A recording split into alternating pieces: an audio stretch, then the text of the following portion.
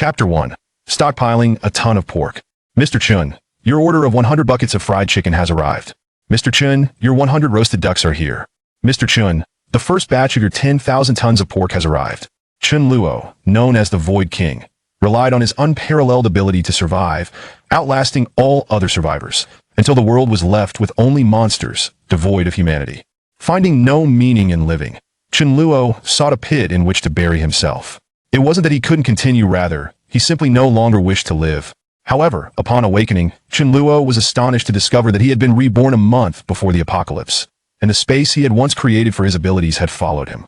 Without hesitation, he resolved to stockpile 10 billion in supplies. Why such a vast quantity?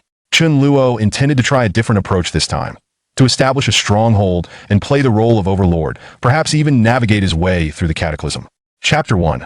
Stockpiling a ton of pork. Mr. Chen, your 100 buckets of fried chicken, as you requested, have arrived. On a narrow road near the outskirts, Chen Luo glanced at the delivery van and instructed, "Load it into my truck and arrange it neatly." His truck was a small delivery vehicle, more than sufficient for accommodating 100 buckets of fried chicken. The delivery driver, with a satisfied smile, complied. Ordinarily, they would not provide this service, but Chen Luo had tipped generously, making such an arrangement worthwhile. No sooner had the chicken delivery left than the duck delivery arrived. Mr. Chen, your 100 roasted ducks are here. Once both groups departed, Chen Luo surveyed his surroundings before hopping into the truck. As he settled into the cabin, the freshly delivered chicken and duck mysteriously vanished. They had not disappeared, rather, they had entered Chen Luo's ability space. He needed to clear out room in the truck. There were many more deliveries to come. The ability space was not particularly vast, roughly the size of 20 soccer fields, with a height of 20 meters. Within this space, time stood still. Even if one retrieved fried chicken or roasted duck 20 years later, it would be as fresh and warm as the moment it was cooked. 3 days prior, Chen Luo had experienced the shocking revelation of returning from the year 12 after the apocalypse to 1 month before it began. What was the most precious resource during the apocalypse? Supplies, more specifically, food. Without food, how can anyone endure? In this damned apocalypse, resources became painfully scarce. Even Chen Luo, the Void King, often battled hunger amidst the chaos. His meals consisted either of fast food past its expiration date or of the bitter, unpleasant meat of mutated creatures. In 27 days, for reasons unknown, the apocalypse would erupt, transforming 80% of humanity into zombies. Among the remaining survivors, at least 90% would perish at the hands of the undead. Those who managed to survive began to evolve at varying speeds, developing abilities, some physical, some elemental, and some psychic. Chen Luo possessed the remarkably rare space-based ability. With talents unmatched, he was aptly called the Void King. No one could best him in survival. Mastering space travel, Chen Luo's capacity to endure was unparalleled, his combat skills exceptional, and his ability to evade danger top-notch. When faced with peril, he could easily escape with a single step into the void. Yet over time, he realized he had inadvertently outlived all other survivors, and the world was filled with increasingly bizarre monsters, leaving him utterly alone. The uncertainty of human nature in the apocalypse paled in comparison to the desolation of being the last of his kind. Unable to bear the isolation, Chen Luo decided that living held no value. He found a hole and buried himself. It wasn't that he couldn't live, rather, he simply chose not to.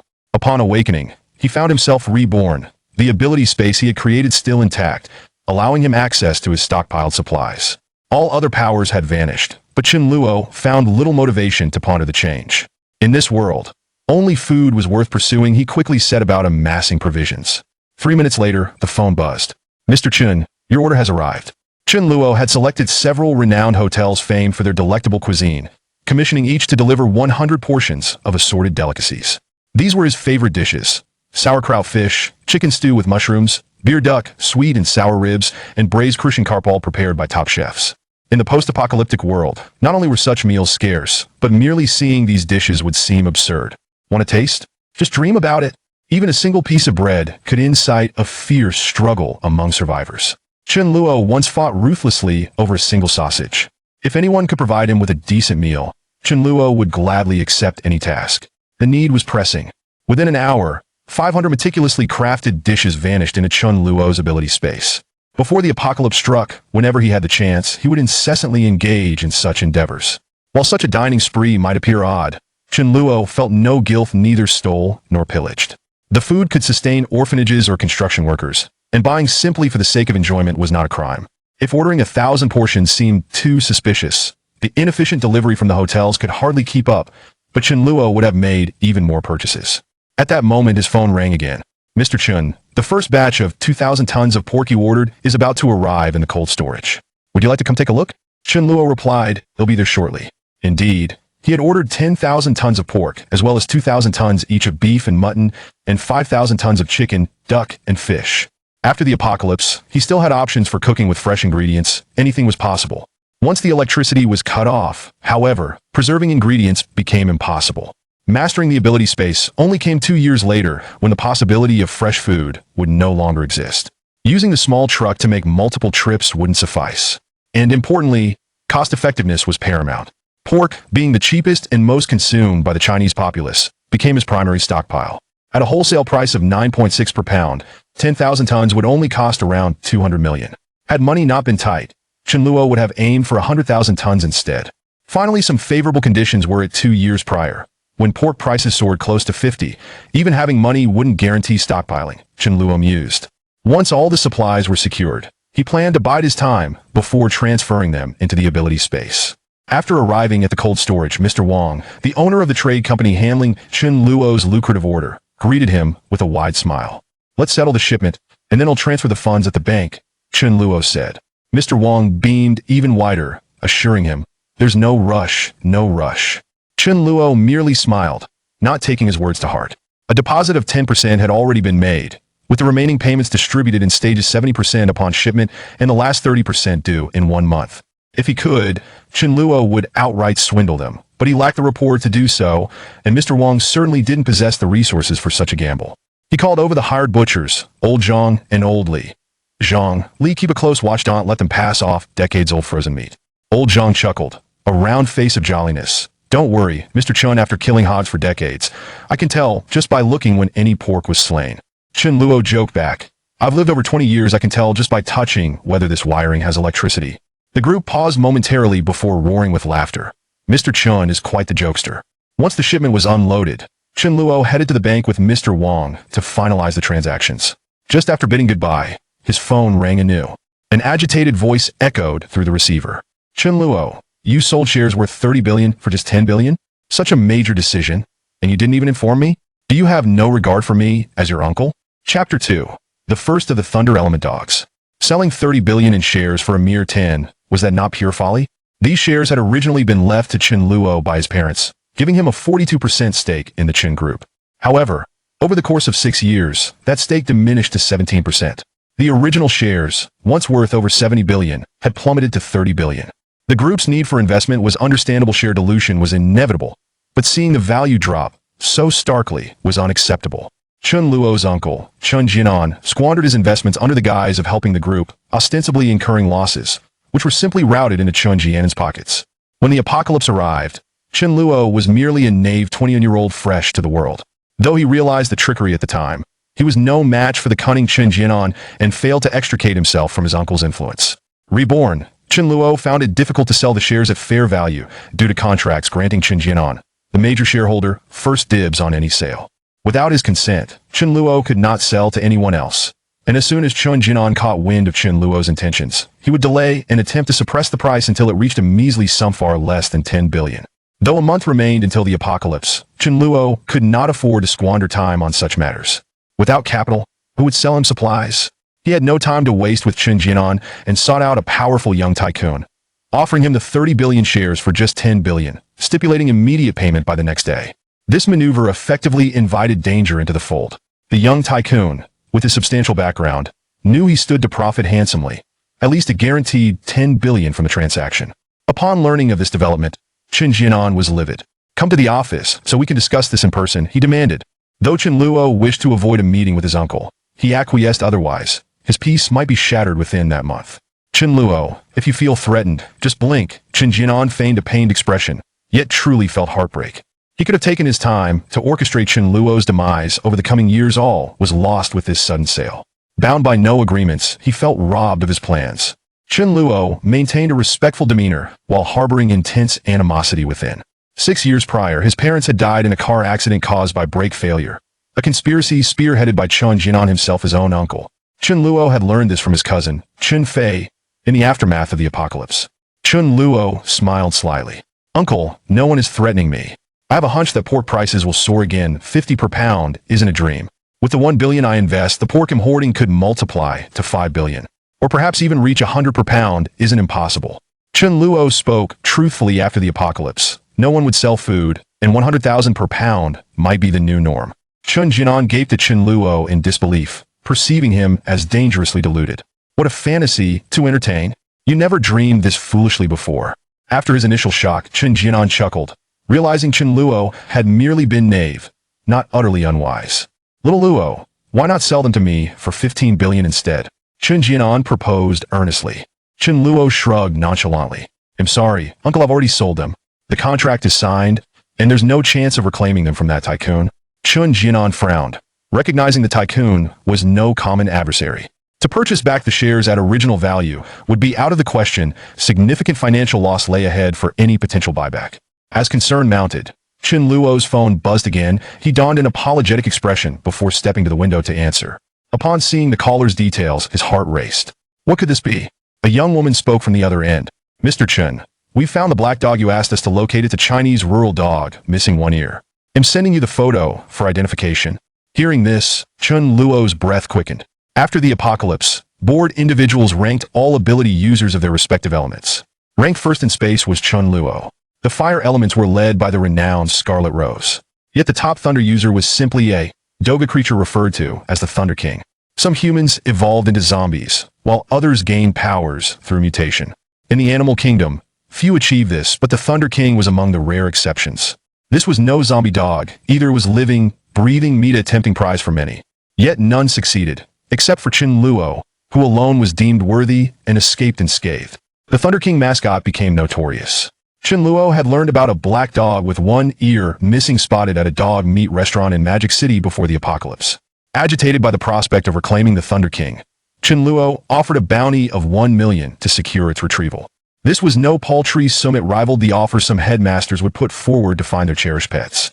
As Chen Luo examined the phone, excitement surged through him as the photo arrived. It depicted a somewhat gaunt black rural dog, eyes full of sorrow. Chen Luo's pupils dilated. Thunder King was no stranger to him.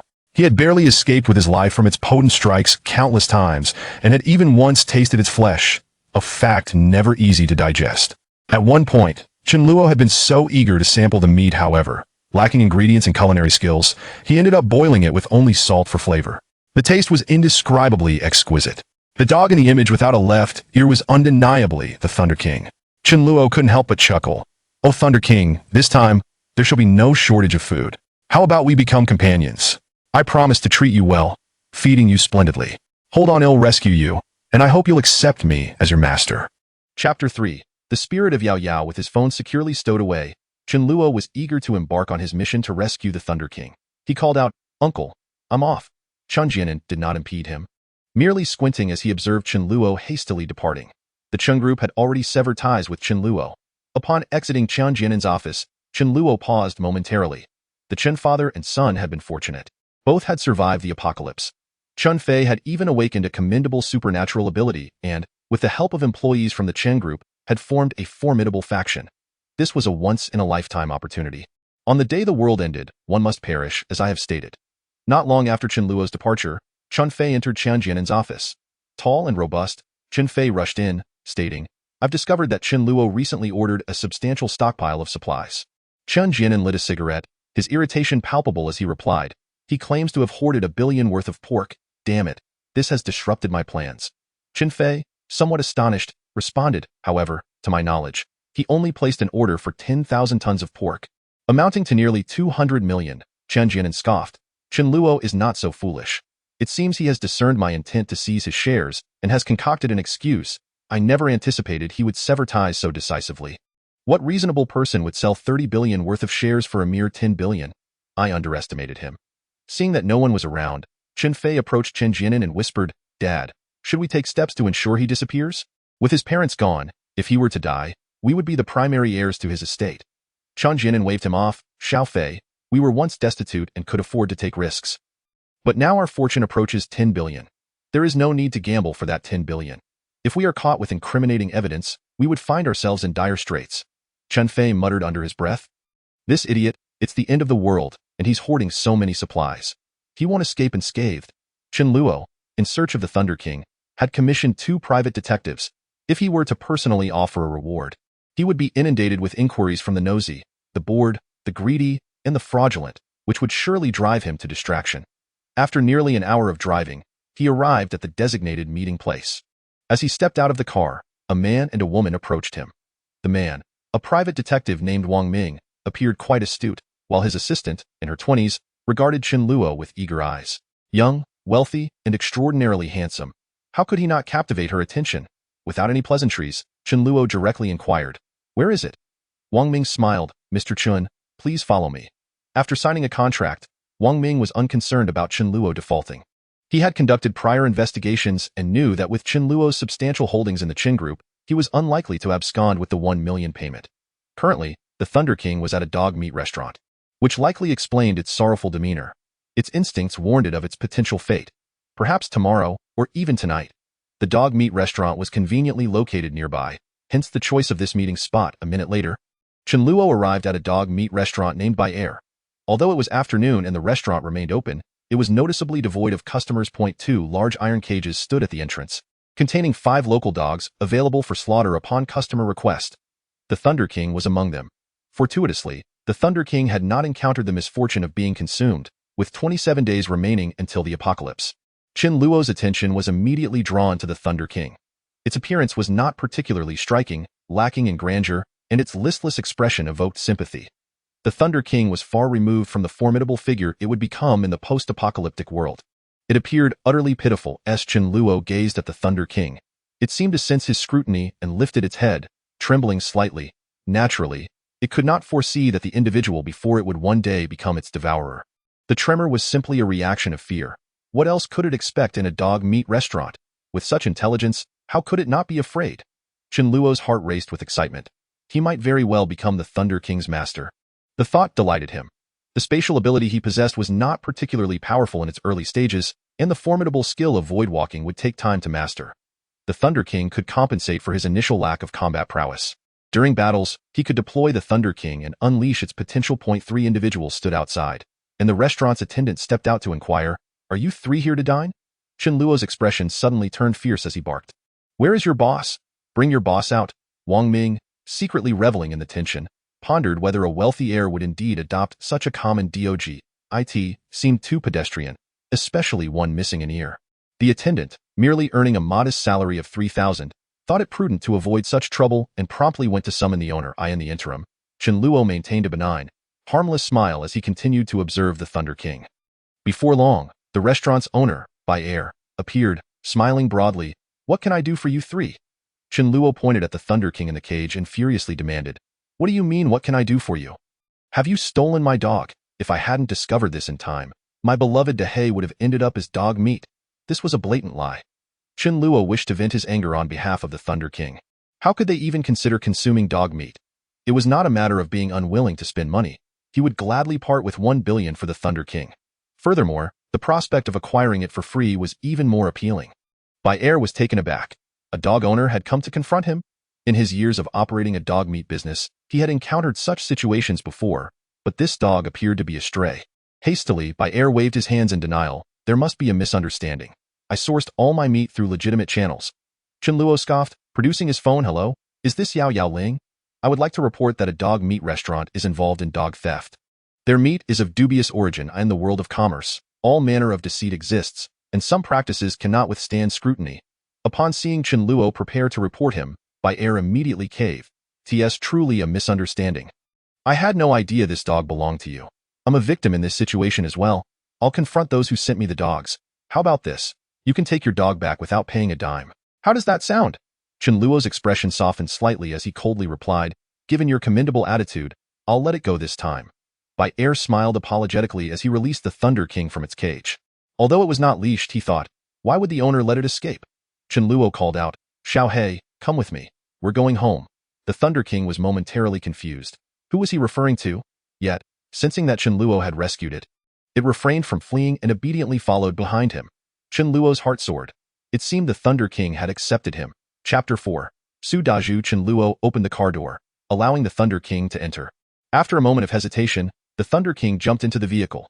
Chen Luo, satisfied, closed the door and said to Wang Ming, "Send me your bank account number. I'll transfer the money." Chen Luo had no intention of defaulting on this payment. Wang Ming, elated, promptly sent over his account details. 1 million was a significant sum for him.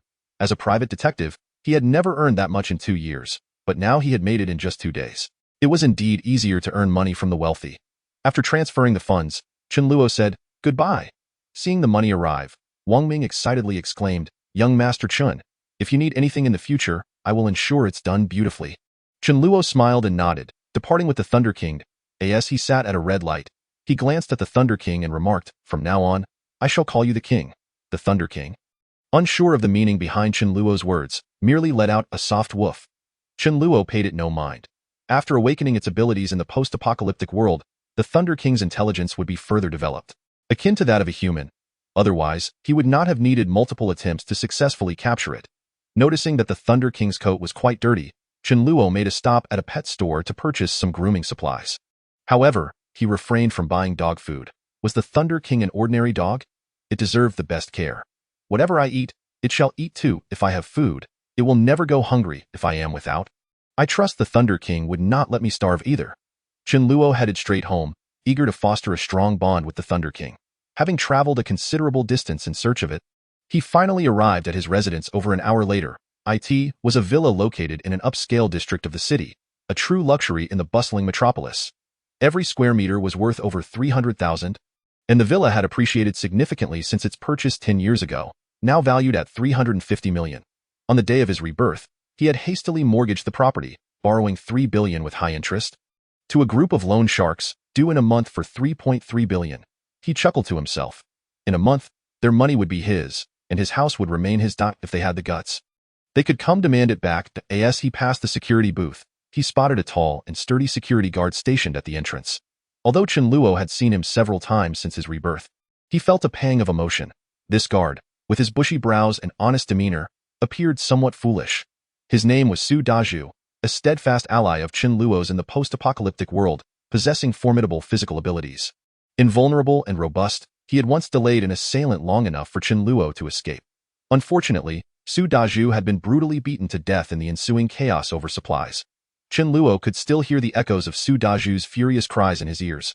Although Chen Luo avenged Su Dazhu in the aftermath, Su Dazhu has vanished forever. Chen Luo's eyes betrayed an unnatural redness. "Good brother, I promise to ensure you enjoy a life of luxury in this lifetime." In the wake of the apocalypse, they were sworn brothers, yet their current relationship was merely one of familiarity. Chen Luo was not in a hurry. At the time of the world's collapse, Su Dazhu was on duty, and when history repeats itself, they would once again become brothers. Chen Luo halted the vehicle and jokingly remarked, "Dazhu, after work tonight, shall I take you out for some fun?" Was this amusement sincere? Su Dazhu replied with a sheepish grin. "No, Chen Gu. My mother said that a man must not learn to be bad." Chen Luo chuckled. "What else did your mother say?" Su Dazhu beamed. "She also said that those who offer flattery without reason are either dishonest or thieves." Chen Luo. As Chen Luo ushered the Law King into his residence, the modest garden and exquisite villa rendered the Law King somewhat timid. Ignoring whether the Law King could comprehend, Chen Luo laughed. "Law King, this shall be your home from now on. Come, let us first give you a bath." The Law King, albeit slightly apprehensive of water, obediently allowed Chen Luo to wash him. While bathing the Law King, Chen Luo couldn't help but ponder what further supplies he should hoard. If it were solely for himself and his brothers, the delectable treats amassed in his small truck would suffice to last a lifetime. He could never consume them all in this new life. Chen Luo yearned not to live as he did in his previous existence. Should he find himself the last human standing amidst monsters, the chilling solitude would be unbearable. Chen Luo desired more companions. Thus, he resolved to establish a gathering place. The dangers of the apocalypse stemmed not merely from the scarcity of food but more so from monsters and other survivors. Despite his formidable talents, Chen Luo was not adept at direct confrontations. To put it plainly, faced with hundreds of powerful superhumans, he would have no choice but to flee. Would it not be better to recruit more followers and combat in numbers? In the future, when powerful superhumans reveal themselves, Chen Luo knew he could recruit them in advance. Was that not appealing? With the capabilities of his ability space and foresight, it would be challenging not to become the foremost power. Presently, Chen Luo had only hoarded some meat. Was that sufficient? Certainly not. He had yet to begin stockpiling staples, fruits, vegetables, and seeds.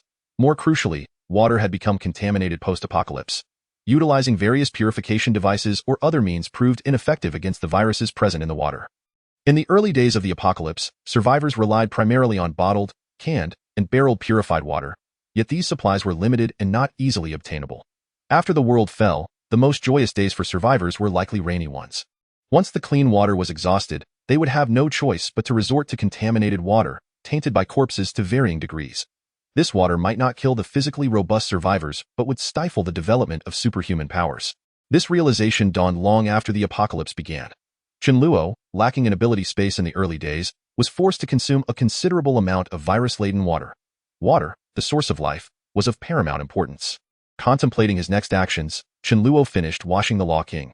After his bath, the Law King appeared much cleaner and slightly more attractive. The Law King gazed at Chen Luo with pitiful eyes, prompting Chen Luo to chuckle and pat his head, realizing he had yet to feed the Law King. Chen Luo retrieved a portion of sweet and sour ribs from his ability space, preparing a bowl specifically for the Law King. Famished, the Law King wasted no time devouring the food. Witnessing the Law King eat with such gusto, despite having consumed a fair amount at noon, Chen Luo found himself salivating, finally joining in with a portion of sweet and sour ribs for himself. As he ate and discarded the bones, the Law King surprisingly mimicked him. Chen Luo laughed. Hey, even a dog knows how to spit out bones. As he spoke, he expelled a bone he had finished. Realizing something, Chen Luo's expression darkened. Damn it, I'm berating myself. Chapter 5. Hoarding supplies after the meal. The Law King proved to be quite the handful, and Chen Luo found himself washing the dishes. Once finished, he picked up his phone, preparing to venture out once more.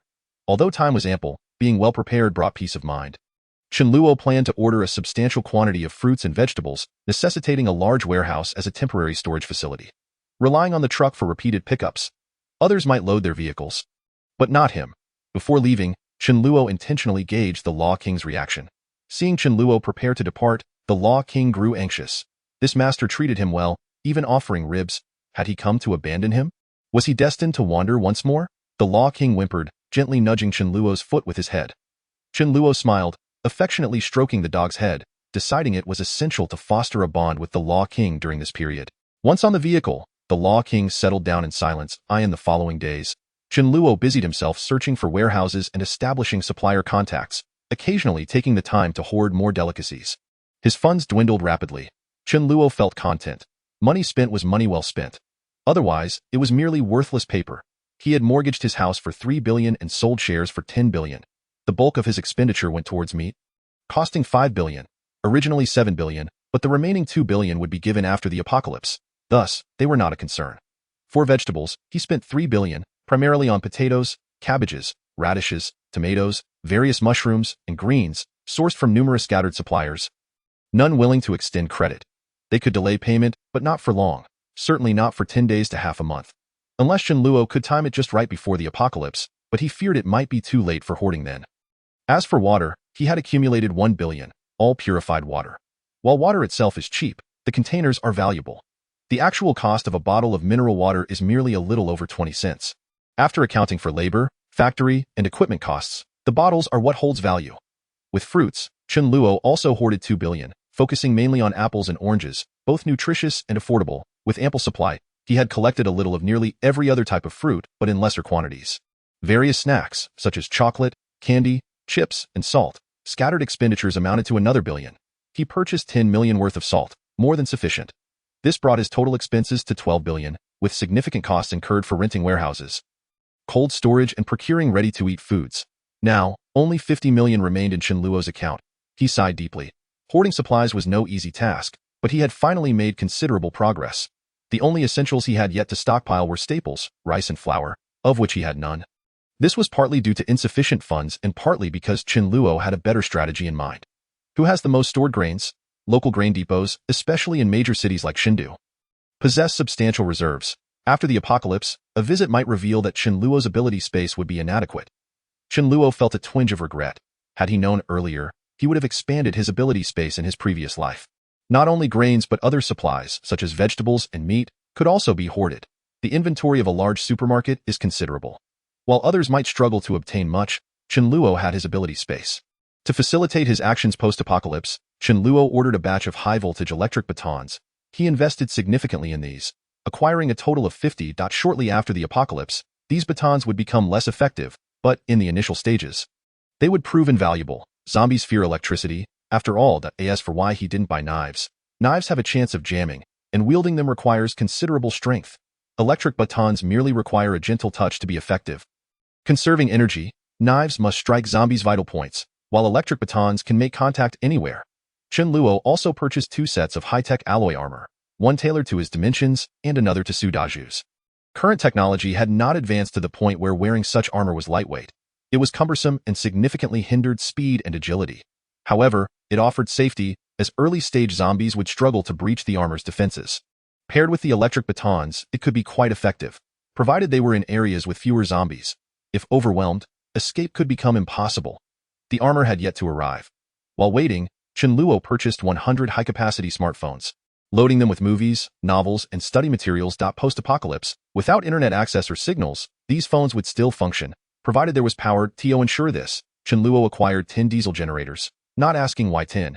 He feared breakdowns. He also purchased a batch of solar panels.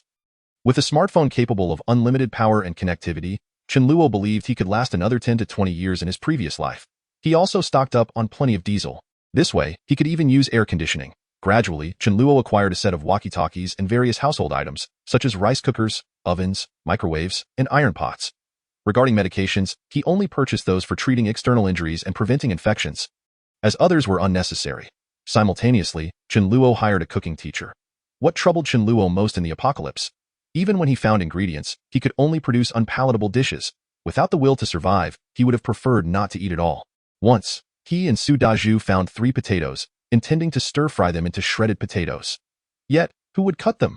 Both stared at each other in disbelief, ultimately baking them, only to burn them now, with so many supplies at his disposal. Should the need arise in the future, lacking culinary skills would leave him at a loss. Chen Luo spent 50,000 on a month-long culinary instructor. Not an insignificant sum, right? Yes, payment would be due after a month. The instructor's name was Ma Yu, a striking 25-year-old woman with a commanding presence. Her appearance was decent enough, quite pleasing to the eye, but her figure was impressive. Chen Luo experienced Ma Yu's culinary skills, which were truly exceptional, surpassing even the dishes procured from 5-star hotels by a considerable margin. Initially, Ma Yu was apprehensive about the steep price, wondering if the employer might harbor ulterior motives. However, upon meeting Chen Luo in person, her concerns dissipated. Given Chen Luo's attributes, how many beautiful young women outside could resist his charm? Why would he need to expend effort on himself? At that moment, Chen Luo was engrossed in learning. Today, he would teach you how to prepare sweet and sour ribs. First, blanch the ribs in cold water to expel any blood scum. Then, pour in an ample amount of oil. Chen Luo's face flushed. Where is there oil that costs nothing? During his initial learning experience, Chen Luo was always anxious about not having enough oil. When Ma Yu stepped out to use the restroom, she returned to find that Chen Luo had poured in half a pot of oil. Ma Yu exclaimed in astonishment, "Is the oil from your home free? Why pour so much?" Recognizing Chen Luo's pleasant demeanor, Ma Yu jested. Even though Ma Yu taught him step by step, the flavors of the dishes Chen Luo prepared were simply incomparable to hers. Without Ma Yu's guidance on site, the dishes Chen Luo attempted would not even be fit for a royal palate. Not even a dog would deign to eat them. The king of law remarked, "I bear no grudge against my master. Why would you poison me?" Chen Luo clenched his fists, realizing he was simply not cut out for cooking. He turned his gaze toward Ma Yu, acknowledging her impressive skills and thinking. If he couldn't manage it himself, he might as well hire a personal chef. Ma Yu's culinary prowess was indeed remarkable. Chen Luo and Ma Yu were complete strangers in their previous lives, and he remained uncertain whether, after the apocalypse, Ma Yu would transform into a zombie. That would depend on her fate. Chapter 6. The agreement. Chen Luo parked his car at the entrance of an upscale community. Not far from his home, he gently stroked the already well-groomed fur of the king of law. He quietly observed the movements at the community's entrance. Chen Luo awaited an important individual. Just as boredom began to set in, his eyes lit up. 2 beautiful women emerged from the exit of the community. The elder appeared to be in her early 20s, looking about the same age as Chen Luo, while the younger seemed to be around 17 or 18. They resembled a pair of sisters, and indeed, they were. The elder, Mi Ling, possessed a strikingly cold beauty, a rare gem to behold. The younger sister, Mi Li, radiated youthful charm, equally captivating, her delicate and obedient demeanor evoking a sense of protectiveness.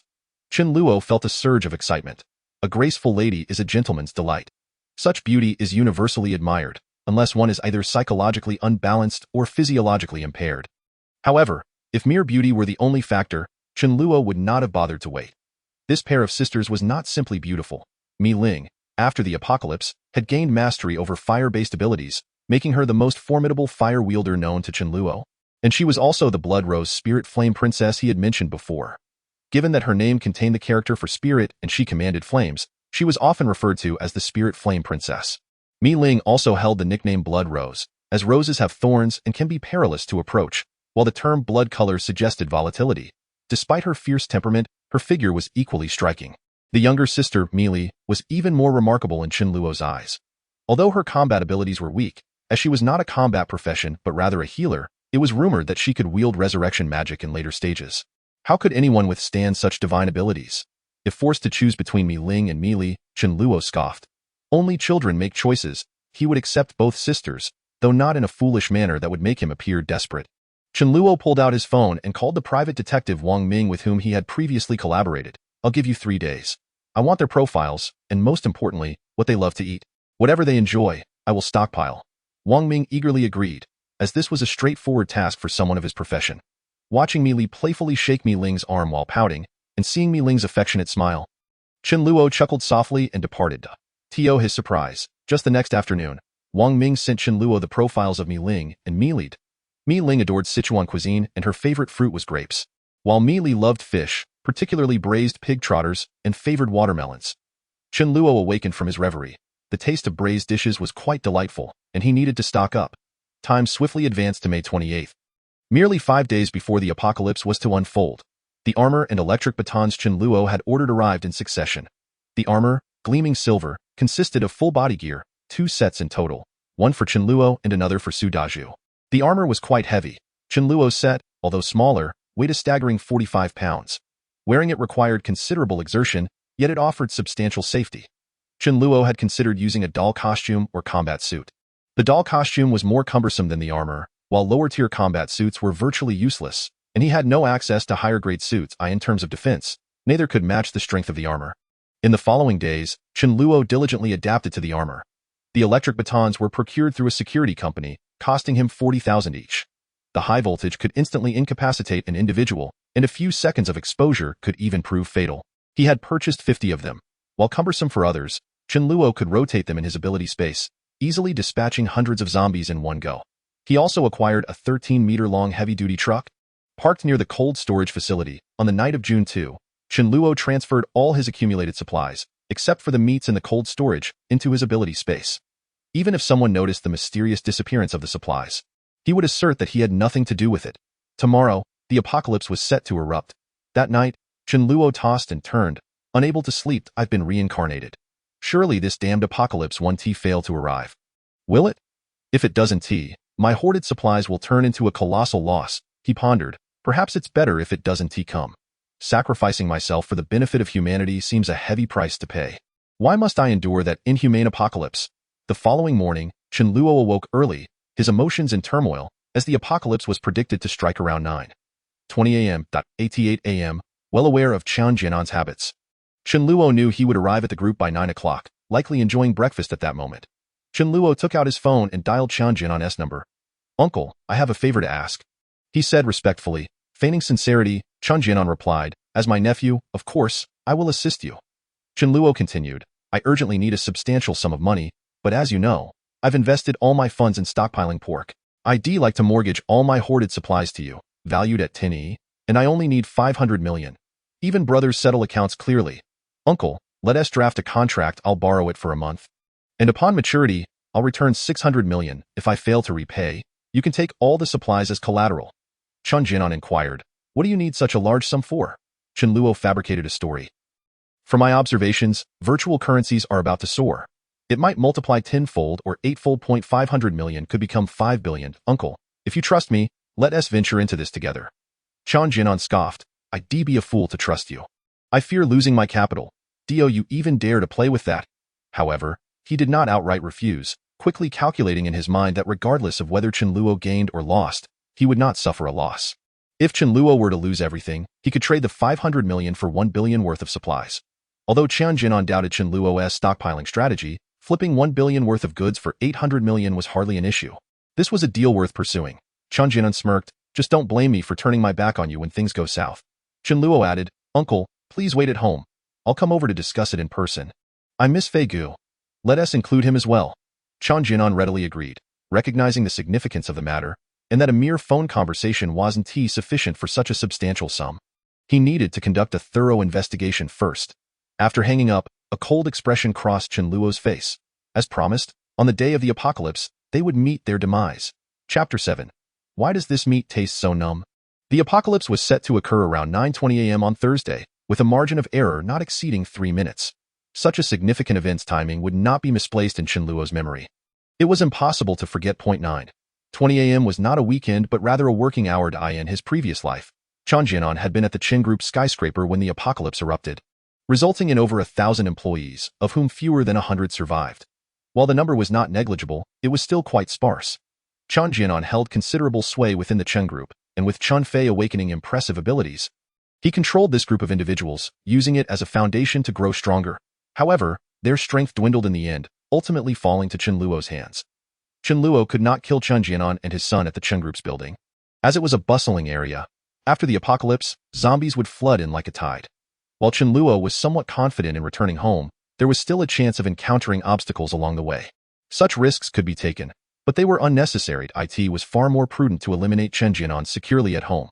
Living in an affluent neighborhood with a sparse population, once successful, Chen Luo would be able to depart unscathed. The timing of the deed must be after the apocalypse began.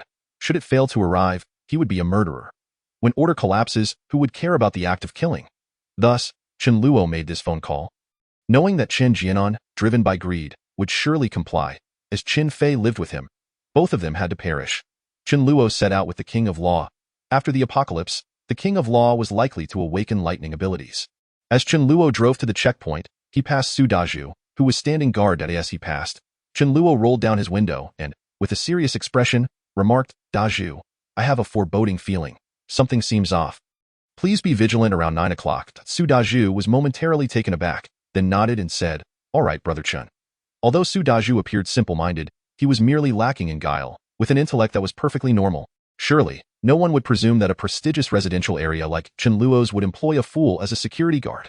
Furthermore, Su Dazhu was a veteran. Even without any awakened abilities in this post-apocalyptic world, he would still be a match for 5 of the current Chen Luo. Chen Luo nodded in acknowledgement. There were few residents here and even fewer people around. Su Dazhu kept his distance while standing guard outside, and the transformation into a zombie took several seconds. There was no way Su Dazhu would fail to react in his previous life. Su Dazhu had managed to survive just fine, but Chen Luo was not at ease and chose to give him a nudge. Chen Luo then set off towards Chen Jianan's house.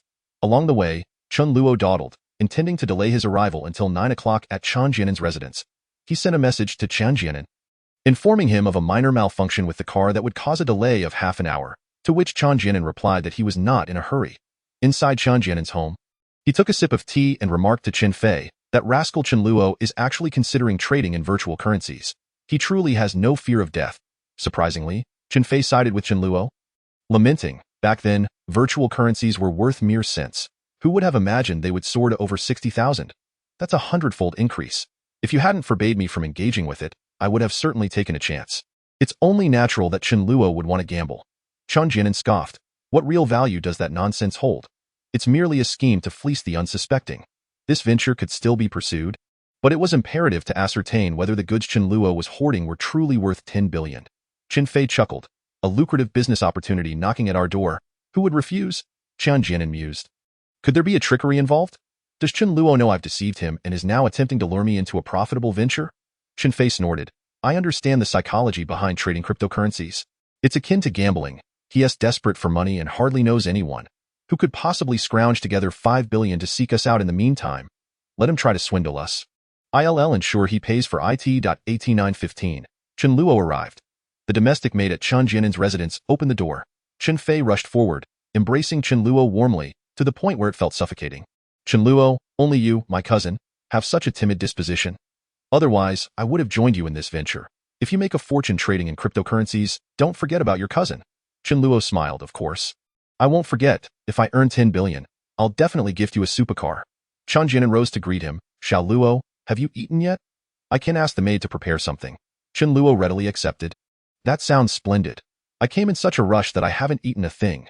As Chen Luo rambled on about the lucrative potential of trading virtual currencies, the maid brought out breakfast, and it was already 9:15. Chen Luo devoured his meal ravenously. Suddenly, a pained scream echoed from the maid's room. Chen Jinan frowned. What's wrong with Xiao Li? Is she ill? Xiao Fei, go take a look. Chen Fei, also puzzled, complied. Chen Luo's eyes gleamed with a sinister light. Was the apocalypse truly upon them?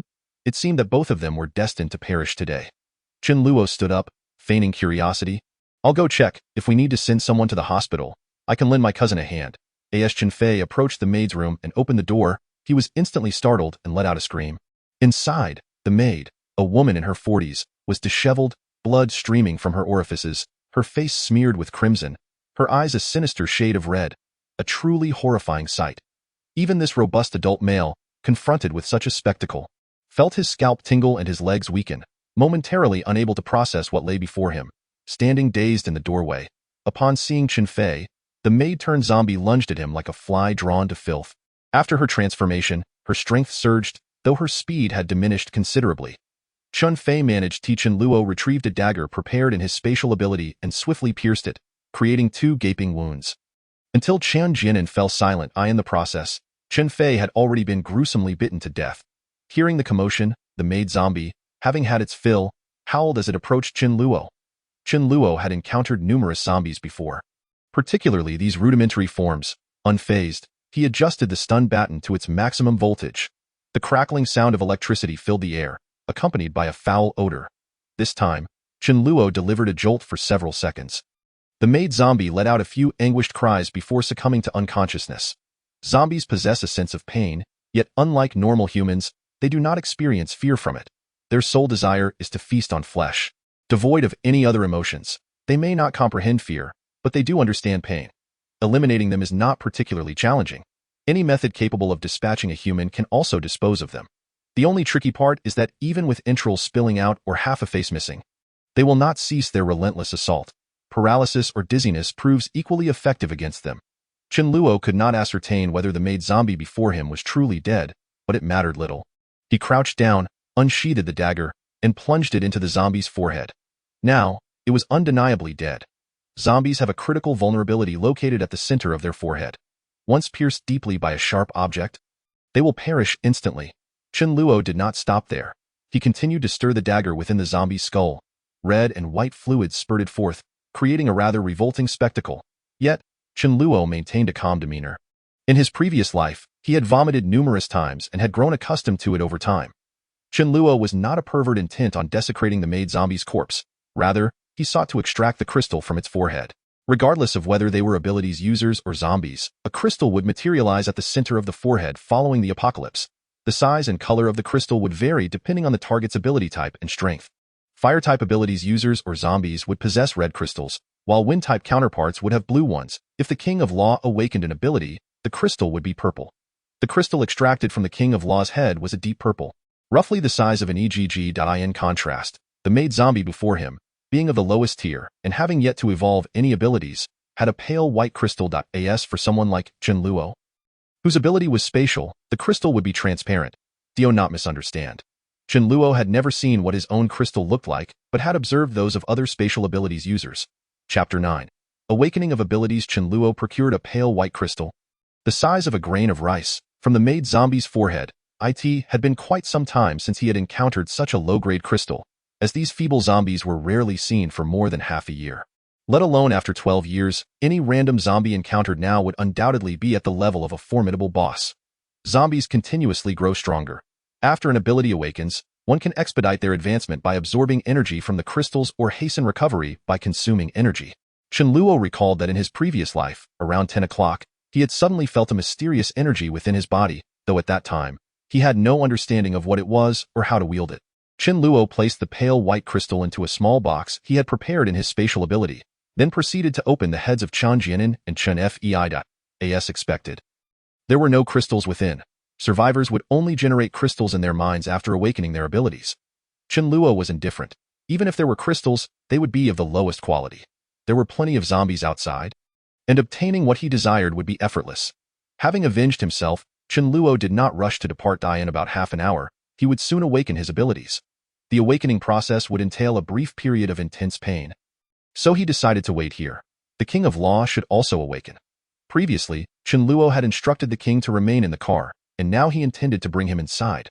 Before his arrival, the sky had been remarkably clear, but now it was shrouded in darkness, reminiscent of the ominous atmosphere preceding a torrential storm. It would not rain, but this peculiar weather would persist for 3 days before dissipating. Inside the car, the King of Law felt a sense of unease, for outside the gates lurked a young female zombie, its eyes fixated on him, continuously emitting growls. The king thought to himself, if you have the ability, come inside and try. Upon seeing Chen Luo, the female zombie redirected its growls towards him. The iron gate outside Chen Jianin's residence was solid, preventing the female zombie from entering. Chen Luo chuckled, saying, "Come on. Uncle will help you find peace." As he approached, the female zombie stretched out its arms through the gaps in the iron gate, attempting to grasp Chen Luo. "Here's a tasty treat for you." Chen Luo brandished the stun baton and extended it towards the female zombie, which, oblivious to its nature, grasped the baton with its hands. The iron gate rattled as the female zombie's body convulsed violently, evidently affected by the electric shock. After 2 to 3 seconds, the female zombie collapsed to the ground. Chen Luo remarked, "This stun baton is quite effective. Uncle has liberated you. Is it too much to ask for a small reward?" Noticing the absence of other zombies nearby, Chen Luo confidently opened the iron gate and extracted the crystal from the female zombie's forehead. The King of Law, witnessing the scene, was left astonished, exclaiming, "Master, why are you so ruthless?" After closing the gate, Chen Luo released the King of Law from the car and led him into the building. Upon encountering the corpses of Chen Jianin and the others, the king was understandably frightened and clung closely to Chen Luo. With some time to spare, Chen Luo began rummaging through the room. He took the fine cigarettes and liquor cherished by Chen Jianin, knowing that while he smoked only occasionally, many heavy smokers would suffer greatly without it. Taking an apple, Chen Luo leisurely peeled it. The startled King of Law pressed tightly against him. Chen Luo smiled, unperturbed. Even dogs possess emotions. If he had not experienced a lifetime already, he might have found the scene more disturbing than the king did. Just as Chen Luo was about to take a bite of the peeled apple, a purple electric arc flickered across the king's black fur. Chen Luo, standing close by, was struck directly. He convulsed momentarily as the apple he had not yet bitten fell to the ground. A mix of surprise and delight washed over him. Had the king awakened an ability? Chen Luo laughed and scolded, "You rascal! The first to get zapped after awakening is me." He immediately distanced himself from the king. Wondering how he would cope with another shock, electric arcs began to sporadically dance across the king's body, and a pained expression crossed his canine face. Yet, this discomfort only lasted for a brief moment before the king regained his composure. Chen Luo felt a twinge of envy. The might of innate abilities was contingent on 2 factors, the timing of awakening and the speed of growth. Undoubtedly, the sooner one awakens, the more formidable their talent. Moreover, the quicker their strength escalates, the more potent their abilities become. If 2 abilities users with differing talents were granted unlimited crystals, their growth rates would vary significantly. The king's innate talent was undoubtedly at the pinnacle of lightning abilities. Furthermore, it seemed that the king's intelligence had undergone a second development. Chen Luo cursed silently, lamenting that humans could never compare to dogs. At that moment, Chen Luo felt a sharp pain in his mind. As if something were forming within his head, a smile spread across his face. He was not lacking in power either. Despite the headache, Chen Luo remained calm. Such pain was something he had long since grown accustomed to. Each advancement in abilities came with a similar experience. He sensed a sudden surge of mysterious power within him. Had it been the former Chen Luo at this moment, he would have struggled to master and utilize this newfound strength. However, now he was already well versed in it. Chen Luo extended his hand, meticulously guiding the power into his palm. A force of spatial energy manifested within his grasp, invisible to others, yet palpable to Chen Luo himself as he condensed it into a transparent sphere. With a swift motion, he hurled the sphere of spatial energy towards the opposite wall, resulting in a crack roughly 10 centimeters in diameter and 4 to 5 centimeters deep. The King of Law's eyes widened in astonishment at the spectacle. Chen Luo shook his head, realizing that such an attack was insufficient to eliminate even the most basic zombie in one blow. It would require 2 strikes. Moreover, this singular attack had consumed about a quarter of his energy reserves. In the early stages, the destructive power of spatial abilities was not insignificant, yet it paled in comparison to others, primarily due to its higher energy consumption. However, under Chen Luo's precise control, his current expenditure was comparatively lower than others. Spatial abilities are not particularly powerful in the initial phase. They only begin to exhibit their true strength in the mid to late stages. Once mastery of abilities such as void walking, energy pulses, and dimensional blades is achieved, the destructive potential becomes comparable to that of fire or lightning abilities users with unmatched survival capabilities. Chen Luo promptly grasped the 2 crystals he had just acquired tightly in his palm, commencing the absorption process. Although he could not see the crystals in his mind, he was acutely aware of their presence. 5 minutes later, after fully absorbing the energy from the 2 crystals, Chen Luo sensed the crystal within his mind swell slightly, approximately by 1/5. Upon absorbing around 20 more crystals, the crystal in his mind would undergo a minor transformation, signifying Chen Luo's ascension from a first-tier abilities user to a second-tier abilities user. Chapter 10. Unnecessary. The hierarchy of abilities users is divided into 10 levels, with an additional rank above 10 known as the king level. In his previous life, both the King of Law and Ling Yanji had attained the highest king level. After absorbing the king's crystal, Chen Luo had ascended to yet another level. However, what was the point? There was no food, no water, no entertainment, and no companionship. Living held no meaning. Death would be preferable. Chen Luo had mastered the power of abilities, yet the newly awakened king struggled to adapt to the energy within him and could not control it. Chen Luo instructed, try to concentrate the energy within your throat, build up a charge, and then expel it in the direction you desire. Chen Luo initially believed that the Law King would require considerable time to acclimate to his extraordinary abilities. However, to his astonishment, the moment Chen Luo spoke, the Law King attempted to unleash a power and emitted a bolt of purple lightning from his mouth, aimed directly at the LCD television mounted on the wall opposite them. The screen shattered instantly into countless fragments. Chen Luo was filled with delight. What a splendid companion he had. Let us proceed to the cold storage and gather the supplies, he declared. The cold storage where Chen Luo hoarded meat was one of the 2 largest in the Divine City, boasting a capacity of over 100,000 tons, and it was not solely filled with his own provisions. Upon opening the iron gate and climbing into his vehicle, the wheels rolled over the body of a young female zombie as Chen Luo and the Law King departed with a flourish. This area was also a villa district, comprising a total of 100 villas, inhabited by merely a few hundred souls. At this hour, the majority of the homeowners were absent from the premises. Most of the zombies remained temporarily locked inside their homes, unable to escape, and only a scant few were visible. Should Chen Luo encounter a stray zombie, he would not linger, barreling through without hesitation.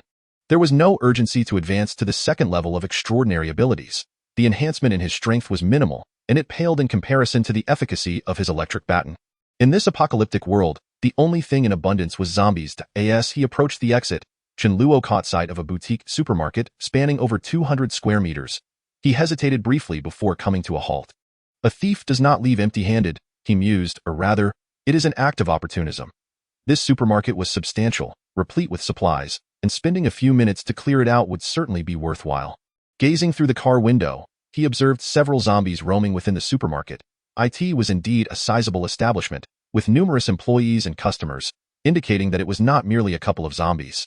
Armed with his electric baton, Chen Luo felt no fear, though there was a slight risk of injury. Given his cautious nature, would he truly dare to take such a risk? What purpose did his costly armor serve? Without further ado, Chen Luo donned his armor. Although it was somewhat cumbersome, it provided a sense of security. He looked upon his attire with satisfaction, feeling assured. With the Law King in tow, Chen Luo strode confidently toward the supermarket. If you can attack, do so. Exercise caution, avoid direct confrontation, and use agile maneuvers to evade them, he instructed the Law King. Though his assistance was not strictly necessary, Chen Luo wished to provide the Law King with some training. Remarkably, the Law King nodded in response, as if in understanding. Upon entering the supermarket, Chen Luo beheld 4 zombies feasting upon 2 individuals, who were, of course, already deceased, their bodies barely intact and blood pooling around them. Once satiated, the zombies would not overlook the approaching survivor. In unison, the 4 zombies lunged toward Chen Luo. He swiftly drew 2 electric batons, one in each hand, and the 2 zombies fell to the ground, convulsing uncontrollably. The remaining 2 zombies were met with the Law King's thunderous roar as he unleashed a bolt of lightning that veered off course. The Law King appeared momentarily bewildered. With a light chuckle, Chen Luo urged, "Law King, divert their attention." There was no genuine necessity for this. It was simply a means for Chen Luo to acclimate the Law King to combat.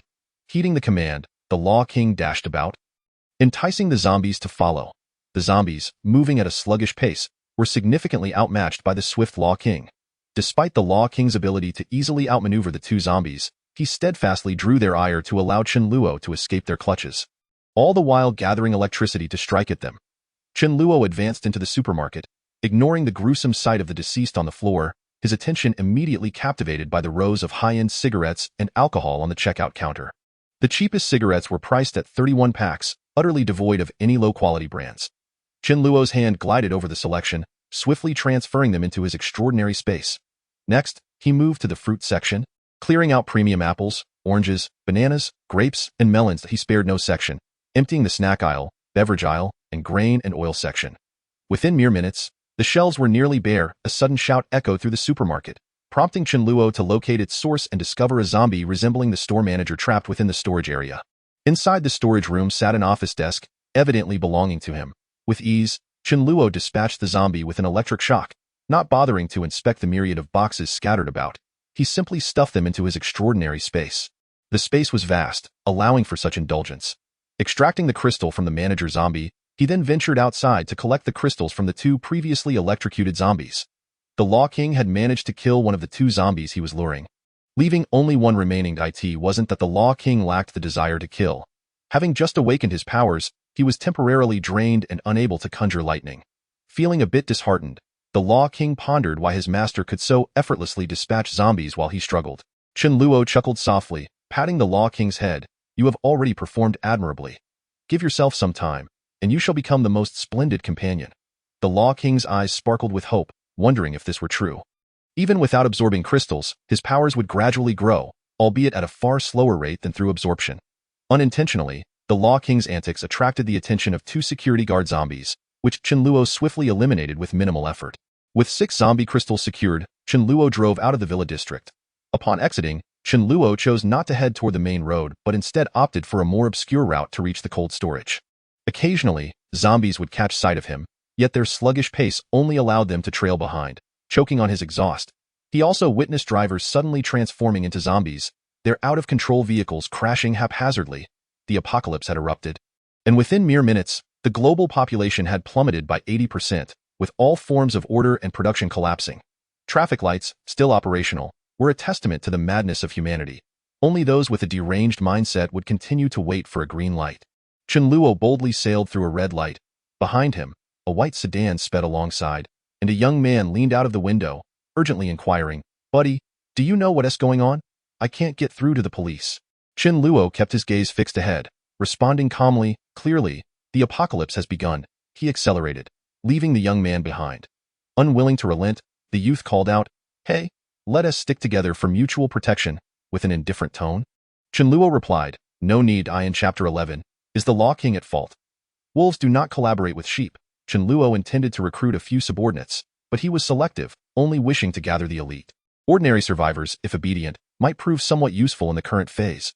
However, years down the line, they would likely serve as mere cannon fodder.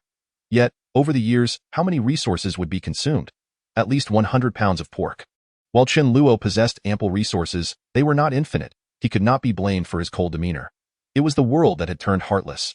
Moreover, Chen Luo sought to collect supplies, and having someone by his side would complicate matters and risk exposing the secrets of his extraordinary space. If he were unprepared, bringing along a disposable pawn might suffice, such as using them to attract zombies. But that was not necessary. As he turned onto a narrow road, having traveled a short distance. Chen Luo furrowed his brow. Up ahead, road construction had occupied half the lane, leaving just enough space for one vehicle to pass. However, an out-of-control van had collided with the construction barrier, completely blocking the road. A swift glance revealed over 20 zombies, the majority clad in worker uniforms. This was the only route leading to the cold storage, and taking a detour would consume far too much time. With no alternative, Chen Luo exited the vehicle, resigned to dispatch them. The Law King also disembarked, and Chen Luo advised, "Just keep moving and ensure your safety." With no living souls nearby, Chen Luo's sudden appearance caused the zombies to rush toward him like dogs drawn to a scent. With a casual smile, he retrieved 2 electric batons, one in each hand. The sound of crackling electricity filled the air as 2 zombies collapsed on the spot. However, Chen Luo soon found himself encircled by the remaining zombies. Unfazed, he faced 4 or 5 zombies lunging at him simultaneously, knowing that he could only incapacitate 2 at a time with his batons. Encumbered by his armor, he was unable to evade their attacks. Yet, fully equipped in his alloy armor and sturdy helmet, he remained unthreatened. The alloy armor was far beyond what the current zombies could breach. The zombies clawed and bit at him, but their attempts were futile. Their claws produced a disconcerting scraping sound against the armor, leaving only faint scratches without posing any real threat. The zombies attempting to bite him fared far worse. Their teeth, while sharper than before, lacked the force to penetrate the armor. The more powerful their bites, the greater the backlash they suffered. Suddenly, two bloodied teeth went flying through the air, dislodged by the sheer force of their biting. Chen Luo chuckled. In this apocalypse, no one will be replacing your teeth. Perhaps you should reconsider biting. Without them, you'll be left to lick your wounds. Thanks to his armor, Chen Luo remained unscathed. Yet, mere armor alone was insufficient. Inflicting damage on the zombies required more than just defense. One zombie, instead of succumbing to the usual electric shock, remained surprisingly vigorous, stubbornly gripping the electric baton. It was clear that this baton was nearly depleted of power. Having already dispatched 7 or 8 zombies, if you want it, you shall have it, Chen Luo declared. Releasing the baton and retrieving another from his extraordinary space, he had prepared a full 50, effortlessly dispatching the remaining zombies. He collected their crystals. Approaching the van, he took a glance. One window was completely shattered, and the interior was empty, save for the keys still in the ignition. It seemed the driver had transformed into a zombie while trapped inside. Unable to open the door and resorting to breaking the window, Chen Luo moved the van aside and resumed his journey. This time, he encountered no further incidents and arrived at the vicinity of the cold storage. Without rushing to enter, Chen Luo prepared a heavy-duty truck nearby. In this expansive area, this truck was a formidable tool, far more powerful than his armor and batons combined. In the parking area, Chen Luo located the heavy truck he had set aside. A grin spreading across his face as he retrieved the prepared keys and opened the door, ushering the Law King inside. The door of this heavy truck stands over a meter above the ground, necessitating the use of steps for easy access. The experience of driving a heavy truck is entirely incomparable to that of a compact car. The robust steering wheel and towering chassis provide an overwhelming sense of security. Abandoning his sedan, Chen Luo clumsily maneuvered the heavy truck towards the cold storage facility, where the electronic gate remained firmly shut. Unfazed, Chen Luo pressed down on the accelerator, crashing into the gate with an exhilarating force. Were it a compact car, the impact might have resulted in a mere dent. Yet before this heavy truck, the electronic gate was obliterated, allowing the vehicle to surge forward into the cold storage area without hindrance. Chen Luo gaped in awe. The sheer thrill of destruction was undeniably intoxicating. The cold storage facility was expansive and teeming with personnel during working hours, thus the number of zombies within was considerable. No fewer than 100. While electric batons could dispatch them, they consumed precious power. The thunderous roar of the truck, coupled with the cacophony of the shattered electronic gate, instantly attracted a horde of zombies. All converging upon Chen Luo, with a subtle smile, he accelerated towards them. Few could survive the full-speed impact of a heavy truck. Oblivious to the concept of evasion, the zombies attempted to block the truck with their bare hands, an act of sheer folly. 2 zombies were launched into the air, landing lifelessly after a 3-meter fall. This was far more gratifying than using an electric baton. The encroaching zombies multiplied, yet posed no real threat. Those that fell but did not perish were crushed again under Chen Luo's relentless advance. He reveled in the chaos, careening through the cold storage facility with unrestrained glee, while the nearby dog, known as the King of Dogs, barked in excitement. The foolish zombies continued to stumble into his path, offering themselves one after another. After several minutes, Chen Luo made a deliberate noise, yet not a single new zombie appeared. Dismounting the truck, he refrained from rushing into the cold storage to gather supplies. Instead, he collected the crystals from the zombies' brains while scanning the surroundings for any potential survivors. Having created such a commotion, it was likely that any survivors nearby had noticed, in an environment like this. During the onset of the apocalypse, survivors would either have fled the zombies with speed or taken refuge in a sturdy room. If there were indeed survivors, Chen Luo had no intention of escorting them to safety. After all, what obligation did he have to strangers? The resources within the cold storage were far too valuable to leave behind. Collecting supplies discreetly was imperative, for if the goods within the cold storage vanished, suspicion would inevitably fall upon him. Chen Luo understood that the existence of his abundant resources could not be revealed. He had to be ruthless. While he would not engage in the indiscriminate slaughter of the innocent, he would defend himself against any threats in this post-apocalyptic world.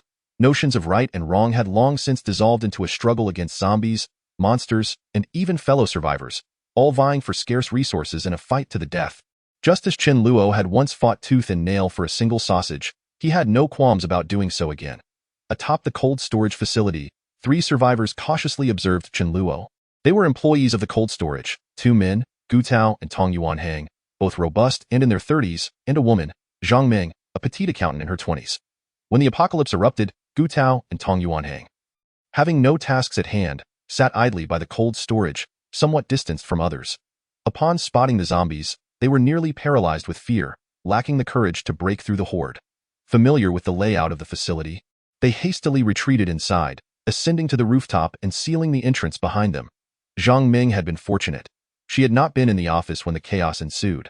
Sensing the upheaval, she had screamed and fled, fortuitously encountering Gu Tao and Tong Yuanhang, and followed them to the rooftop.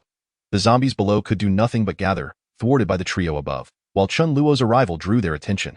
The sight of Chen Luo crushing zombies with his truck did not escape their notice. Zhang Ming, brimming with excitement, suggested, "Let us ask him to take us with him." Tong Yuanhang added, "This heavy truck has a spacious cabin. It could easily accommodate 5 or 6 of us. I need to know what has happened to my wife. Driving this truck, we should be safe." They had witnessed the carnage inflicted upon the hundreds of zombies by the heavy truck. Jiu Tao, shaking his head as he puffed on a cigarette, remarked, "In a spacious area? Sure, but in the city, with so many vehicles, we'd be stuck waiting to die." Worried, Zhang Ming continued, "When the chaos first erupted, the internet was still up that I read countless posts from people claiming they had seen zombies. Could it be that the entire world has succumbed to this?" Tong Yuanhang replied, "Regardless, I need to get home to check on things. This heavy truck is far superior to any other vehicle we have in the cold storage." Zhang Ming concurred, but Gu Tao was skeptical. "You think he is going to follow your orders? This driver seems like a tough character. Otherwise, he wouldn't have just done what he did. Do you really believe he would risk his life to escort you home?" Gu Tao questioned. "I suspect he knows there are supplies in the cold storage and intends to take what he can before leaving without a second thought." Tong Yuanhang fell silent, realizing that if he were in Chen Luo's position, he would not agree to help a stranger either. Jiu Tao, with a fierce tone, proposed, "If the heavy truck is in someone else's hands, it's better off in ours. We should take it from him. Even without the apocalypse, we could justify it as an emergency situation, not robbery. We won't harm him. We'll just restrain him." Suddenly, Zhang Ming interjected, "Look, he seems to be wearing armor." Gu Tao and Tong Yuanhang exchanged astonished glances, exclaiming in awe. While the truck was formidable, dismounting could leave them vulnerable. But if he wore armor, that changed everything. Gu Tao's resolve to seize Chen Luo's vehicle intensified. "What do you both think?" Tong Yuanhang quickly agreed, "Yes, we must take it from him. He is trying to steal supplies from the cold storage. And we cannot allow that." Zhang Ming hesitated but ultimately agreed. It was better for the truck to be in the hands of familiar colleagues than a stranger who could not be trusted. Seeing that both men were in agreement, Gu Tao smirked. "Zhang Ming, use your charm to distract him while Yuanhang and I subdue him." Zhang Ming's cheeks flushed with pride. Amidst the rough environment of the cold storage, she indeed felt like a beauty. Having received so much flattery, she began to believe it. The trio descended from the rooftop, making their way toward Chen Luo. Zhang Ming spoke sweetly, "Hello, thank you for saving us." Tong Yuanhang and Gu Tao joined her, offering warm, grateful smiles. Previously, from the rooftop, the dim light had prevented Chen Luo from noticing them. Now, narrowing his eyes, he pondered whether they would demand he escort them away. Would they resort to violence if he refused? Chen Luo did not rush to act but asked, "Are you the only ones here?" Zhang Ming's expression fell as she nodded, "Yes, just the 3 of us survived." Suddenly, Chen Luo felt a surge of caution as Gu Tao and Tong Yuanhang began to close in on him from either side. Among strangers, an instinctual distance of 3 meters is typically maintained. Only those who are familiar would dare approach within 1 meter. With swift precision, Gu Tao and Tong Yuanhang lunged, each pressing down on Chen Luo's shoulders. They were confident, accustomed to heavy lifting, possessing strength far greater than the average person. The armor provided formidable protection, but it was primarily effective against zombies. Had they not aimed for caution, either of them could have easily subdued Chen Luo. Even clad in armor, Chen Luo scoffed inwardly. They had made the first move despite having just expressed gratitude. How quickly they turned hostile. If Chen Luo had been unprepared, an ordinary man would have easily faltered in such a situation. In harsh environments, the ugliness of human nature is magnified infinitely. Kindness is the most worthless, and often the most dangerous, trait in the apocalypse. With Gu Tao holding him down, he could not suppress a smirk. "Listen, don't resist. Rest assured, we mean you no harm." Suddenly, the king of dogs, who had been searching elsewhere, returned, bearing an aggressive demeanor upon witnessing the scene. Jiu Tao and his companions were startled. They hadn't noticed the dog in the dim light. Yet they dismissed it. The dog did not appear particularly imposing. Before the dog could intervene, 2 electric batons manifested in Chen Luo's hands, aimed at Gu Tao and Tong Yuanhang. The dead would not expose his secret of sudden weapon retrieval. The batons, having proven effective, elicited cries of agony from the two men, their bodies convulsing uncontrollably as they released Chen Luo. Zhang Ming, stunned by the sudden turn of events, gasped in horror as Chen Luo approached with the batons, screaming, "Don't kill me! What is wrong? Is your face too big?" As Zhang Ming attempted to flee, Chen Luo, clad in armor, found it challenging to pursue her swiftly and no matter. The king of dogs quickly caught up, delivering a savage blow from behind that sent Zhang Ming sprawling. Chen Luo moved forward to deliver the finishing blow. Gazing at the three lifeless bodies, Chen Luo burst into laughter. Sometimes, it is better to strike first. Waiting for others to act before retaliating is simply too late. He climbed back into the truck, maneuvering it closer to the cold storage, then turned the vehicle around, intentionally rolling over the three soft forms in the process. It was merely a matter of coincidental passage. Dismounting, Chen Luo prepared to begin gathering supplies. The king of dogs stood guard outside the cold storage, ready to alert Chen Luo should anyone approach. First, Chen Luo opened his refrigerated meat storage, collecting all the meat he had stockpiled. Before the apocalypse, he couldn't come here because Chen Luo had not paid the final installment, 200 million, a sum that would make anyone uneasy. The disappearance of supplies would attract attention. With the meat secured, Chen Luo felt considerably more at ease. Regardless of whether others had food, he and Su Dazhu now had an abundance to sustain themselves. This was just the beginning. He needed to gather all useful supplies from the entire cold storage. Chen Luo opened the door to the second cold storage. The sight within made his lips twitch, an entire warehouse filled to the brim with garlic. An unknown number of tons. What on earth do I need so much garlic for? Garlic, indeed. Well, garlic is a staple seasoning. With more people around, the daily consumption would be substantial, as it is essential for cooking. Let us take it all, moving to the next warehouse. What the hell? An entire warehouse of ginger. No wonder there was so much garlic. Is this a result of some unscrupulous merchant's hype? In the next warehouse, Chen Luo was pleasantly surprised. There were copious amounts of fresh pig trotters, along with other pig offal like hearts, lungs, and livers. This was somewhat acceptable, as Chen Luo had stockpiled mainly pork, so this served as a valuable supplement. In the next warehouse, there were frozen chicken feet, wings, and thighs. Spotting numerous duck heads, Chen Luo hesitated. I'm not fond of duck heads that well. One shouldn't miss an opportunity when it presents itself. There was also a fair amount of whole chickens and ducks. In the next warehouse, Chen Luo's eyes lit up, boxes upon boxes of frozen shrimp, suggesting this warehouse was dedicated to storing seafood. Various fish and seafood awaited him. He casually opened a box, revealing it packed with mantis shrimp. This delicacy is best enjoyed boiled. Chen Luo beamed with delight as he collected all of it. Mantis shrimp, let's go. To his surprise, he also discovered a significant quantity of tea leaves. Although Chen Luo rarely drank tea, he decided to take it all. Even more astonishing were the numerous ice creams and frozen desserts. There was also a substantial amount of fruits and vegetables. All of it would be taken. After making calculations, Chen Luo estimated that there were over 60,000 tons of goods. A fully loaded cold storage. What a thrill. It took him half a day to store all the supplies in his special space. There was simply too much. Chen Luo returned home, satisfied and laden with goods. He drove a heavy truck, discarding the car he had initially arrived in, for there were plenty of cars in the city. But a carefully chosen heavy truck was rare to find. Chen Luo hummed a little tune, planning to first check on Su Dazhu before finding a time to visit the grain storage.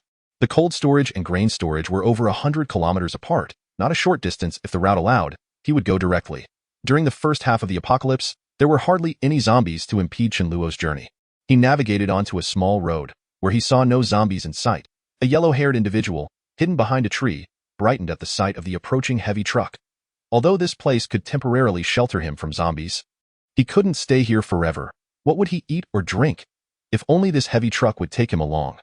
The yellow-haired man gripped a wooden stick he had found for protection and dashed into the middle of the road, shouting, "Driver, please help me. Take me with you." Chen Luo remained expressionless. Stopping was out of the question. Except for Su Dazhu, he would not take anyone in the month following the apocalypse. During this period, as long as one had courage, survivors could obtain relatively easy supplies. They had yet to experience true despair, nor had they tasted the pangs of hunger. While he could eat his fill, if one were to approach him and say, "Come with me," or if they had been starving for a long time and he offered them a piece of bread, which scenario would yield better results, it was evident. Moreover, enduring hunger would make them more compliant. Even for Mi Ling and Mi Li, whom Chen Luo found tempting, they would need to experience hunger for a while. He was in no rush.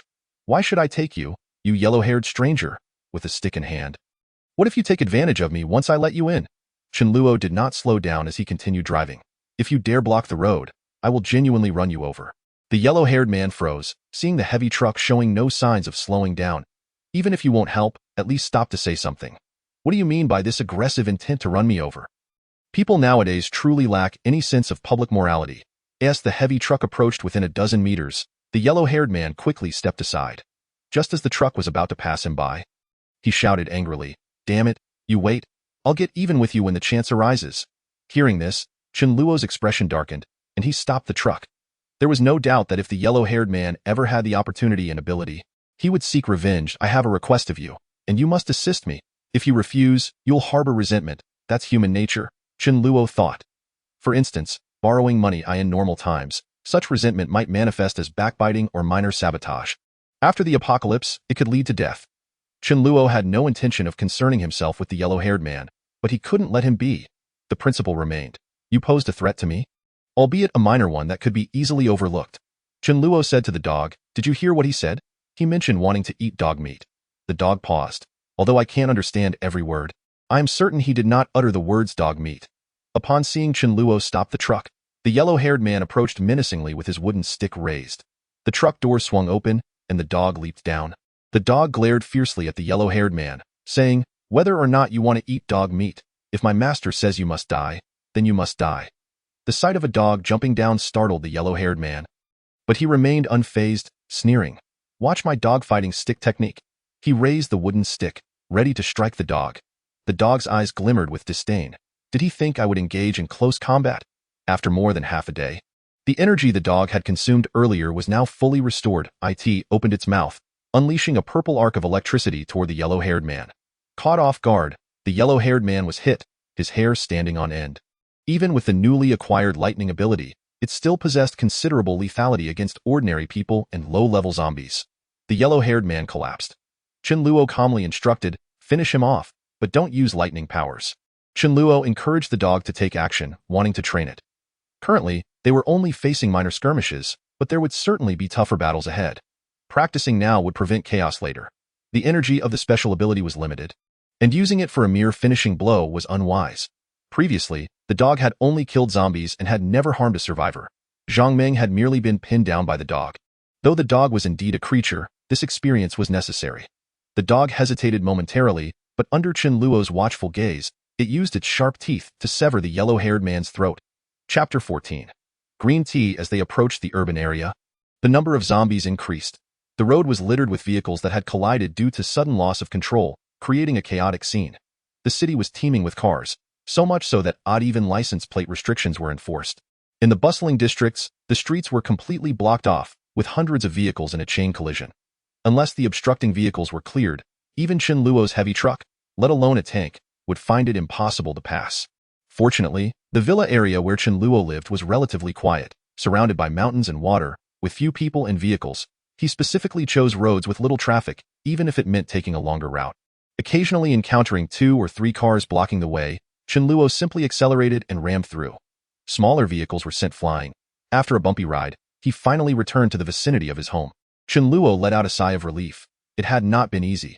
Looking around, he prepared to park the heavy truck by the roadside, opting not to drive into the villa area. Although heavy trucks were formidable, they had their drawbacks. They were not very nimble. There were some routes that smaller cars could navigate but which a heavy truck could not, making turns quite inconvenient. The roads within the villa area were narrow, insufficient to accommodate a heavy truck. It would be a struggle to drive in, and even harder to get out. Chen Luo's reversing skills were better left unmentioned. "Law King, get out and lure the zombies away. Then wait for me in the villa area," Chen Luo instructed, pointing toward the direction of the villas. The dog understood and jumped out of the truck, barking loudly.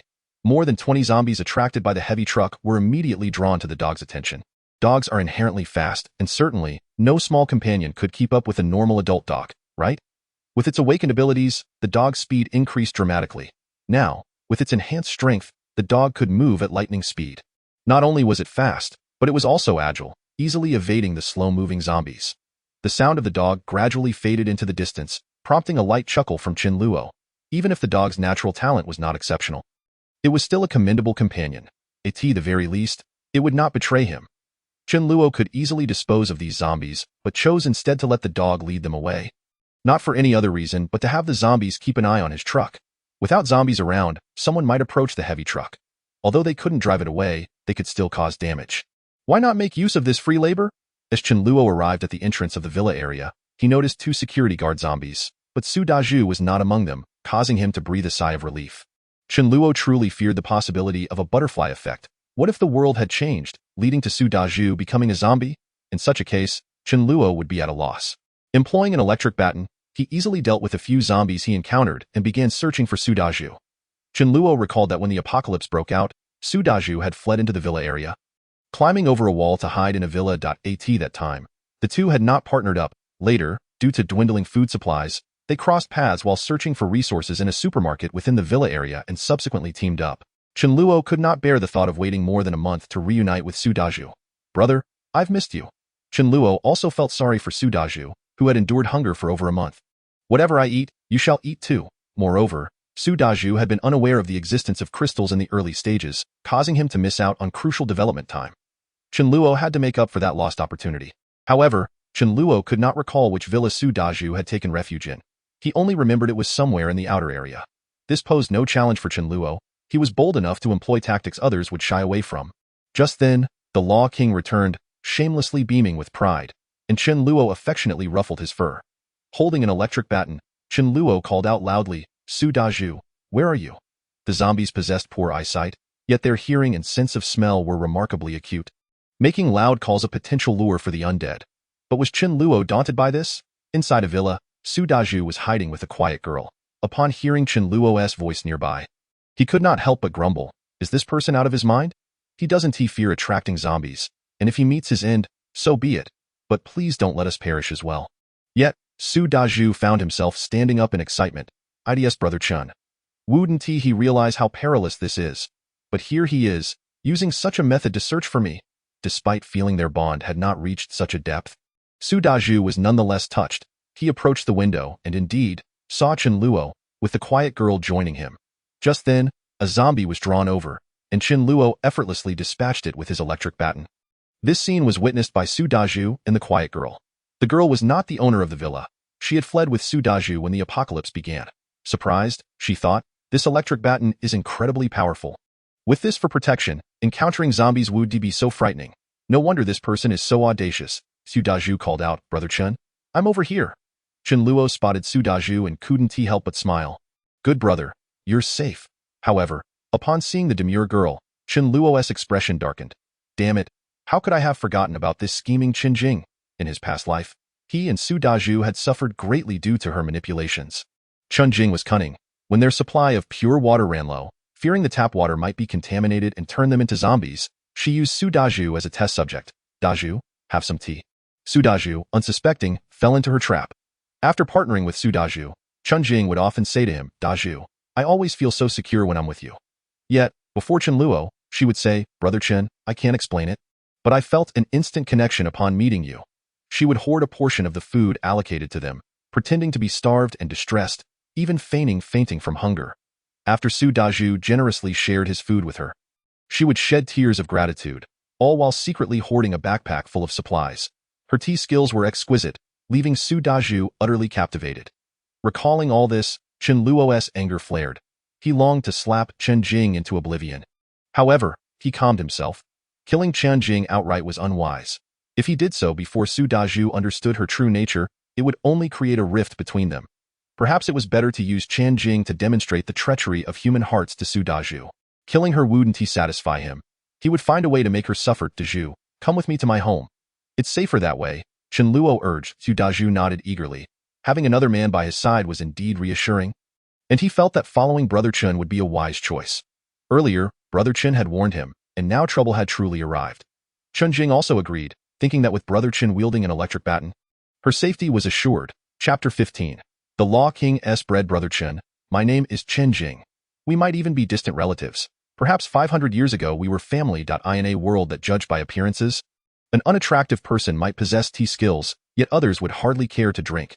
Chen Jing exuded a refined charm, her looks barely qualifying her as a class beauty. Chen Luo dismissed her words. Let us not dwell on that. We must leave quickly. Encountering zombies would only complicate matters. Chen Jing calculated her next moves, determined to cultivate a favorable impression with Chen Luo. With 2 men protecting her, she could maximize her chances of waiting for national rescue. In the early days of the apocalypse, most held onto the fantasy that the disaster was temporary, yet despair only deepened with each passing moment. As they journeyed, Chen Luo encountered 2 zombies, swiftly neutralizing them with his baton, causing Chen Jing's heart to flutter with excitement. The more formidable the baton, the more secure she felt upon entering his home. Chen Jing surveyed the layout and decor in astonishment. This villa's location, environment, and size were clearly superior to the previous one they had occupied. If she could endure until national rescue arrived and win over Chen Luo, it would be a double triumph. Moreover, he was neither an old curmudgeon nor an unattractive man. He was far more handsome than the so-called pretty boys. Just then, Su Daju's stomach protested loudly. If the apocalypse was caused by a virus, it could transform people into zombies, awaken supernatural abilities, or even enhance physical attributes. Su Daju was among those whose bodies had been altered. The virus actually conferred significant benefits to survivors, albeit at the cost of increased energy demands. Poor Su Daju had eaten little that morning, and now, nearing evening, he had consumed nothing, his stomach growling in hunger. The villa they had previously occupied had been devoid of food, as its owner had been absent for an extended period.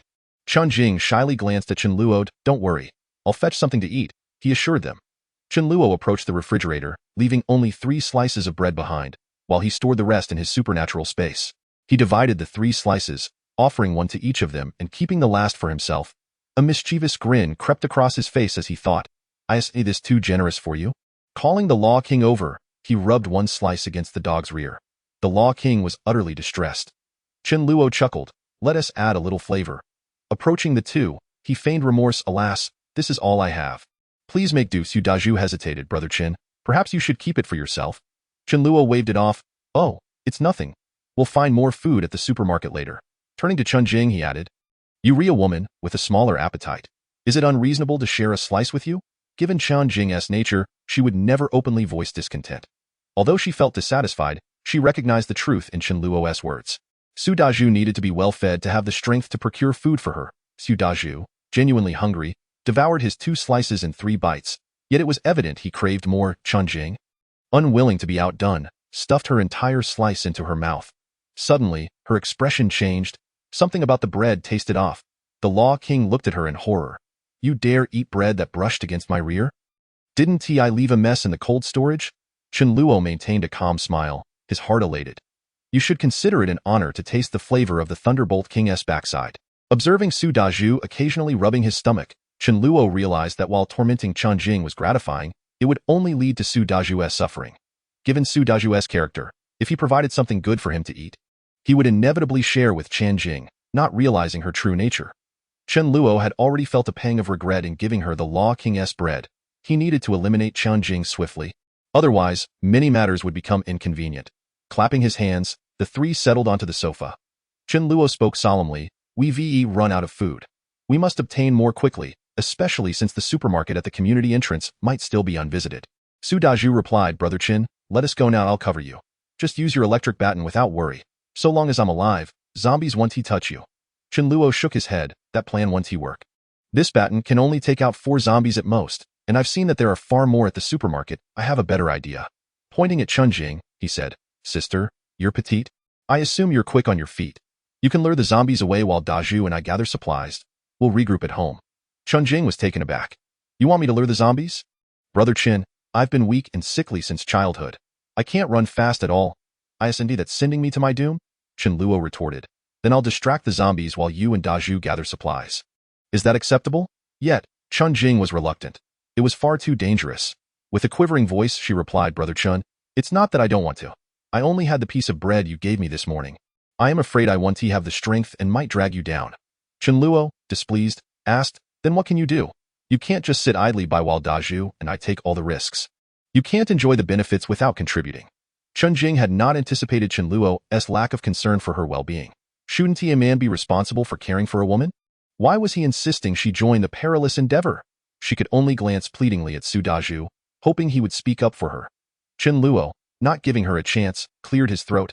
"I haven't had a drink since this morning, and my throat feels parched. It's my fault for not stocking up on bottled water. I'm unsure whether the tap water is contaminated. How about this?" Chen Jing, You can test the tap water for me. If it's safe, I want to require you to go. Chen Jing was furious. Was this something a man should do? Experimenting on her?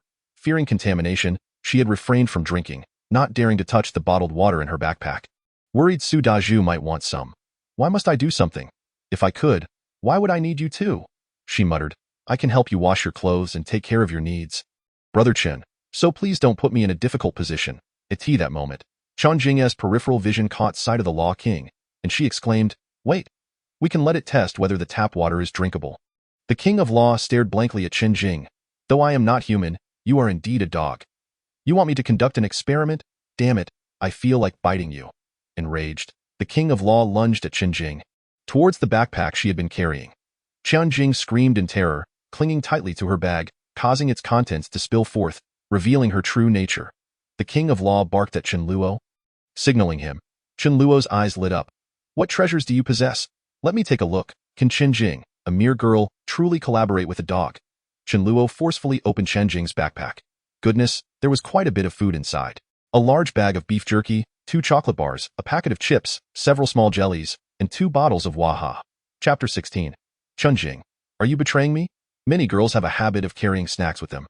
Chen Jing was no exception. Upon seeing the zombies, she realized a disaster had unfolded.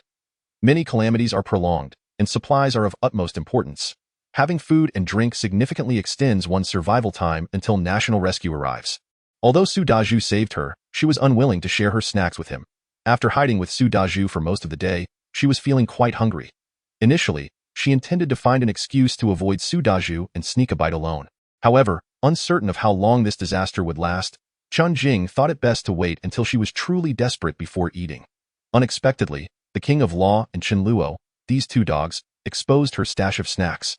Previously, she had insisted she had nothing on her. Chen Jing's mind went blank.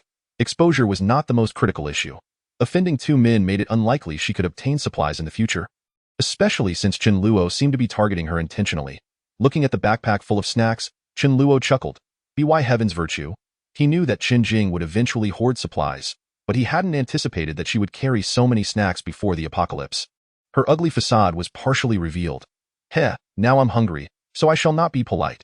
Chen Luo swiftly inserted a straw into a bottle of Waha and drank it down in a few gulps. At the same time, he handed the beef jerky and chips to Su Dazhu. Dazhu, you must still be hungry. Here, take this. Once we're full, we can gather supplies. This time, Su Dazhu did not hesitate to accept the offering. Casting a displeased glance at Chen Jing in the morning, he had risked his life to save her. When she couldn't get into the villa, he had even climbed back over to help her. He had nearly been caught by zombies, yet now, despite having food, she lied and claimed she had none. It was evident she didn't want to share with him. Su Dazhu was simply naive and wouldn't think ill of others. He wasn't foolish. Why should he be polite to Chen Jing?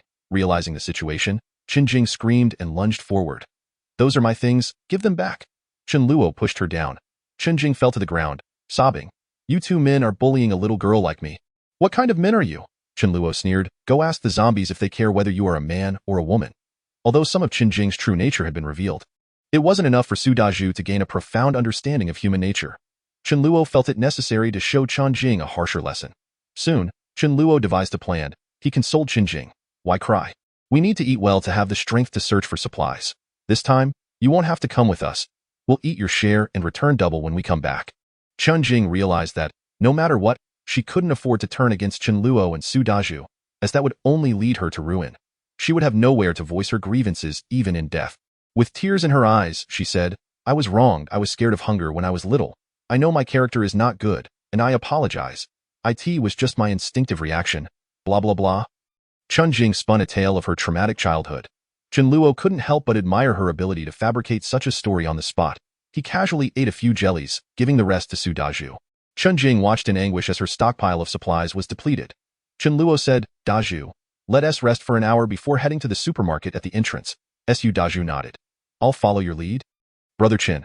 Chen Luo feigned resting but actually called the King of Law. King, go outside and attract a few zombies, around 10 or so, and lead them back here. The King of Law slowed his pace, ensuring he didn't lose the zombies, as he could lure the most basic, mindless ones in times of crisis. A person's true nature is often revealed. The King of Law looked at Chen Luo in confusion. While he understood the need to lure zombies, he didn't comprehend why they would bring them home. Chen Luo shot him a glance. Don't ask so many questions. You'll understand once you return. The King of Law complied and left. Chen Luo first descended the stairs stealthily, opened the door, and retrieved 4 cloves of garlic from his spatial powers, mincing them in the kitchen. Garlic itself could not combat zombies, but its pungent aroma would attract them. If someone bore a strong odor, the low-level zombies would swarm and tear them apart. Chen Luo prepared 2 bowls of garlic juice and placed them on the table. Dazhu, don't panic when we go out. Didn't I just come back from outside?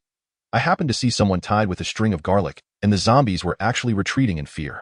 Chen Jing's eyes sparkled. In movies, garlic does indeed have an effect on zombies. Dazhu's expression brightened as well. Chen Luo lamented, unfortunately, we only have this little garlic at home. It's barely enough for 2. Just then, a chorus of zombie howls echoed in the distance. Clearly, the number of zombies was significant. More than just 1 or 2. Chen Luo's expression changed drastically. The roars of zombies grew closer and louder, soon sounding as if they were right beside them. The iron door rattled violently. Chen Jing's face turned pale. Isn't the door locked? Hearing this, Chen Jing's face drained of color further. The zombies have reached the first floor. Without a moment's hesitation, Chen Luo poured garlic juice over himself and pointed to the other bowl, saying to Su Dazhu, Dazhu, quickly use this bowl of garlic. Su Dazhu, kind-hearted as he was, felt a wave of disgust towards Chen Jing. Yet he hesitated. If he used it, wouldn't that mean Chen Jing would die? The number of zombies was clearly overwhelming. They couldn't handle it alone. If Chen Jing had any doubts about Chen Luo's intentions before, she now had none, as Chen Luo himself poured the garlic juice over himself. Chen Luo would never harm himself, right? With only 1 bowl remaining, it meant only 1 person could survive. Chen Jing, quick-witted as ever, immediately poured the garlic juice intended for Su Dazhu over herself without hesitation. Before the apocalypse, Chen Jing wouldn't even touch garlic due to its overpowering smell. Now, she feared she wouldn't have enough garlic juice on her. Observing this, Su Dazhu was momentarily taken aback. Meanwhile, Chen Luo chuckled. See that, Dazhu? After the apocalypse, don't be too kind to others, for some people are not human. In her previous life, Chen Jing was not only skilled in tea art but also possessed a ruthless heart. Taking advantage of Su Dazhu and Chen Luo's injuries, she stole all the supplies and latched onto another powerful ally, nearly driving Chen Luo to madness. Chen Jing's face changed drastically. Are you betraying me? Chapter 17. The misfortunes of the King of Law. Chen Luo's reaction made Chen Jing realize she had been duped once again. But why? Chen Luo had poured garlic on himself too. Chen Luo scoffed. Betray you? Did you not jump into this yourself? Who forced you to pour garlic on yourself? Let me tell you the truth. You're doomed. Zombies are exceptionally sensitive to the smell of garlic. Chen Jing broke down. I just wanted to live. What is wrong with that? Chen Luo coldly retorted. Nothing wrong, but it is wrong to bully an honest person relentlessly, especially when that person is my brother. Using your logic, we all want to live. Is it wrong to sacrifice you? Chen Jing's tea skills only worked on the naive. In a post-apocalyptic world, she would become merely an outlet for venting frustrations. Receiving just enough energy to survive each day. In her previous life, she thought she had found a new ally, but it was merely the beginning of a nightmare. Not everyone is like Su Dazhu. As the zombies approached, Chen Luo lost interest in further conversation with Chen Jing, donning armor from his spatial powers with practiced ease. Chen Jing would soon become a corpse, and corpses do not reveal secrets. As for Su Dazhu, Chen Luo would inform him that his awakened power was that of space. The sight of Chen Luo's armor astounded both of them. Chen Jing finally understood where Chen Luo found the audacity to pour garlic on her. Chen Luo instructed, Dazhu, find a room to hide in. Right now, you will only hinder me. Su Dazhu agreed, recognizing that with such armor, the zombies posed no threat to Chen Luo, and he would indeed be a burden. Chen Jing also sought a room, her previous despair replaced with a facade of flattery and ingratiation. Brother Chen, spare me this once. After this, you can do whatever you wish. Chen Luo replied with a sneer. I wish for you to die. Once you're dead, I will let you go. The zombies were ascending the stairs. Chen Luo delivered a kick to Chen Jing, sending her into the horde of zombies. This time, Chen Jing completely broke down. What have I done to offend you, Chen? You've targeted me since our first encounter. Chen Luo, cold and unyielding, replied. My heart has long turned to ice. Anyone who has harmed me or my brother in the past cannot be spared. Chen Jing has become utterly devoid of value.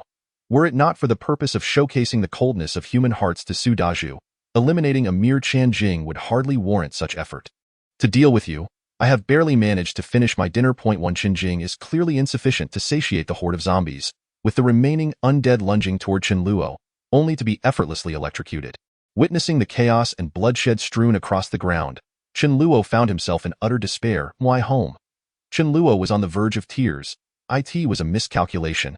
After more than a decade of living here, today marked a disastrous turn of fate. Fu Dazhu emerged, his expression a complex tapestry as he gazed upon the remains of Chen Jing. Chen Luo had little to say, motioning for Su Dazhu to assist in removing all the corpses from the villa. Otherwise, how could one continue to reside here? The two spent nearly half an hour transporting the lifeless bodies to the roadside, a small distance from the villa, and that was the best they could manage. Faced with the pervasive blood and gore, Chen Luo was genuinely disinclined to clean up. At that moment, he wished for a little maid to ease the burden. Emu would have sufficed, as she worked efficiently. Though Chen Luo was unsure of her fate, regardless of whether she lived or died, he hoped the apocalypse would provide her with some training, making her arrival smoother. But who would tend to this mess? Chen Luo did not wish to do it himself, suggesting that Su Dazhu take on the task, while he rested, though that felt rather awkward. Chen Luo's gaze fell upon the Law King. You are the one. Chen Luo gathered a few cloths and a bucket, instructing the Law King on how to pour water and wring out the cloth. Law King, this heavy responsibility falls to you. Only after your labor can you partake in a meal. Woof woof. The Law King felt a pang of resignation, yet how could it refuse the orders given? You truly are a dog, remarked Su Dazhu. Brother Chen, let us head to the supermarket for some supplies. With Chen Luo's armor and electric baton, it was a remarkably easy endeavor. Chen Luo had labored throughout the day and had no desire to exert further effort. He found the meager offerings unworthy of his attention.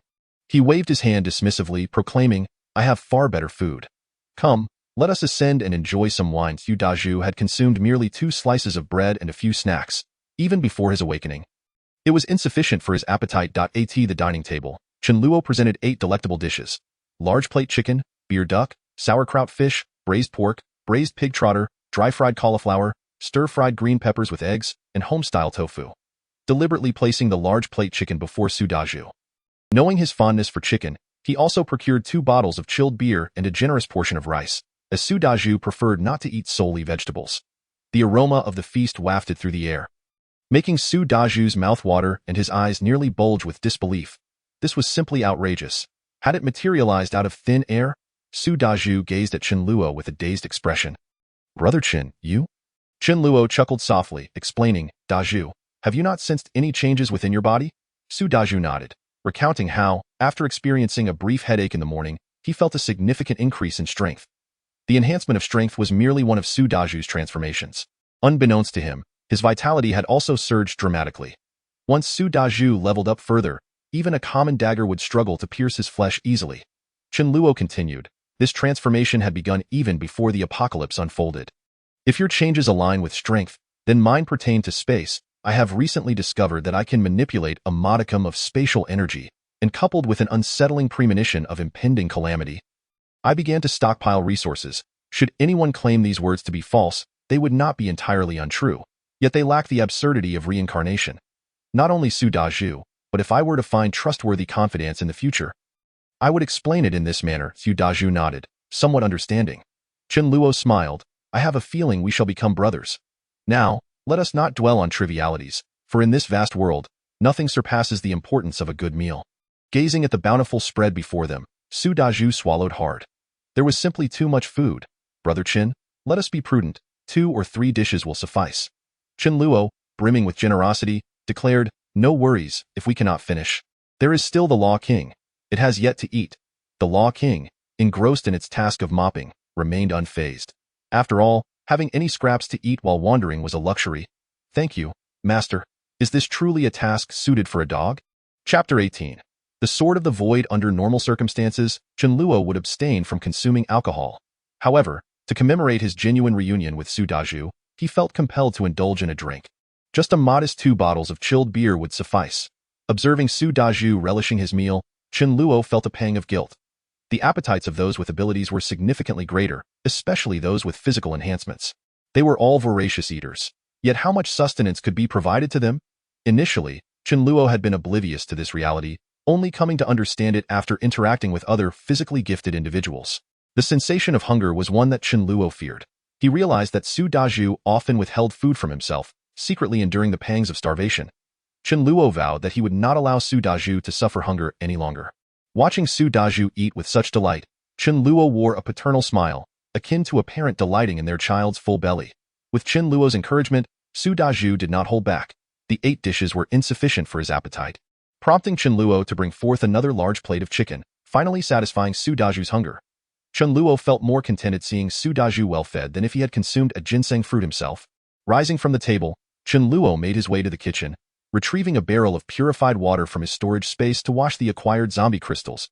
He did not count the exact number, but it was certainly over 200. Upon finishing, he noticed the Law King gazing at him with anticipation. Wasn't it agreed that I would leave the leftovers for it? Yet, there was not a morsel left. All devoured by this glutton. Chen Luo chuckled as he offered a portion of braised pork to the Law King. Without hesitation, he remarked that in a few days, few would eat better than this dog. For now, every household merely had some preserved ingredients. Chen Luo called Su Dazhu over, handing him a handful of crystals. Dazhu, try to absorb the energy from these crystals. It will rapidly enhance your strength. Su Dazhu inquired about the origin of these crystals, to which Chen Luo explained they were extracted from the heads of zombies. Su Dazhu's face contorted in disgust, finding it somewhat revolting. Suddenly, a thought struck him, and he asked curiously, Brother Chen, how did you know these things were inside the zombie heads? Chen Luo replied, when you experienced that headache this morning, did you not feel something forming in your head? I surmised it was a crystal, and I wondered if the zombies might possess such entities as well. It turns out, they indeed do. Su Dazhu, enlightened, praised, Brother Chen, you are truly clever. Chen Luo smiled. Such reasoning was not a secret, merely requiring a keen and agile mind to deduce. Even those unaware could easily grasp it after interacting with others. Chen Luo gently said, from now on, do not call me Brother Chen. Just refer to me as brother. There is a distinction between Brother Chen and brother. Despite Su Dazhu's imposing stature, he was still 3 days younger than Chen Luo. Su Dazhu's face lit up with a silly grin, declaring, all right, brother. I have always wanted an older brother. Chen Luo and Su Dazhu had known each other for over a year. In Su Dazhu's eyes, Chen Luo was unlike other arrogant property owners who looked down upon him. Chen Luo was consistently warm, polite, and never condescending.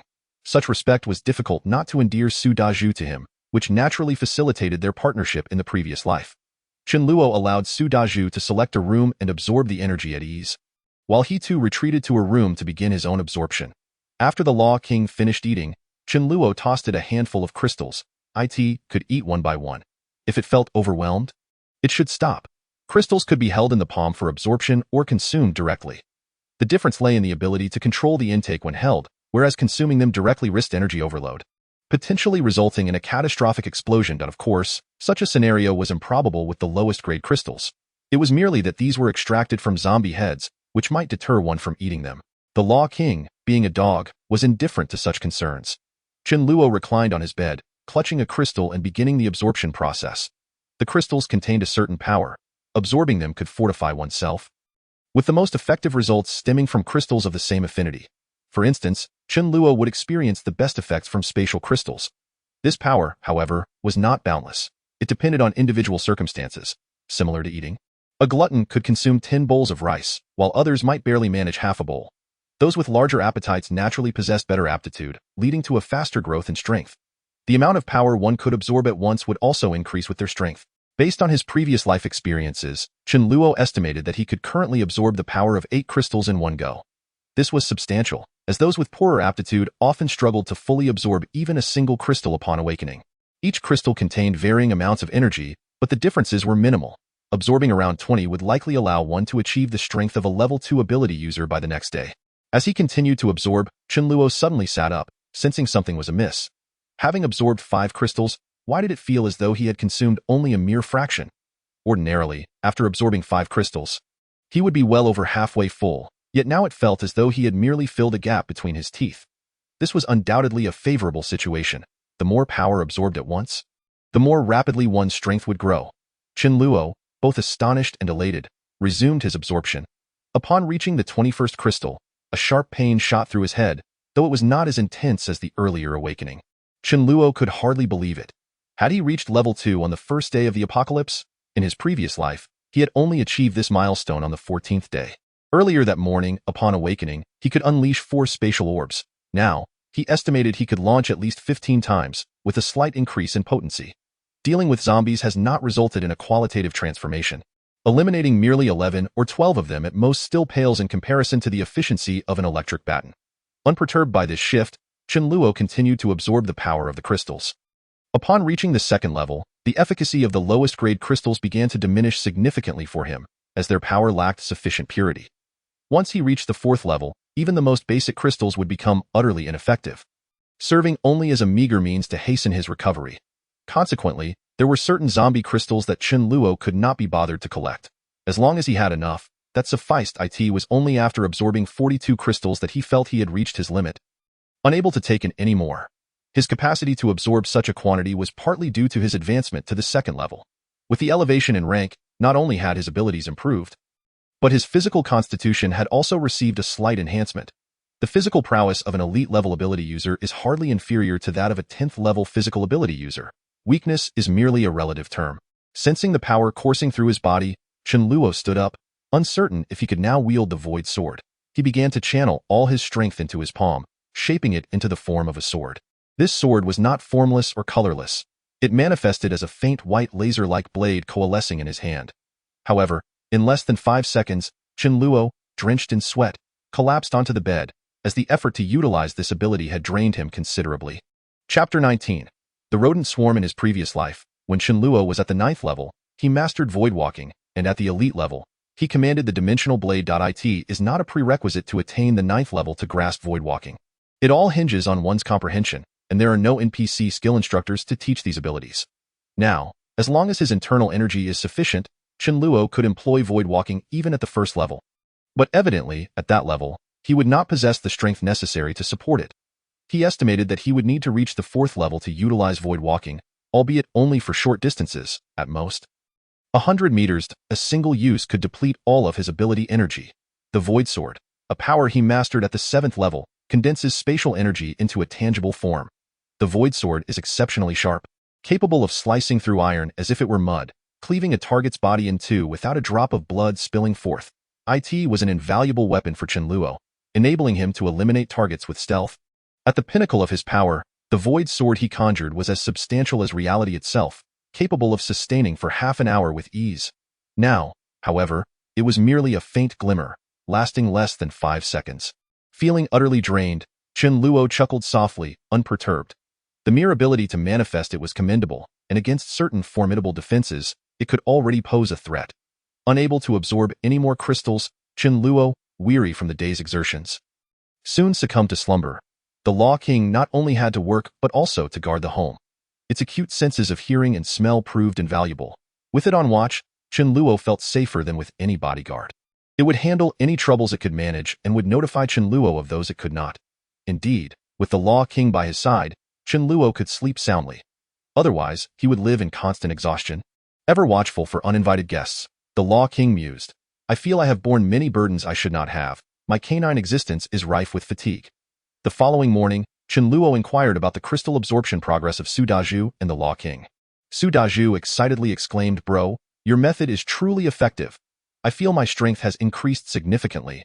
I believe I've absorbed 7 crystals. 7 is quite commendable." The Law King then barked 9 times in succession, indicating it had consumed 9 crystals. Chen Luo chuckled, relieved it wasn't 99. Otherwise, it would have barked 99 times.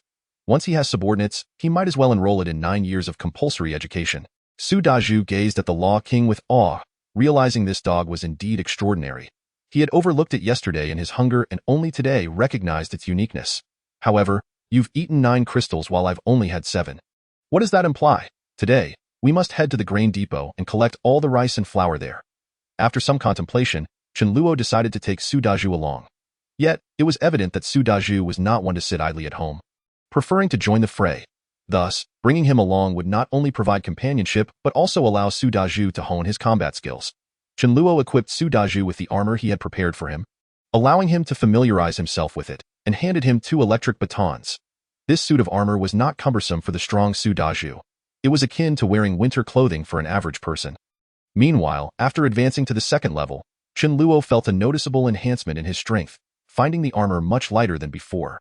With everything in readiness, they set forth. The community was not devoid of other survivors. Yet aside from a few, none would venture out unless absolutely compelled. They remained indoors, assessing the situation. As they exited the community, Chen Luo seized some supplies from the supermarket within his villa district. Upon reaching the area where the heavy trucks were parked, a smile crept across his face. The trucks remained unharmed. The free watchman had indeed proved effective. Spotting zombies, Su Dazhu, emboldened by his armor and electric baton, was eager to engage. However, Chen Luo restrained him, saying, "These are free labor. Let the Law King lead them away." The Law King adeptly guided all the zombies away with ease. Su Daju, feeling a bit disheartened, remarked, "Why do I feel like the Law King's role is even more significant than mine?" Chen Luo chuckled, reassuring him, "Do not compare yourself to a dog. It can do things I cannot. Each has its strengths. It dares to eat excrement. Would you?" After the Law King hopped into the vehicle, Chen Luo didn't head towards the grain depot but instead steered towards the outskirts. To reach the depot, a detour was necessary. Going through the city, with its 30 million inhabitants, would be tantamount to courting death. Spending a little extra time on a detour was well worth it.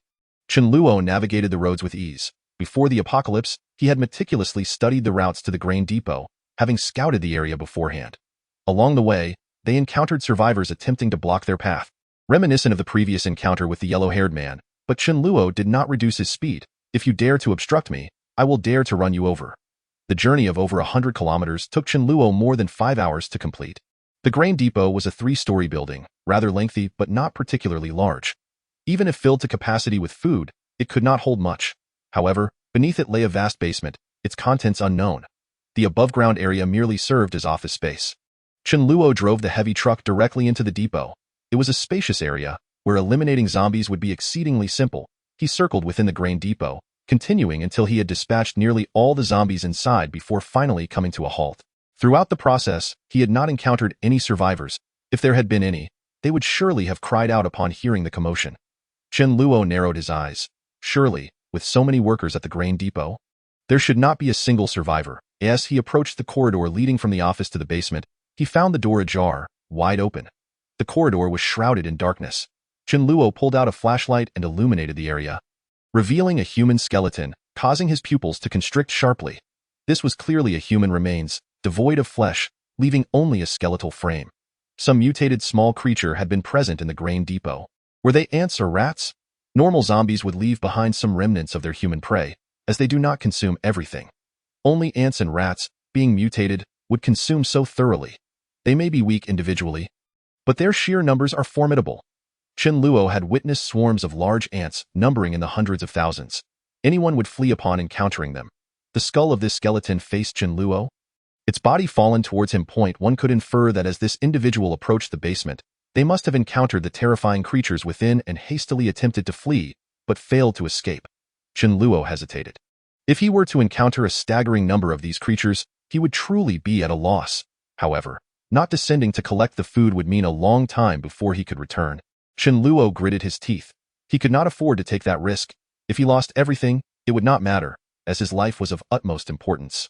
Suddenly, high-pitched squeaks echoed through the air, and Chen Luo's expression changed drastically. Without a moment's hesitation, he grabbed Su Daju and fled. That sound belonged to a swarm of rats. Chapter 20. The Mutant Rat King. At this juncture, the situation was no longer about whether Chen Luo should enter the basement of the grain depot, but rather that the rat swarm had caught wind of Chen Luo and Su Daju's presence and was charging forth. Generally, Chen Luo was not afraid of ordinary rat swarms, even those numbering in the hundreds. He remained relatively unfazed. The critical factor was the unknown quantity of the swarm. If thousands were involved, it would spell disaster. Currently, Chen Luo lacked the means for large-scale destruction.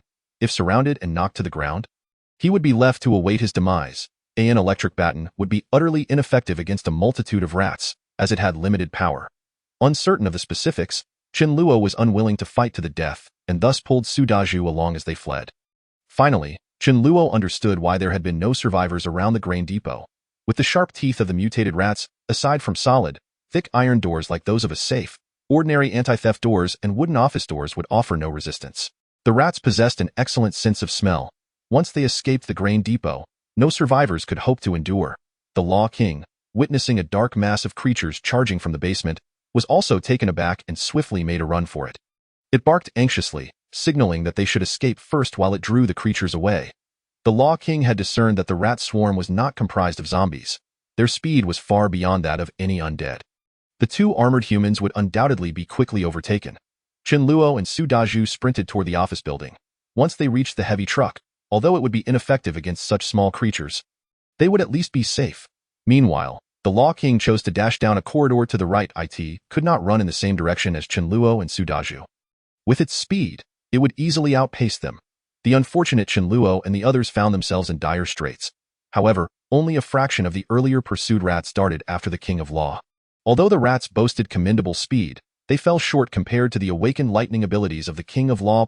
One particularly massive rat, nearly the size of the king, cast a glance at the fleeing monarch, hesitated briefly, and ultimately opted to pursue Chen Luo and Su Dazhu instead. Humans, it seemed, were far more delectable. The King of Rats, despite its considerable size, moved with a surprising agility that matched the King of Law, and undoubtedly outpaced Chen Luo and his companion by a considerable margin. Hearing commotion behind him, Chen Luo dared not look back. Fleeing was paramount. The number of rats was uncertain, and a direct confrontation was out of the question. He resolved to observe first. Just as Chen Luo reached the steps of the office building, on the verge of escape, the King of Rats leaped high and violently collided with him. The force was astonishing.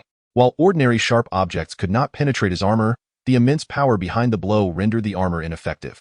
Chen Luo felt a sharp pain in his back as his body uncontrollably toppled forward. He crashed heavily to the ground, the weight of his armor exacerbating his agony. Ignoring the pain, he scrambled to his feet.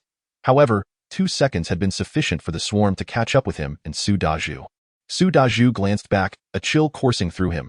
Hundreds of dark rats surged forth, each one more than twice the size of an ordinary rat. A monstrous king of rats gazed hungrily at him. Its fur was a grimy gray-black, exuding a damp, filthy aura as though it had just emerged from a sewer. Most alarming were its 2 prominent incisors, each measuring over 10 centimeters in length. Glinting ominously, Su Dazhu had never encountered such a creature and felt a wave of terror wash over him. The rats, lacking any inclination for intimidation, launched themselves at their prey without warning. Both Chen Luo and Su Dazhu found themselves besieged. Hundreds of rats pounced simultaneously. Some leaped onto Chen Luo's legs while others climbed onto his chest, swiftly ascending his body in an instant. Both men were enveloped by a mass of rats. The creatures pressing against one another until they became indistinguishable, appearing from a distance as though they were 2 rat men, their armor entirely obscured. Each man bore at least 50 or 60 rats clinging to them. The remaining rats, unable to find a perch, squeaked anxiously.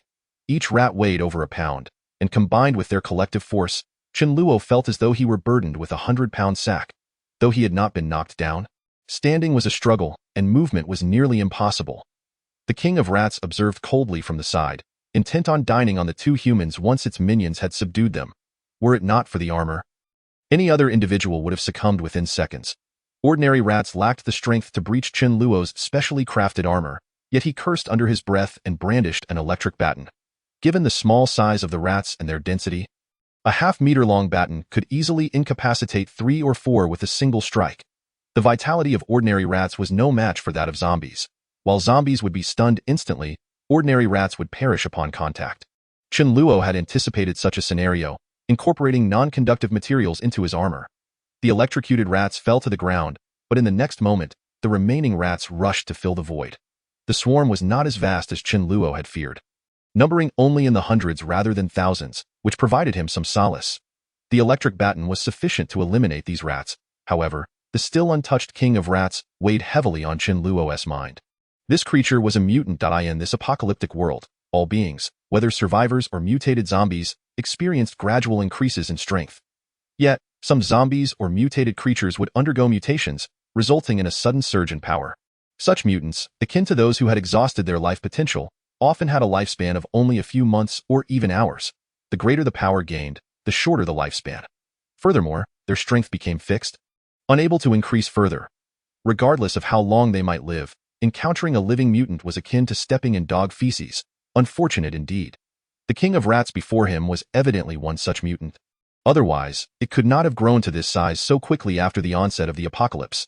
The King of Law, having attracted a portion of the rats, reached the end of the corridor and, without losing speed, crashed through the glass at the end, escaping through the shattered window. Ignoring the pain, the King of Law sprinted toward Chen Luo's direction, barking loudly in an attempt to divert the swarm. The rats that could not cling to Chen Luo and Su Dazhu, lacking intelligence, promptly redirected their pursuit toward the King of Law. The King of Rats narrowed its eyes, realizing that with its speed, it would struggle to catch the dog. Humans were the easier target. This time, it lunged at Su Dazhu, overpowering him with a ferocious leap. In the face of danger, Su Dazhu remained composed, pressing his electric baton firmly against the King of Rats. However, the baton, which had always proved effective, faltered against the creature. The king merely flinched in pain. It retaliated with increased ferocity, biting down on the armor. With a resounding crack, the sturdy armor was punctured, creating a deep gash. A second bite would surely breach it. The king of rats was cunning, targeting the neck area of Su Daju's armor. Should the armor be compromised, Su Daju's neck would fall prey to the creature's deadly teeth. And the outcome was all too predictable. Chen Luo was determined to save Su Daju, but clearly, the electric baton posed no immediate threat to the king. This king of rats possessed at least a third or even fourth tier of strength, particularly in physical prowess, rather than elemental abilities. Under ordinary circumstances, it was impossible to eliminate it swiftly. Some might argue that the king of law was inferior to the king of rats, but how long could the latter survive? Perhaps in mere minutes, it would perish without needing to be slain. Chen Luo felt a surge of gratitude for having broken through to the level of a second-tier ability user the previous night. Otherwise, both he and Su Daju would be doomed. There was still a glimmer of hope. How unfortunate to encounter a horde of mutated rats, with one being a mutant king. He was also thankful that the king of law had drawn away most of the mutated rats. Chen Luo retrieved 2 pieces of pork from his ability space and tossed them to the ground. Instantly, some rats could not resist the temptation and pounced on the meat.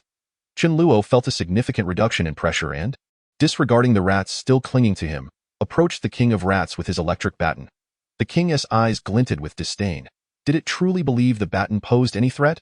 It would first devour Su Daju, then come for him. The electric baton was a mere fade.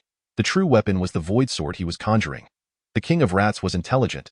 Sensing danger, it considered fleeing. However, with the distance between them so minimal, escape was no longer an option. Chen Luo struck with the sword, slicing through the king of rats' neck. While ordinary blades might only penetrate the flesh, Chen Luo's void sword cleaved the creature in two, separating its head from its body. Strangely, no blood flowed forth. The resilient king of rats, despite sustaining such a grievous injury, did not perish instantly. Its headless body continued to convulse, desperately attempting to reattach itself to its severed head.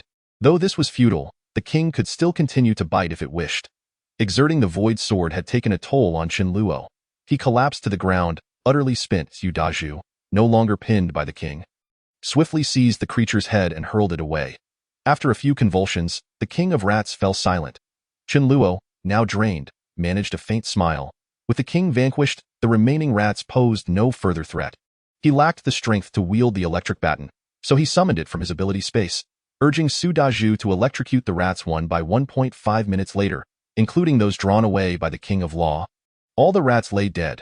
Chen Luo, having regained a modicum of strength, leaned against the steps and retrieved 3 bottles of mineral water from his space. Why 3 bottles for just 2 of them? The king of law deserved its share as well.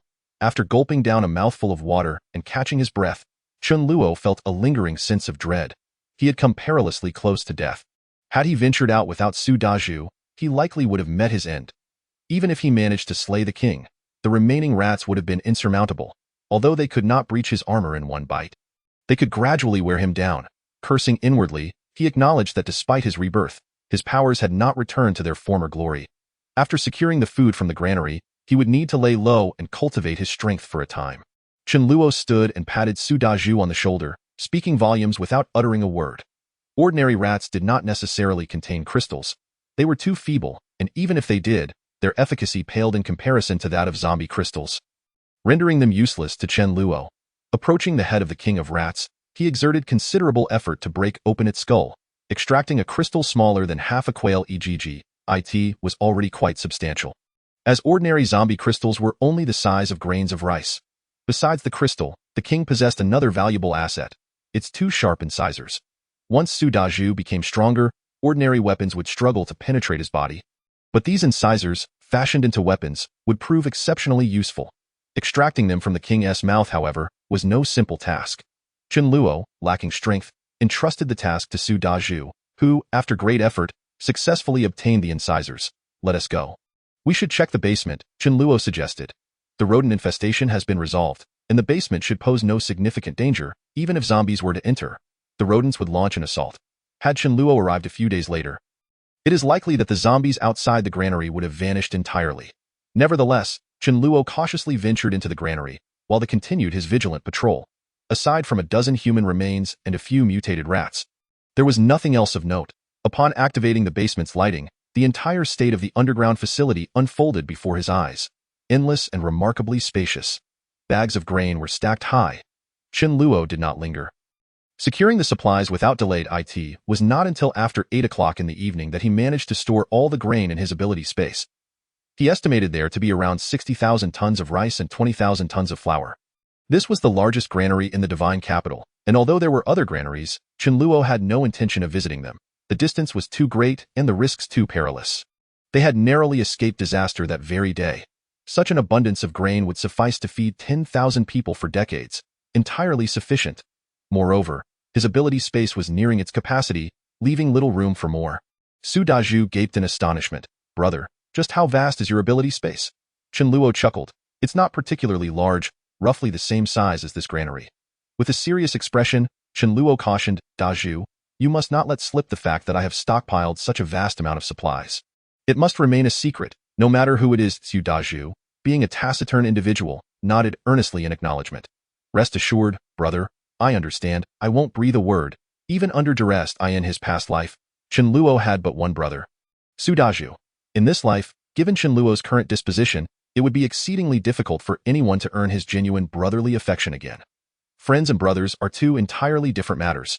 Having had only this one brother across 2 lifetimes, he was more precious than anything else. Around 7 o'clock, the power to the granary was cut off.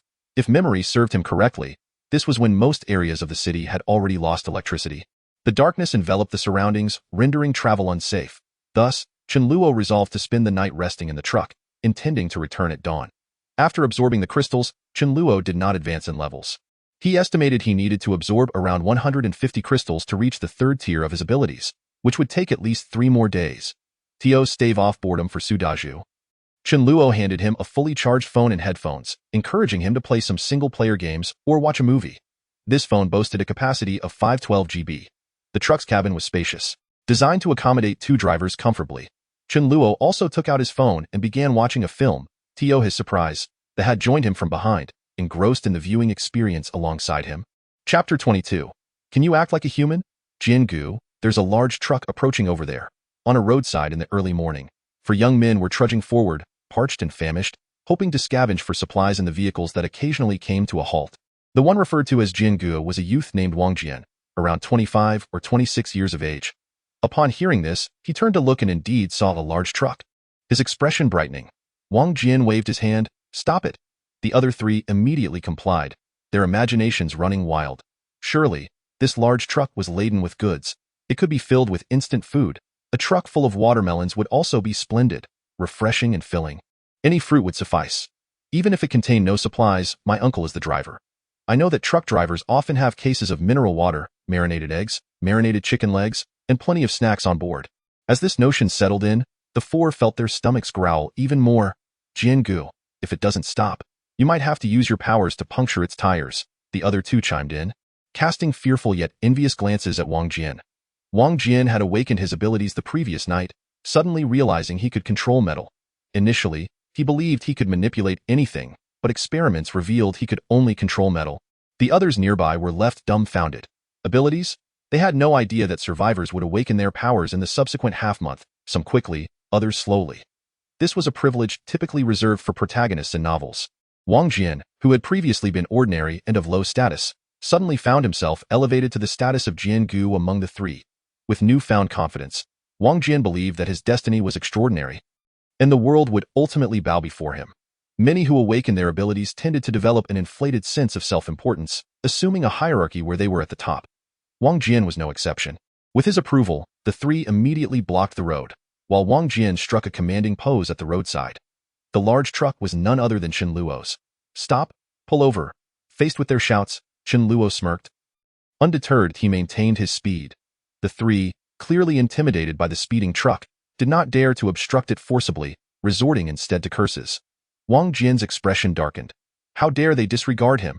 Prepared for this, he produced a long, sharp metal nail and, using his metal manipulation ability, propelled it swiftly towards the rear tire of the truck. The punctured tire began to deflate immediately. Chen Luo felt the vehicle sway and was taken aback. Wondering what had happened, he had no choice but to stop and investigate.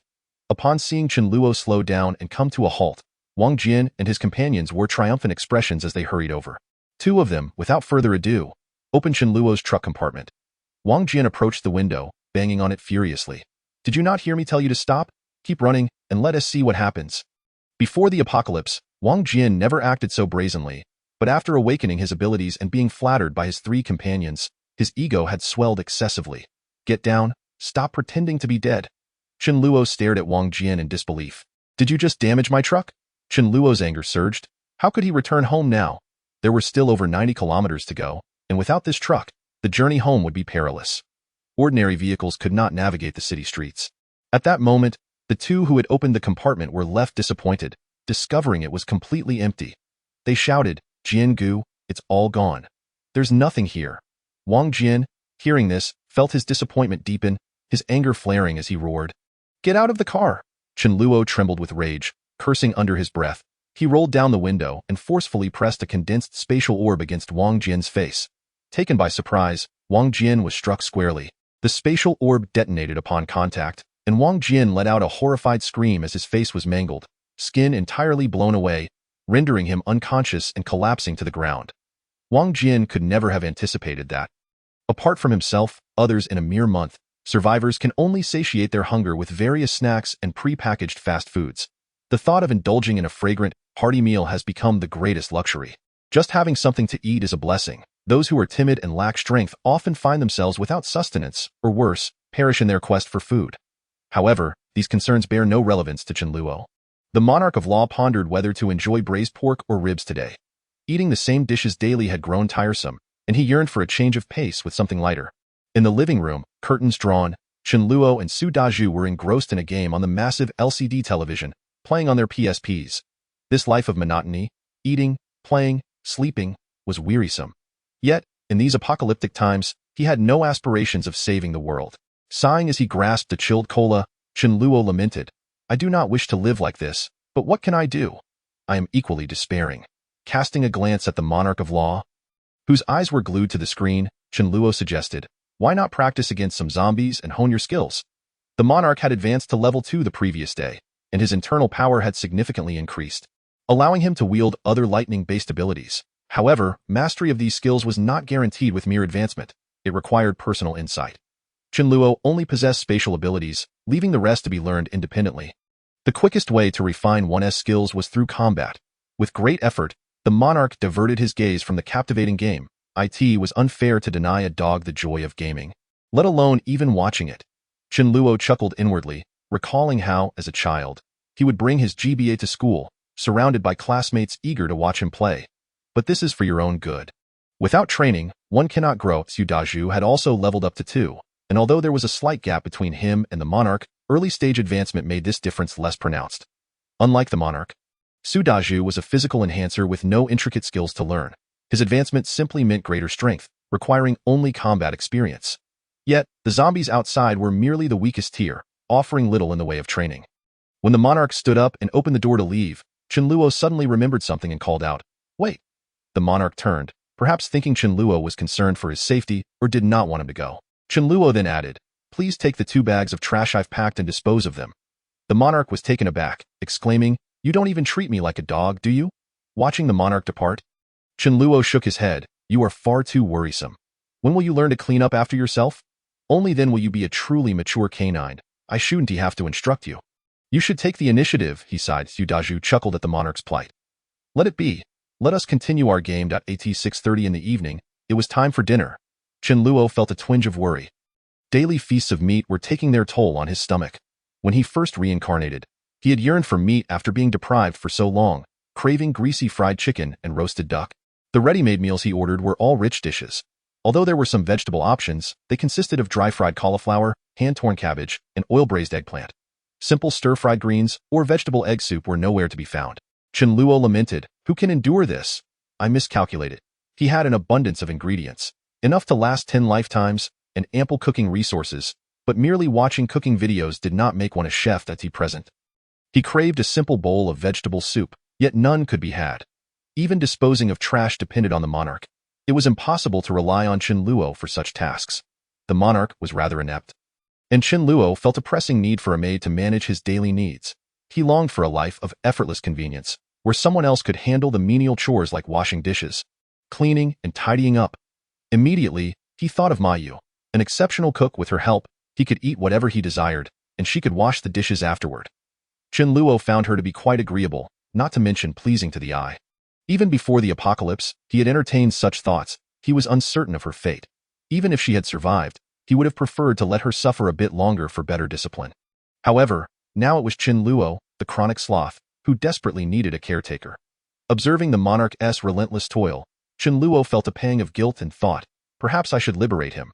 When Mayu came to teach him culinary skills, Chen Luo had once escorted her home. She resided not far from his place, in the staff quarters of a 5-star hotel where she worked as a chef.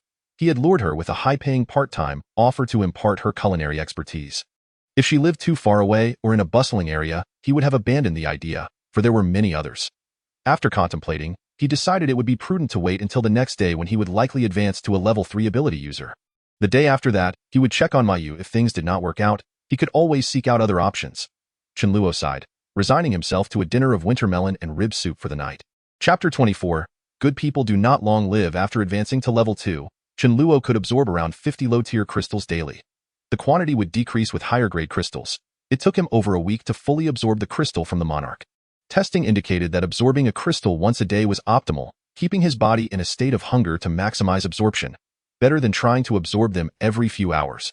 With a sudden pang of pain in his mind, Chen Luo experienced a minor transformation of the crystal within him. A smile broke across his face. He had advanced to a level 3 ability user. It had only been 4 days in his previous life. It had taken him a month and a half to reach this level.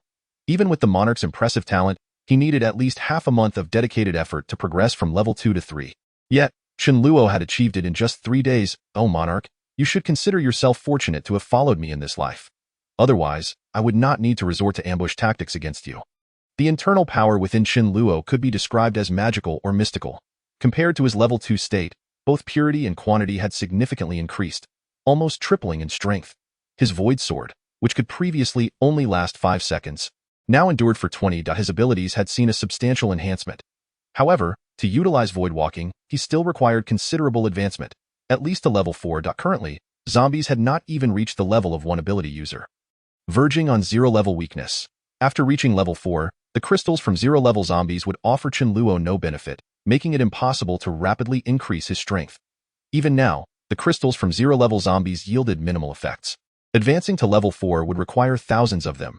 With few crystals remaining in his possession, he needed to replenish his stock. In searching for Mayu, he could also acquire some near the 5-star hotel. The following morning, Chen Luo set out with Su Dazhu in the monarch.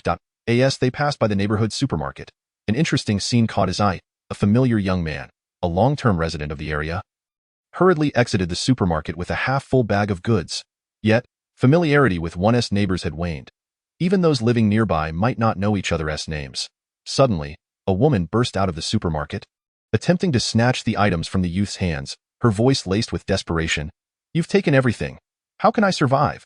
Share half with me.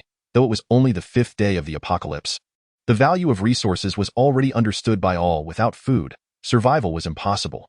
The young man brusquely shoved her away, retorting, Get lost. Your need for food matters not to me. The woman was not easily deterred. She clung to him, declaring, If you don't share, I'll hold on to you. If zombies come, we'll face them together. The youth, now anxious, conceded, You've got some guts. Fine, let go, and I'll share. She released her grip, but one hand remained clutched to his clothing. The young man, however, revealed a vicious expression, drawing a dagger from his pocket, and turned to stab the woman multiple times. She collapsed slowly now. There was no need for sharing. As 2 zombies wandered nearby, the young man spotted Chen Luo and the others, fearing they would seize his belongings, and hastily fled. With a bold heart, one could escape even the undead through sheer speed. Chen Luo shook his head. The young man was no good, but what did it matter to him? He had no right to judge others. He was no saint himself. Since his reincarnation, he had no intention of being a good person. Good people did not live long, and they perished the fastest. He was no hero, nor did he aspire to be one. Climbing into the heavy truck, Chen Luo contemplated their route. The once bustling international metropolis had lost its former luster. Now shrouded in silence, occasionally pierced by the growls of zombies. Fortunately, the 5-star hotel where Mayu worked was located within the city but not in the center. Otherwise, he would never dare approach. It was too perilous. With the truck unable to navigate smoothly, disembarking would undoubtedly attract hordes of zombies. Driving through the city in such a heavy vehicle felt discordant. Ordinarily, trucks like his were prohibited from city streets. On either side of the road, there were predominantly residential complexes, and numerous survivors remained vigilant about the conditions outside. Upon spotting Chen Luo's heavy truck, many called out, "Master, what is the situation outside? Could you share some insights? Master, could you bring some food up? I'm willing to pay any amount. I'll offer 10,000. Just bring me something. I'm not picky. I'll even pay 100,000 for a kilogram of pork." Chen Luo rolled his eyes, disinterested in their pleas. "I am not Tang Sung, and you are certainly not Bai Long Ma." Such clamorous calls often brought trouble for Chen Luo, yet he could not afford to educate each individual on proper conduct.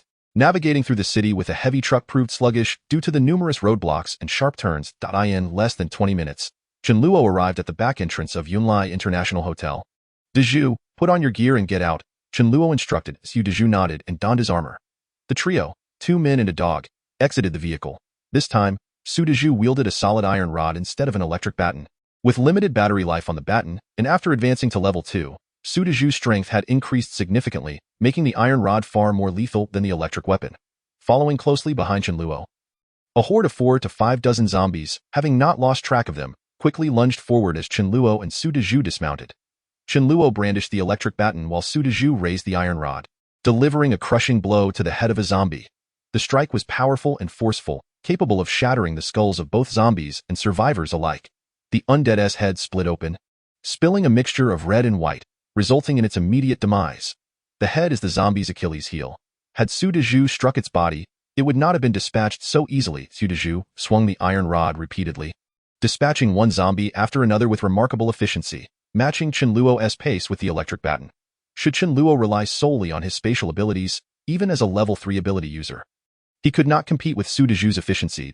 Early-stage physical ability users held a significant advantage. However, it would be erroneous to claim that Chen Luo was incapable of defeating Dezhu. While zombies posed no threat to Dezhu at that moment, Chen Luo could still deal a lethal blow. There was also a possibility that Dezhu could be replaced. However, the agile king of law, under Chen Luo's tutelage, had become quite adept at managing the dog, by maintaining the proper distance. He could certainly wear down Dezhu. Chapter 25. The miserable Ma Yu. When Chen Luo ventured out, one of his primary objectives was to collect crystals. The zombies that had been slain could not be wasted, and after dispatching the undead, both Chen Luo and Dezhu set about gathering the spoils. Chen Luo appeared relaxed and efficiently collected the crystals, while Dezhu felt quite uneasy facing the gruesome remains of the zombies. Chen Luo's speed in collecting was at least 3 times that of Dezhu. As for the king of law, it was better left unmentioned, for he was ill-suited for this task.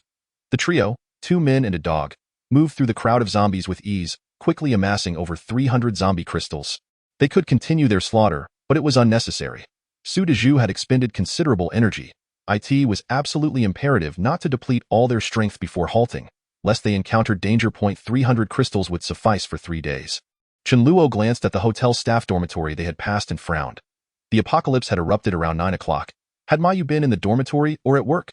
He hoped she was in her room. Otherwise, in such a vast hotel, even if she were alive, locating her would prove exceedingly difficult. To be frank, Chen Luo believed Ma Yu's chances of survival were quite low, around 5%, yet he approached the situation with a tentative mindset.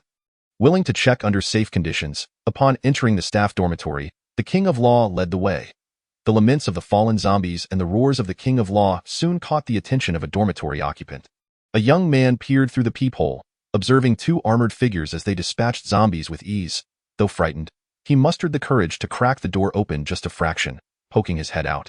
"Brothers, please save me." Lu Wenba, a server at Yunlai Hotel, had been resting when the apocalypse struck, finding himself alone in the dormitory. Relying on his stockpiled snacks and 2 bottles of mineral water, he had managed to survive thus far. But he felt he could hold on no longer. This time, Chen Luo did not turn his back coldly. Instead, he inquired, "Do you know Ma Yu?" Lu Wenba nodded vigorously. Ma Yu was quite well known among the hotel staff. Very few had not heard of her. Not only was she renowned for her exquisite culinary skills, unmatched within Yunlai Hotel, but she was also quite attractive, possessing a charming and distinguished demeanor. Many male employees at Yunlai regarded her as their goddess. Chen Luo smiled. "Do you know which dormitory she stays in?" Lu Wenba nodded. "Yes, but she probably isn't there. On the morning of the disaster, there was a major business meeting at the hotel, and she was likely busy preparing the food." "Lead the way," and I'll offer you some benefits, Chen Luo stated. Lu Wenba dared not propose conditions, for the sight of these two men dispatching zombies without a second thought was terrifying enough. Although the likelihood of finding Ma Yu in the dormitory was slim, Chen Luo felt compelled to check. It would be a wasted effort if she were indeed there. The staff dormitory was sparsely populated, as most individuals were on duty at the time. Lu Wenba pointed to a room on the 4th floor. It's this one. Chen Luo tried the door, but it was locked, signaling to Su Dezhu. Understanding the cue, Su Dezhu delivered a powerful kick, forcefully breaking the door open. Lu Wenba's scalp tingled at the thought. Had that kick struck him, he would have been finished on the spot. The dormitory was empty. Chen Luo smiled, relieved not to find a zombified Ma Yu. Otherwise, they would have had to retreat immediately. Let us head to the conference hall and see what we can find. Upon arriving at Yunlai Hotel, Ma Yu's situation was rather dire. At the onset of the apocalypse, she had been in the kitchen preparing food for a luncheon following the conclusion of a significant business meeting. This meeting was substantial, attended by many prominent business figures, including the famous celebrity Lin Yi. When the calamity struck, Ma Yu, in a panic, fled to the cold storage adjacent to the kitchen. This cold storage, merely one of the hotel's small refrigeration units, measured only about 30 square meters. However, its thick door prevented zombies from entering, and it was equipped with a switch to prevent freezing to death if shut.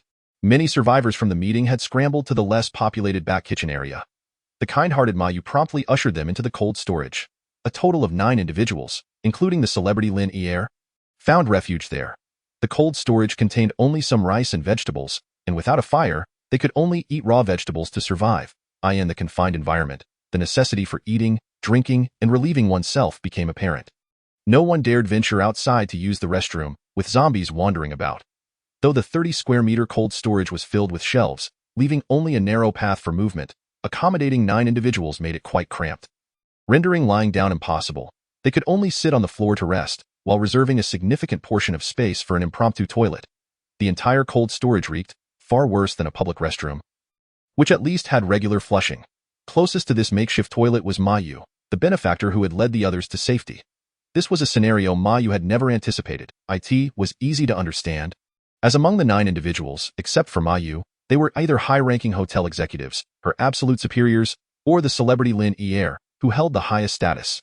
The highest-ranking individual was a business magnate, Li Lin, who was the president of a reasonably sized company. As the lowest on the totem pole, Ma Yu kept her distance from the toilet. Who was nearest? In this cramped refrigeration unit, class distinctions were stark, and none of them realized that they were in the midst of an utter apocalypse, still clinging to the hope of rescue. Their positions were dictated by social rank. At that moment, Ma Yu cradled her head, feeling a chill within. Beside her sat the celebrity Lin Yi, who tightly covered her mouth with a mask. Sitting for an extended period had become uncomfortable for Lin Yi, and out of instinct, she attempted to stretch her legs, inadvertently kicking Ma Yu frowned but said nothing. The days of confinement had left Lin Yi in a foul mood, and she snapped, "Move over there." Taken aback, Ma Yu responded coldly, "If you want to move, do it yourself." Lin Yi's brows furrowed fiercely. "What's your status compared to mine? Do you believe that once we're rescued? I want to have you fired with a complaint?" The hotel manager interjected, "Ma Yu, Lin Yi is a valued guest. Be a bit more courteous." The manager had been treating the business mogul Li Lin with utmost deference in hopes that, once rescued, Li Lin would lend him a hand. Ma Yu had endured enough humiliation over the past few days and finally erupted. "I am a human being, just like you. What is the difference? Are you not human?" Lin Yi's expression darkened, and without a word, she kicked at Ma Yu. Had Ma Yu not steadied herself against the shelf, the consequences would have been dire. The 2 women began to grapple. Li Lin, displeased, was in his 50s and had hoped Ma Yu could massage his shoulders. However, she was unwilling. Observing the dwindling vegetables, which would not last much longer, Li Lin's demeanor turned cold. "Throw her out." Chapter 26, 200,000 a month. Come work for my company. Among the 9 individuals in the cold storage, apart from Ma Yu, the chef, they could all be considered societal elites. Their intellect was sharp, and they were acutely aware of the situation within the cold storage. Without reducing their numbers, resources would be insufficient. Fewer individuals would also alleviate the cramped conditions. The first to concur was, of course, the celebrity Lin Yi, who had just clashed with Ma Yu. Surprisingly, the hotel manager also chimed in, "Ma Yu, as you can see, the space is limited. For the greater good, we must sacrifice you. You should look for somewhere else to escape." Escape? Outside, zombies were on guard, and Ma Yu had been unable to eat or drink properly for days, leaving her physically weakened. After crouching for so long, Her legs felt numb, rendering her incapable of fleeing. Venturing outside would mean certain death, and no one opposed this. It was a matter of personal survival. Fewer people meant a greater chance of life. Even though Ma Yu had saved them, it seemed the sentiment had turned against her. In disbelief, Ma Yu gazed at the crowd, a phrase echoing in her mind. In June's sweltering heat, a fan in hand, my heart grows cold. She felt utterly despondent. If only she had not opened the door back then. Allowing them to be bitten by zombies while she hid alone in the cold storage. It was as if they were conspiring for her demise. Fine, if I perish, may you all perish with me. As she prepared to open the door, she braced herself against it, luring the zombies closer, ready to end it altogether. The other 8 were not fools. They cautiously observed the zombies' movements, seizing the opportunity when none were near to crack the door open just enough for Ma Yu to slip out. Lin Ear forcefully kicked Ma Yu in the back, sending her sprawling before the door. Lin Ear left her with a chilling remark. This is the consequence of opposing me, and the door to the cold storage slammed shut. Ma Yu wanted to cry but stifled the urge. Crying now would only serve to humiliate her. The cold storage allowed her to observe the chaos outside, and rather than fear, she felt an overwhelming rage. Who could rid her of these people? She would pay any price. Yet, it seemed there was no opportunity left. 2 zombies caught her scent and immediately abandoned their aimless wandering, roaring as they lunged toward her. Ma Yu's mind went blank, a single thought resonating. How absurd that I saved a group only to be betrayed by them. Facing the oncoming zombies, she realized escape was impossible and closed her eyes. Awaiting her fate, Chen Luo and Dezhu, led by the familiar Lu Wenbo through the hotel, ascended to the 4th floor. This staircase was conveniently located near the cold storage. Chen Lu heard Lin Ear's voice and approached to investigate, just in time to witness 2 zombies lunging at Ma Yu. Initially uncertain if it was indeed Ma Yu, he recognized the long braid behind her and felt a flicker of familiarity. The King of Law confirmed it. He had seen Ma Yu numerous times and was aware of the objective to find her. The scent of Ma Yu was ingrained in his memory. In an instant, he sprang into action, covering the distance of over 10 meters in a second. With a powerful headbutt, the King of Law collided with one of the zombies. His physical prowess had only strengthened with each level gained. The 2 zombies, caught too close together, were knocked to the ground, and Dezhu swiftly delivered the final blow. Chen Luo's heart soared as he beheld Ma Yu. The chef was alive. Fortune smiled upon him. 5 days. Did you know how I spent these 5 days? There was a scene in the movie The God of Cookery where an extraordinarily ugly chef possessed remarkable skills, yet Stephen Chow found no appetite for his dishes. A poor review. A chef with exquisite culinary skills and good looks was a rare find. Otherwise, eating dishes made by a rough man would earn a direct score reduction of 80 points from Chen Luo. Ma Yu stared in astonishment at the King of Law, recognizing him as well. His lack of a left ear made him unmistakable. Chen Luo approached with a smile, saying, Ma Yu, it's me, Chen Luo. I came specifically to rescue you. I braved significant danger to get here. Are you not moved? Now, wholeheartedly become my chef. After the initial shock, Ma Yu was indeed touched and replied excitedly, Chen Luo, thank you. As Dezhu was about to help Ma Yu up, the nearby zombies, along with those in the grand conference hall, were alerted by the commotion and began to converge. With no time to reminisce, Chen Luo and Dezhu positioned themselves at the door. One on each side, with the King of Law in between, ruthlessly slaughtering the incoming zombies. Waves of zombies continued to come. If 100 or more zombies were to gather, Chen Luo would truly hesitate to confront them head-on. Before long, not a single living zombie remained. Meanwhile, the few individuals in the cold storage observed everything through a small window in the door, but they could not hear the conversations between Chen Luo and the others. Lin Ear, overwhelmed with emotion, covered her mouth, tears glistening in her eyes. Salvation had arrived. After enduring for 5 days, they were finally rescued. Business magnate Li Lin felt no more pain in his leg. However, those in the cold storage remained apprehensive. Deciding to wait until all the zombies had been eliminated before opening the door, Li Lin smiled broadly, expressing gratitude. Thank you, heroes, for saving us.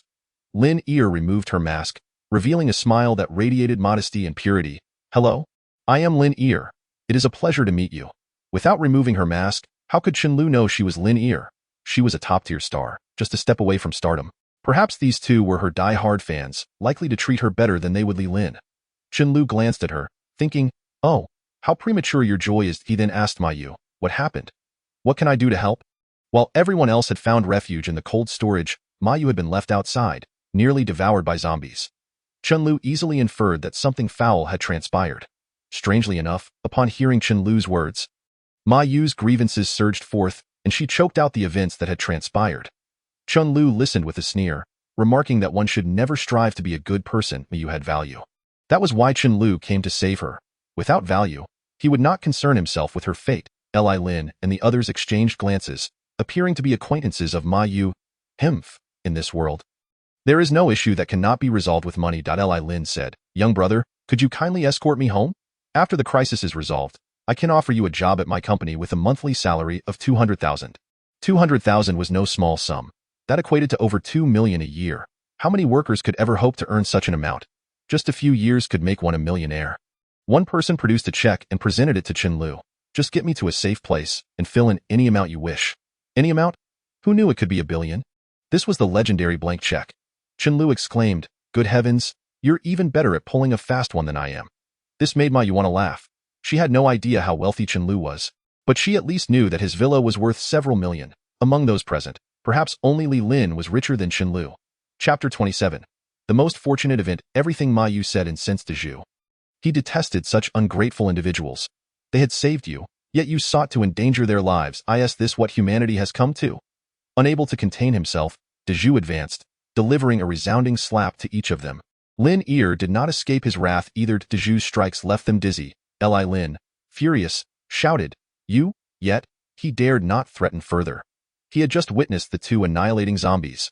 The individuals covered their faces, seething in silence.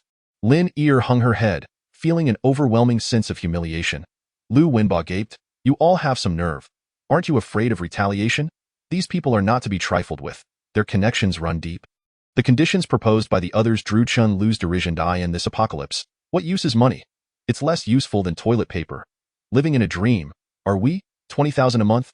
Ridiculous. How condescending. As for Lin Ear, the once glamorous star, she now faced the harshest realities of this new world. Her looks and star power made her a target for countless predators. Life had become a living hell. Ma Yu was incensed by their audacity.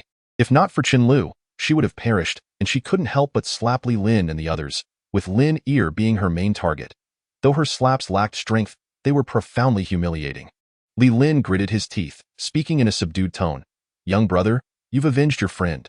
Indeed, we were in the wrong. If you can just get us to safety, name your terms. Chen Luo adhered to a principle. As long as you are my enemy, should the opportunity arise to eliminate you, I shall not hesitate. These individuals had already been sentenced to death in Chen Luo's eyes. As for wealth and celebrity status? Of what use is that? Chen Luo, wary of frightening his personal chef, feigned searching for rope, returning with the binding material he had retrieved from the space of abilities. Hey, we won't kill you. We'll just tie you up. Whether you survive or not is up to fate. Li Lin seethed. What's the difference between this and killing us? Is there no law left? Zhu retorted coldly. Did you consider that when you threw her out? Initially hesitant, Ma Yu's expression hardened, yet she quietly urged Chen Luo, thank you, Chen Luo, but let us leave it be. Killing them will only bring you trouble. In her mind, she did not believe order had truly collapsed. Chen Luo chuckled dismissively. You saved them, and they sought to harm you. I certainly want to save them. Can they harbor no resentment? Mercy toward enemies is cruelty toward oneself. Rest assured, I know what I am doing. Li Lin and his cohort would not remain passive. Witnessing Zhu brandishing a bloodied iron rod, they lacked the courage to confront him. They could only scatter like frightened birds. Chen Luo produced an electric baton, delivering a shock to each of those attempting to flee. Cries erupted. Zhu stepped forward, beginning to bind them. To Chen Luo's surprise, Lin Ear suddenly knelt down, crawling forward with tears in her eyes. Attempting to remove Chen Luo's pants. Please save me. I am willing to do anything. Lin Ear was prepared to trade her allure, unfazed by the many onlookers. Having experienced grand events before, she remained composed. Unconcerned about others' opinions, she could later explain it all as a scandal. Chen Luo was taken aback. What kind of person are you, undressing someone over a disagreement? Chen Luo coldly replied, get lost. I find you repulsive. Lin Ear said pitifully, I haven't bathed in several days. A little dirtiness is unavoidable. Could you assist me in cleaning up? Lu Wenba, watching from the side, was filled with envy and silently shouted, whatever it takes, I don't mind the filth. She is a superstar. This dirtiness, he thought, was something he could never wash away. Chen Luo directly shoved a foul rag into her mouth. Let's go, he said, and let them fend for themselves. Chen Luo had no intention of leaving such a threat hanging, but he feared that killing them in front of Ma Yu might frighten her. He led Ma Yu downstairs, ready to return, having successfully completed both missions. Meanwhile, he covertly issued orders to the King of Law. The King of Law understood the cue and, after turning back, went to the third floor to lure some zombies towards Li Lin and Lin Ear. As the horde of zombies charged, everyone except the gagged Lin Ear screamed in terror. Chen Luo shrugged. It seems their luck isn't too great. They encountered zombies so quickly, Miyu sighed. They will be devoured by the zombies. This is none of your concern, Chen Luo. Lu Wenba opened his mouth. Big brother, I want to follow you.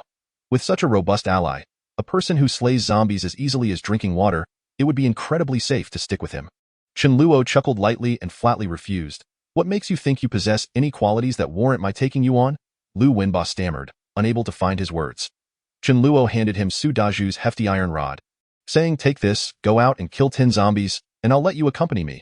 Lu Wenba shook his head vigorously. No, I can't. Given the opportunity, he proved himself useless. Lu Wenba led the way, and Chen Luo promised him a small reward as they arrived at a small supermarket beside the hotel. Chen Luo glanced at his watch and said, you have 3 minutes for free shopping, after which I will escort you back to your dormitory as a token of gratitude. Facing Chen Luo's cold demeanor, Lu Wenba gritted his teeth and entered the supermarket, frantically stuffing a plastic bag with items. Chen Luo surveyed the small supermarket, noting that it held little of value, but feeling compelled to take something since he had come all this way.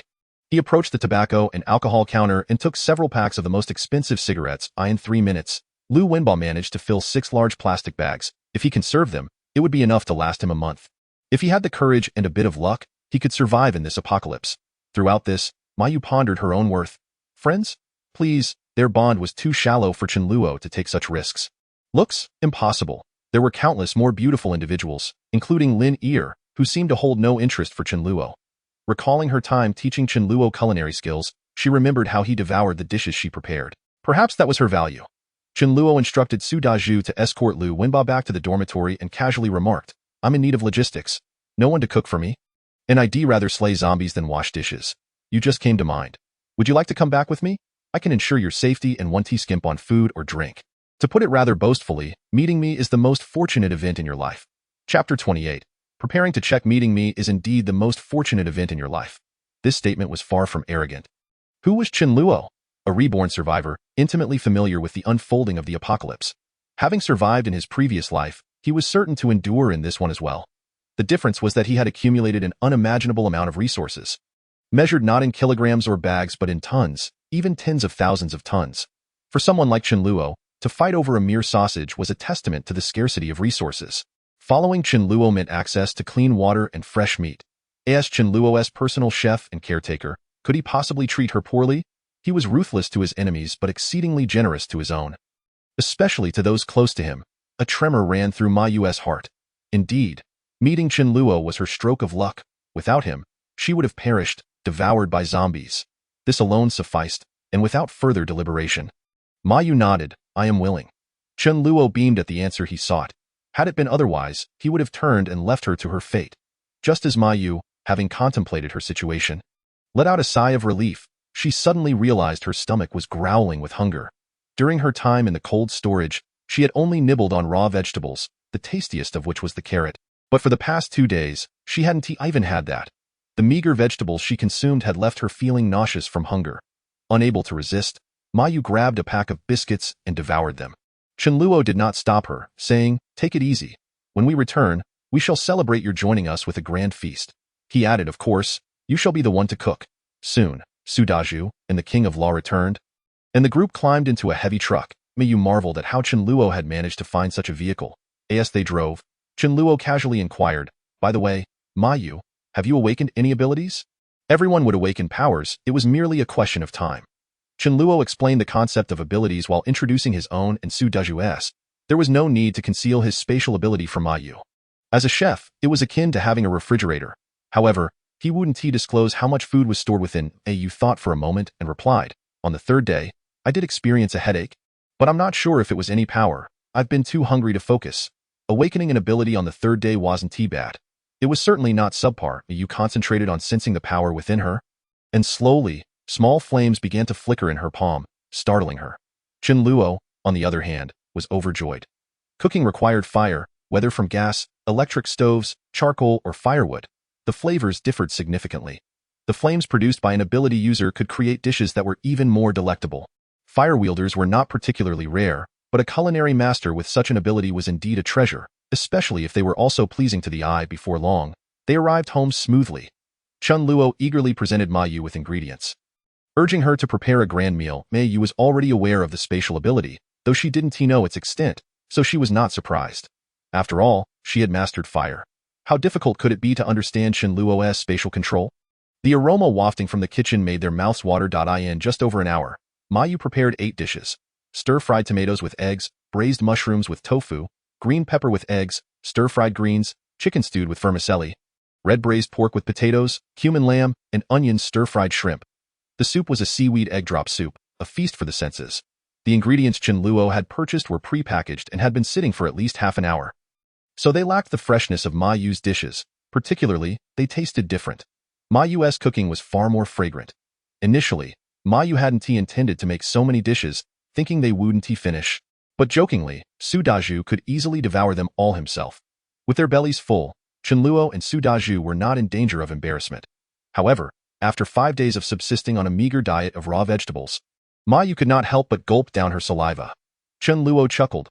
What are we waiting for? Let us dig in. He picked up a piece of tofu. Its tender and delicious texture brought tears to his eyes. Seeking out Ma Yu had proven to be the right decision.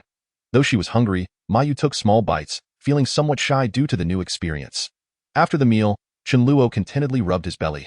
Relishing the satisfaction, Ma Yu, sensing her duty, began to clean up. Chen Luo gleefully thought that he would no longer have to wash dishes.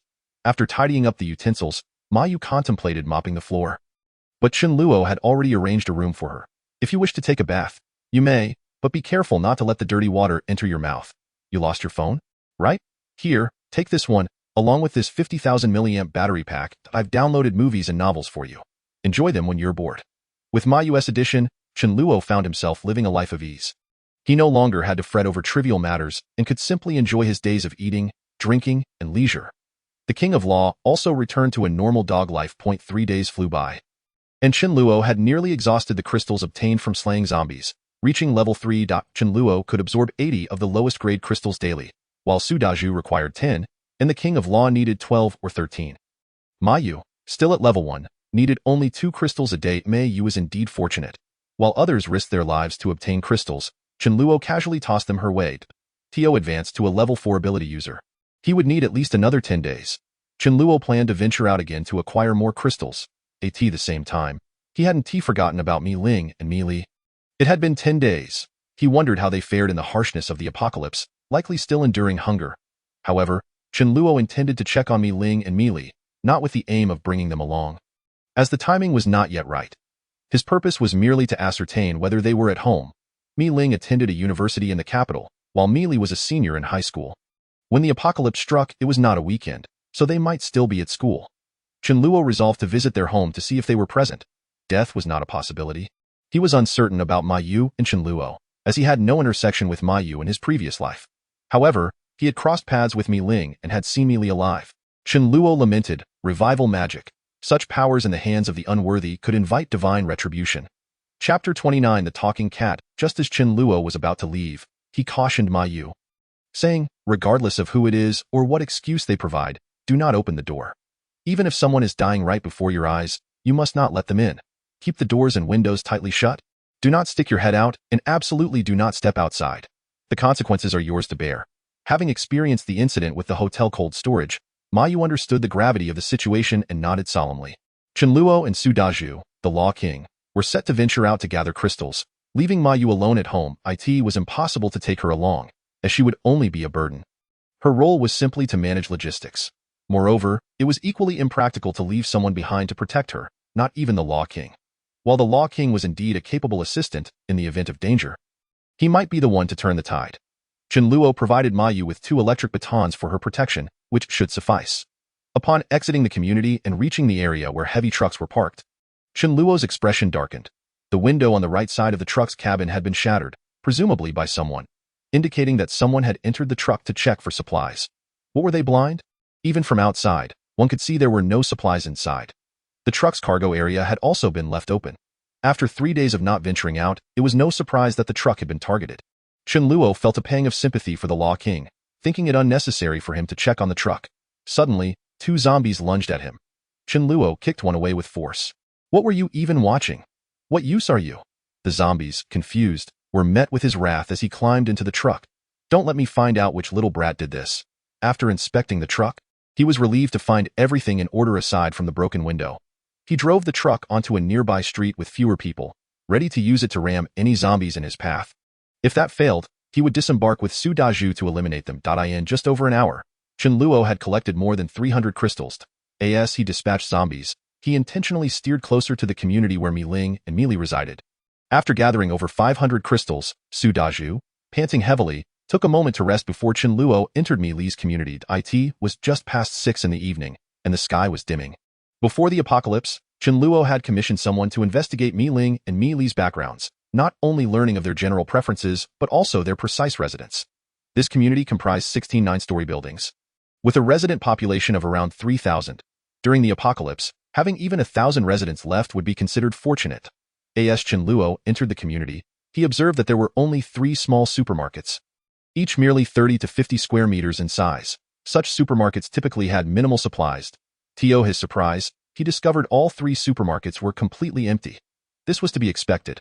Often, hunger was more terrifying than zombies, and there were always those bold enough to seek out supplies. Chen Luo chuckled softly. This was even better. If Mi Ling and Mi Li were at home without food, he was keen to see how they would cope. While dispatching zombies, he approached Building 8, gazing in the direction of Unit 201. This was Mi Ling and Mi Li's home. No lights were on in the unit, nor were any lights illuminated in the community, as there was a power outage. The curtains in Unit 201 were drawn tightly shut. Chen Luo squinted. Under ordinary circumstances, aside from when resting, few would close their curtains completely. When leaving home, one would not draw all the curtains. During the apocalypse, as long as someone was home, anyone with common sense would draw the curtains to protect themselves. Of course, it was impossible to solely rely on this to determine whether Mi Ling and Mi Li were at home. There were 2 ways to ascend: the elevator, which he immediately ruled out, and the stairs.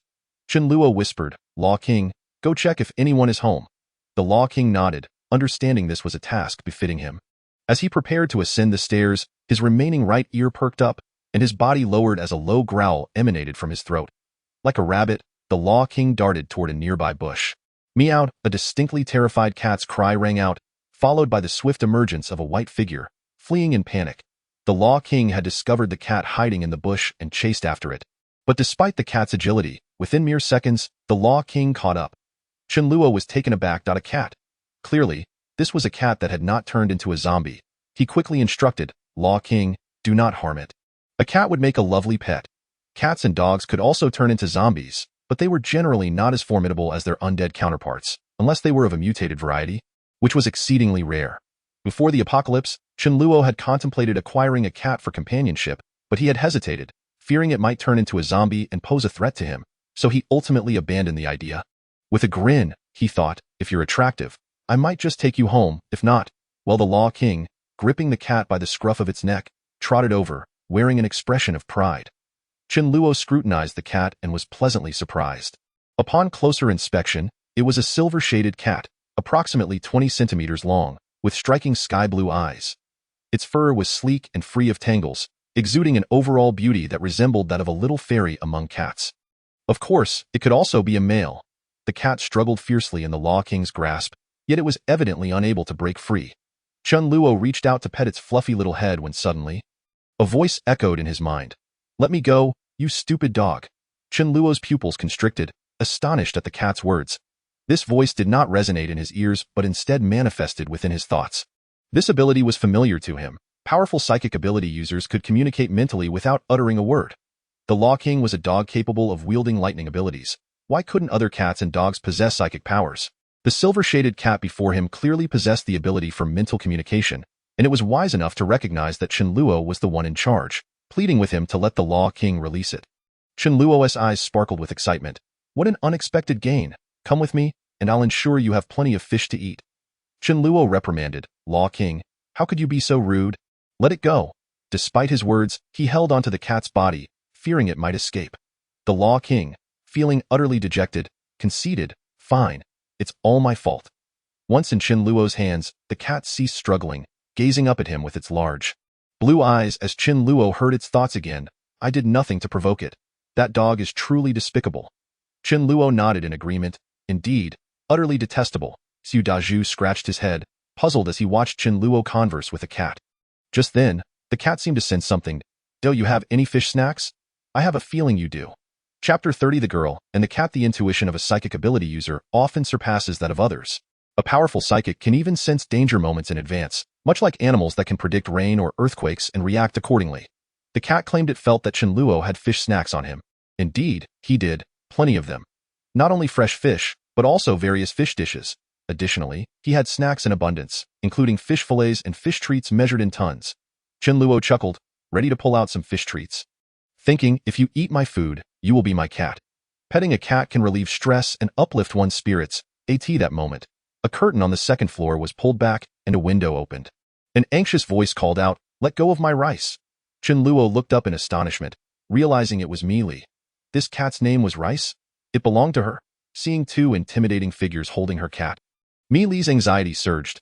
Her silhouette vanished from the window, but just over 10 seconds later, she burst through the door. Racing down from the second floor, Mi Li, visibly unsettled, warily regarded Chen Luo and Su Dazhu, but mustered the courage to snatch Rice from Chen Luo's grasp. He released his hold without resistance. Forcibly retaining Rice would only incite Mi Li's animosity. With Rice secured, Mi Li sighed in relief, not daring to linger outside. She softly apologized before turning to leave. Encountering Mi Li earlier than planned did not align with Chen Luo's original intentions. He had merely wanted to ascertain whether Mi Ling and Mi Li were at home. Rice suddenly struggled violently in Mi Li's arms, using its mental communication ability to convey, "Let me go. He has fish snacks and I want to eat. He's got fish snacks. He's not a bad person." Mi Li's cheeks twitched slightly, bewildered by this logic. However, Rice wriggled free from Mi Li's grasp, landing on the floor and looking up at Chen Luo with pleading eyes. Rice hadn't had any fish snacks in over a week. "Please, just give me one." Chen Luo quickly pondered the situation. Clearly, Mi Li was alone at home. Had Mi Ling been there, she would never have allowed Mi Li to come down alone. The sisters were not together. Could this be an opportunity to begin his pursuit with the younger sister? Naturally, he could not begin by showering her with resources. As Su Dazhu would know, excessive kindness often concealed ulterior motives. Chen Luo had initially planned to adopt a collaborative approach.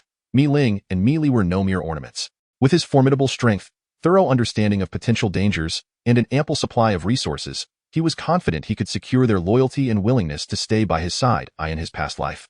Chen Luo had never encountered Rice the cat, nor had he heard of Mi Li and Mi Ling owning one, indicating that Rice likely perished along the way. The cat's intuition was impressively accurate, as it could sense the fish snacks on him. With this in mind, Chen Luo smiled at Rice, saying, "There's bound to be fish snacks at that large supermarket outside. Come on, I'll take you there." Chen Luo turned to Mi Li and suggested, "Shall we collaborate and search for supplies together?" Mi Li instinctively wanted to decline. She could not possibly venture out with two unfamiliar strangers. However, Mi Fan, disregarding her hesitation, eagerly nodded in agreement. Noticing Mi Li's reluctance, it encouraged her. "I can sense that this person harbors no ill intentions. You can trust him." Still wavering, Mi Li was eventually swayed by Mi Fan's insistence. "If you don't want to go, I will go with him. You can stay as usual, waiting at home for me to bring you food." Mi Li felt a pang in her heart at Mi Fan's words. For over a week, she had relied on Mi Fan, whose nimble and agile form had been instrumental in procuring supplies.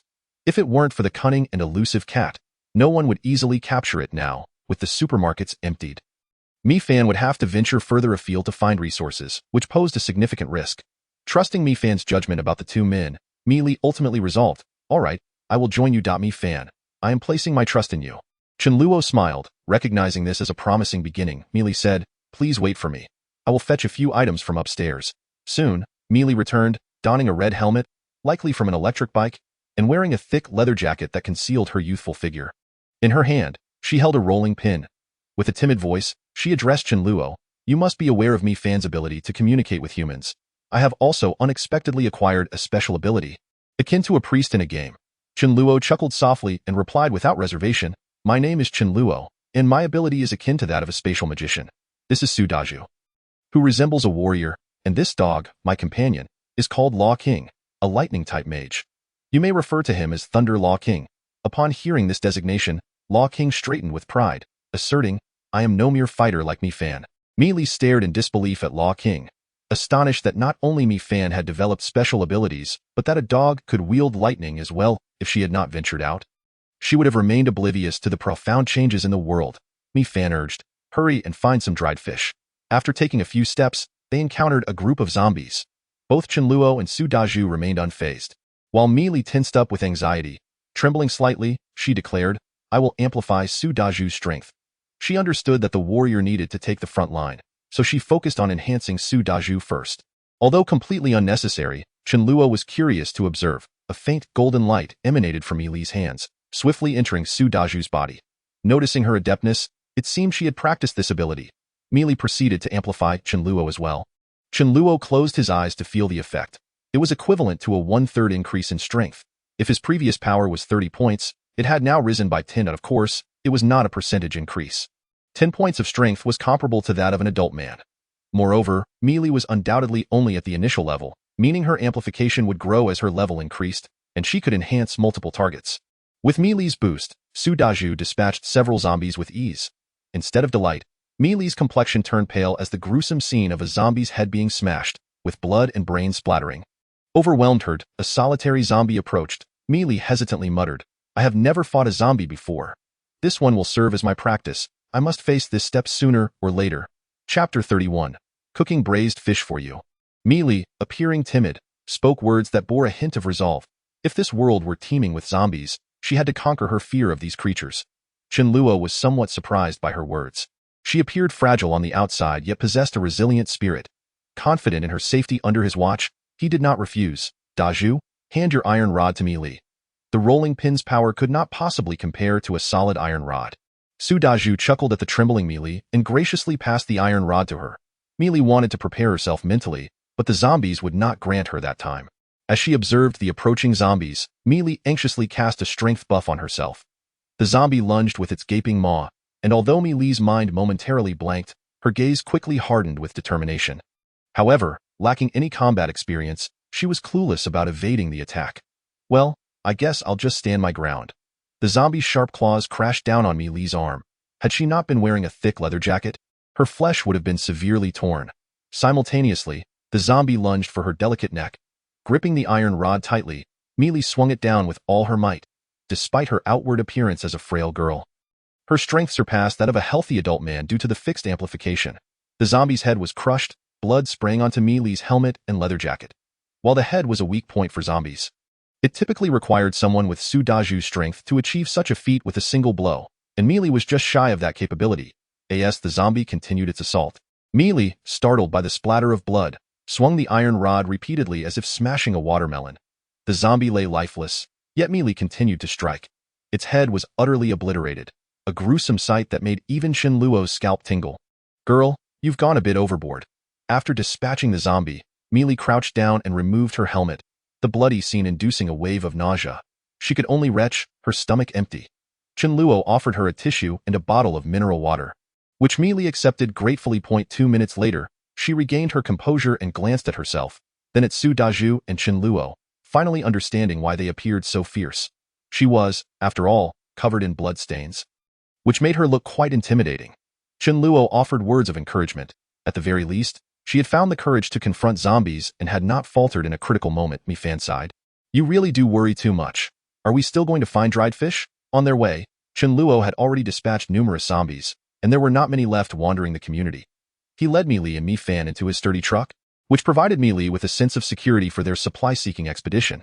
Nearby was a large shopping mall, the only one in the vicinity, with the second and third floors designated for groceries, ensuring an ample supply of resources. However, the primary goal was to foster some rapport with Meili in the truck. Chen Luo preemptively warned Meili, "What will we do if we encounter survivors in the mall?" Meili paused, considering, and replied, "With your and Dazhu's strength, you could eliminate many zombies. If there are survivors, they should be able to escape on their own." She continued, "I have observed that zombies are not particularly fast. Escaping is feasible. We are not saviors. They must rely on themselves." Were it not for their limited acquaintance, Chen Luo would have been tempted to pat her head. She spoke the truth. Relying on others is less effective than relying on oneself. One should not place hope solely in others. Would he be expected to escort her home and provide for her every need? Perhaps he should have Mayu share her experiences with Meili sometime. Before long, they arrived on the road adjacent to the mall, where numerous cars were stuck in traffic. Chen Luo assessed the situation and realized that they could not use the truck to crush zombies. Turning around would be inconvenient, and there were many electric bikes and uneven areas near the mall where the truck might get stuck. They would have to rely on their physical prowess to eliminate the zombies. Fortunately, it wasn't the weekend, and the outbreak had occurred early in the morning. There were not many zombies inside or around the mall, which was not situated in a bustling area. The mall's primary value lay in its ability to attract customers, thus boosting the surrounding real estate prices. Chen Luo instructed Meili, when we enter the mall, just amplify my strength. There's no need to boost Daju. He doesn't require it. Regardless of whether Meili amplified Su Daju or not, he would still be able to crush zombies with a single blow. As for Chen Luo, having reached the third level of ability, his strength, while slightly less than Su Daju's, was not far off. With Meili's amplification, he could also dispatch zombies with one hit. However, due to Meili's limited energy reserves, it would be more advantageous if she focused solely on enhancing him. Chen Luo handed Meili 2 electric batons for self-defense. Watching him conjure objects from thin air, Meili was filled with envy. Being a spatial magician was truly remarkable. Chen Luo also produced a hefty iron rod to aid in defeating zombies alongside Su Daju. The electric batons were becoming less effective for Chen Luo. Their utility would diminish further over time.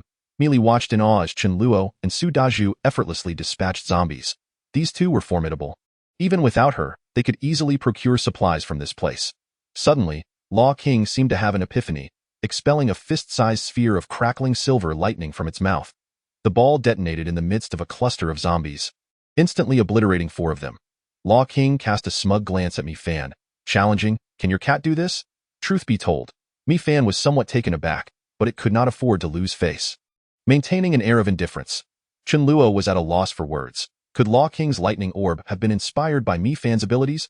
However, the amplification was minimal, as the lightning orb consumed significantly more energy than an electric arc attack. The first floor of the mall primarily sold clothing, with more staff than customers. The second floor contained snacks, while the third floor was dedicated to fresh produce, where the number of zombies was assuredly higher.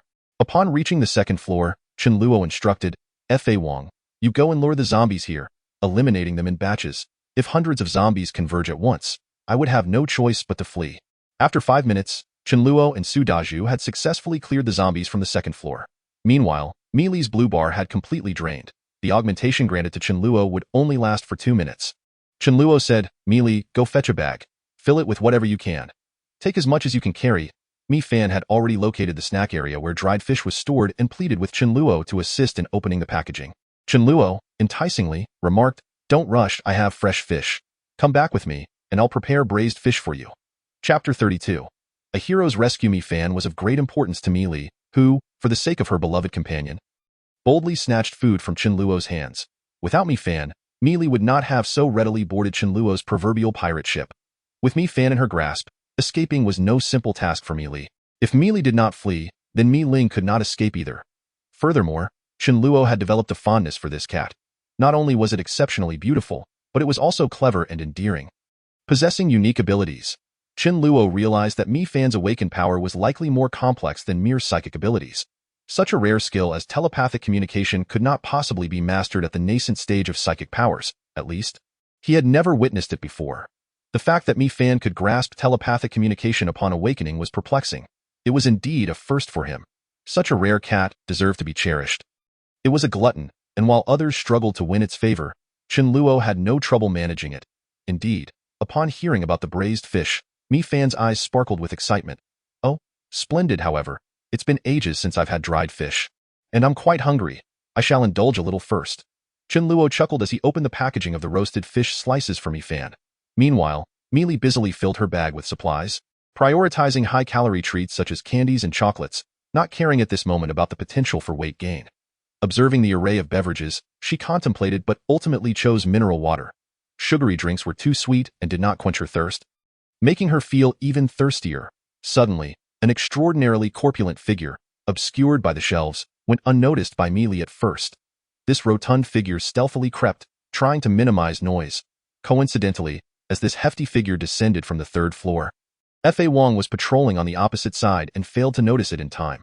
However, Fa Wang was the first to perceive this unusual presence. "Woof, woof!" Fa Wang urgently warned and swiftly made his way toward Meili. It was only with Fa Wang's alert that Meili, who had her back turned to the overweight figure, became aware of the uninvited guest. Upon seeing its face, she was immediately struck with terror, her complexion turning pale. The figure towered over 2 meters, resembling a massive ball of flesh, with its legs and neck almost entirely obscured. Its extraordinarily swollen belly dominated its form, and its skin resembled that of boiled pig intestines. filled with unsightly folds and an unsettling pale pink hue. While zombies could be somewhat terrifying, this rotund figure was undeniably a whole new level of fright. Anyone encountering such a ghastly visage for the first time would be utterly astonished. Meili attempted to flee but stumbled over the 2 hefty bags of food she had gathered. Fa Wang issued another warning and rushed toward her, but Chen Luo arrived even more swiftly.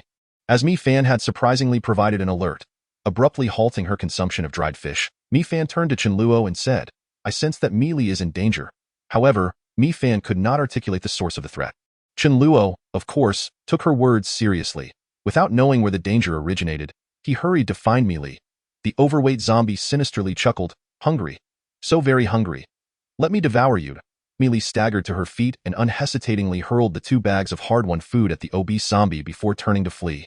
Just as she made her escape, still shaken, she collided with the approaching Chen Luo. Upon seeing the corpulent zombie, Chen Luo's pupils constricted, yet he calmly reassured Meili, "Stay behind me, do not be afraid. I am here." Though the terrifying figure loomed near, Meili found an inexplicable sense of calm upon hearing Chen Luo's words. Her once racing heart began to settle, gazing at the not particularly broad shoulders standing before her. She felt an odd sense of security. Chen Luo had not anticipated encountering another mutated being here. The odds were 1 in a million. After having dispatched so many zombies, encountering another was not all that surprising. Once a zombie reaches the first level, it gains a modicum of intelligence, and the higher the level, the greater the intellect. Chen Luo speculated that a virus within the zombies continuously evolved, enabling them to gain control. The rotund zombie before him, known in his previous life as the Devourer, was not uncommon. Its belly resembled a bottomless pit, capable of consuming and excreting simultaneously. The imagery was rather grotesque. Fortunately, the Devourer had not been continuously feeding. So Chen Luo was fortunate enough not to encounter the nauseating stench of its excrement. Among its peers, the Devourer was exceedingly formidable, strong in both power and defense, capable of using its bulk to charge and even self-detonate. The sight of its explosive demise, with flesh and entrails erupting, was utterly revolting to contemplate. Observing the figure's size, it appeared to be a level 3 zombie, not particularly tall but on par with Chen Luo. If it were any other level 3 ability user, or if Chen Luo lacked the skills he had mastered in his past life, even facing this Devourer at the same level would be quite troublesome. However, at this moment, it was merely a matter of a single sword strike. The Void Sword began to materialize slowly in Chen Luo's hand when Fa Wang arrived, unleashing a lightning ball he had just learned behind the Devourer. While the lightning ball was effective against ordinary zombies, its considerable energy cost made it less efficient than using an electric arc. However, its high single-target damage proved somewhat useful against the corpulent zombie. The lightning ball detonated behind the Devourer, injuring its back, but it was far from a serious wound. Fa Wang was at level 2, while the Devourer was at level 3, with the latter excelling in defense. The Devourer angrily turned to roar at Fa Wang, providing Chen Luo with the opportunity to strike with the Void Sword. There might be someone capable of blocking Chen Luo's not-so-solid Void Sword, but it certainly did not include the level 3 Devourer before him. The Devourer was cleaved in 2, as if severed by a chainsaw. It had no chance to use its self-detonation ability before it fell lifeless. Chen Luo turned to shield Meili's eyes, softly saying, "Do not look. Its corpse is quite revolting." His voice had a hypnotic quality, compelling Meili to involuntarily shut her eyes. At that moment, her mind was filled with the image of Chen Luo wielding the Void Sword. It was simply, incredibly handsome. How could he be so dashing? With a single stroke, he had vanquished the terrifying creature. Meili allowed Chen Luo to lead her by the hand, guiding her to another location. As she opened her eyes, she couldn't help but gaze at Chen Luo. Previously, as he battled zombies, covered in blood and grime, Meili did not perceive him as particularly handsome. Yet now, she suddenly realized just how striking her brother Chen Luo truly was. Chen Luo also glanced at Meili, noticing her face inexplicably flush. He was taken aback, thinking to himself, "Goodness, who would have thought that the appearance of this Devourer would yield such a powerful effect?" Although the trope of a hero saving a damsel in distress was somewhat cliché, the results were undeniably effective. Chapter 33. I shall pet you. Bald zombies, in comparison to humans, had diminished visual acuity but significantly heightened auditory and olfactory senses. If there were any survivors within the mall, it would be nearly impossible to evade the attention of the Devourer. Unless there were heavily reinforced iron doors, it would be futile to expect to withstand the might of such a powerful, tool-using creature. It seemed unlikely that any survivors remained in the mall.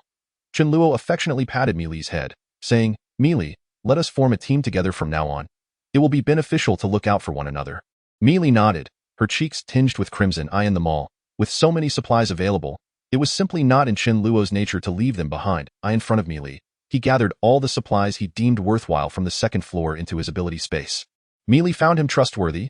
Although Chen Luo had not teamed up with her or Mi Ling in his past life, he had interacted with them and understood Meili's character.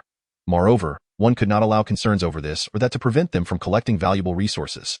Originally, core members of the team would inevitably be exposed to some aspects of the ability space. Meili did not dwell on it. She simply gasped in awe at the wonders of spatial magic, her small pink mouth slightly agape. Ascending to the third floor, they encountered no more mutated beings, only ordinary zombies. After a brief skirmish to eliminate them, Chen Luo surveyed the supplies on the third floor. The vegetables had wilted significantly but were still barely edible. Chen Luo decided to take them. If he wouldn't consume them, they could still be traded with others. Not everyone was as picky as he was. Even such subpar vegetables would be treasures in their eyes. However, the meat was beyond salvage, having spoiled entirely in the summer heat. Without refrigeration, meat would spoil within 3 days. Meili discovered a cabinet containing fresh pig trotters and, with persistent hope, retrieved a moldy piece, only to be met with disappointment upon sniffing it. It was utterly spoiled. Such a pig trotter would be a blessing only if one were fortunate enough to avoid a stomach upset. Meili sighed deeply, lamenting her uncertain chances of ever enjoying braised pig trotters again. Chen Luo, watching her from the side, chuckled softly, choosing not to reveal his intentions just yet, preparing to surprise Meili. Let us go. It is time we leave. The entirety of the supermarket had resources primarily on the second and third floors. The other levels were filled with clothing, entertainment venues, restaurants, and cinemas. Meili nodded in agreement. Chen Luo continued, Meili, why not come by my place to get acquainted, and perhaps share a dinner? Had it not been for their experience in the mall, Meili would have surely declined. However, now she hesitated. It was not that she was unwilling. Rather, she wanted to remain home in case her sister returned. What if her sister came back and couldn't find her? How frantic would that be? Mitsai expressed her belief that Meiling is certainly not dead, feeling an instinct that Meiling will return to find her. Meili is uncertain whether this is true, yet she is willing to believe it. Otherwise, she cannot fathom how unbearable a world without her sister would be. If it weren't for the lack of food at home, Meili would undoubtedly choose to stay put, waiting for her sister's return, rather than accompany Chen Luo. With a conflicted expression, Meili said, Brother Chen Luo, I also wish to go, but I must wait for my sister. If not, I will go once she returns. Chen Luo had previously promised Mitsai to take her out for braised fish, and Meili hesitated, while Mitsai was eager to go. Mitsai urged Meili, did you not leave a note at home? Meiling will not worry if she sees it, and I have a feeling she will not return today. Only those who could communicate with her soul could hear Mitsai's words. Upon hearing this, Meili resolutely asked, Brother Chen Luo, your home is not far, right? Chen Luo provided the address. It was indeed not far.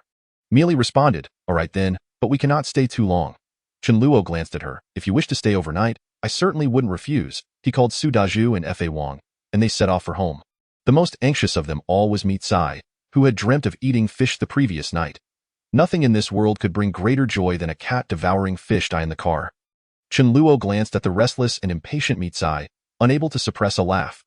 This cat was truly remarkable, able to sense danger. Although her ability was still modest, it was already astonishing. However, why had Mitsai not sensed Fa Wang's bite? After some contemplation, Chen Luo arrived at an answer. It simply did not qualify as danger. Rather, it was a fortunate opportunity. Soon, they arrived at Chen Luo's home. He did not require Mayu to open the door, as he possessed a key. The room was enveloped in darkness, and Mayu, who had been attentive to the sounds at the door, quickly realized when someone entered the house. Upon seeing Chen Luo and the others, she let out a sigh of relief. However, her surprise grew when she spotted Meili. How could a simple outing result in bringing back such a stunning young lady? Chen Luo smiled and introduced. Meili, this is Sister Mayu. You can call her Yujia.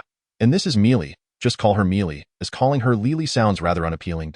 Meili politely greeted. Hello, Yujia. Mitsai insisted. Fish, fish, fish.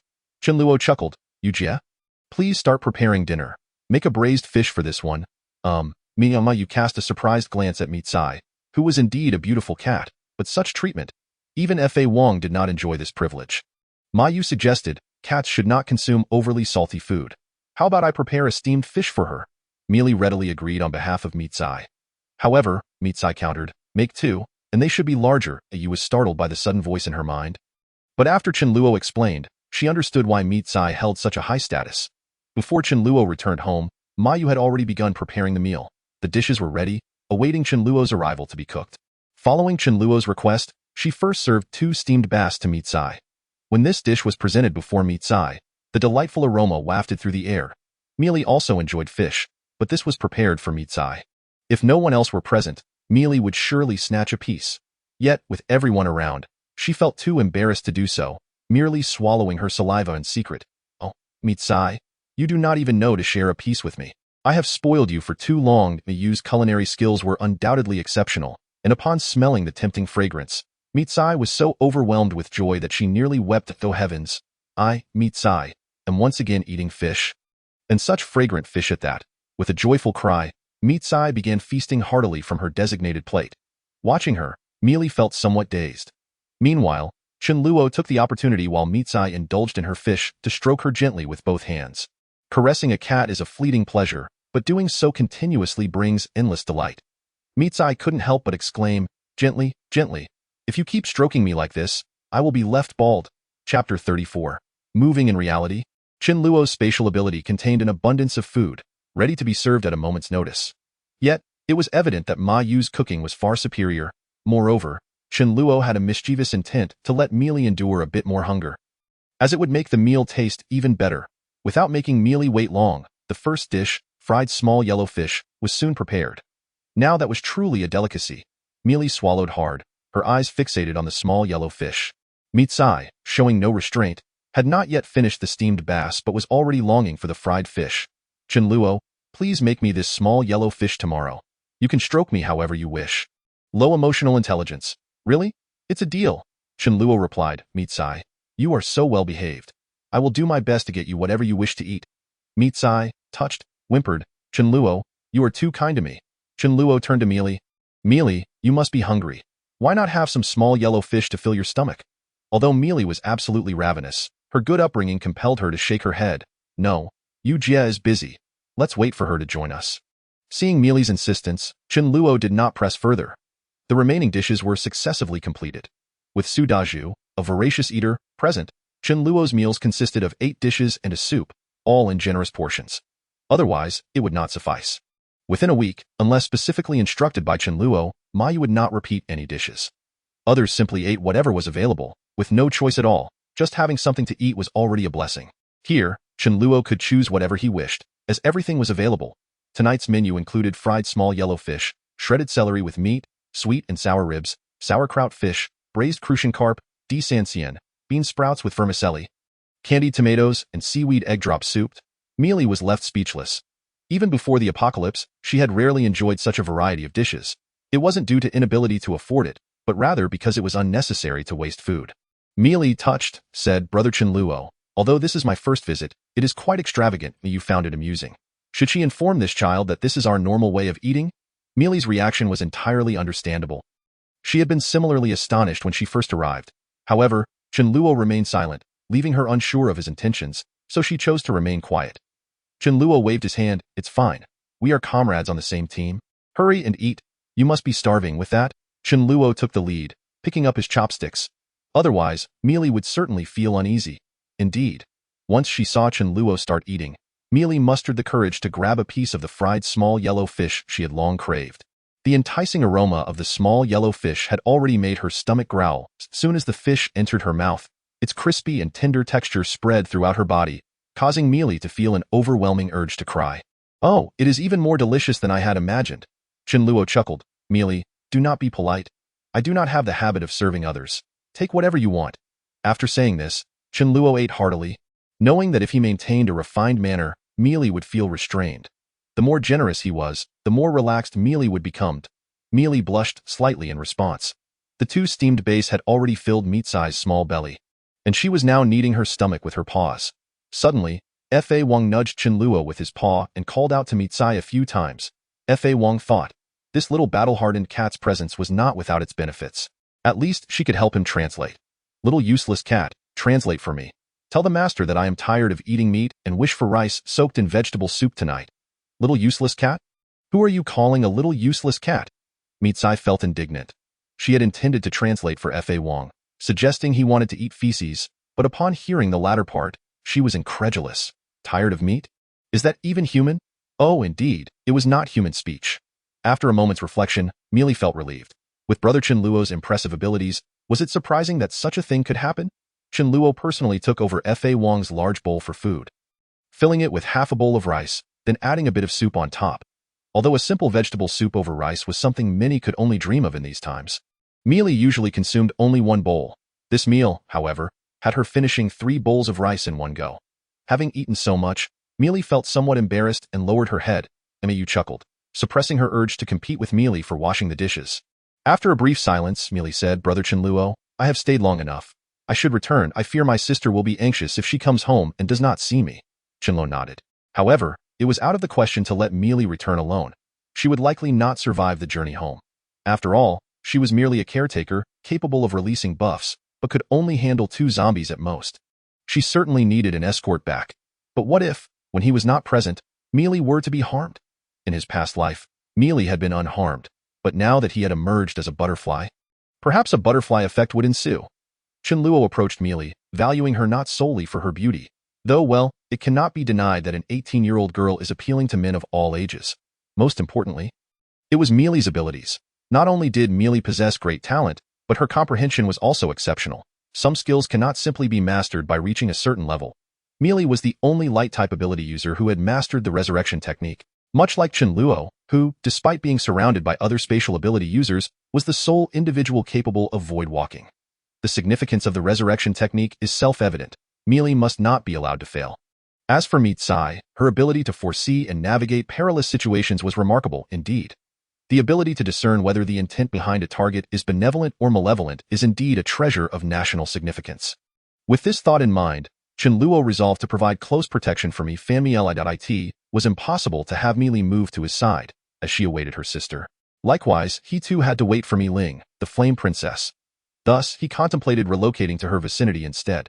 He said, Mealy, where I reside is of little consequence. How about we, along with Dezhu and Sister Yu, move to your place? Surely, there must be vacant houses near you, and it would be beneficial for us to look out for one another. Initially taken aback, Mealy's face soon lit up with delight as she exclaimed, That sounds wonderful, this IS&T mutual assistance. It is clearly Chen Luo Gugu taking care of me. Chen Luo chuckled and declared, Dezhu, Sister Yu, let us tidy up. We are preparing to move. In this assembly, Chen Luo was undoubtedly the pivotal figure. Although Ma Yu felt a twinge of reluctance to leave the familiar surroundings, she readily agreed without hesitation. Chapter 35. Ghost, why did you take so long to arrive? The relocation was merely a temporary measure, for Mealy's abode was not suitable for permanent residence, nor was it fitting as a gathering point. With Chen Luo, a spatial ability user, overseeing the move, it could not be simpler. Anything that needed to be transported could be effortlessly tossed into the ability space. Miu packed cooking utensils, seasonings, and daily necessities, while Chen Luo and Su Dezhu only brought along a few articles of clothing. In less than 5 minutes, they had completed their preparations. The cab of the truck was spacious, accommodating 4 individuals, a cat, and a dog without feeling cramped. Inside, Su Dezhu was engrossed in a historical drama. Seizing the opportunity to indulge in a binge watch on his phone, Mi Fan curiously crouched behind Su Dezhu to watch. A sultry voice emanated from the phone. Ghost, why did you take so long to arrive? Amused, Su Dezhu chuckled foolishly, while Mi Fan watched with rapt attention. Mealy, however, felt a pang of envy. Her phone had long run out of battery and was nothing more than a brick.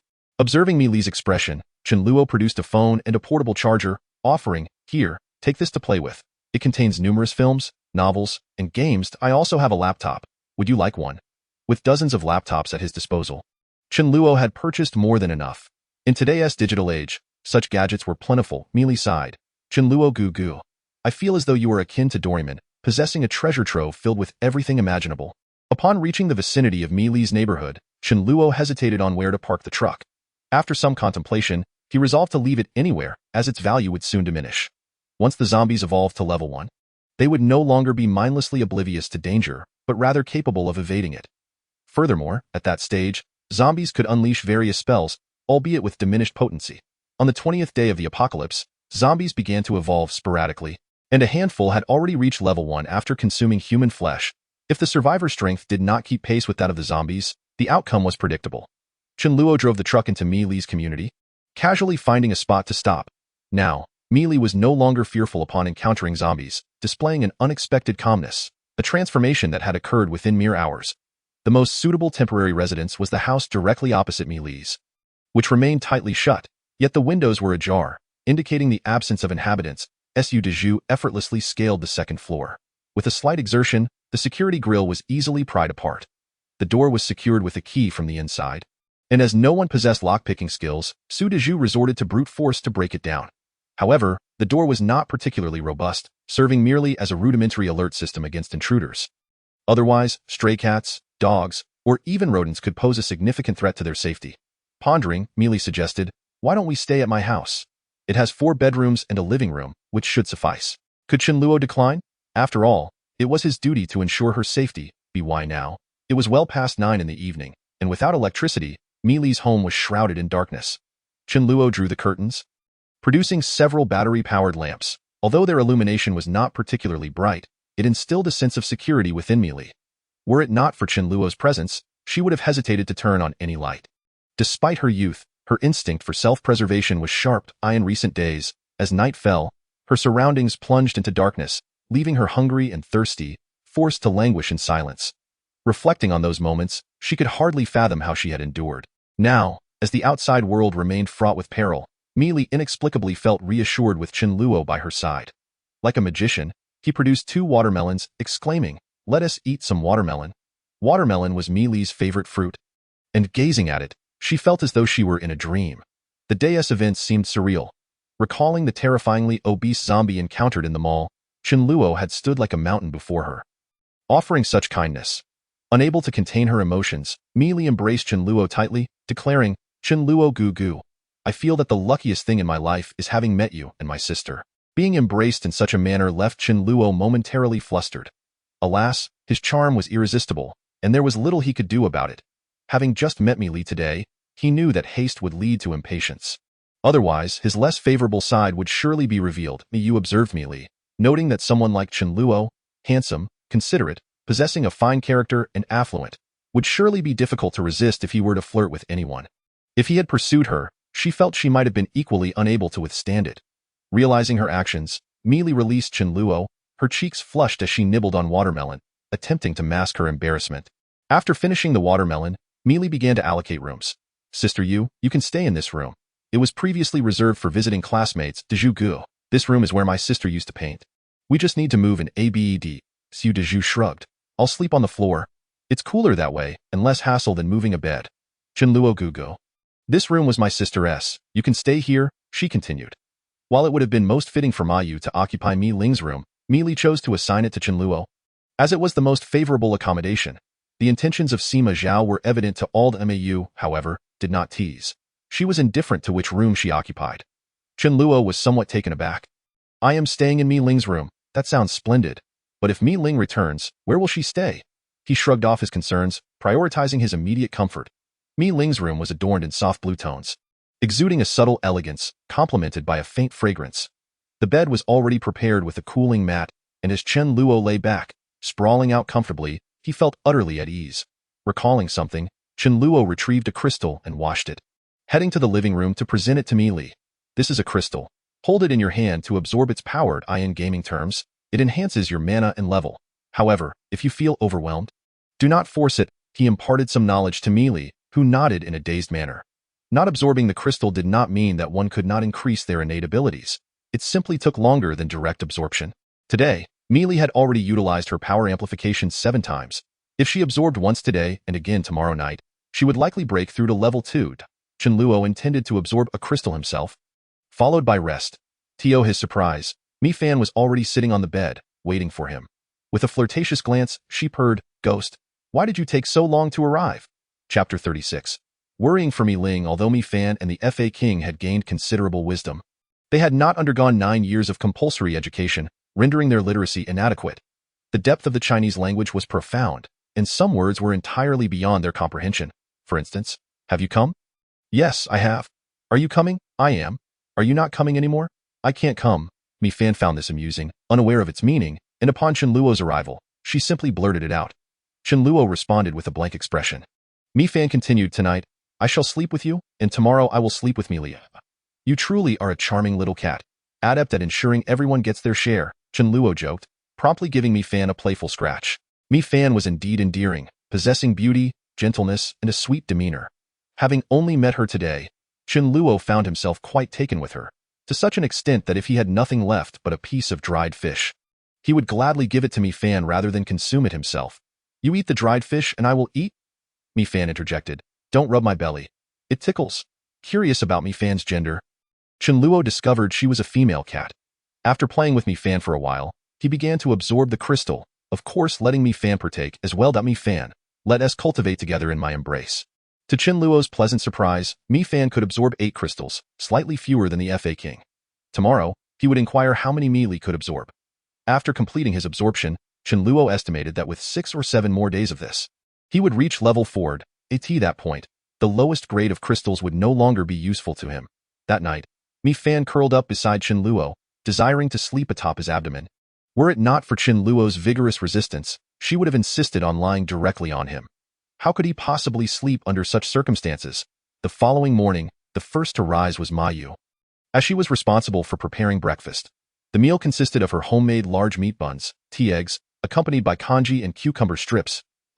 One could not expect too much. After all, it was the apocalypse. Chen Luo yawned as he took a seat at the dining table. Once the meal was finished, Mayu would handle the cleanup. The ease of having food served to him was a delightful experience. Chen Luo inquired, Mi Li, how many crystals can you absorb? Mi Li replied 9. Is that a bit low? The Fa King, munching on a meat bun, mused, it is indeed a bit low, 1 less than a dog. Chen Luo smiled, reflecting on how, at the first level, he was able to absorb 9 blocks, a remarkable achievement indeed. After finishing their meal, it was only natural to indulge in some leisure activities. What else could they do? Chen Luo retrieved the battery he had purchased along with his study materials, connecting the electrical supply from Mi Li's home to the battery, thus enabling the use of appliances such as the refrigerator and television. However, he decided against utilizing the air conditioning, as it was not a silent model. Su Daju continued to immerse himself in his television drama, while Chen Luo set up a desktop computer to engage in some AAA gaming. In terms of experience, nothing quite matched the desktop computer. To be honest, the enjoyment derived from many single-player games was hardly inferior to that of online games, and single-player games did not require an internet connection. A large-scale game could easily provide Chen Luo with a month's worth of leisurely entertainment. Moreover, he possessed the capability to copy every game available on the market, with thousands of game discs at his disposal. Occasionally, Mi Li would watch Chen Luo play, chat with Mayu, or simply scroll through her phone, but she often gazed out of the window, concerned for Mi Ling if only her sister could return safely. Then she would have no other desires. Mi Li, a senior in high school, chose not to attend school as the college entrance examination approached in early June, opting instead to prepare for it in the comfort of her home. Although Mi Ling's university was local, they had a dormitory due to the considerable distance between the school and their home, one being in the east of the city and the other in the west, requiring 4 to 5 hours of travel each day. If classes were sparse, she would return home. If not, she had no choice but to stay on campus. When the apocalypse erupted around 9 o'clock, Mi Ling had just finished a class and decided to use the restroom. Had she been in a densely populated area during the incident, the consequences could have been dire in the chaos of the zombie outbreak. Mi Ling panicked, but as the zombies were preoccupied with their gruesome feast, she managed to escape the classroom and hide in a small grove on campus. Although the university town was situated on the outskirts, a considerable distance from the city center, the presence of 5 universities, along with small vendors and nearby residential areas, meant that the number of zombies was not insignificant in the grove. Mi Ling unexpectedly awakened her fire abilities. Yet she felt no joy. Her thoughts were consumed with worry for Mi Li's safety. Had Mi Li become a zombie? Had she encountered any danger? Consumed with anxiety, Mi Ling longed to sprout wings and fly home. It is worth noting Mi Ling's prowess. Being the sole guardian of her younger sister, they were 2 vulnerable young women, both strikingly beautiful. Without means of self-defense, their situation would be perilous. Mi Ling had diligently trained in self-defense techniques, making her formidable even before the emergence of her abilities. Had Chen Luo met Mi Ling prior to the apocalypse, he would likely have found himself at a disadvantage. She reminded herself to remain calm. As long as her sister was safe, her own urgency to return home would not lead to her demise. After 2 arduous days, endowed with both self-defense skills and newfound abilities, Mi Ling finally found an opportunity to escape from the university. Setting her sights on home, rather than taking a direct route through the bustling city, which would undoubtedly be suicidal, she planned to circumvent the outskirts, taking a long detour back home, a journey of nearly 300 kilometers. Upon exiting the school, Mi Ling encountered 4 fellow students, 3 boys and 1 girl, who recognized her, the campus belle. The allure of Mi Ling's extraordinary beauty and her figure, which prompted many admirers, naturally drew them to her. These classmates, seeking to escape the zombie-infested school, had no specific destination in mind and decided to accompany Mi Ling on her quest home.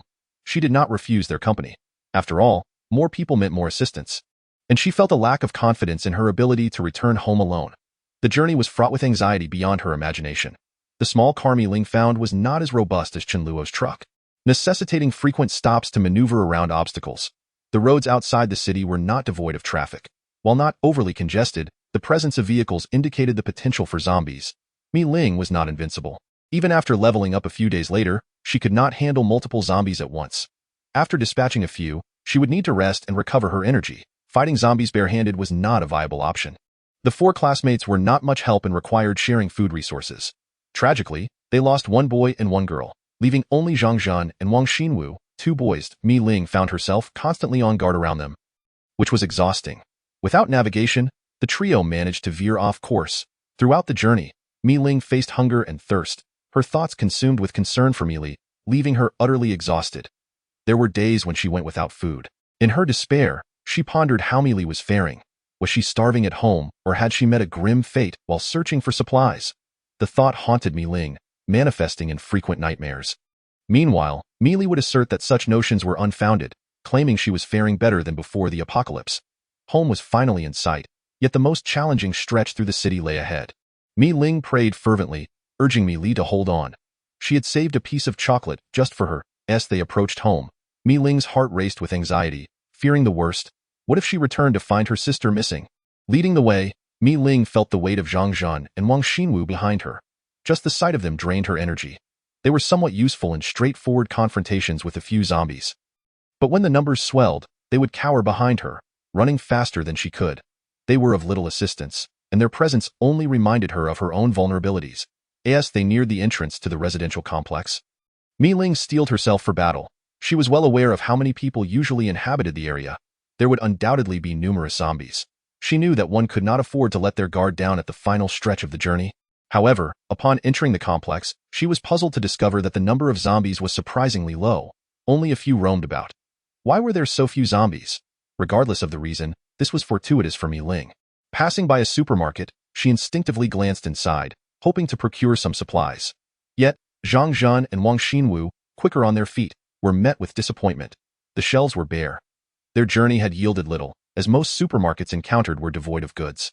Only one had offered supplies in the previous days, while the rest were either empty or swarming with zombies, which they dared not enter. This was understandable. While zombies were terrifying, starvation was an even graver threat. Those bold enough could clear out an entire supermarket in a matter of trips. With little time to dwell on such thoughts, Mi Ling dashed to her apartment building, where the absence of zombies allowed her to call out with abandon. Mi Li, are you there? How about some barbecue tonight, Yujia? Are you up for it? Chen Luo suggested, craving a change of flavor, suddenly recalling that it had been over half a month since he last enjoyed barbecue. Paired with chilled beer, it would be delightful. He had even prepared a barbecue grill, stocked with a variety of spices. Yu responded with a smile. I may not rival the top barbecue chefs, but I assure you it won't be inferior to what you find outside. I'll start marinating the ingredients right away. Just let me know what skewers you want, she added. However, we can't cook at home. The smoke would be too much. Chen Luo replied contentedly, no worries, we can barbecue on the rooftop. Should anyone discover them, Chen Luo remained unperturbed. Any minor inconveniences paled in comparison to the joy of a barbecue feast. Just as he was about to ask Su Dazhu and Mi Li what skewers they desired, a voice rang out from downstairs. Mi Li jolted with surprise, her face lighting up with uncontainable joy as she exclaimed, It's my sister. My sister is back. In her casual attire of slippers, denim shorts, and a short-sleeved shirt, she hurriedly raced down the stairs. Chen Luo silently mused, after such a long wait, you've finally returned, Mi Ling. He followed closely behind me. As Mi Li sprinted down, she called out excitedly, Sister, I'm here. Upon hearing her sister's voice, Mi Ling was equally ecstatic, and soon, Mi Li emerged from the building. Without a moment's hesitation, she opened her arms and leapt toward Mi Ling. The two sisters embraced joyously. Zhang Zhan and Wang Xinwu stood in stunned silence at the sight of Mi Li. Sister Mi Ling is a campus beauty, but her sister Mi Li is equally stunning. One of them thought, wow, if I could win over this pair of sisters, I'd be on cloud 9. Chen Luo glanced over and was taken aback to see not only Mi Ling but also 2 refugees, no, 3, including Mi Ling herself. After days without bathing, exposed to the elements, struggling with inadequate food and drink, and plagued by anxiety, Even the most breathtaking beauty would appear weary. Mi Ling, at that moment, bore the marks of exhaustion. With dark circles under her eyes and lackluster hair, a mere shadow of her former elegance. Her face was smudged with dirt. This was a consequence of the conditions, but also a deliberate choice by Mi Ling to disguise herself, minimizing potential troubles. Yet her remarkable figure remained captivating. Chen Luo's presence immediately alerted Zhang Zhen and Wang Xinwu. Who is this guy? Why is he with Mi Li? I don't recall hearing about Mi Ling having a brother or older sibling. Mi Ling, catching a glimpse of Chen Luo, instinctively regarded him with caution. Mi Fan, nestled lazily in Chen Luo's arms, meowed softly at Mi Ling, having sensed that Mi Ling would be safe all along. Mi Fan felt no worried. Mi Li beamed. Sister, this is brother Chen Luo. He took great care of me while you were away. Mi Ling's furrowed brow relaxed slightly at the mention of care. She was curious about the nature of that care. However, seeing Mi Li in good spirits reassured her that her sister had indeed been well looked after. Furthermore, Mi Fan was comfortably nestled in Chen Luo's embrace. With Mi Li safe, a significant weight lifted from Mi Ling's heart. Upon their initial encounter with Mi Tsai, Zhang Zhen and Wang Xinwu resolved in their hearts to cultivate a favorable relationship with her. However, Mi Ling had remained rather aloof and difficult to engage. Perhaps they could approach Mi Tsai instead. Or perhaps directly win her over. Mi Tsai appeared utterly unblemished, leading them to believe her pristine condition was merely a result of staying indoors. Her complexion was rosy, possibly due to the joy of reuniting with her sister Mi Ling. With no further thoughts on the matter, they speculated about Mi Tsai's state of hunger. After all, their journey had vividly illustrated the significance of sustenance. They decided to generously present some tokens of goodwill. Just as Zhang Zhen was preparing to charm Mi Tsai, Wang Xinwu took the initiative. Wang Xinwu cautiously extracted a crumpled bag of bread from his pocket. Revealing 3 slices within, he extended it towards Mi Tsai, saying, Mi Tsai, dear sister, you must be hungry. Here, take this bread. Mi Tsai glanced at the wrinkled bread, speechless. With an awkward smile, she replied, No, thank you. Wang Xinwu, mistaking her politeness for reluctance, gritted his teeth and produced a single corn sausage. Typically sold for a mere yuan. Mi Tsai, please don't be shy. Bread paired with sausage is a perfect match. Zhang Zhen stared in shock at Wang Xinwu, exclaiming, What are you doing? Finding supplies outside is a challenge, especially with the danger of encountering zombies in the supermarkets. Are you out of your mind?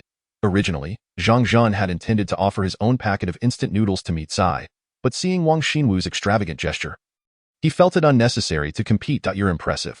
I shall refrain from joining and I'll focus on winning over Mi Ling. Noticing Mi Tsai's lack of interest in accepting the offerings, Wang Xinwu was momentarily taken aback. Mi Tsai, why won't you eat? Chapter 38. The living dog. Suddenly, 2 individuals approached, inquiring if she was hungry. Mi Tsai did not recognize them. Had it not been for her sister's introduction, she would have swiftly departed. Even with Chen Luo present, Mi Tsai would never accept food from strangers. Furthermore, Zhang Zhen and Wang Xinwu had not bathed in over 10 days, their incessant running around emanating a foul odor that nearly overwhelmed Mi Tsai. They continued to encroach upon her space, prompting her to nearly weep. Please, step back. I'm truly not hungry. Mi Ling was about to retrieve the chocolate she had saved, but given the scarcity of food throughout their journey, she hesitated. However, seeing Mi Tsai's vibrant complexion, rosy and fair, indicated that she had been living quite comfortably. In stark contrast, Mi Ling felt like a shadow of her former self. She scrutinized Chen Luo once more. His attire and demeanor suggested that, without her own appearance for comparison, she might have mistaken him for an ordinary gentleman out for a stroll. Had he truly cared for her sister so well? Mi Tsai's refusal to accept Wang Xinwu's offering left him feeling quite awkward. Are you really not hungry? You're missing a chance. When you do feel hungry, it may be too late. Mi Tsai, feeling embarrassed, said, Sister, let us go inside. Chen Luo observed with a smirk. So, even the illustrious Ling Yanji has moments of disarray. Not recognizing her at first, Mi Ling expressed her gratitude. Hello, I am Mi Ling. Thank you for taking care of my sister. Mi Ling remained cautious around Chen Luo, but nonetheless, she acknowledged that her sister had indeed been well looked after, without any harm coming to her. Chen Luo replied with a gentle smile, I am Chen Luo. Mi Ling reached out to embrace Mi Fan, having missed her dearly over the past days, and was relieved to find her safe. Yet, Mi Fan turned away, rejecting the embrace, communicating through their mental connection. Ah, go away. You haven't bathed in days, you're filthy, and I can't get dirty because of you. It's fine if I get dirty, but if Chen Luo carries me and I dirty him, that would be unacceptable. Upon hearing Mi Fan's words, Mi Ling initially displayed disbelief. Mi Fan can talk, but soon her expression darkened. Is this your way of saying you are not rejecting me out of disdain for my dirtiness, but rather concern for getting Chen Luo dirty? I am your owner. Mi Ling was perplexed as to why Mi Fan had seemingly turned against her after their half-month separation. Despite her astonishment at Mi Fan's abilities, Mi Ling kept her voice down. She cast a glance at Zhang Zhan and Wang Xinwu, contemplating her discontent. After all, their presence had been more of a hindrance than a help on their journey, often leaving her to face dangers alone while they cowered behind her. Reflecting on her past decisions, she regretted having taken on such burdens, determined not to let them weigh her and her sister down further. Zhang Zhan and Wang Xinwu were blissfully unaware of her internal turmoil, cheerfully following behind. Our cohabitation with the campus beauty is about to begin. Living together will surely foster affection, Mi Ling cautiously inquired. Is there any food left at home? She too felt hungry, having planned to seek supplies after reuniting with her sister. The supermarkets were devoid of provisions, but surely there would be something salvageable within their community. A few rooms left abandoned by their former owners could yield some rice to sustain them for a while. Chen Luo chuckled lightly. Of course, there's food. Plenty of it. But unless you, Mi Ling, agree to follow my lead and call me Big Brother, you won't be getting any. Chen Luo called out loudly, Ma Yu. Isn't there's some rice left at home? Please cook some. After all, it would be ungracious not to provide a meal for Mi Ling. Her sister, Mei Yu, had certainly noticed the commotion downstairs, but had refrained from intervening. Upon hearing Chen Luo's request, she paused momentarily. Aren't we preparing for a barbecue? But she quickly grasped Chen Luo's intentions. All right, I'll cook some right away. The presence of another woman in the household reassured Mi Ling somewhat. Chen Luo added, just don't wash the rice. As we can't waste water. Typically, when Chen Luo and the others consumed rice, they would rinse it, but for Mi Ling and her companions, it was unnecessary. Given meat-sized presence, having something to eat was more than sufficient.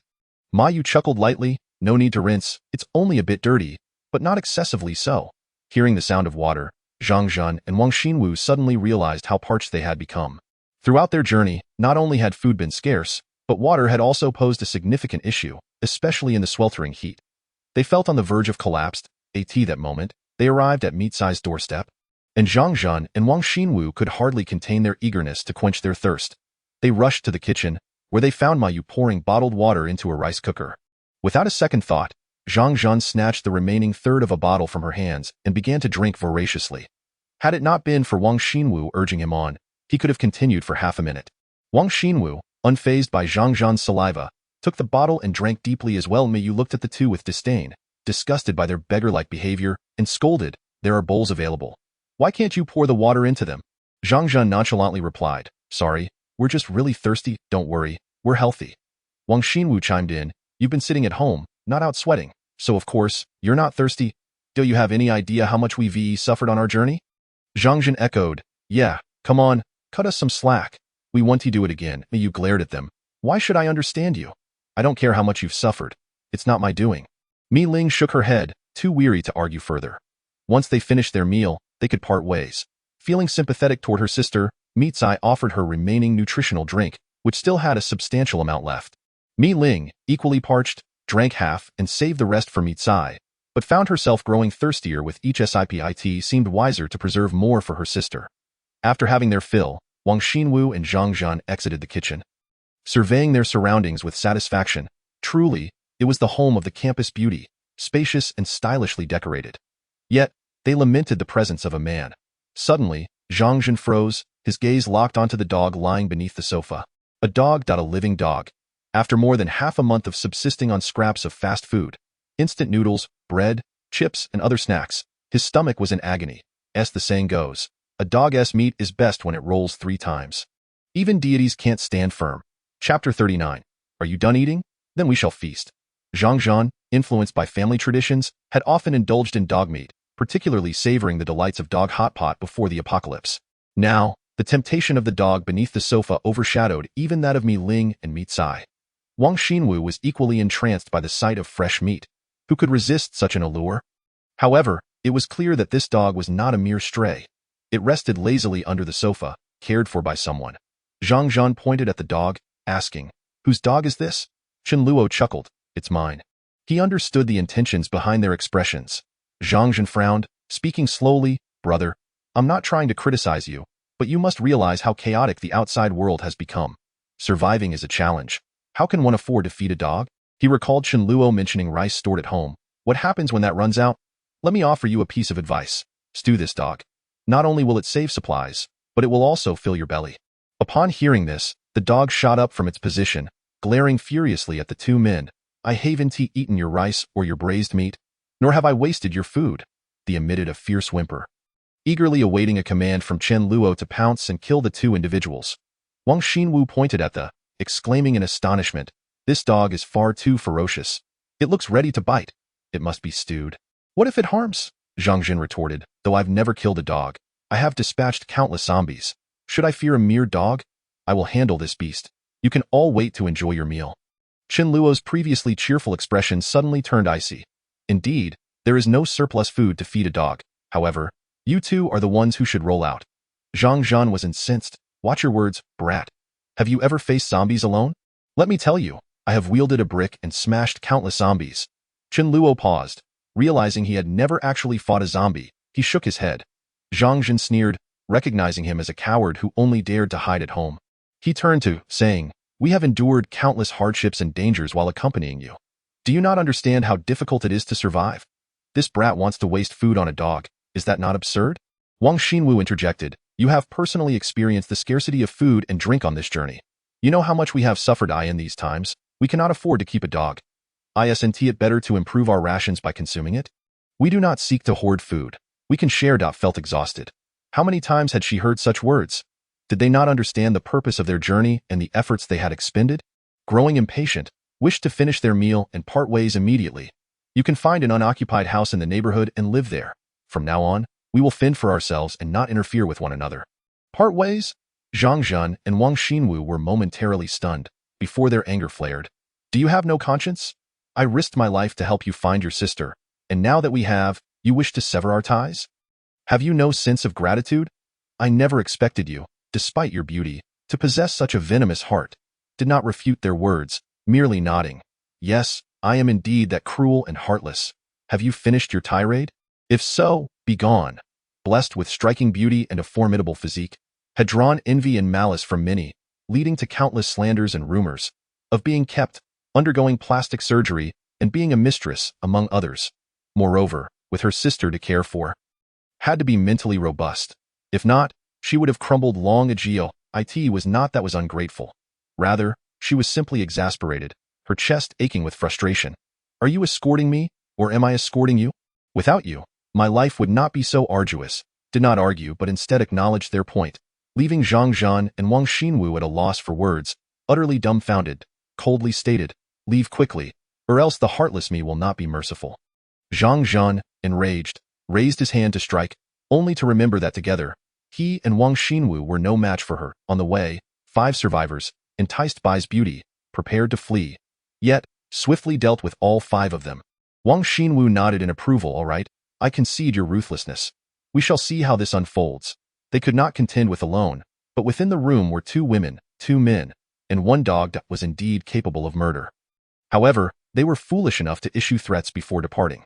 Chen Luo patted his head, subtly indicating the direction of the 2 men, whispering, "Let them die far away, or we will have to collect their bodies." They trotted downstairs after the 2, clearly not ruthless enough, was hesitant to sever ties with them decisively. She scrutinized them, wondering if it was delivering dog meat. Upon reaching the ground floor, she saw the 2 men enter a nearby unit. There was no choice but to eliminate them. The thought of using its mouth to bite them was utterly revolting.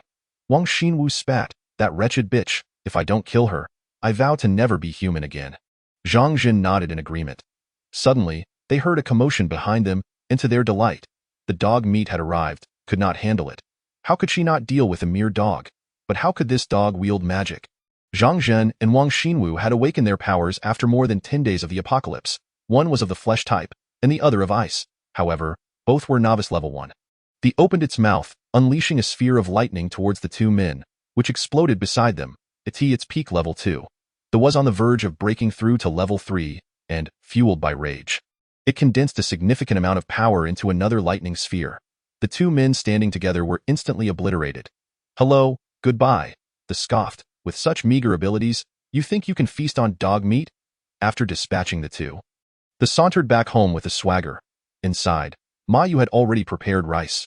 Though it was merely plain rice, the aroma wafting through the air made nearly unable to resist. It had been many days since she had tasted anything cooked. Filled a large bowl with rice, realizing there were no pickled vegetables to accompany it, you had not prepared much rice. just enough for 3 small bowls, but it was not scant, as typically consumed only 1 bowl. Yet, surprisingly, she devoured all 3 bowls clean. The others watched eat and felt a pang of sympathy for her sister. Setting down her chopsticks, contentedly remarked, "I apologize for eating so much, but rest assured, with me around, obtaining food will not be difficult." Planned to scour each household for rice and flour, ensuring would never go hungry. She would repay what had consumed from Chen Luo double. Chen Luo replied, "Oh, you've finished? Have you? Then we shall begin our meal." Chapter 40. All for your sister's good, himph. Unless behaves like calling him brother and obeying him, Chen Luo would not treat her to any lavish meals. Otherwise, she could continue eating rice daily. You are not yet my sister. With capabilities, even if Chen Luo refused to provide, could still find rice and flour, but the journey would not allow her much time. Was taken aback. You haven't eaten yet? Her face flushed. I'm sorry. It seems I've eaten all the food. Is there enough rice left? If not, I can go find some now. You stifled a laugh, wondering if that little rice was enough to fill a gap in their teeth, especially the unwashed kind, which Chen Luo would not even touch. Chen Luo waved his hand dismissively. No need. We have plenty of food. Yujia, come here. I need to discuss the dishes we'll prepare. Chen Luo approached the refrigerator, retrieving the ingredients for the dishes planned for lunch. Yujia, let us skip the barbecue for now. Today we'll make mapo tofu, hand-torn cabbage, spicy and sour shredded potatoes, boiled meat slices, spicy chicken cubes, oil-braised shrimp, spicy crab, and beef with cabbage. The soup will be a simple tomato and egg soup. You nodded. But if we're making these dishes on short notice, it will take at least over an hour to finish. Chen Luo smiled. No problem. We can serve them one by one. Cooking was Ma Yu's task, and she didn't mind how many dishes she prepared. She relished the opportunity to pass the time. Chen Luo then turned to, saying, "Come, let us go to your room. I have something to discuss with you." Obediently stood up from the sofa, following Chen Luo to her room, furrowed her brow. Being alone in a room with a male was concerning. Yet, Chen Luo could not possibly make a move on her sister while she was present. Could he? If he had that intent, he would have acted long ago and not waited until now. She planned to seize a moment to talk with and learn more about this so-called brother Chen Luo. Chen Luo led to the balcony attached to the room, stood in the corner, while Chen Luo leaned against the wall in a manner akin to a wall slam. S face flushed with embarrassment. Chen Luo began, "By staying with your brother, you will never worry about food or drink. You can eat whatever you desire, right?" Nodded. "And being with your brother means you are safe. You need not fear anything, correct?" Nodded again. Chen Luo smiled as he ruffled hair. "Because is obedient, clever, and capable, your brother treats you well. But what about your sister? Will she listen to me?" Pondered. Her sister had always been strong-willed and was unfamiliar with Chen Luo, so it was unlikely she would heed his words. Chen Luo continued, "Let me ask you, between me and your sister, if you had to choose one to lead us better through this life, who would it be?" Did not need to think twice. Of course, it would be you. Brother Chen Luo, why sister rushed back from school, starving, and ate 3 bowls of unwashed rice. Just looking at her pains my heart. And then there's brother Chen Luo, who has a that is already tired of eating meat. My sister's life is worse than that of the. There's simply no comparison.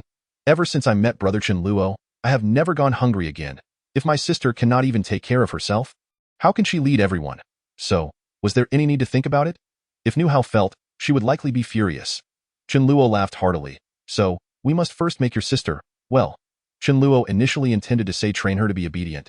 But it sounded too sinister. Let us have her comply with me. Otherwise, if a conflict arises between your sister and me at a crucial moment, it may lead to irrevocable consequences, and by then, it will be too late. Nodded solemnly. Yes, we must ensure my sister listens to you. Chen Luo grinned. Until your sister obeys me, I will not share my resources with her. Otherwise, she would consume my food and drink while rebelling against me, which would be utterly foolish. Mealy found it quite reasonable. Chen Luo, satisfied, patted Li's shoulder and said, "Therefore, let her watch us eat later. She will only be given food when she behaves. Remember, we are doing this for her own good." Li concurred. This is for sister's benefit. With Chen Luo's scheme successfully executed, they exited the room together. This moment, Mi Ling began to sense something amiss.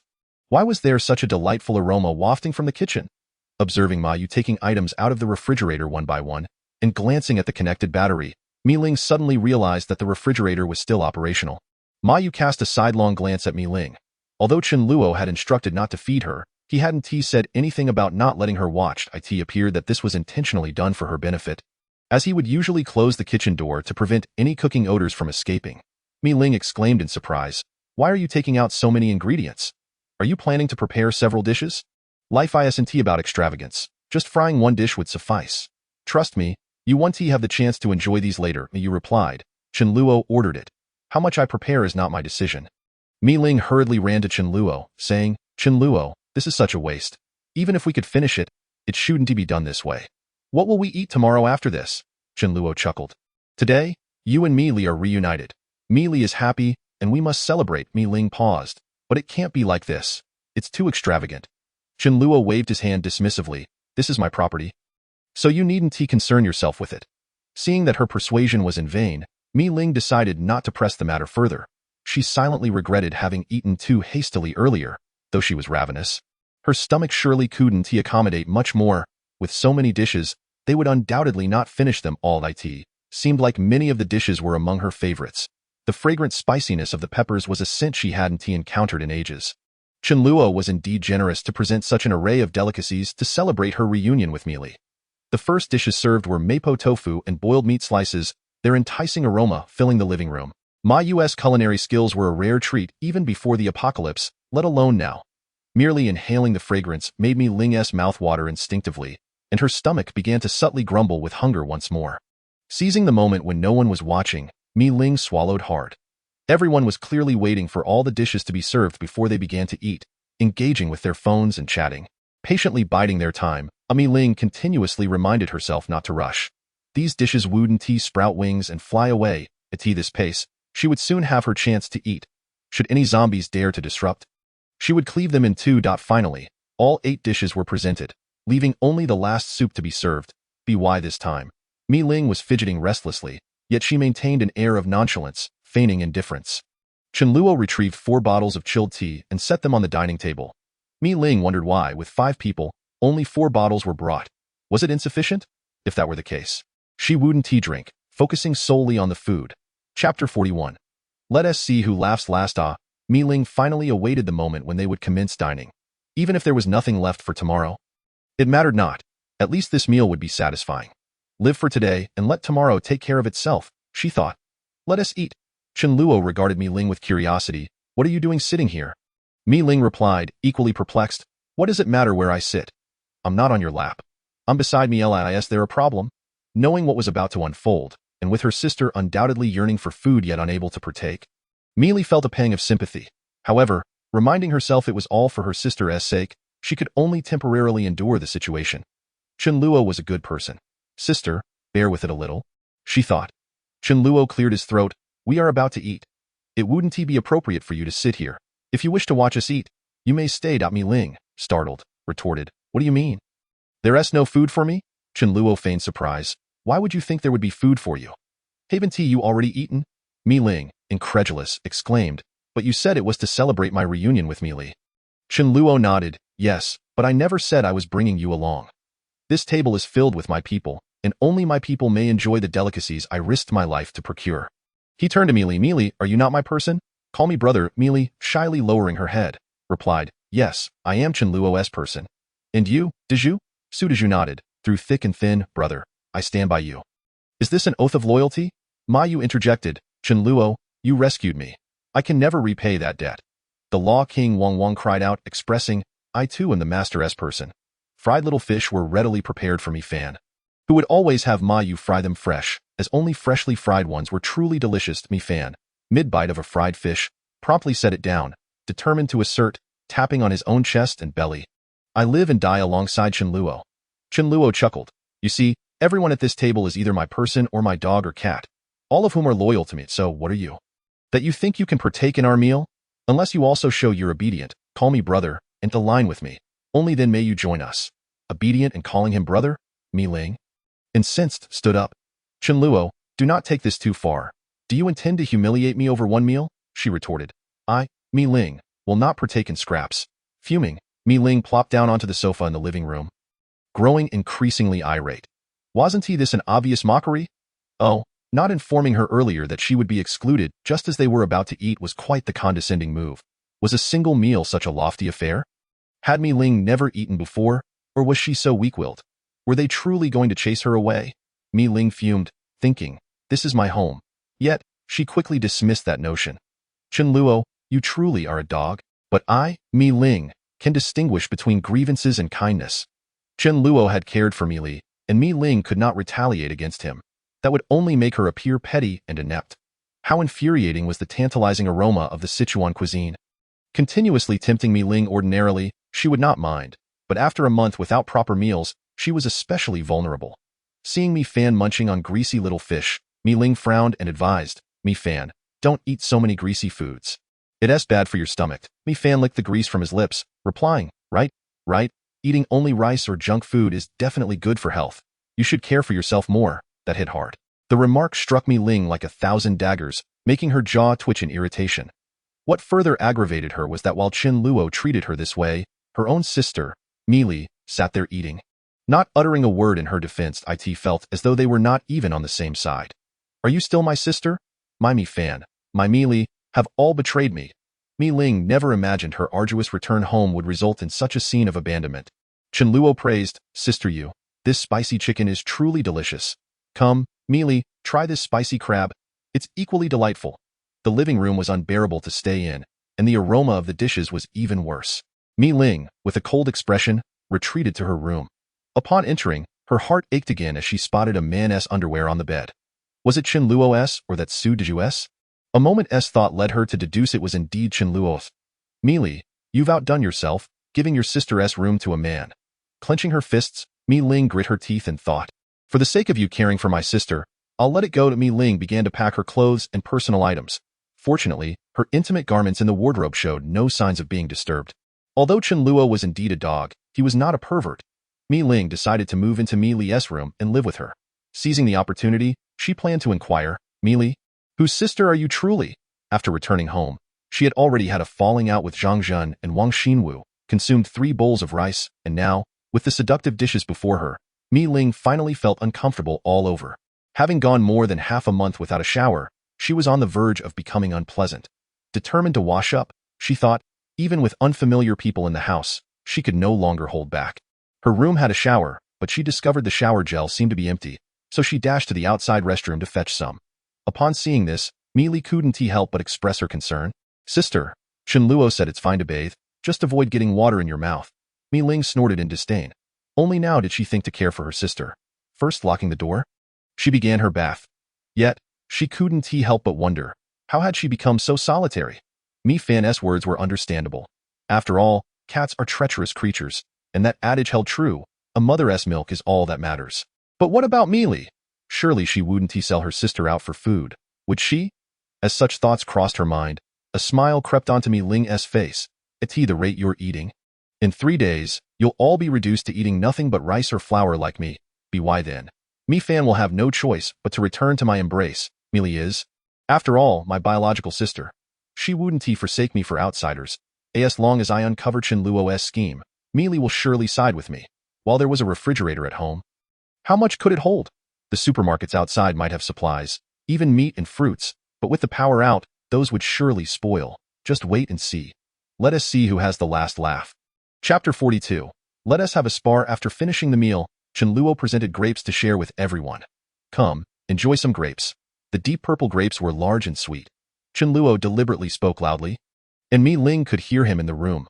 Grapes? This was Mi Ling's favorite fruit. Mi Ling swallowed hard, but feigned disdain. Surely they were frozen grapes that had been stored for who knows how many days, lacking freshness and flavor. After her shower, Mi Ling changed into a long black dress suitable for lounging at home, revealing her originally fair skin and captivating beauty. She let out a long sigh. Feeling much more comfortable all over, except for her stomach, Mi Ling began to tidy up her belongings, preparing to move to Mi Li's room. Once she finished packing, she stepped out of her room. In the living room, Ma Yu was taken aback upon seeing Mi Ling.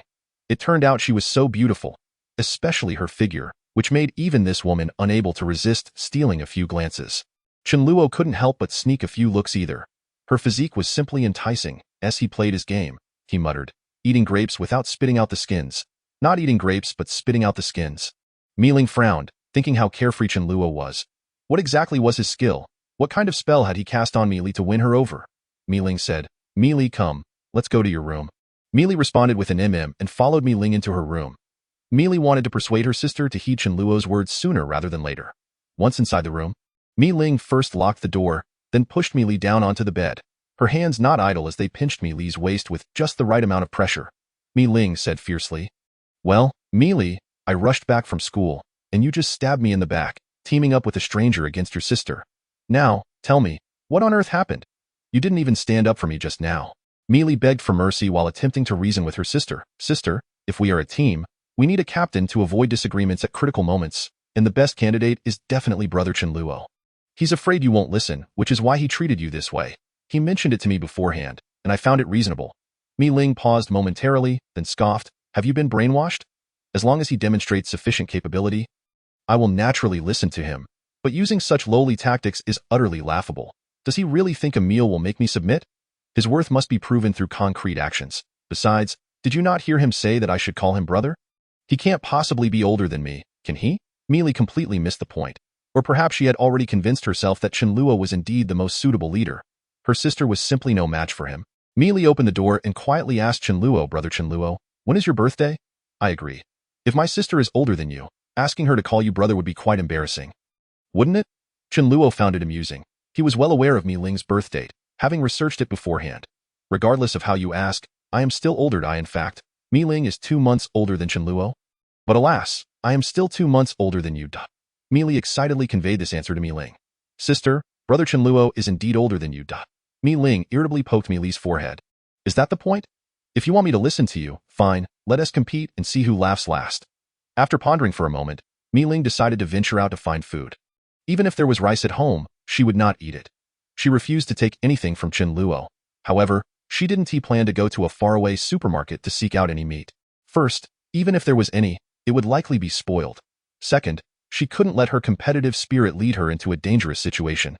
She couldn't afford to die. Her sister still relied on her.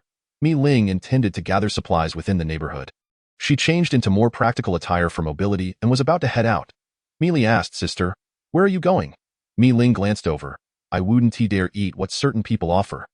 I'll just look around the neighborhood myself. Going out to search for supplies? Meili couldn't help but worry. What if danger struck? Meili insisted, Sister, I want to go with you. Chen Luo had no reason to stop Mi Ling from going out, nor could he prevent Meili from following her. Searching within the neighborhood should pose little danger. Chen Luo advised, take Mi Fan with you. If there's any danger, she can give an early warning. F.A. Wang, you follow them from behind. Chen Luo signaled F.A. Wang, indicating that he need not intervene unless they encountered danger. Meili was aware of F.A. Wang's strength and felt pleased. Although Chen Luo kept her sister in check, he still cared for her. Mi Fan, cradled in Chen Luo's arms, watched him play games, pointing out his prowess with a sigh upon hearing Mi Ling's words. Why not get along with Chen Luo? Alas, women can be so willful. F.A. Wang was equally disinterested.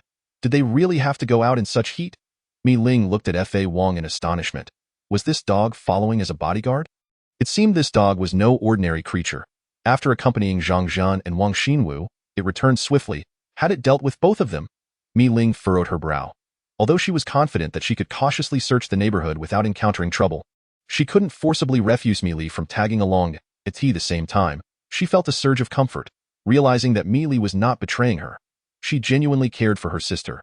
Meili donned her gear, an anti-explosion helmet, a thick leather jacket, and the 2 electric batons Chen Luo had given her. She handed the helmet and leather jacket to Mi Ling, as she only needed to follow her sister. Watching the two, a girl and a dog, head out, Chen Luo chose not to follow. He couldn't trail them at all times, and he wouldn't wish to impose on them. It was clear that Mi Ling was not easily subdued. Fine, let us see who can outdo whom. Mi Ling didn't even exit the building but took the stairs directly to the 9th floor. She knocked on the door with just the right amount of force. If there was no response, she'd let it go, but if she confirmed that zombies were locked inside, she'd break the door down and no one responded. They might not be home, or perhaps they were too frightened to answer or open the door. If she forced the door open and left the household without it as a defense, the consequences could be dire for others. Mi Ling didn't want to save anyone, but she also didn't wish to harm anyone. The first house received no response, and at the second, a sudden roar from a zombie echoed inside, crashing against the door repeatedly. Mi Ling instead smiled. Lacking a key and any lockpicking skills, she intended to forcibly break the door down. Chapter 43. Can't I even defeat a dog? Mi Ling gestured for Meili to step back a bit. She extended her palm, and soon a highly condensed ball of flame appeared in her hand. Resembling a flamethrower as it began to melt the lock on the door in no time, a nearly circular hole, about 30 centimeters in diameter, was scorched into the door. The metallic part of the lock began to show signs of melting. But before it could fully dissolve, The lock fell off. Mi Ling effortlessly opened the door and then grabbed a metal rod to smash the zombie's head. Mi Li had originally donned that gear. But now it was all Mi Ling's. On her way home, Mi Ling realized the importance of conserving her strength. While her powers were indeed useful, her energy was limited. If she could defeat zombies using external force, it was best not to rely on her abilities. Mi Ling began rummaging through cabinets, uncovering 30 pounds of rice, a few bottles of drinks from the fridge, a box of milk, a dozen eggs that were still good, a bag of red dates, half a box of instant noodles, and a nearly full barrel of purified water. Each household, to some extent, had its own stockpile, with nearly 10 million sets of housing in the city. The resources available were hardly inferior to those in supermarkets. Of course, searching within the neighborhood was not easy. Without Chen Luo having mostly cleared out the zombies, how could Mi Ling have entered so easily? Mi Ling smiled, generously tossing a box of milk to Mi Li, who could only smile wryly in response. Mi Ling thought to herself, even if I starve, I won't accept food from others. Before leaving, Mi Ling extracted the crystal from the zombie's forehead. Though it left her feeling unwell, it was already quite an achievement for a girl at this moment. Having raided one household was already a significant haul. And with her home just downstairs, Mi Ling planned to return the supplies first, hoping to show off to Chen Luo. Without you, would I really starve? As Mi Ling and Mi Li ventured out, Chen Luo found himself lost in thought, reflecting on whether he had gone a bit too far at noon. While it was right not to feed Mi Ling a grand meal when she did not obey him, it was indeed inappropriate to do so in a manner that was almost playful, even humiliating. Would the future formidable warrior, the spirit flame princess, truly yield to the temptation of food? If he had been a bit gentler and kinder, using Mi Li as a conduit, and then firmly secured Mi Ling with delicacies, it would be challenging for her not to return to him. Instead, he had resorted to a nearly mocking approach. Using such base methods, would Mi Ling still be inclined to return? If she could still be swayed, then Mi Ling would be deeply disappointing. He had greatly underestimated the spirit flame princess. Chen Luo sighed. Mi Ling, oh Mi Ling, who told you to kick me in a past life? Do I not have any pride? In his previous life, Chen Luo had been alone and was naturally no match for Mi Ling, who had the advantage of numbers with Mi Li and her friends. How could he possibly stand against them? Back then, Chen Luo was at level 10 and had not yet reached the king level. Nor had he mastered the Dimension Blade. While the Void Monarch was formidable, he was not a match for a mob, and if discovered, he could only flee. Chen Luo, I beg you, please stop stealing my vegetables. Is it so easy for me to grow them? If not, I'll give you a cabbage and 2 potatoes every day. Mi Ling, who felt utterly helpless against Chen Luo, was on the verge of tears. Chen Luo chuckled. What do you mean by stealing? What I did is merely snatching. What you provided is nothing more than charity, rendering me akin to a beggar. Subsequently, for reasons that defy comprehension, Chen Luo found himself ensnared by Mi Ling. Harboring long-standing grievances, Mi Ling delivered a sharp kick to Chen Luo's backside. Were it not for this incident, Chen Luo would not have dared to toy with Mi Ling during lunch. It was untenable to allow this standoff to persist. Having humiliated Mi Ling at noon, her temperament would not permit her to genuinely submit unless there was a change. Time was of the essence. Would it not be preferable to strategize and win over Mi Ling sooner? Just then, the doors swung open, and Mi Ling returned less than 10 minutes after leaving, with an air of triumph. Mi Ling brandished the supplies in her hands. She proclaimed, "Tonight, I shall feast on braised beef noodles accompanied by 2 eggs. While it may not compare to the grand banquets of others, I find contentment in it." Chen Luo scoffed, thinking to himself, one might assume there is actual beef in your braised noodles. Initially intending to indulge in barbecue, he conceded to the idea of beef noodles, eager to showcase what true beef noodles entailed. Rising to his feet with a serious demeanor, Chen Luo said, Mi Ling, we need to have a conversation. With a cold smile, Mi Ling replied, very well, let us see what you have to say. Mi Ling set her belongings down and took a seat opposite Chen Luo. With Mi Li following suit, eager for the two to forge a connection. Chen Luo spoke earnestly. Firstly, I acknowledge that my actions at noon were indeed excessive. I should not have treated you that way. And I offer my sincere apologies. Mi Ling paused, momentarily taken aback, before scoffing. Are you attempting to deceive me? Are you not the one who promised me a grand feast only to mock me instead? How amusing. Chen Luo waved his hand dismissively. You are overthinking it. Tio, speak candidly. Until you genuinely acknowledge my position as team leader, I shall not share my resources with you. Damn, why previous actions were indeed misguided. Noticing the sincerity in Chen Luo's expression, Mi Ling's demeanor softened slightly. Though you believe I have no desire for a grand feast? I nearly drooled at the sight of it earlier, only for you to declare that it was not meant for me. Insisting I call you brother? After I finally allowed myself to feel something, you crushed me utterly. Chen Luo replied, The role of a leader requires strength and strategy in equal measure. I will demonstrate to you that I can decisively surpass you in every regard. First, strength. We shall engage in a match 3 days hence. Should I lose, I will heed your every command. Mi Ling's eyes sparkled with excitement as she sprang to her feet. Why wait 3 days? We could fight today, or better yet, right now. Mi Ling had been seething with frustration since noon and sought an outlet. Chen Luo chuckled lightly. Currently, you would not only struggle against me, but even my Mage King would easily overpower you. The truth is, I fear that I might inadvertently cause you serious harm. In 3 days, I shall possess the strength to dominate you completely. Chen Luo had an inkling that within 2 or 3 days, after utilizing the crystals of the Mouse King and Devourer, he would ascend to the 4th level, enabling him to tenuously wield void walking, and his physical capabilities would experience a significant leap. Relying solely on physical strength, could Mi Ling truly accept her defeat? Furthermore, if he were to use his abilities and merely inflict minor injuries upon her, she would never concede. As for serious injuries, Chen Luo would never permit it. Even though Mi Li had mastered healing techniques, it would be challenging to mend Mi Ling swiftly in the current circumstances. Moreover, should any scars mar Mi Ling's body? Who would truly suffer? Mi Ling, upon hearing Chen Luo's words, abruptly stood, her face flushed with indignation. How dare you? Am I so feeble as to be unable to defeat even a dog? Chapter 44. Mi Ling educates Mi Li the title of Mage King. The Thunder Mage King is not to be taken lightly. He has indeed dealt with wave after wave of those wishing to prey upon the weak. Whether the Mage King and Mi Ling ever clashed during their peak, Chen Luo remained uncertain. Should Mi Ling perish, the entire base would fall, yet the Mage King would likely endure until the very end. In truth, if Chen Luo were to survive until then, the Mage King would be among the last to fall. Mi Ling and the Mage King's strengths were comparable, yet that pertained to the past. The current Mage King had been cultivated by Chen Luo at an astonishing pace, absorbing an inexhaustible supply of crystals daily. As for Mi Ling, could she truly sense the presence of crystals and absorb them daily as well? The Mage King's ascension to the 3rd level was imminent, either tonight or tomorrow. Mi Ling, if left unchecked, would surely be outmaneuvered by the Mage King. Enraged, Mi Ling seethed at Chen Luo for belittling her by comparing her to a dog. Observing Mi Ling's fury, Chen Luo relented. All right, you are indeed stronger than the Mage King. Merely proclaiming superiority held no significance. The Mage King too felt disgraced by such comparisons. Words hold no weight. In 3 days, we shall see who prevails. Before Mi Ling could retort, the Mage King, who had been resting on the ground, suddenly rose, displaying a wary expression. Knock, knock, knock. A series of knocks echoed, neither too heavy nor too light. A woman's voice called out, Mi Ling, Mi Li, are you home? Mi Ling fell silent. Had someone spotted her returning home at noon?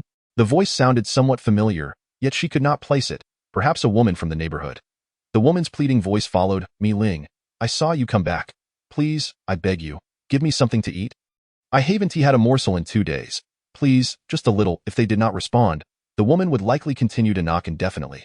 Though it posed no significant threat, it would become increasingly bothersome, and Chen Luo and the others would find it inconvenient to speak. In a foul mood, Mi Ling approached the door and, with an expressionless face, remarked, 2 days without food? So, you had something to eat 2 days ago? Chen Luo interjected, your response is quite refreshing. Outside the door, the woman, Zhang Qin, exclaimed. Is this even coherent? Mi Ling coldly retorted, I have nothing to spare. Move along. Mi Ling's unfeeling words seemed to dissuade Zhang Qin from persisting. With a displeased expression, Mi Ling noticed Mi Li looking at her in confusion and sighed, launching into a lesson. Mi Li, technically speaking, we possess food and should offer this woman something, as she appears quite pitiful. Having gone 2 days without sustenance, however, no matter how much we give her, there will come a day when she finishes it all. Once she has consumed it, what then? Should we continue to provide? If we do, she will keep asking, and if we refuse, she will resent us for the initial offering. The more we give, the greater her resentment grows. It is already a struggle for us to survive. How could we possibly continue to give? It is better to refuse her from the start. Survival of the fittest. If she cannot find food and perishes, she has only her own weakness to blame. Therefore, we should not easily pity the needy, nor should we indiscriminately offer help. Mi Li nodded. I understand. This is the principle of kindness met with enmity. Chen Luo smiled upon hearing this. Mi Ling, your awareness is commendable. No wonder you managed to keep Mi Li alive in your past life. This insight is indeed remarkable. Mi Ling huffed. In 3 days, I shall see from whence your confidence derives. Chen Luo chuckled. Were it not for the desire to shake your very soul and demonstrate the true nature of void walking, I would have spanked you right now to tea that moment. Mi Li turned to Chen Luo. Chen Luo, I sensed a trace of malice from that person just now. Chen Luo acknowledged, regardless of the source of that malice, should they dare approach, they shall not depart unscathed, gently stroking Mi Li. He mused, you are quite remarkable, Mi Li. With you around, discerning friend from foe becomes effortless. Zhang Qin departed from Mi Ling's home, cursing under her breath, that little witch Mi Ling has a heart so black. Soon, she would see her and her sister suffer. Zhang Qin made her way downstairs to the left side of the building, where 5 men of varying ages were gathered, some in their 20s, others in their 40s. Upon seeing Zhang Qin, the men, who had been crouched, stood up immediately, their eyes sparkling with excitement. Is it confirmed? Mi Ling is indeed home? Zhang Qin nodded, she is home. We just spoke moments ago. Unable to contain herself, Zhang Qin recounted her conversation with Mi Ling. One of the men chuckled. Mi Li is also at home. I saw her enter the community with 2 men. The others chimed in with their own speculations. This is fantastic. Mi Ling and Mi Li are both alive. What a waste it would have been otherwise. Every time I take my medication, I can barely lift my head, yet upon seeing Mi Ling, I feel invigorated without needing any medicine. By heaven, that figure, that beauty, truly a sight worth dying for. I must have a taste. Even if I perish, it would be worth it. Quickly, we must act. Let us not allow those 2 men to seize the opportunity first. I have never seen Mi Ling or Mi Li bring men home before. Zhang Qin snarled, make sure to take your time and thoroughly torment them. I have long held a disdain for them. These men were former residents of Mi Li's neighborhood, well aware of the sisters who had lived there for years. Who wouldn't be envious? However, prior to the apocalypse, societal constraints had curbed their desires, leaving them with greedy hearts but no courage to act. Should they dare to take advantage, Mi Ling's self-defense skills were formidable. As for Zhang Qin, she was unaware of her husband's fate after he left for work. Before the apocalypse, he often leered at Mi Ling and Mi Li. Zhang Qin had quarreled with him countless times over this, harboring resentment toward the sisters. Consumed with jealousy over their beauty, she was eager to probe the 5 men, even suggesting the idea herself. With 2 men and 2 women currently in Mi Ling and Mi Li's home, while they had 5 men here, what was there to fear? Especially since they were armed, wielding either steel rods or benches, and had awakened their extraordinary abilities. Their confidence surged. Among them was a bald, muscular man, brandishing a large iron hammer, poised to break down the door.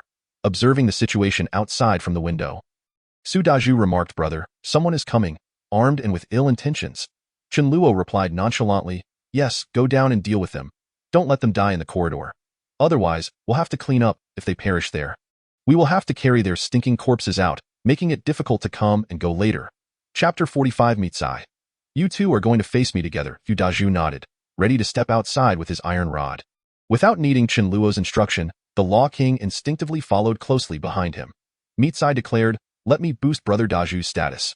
With that, Mitsai unleashed 2 beams of golden light into Su Daju's body, one enhancing strength, the other bolstering defense. Thanks to Chen Luo's training, Mitsai had already reached the 2nd level and comprehended a new buff to increase defense.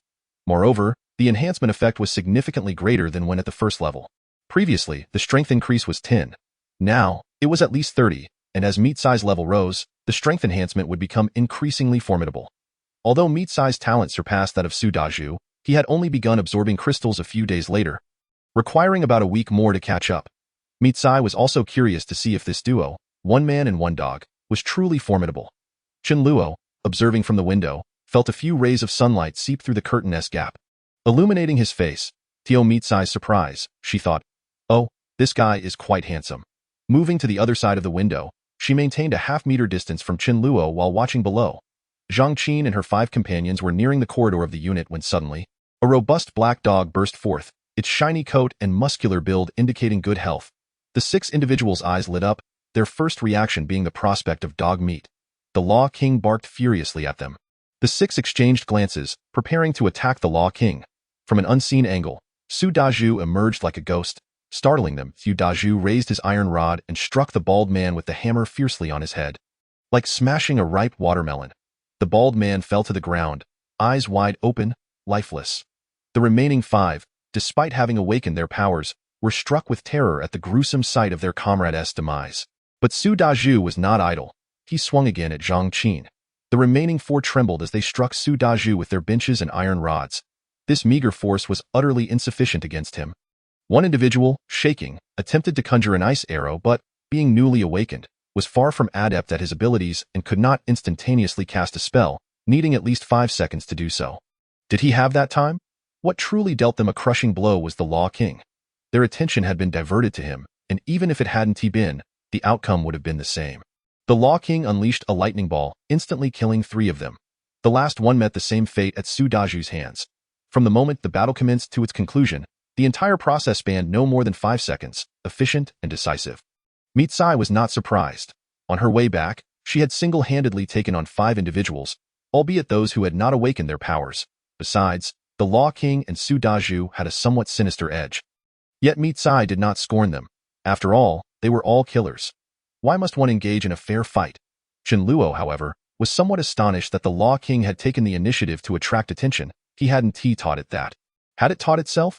Regardless, both the Law King and Su Daju had the strength to take on 5 opponents, but Chen Luo remained cautious, preferring to err on the side of safety. Casting a glance back at Mitsai, Chen Luo thought, since Mitsai had just schooled her, it was time for him to give Mitsai a lesson as well. Mitsai, go and extract the crystals from the foreheads of those 6.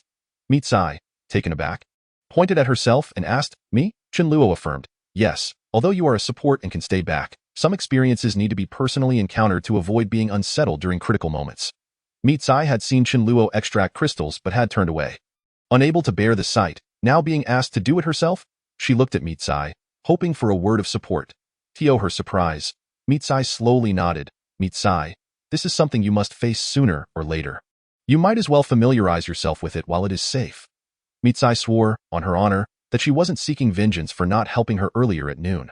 Taking the dagger handed to her by Chen Luo, Mitsai descended the stairs, her face pale. Fu Daju dragged the bodies of the 6 to the roadside and, upon receiving Chen Luo's signal, shrugged his shoulders, stepping aside to allow Mitsai to proceed.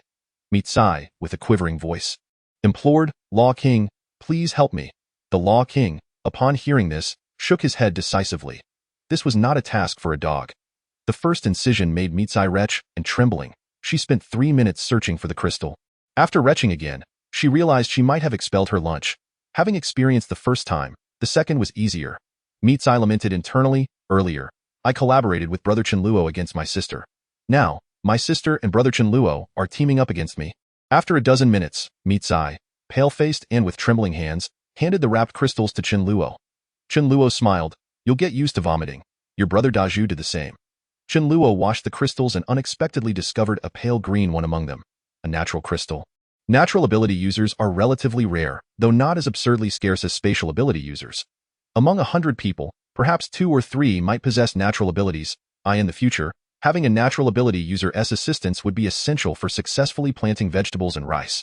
Otherwise, even with seeds and water, it would be futile due to the contamination of the earth. Initially, natural ability users lack combat strength, only gaining potency after about 6 months of leveling up. Mitsai let out a soft huff and began to prepare noodles.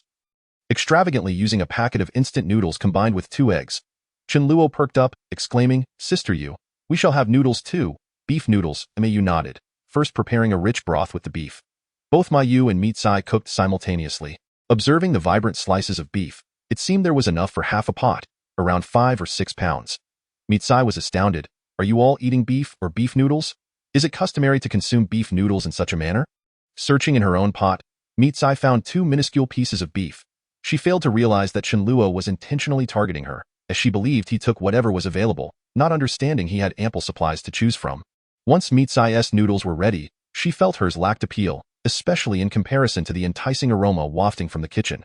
Chen Luo remarked, first, serve a bowl for Mitsai. Mitsai had no appetite, softly stating, I can't eat. Mitsai clenched her fists, I can't eat either.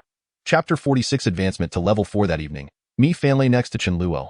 Logically, Mi Fan should have favored Mitsai today, but she had been chased back by Mitsai.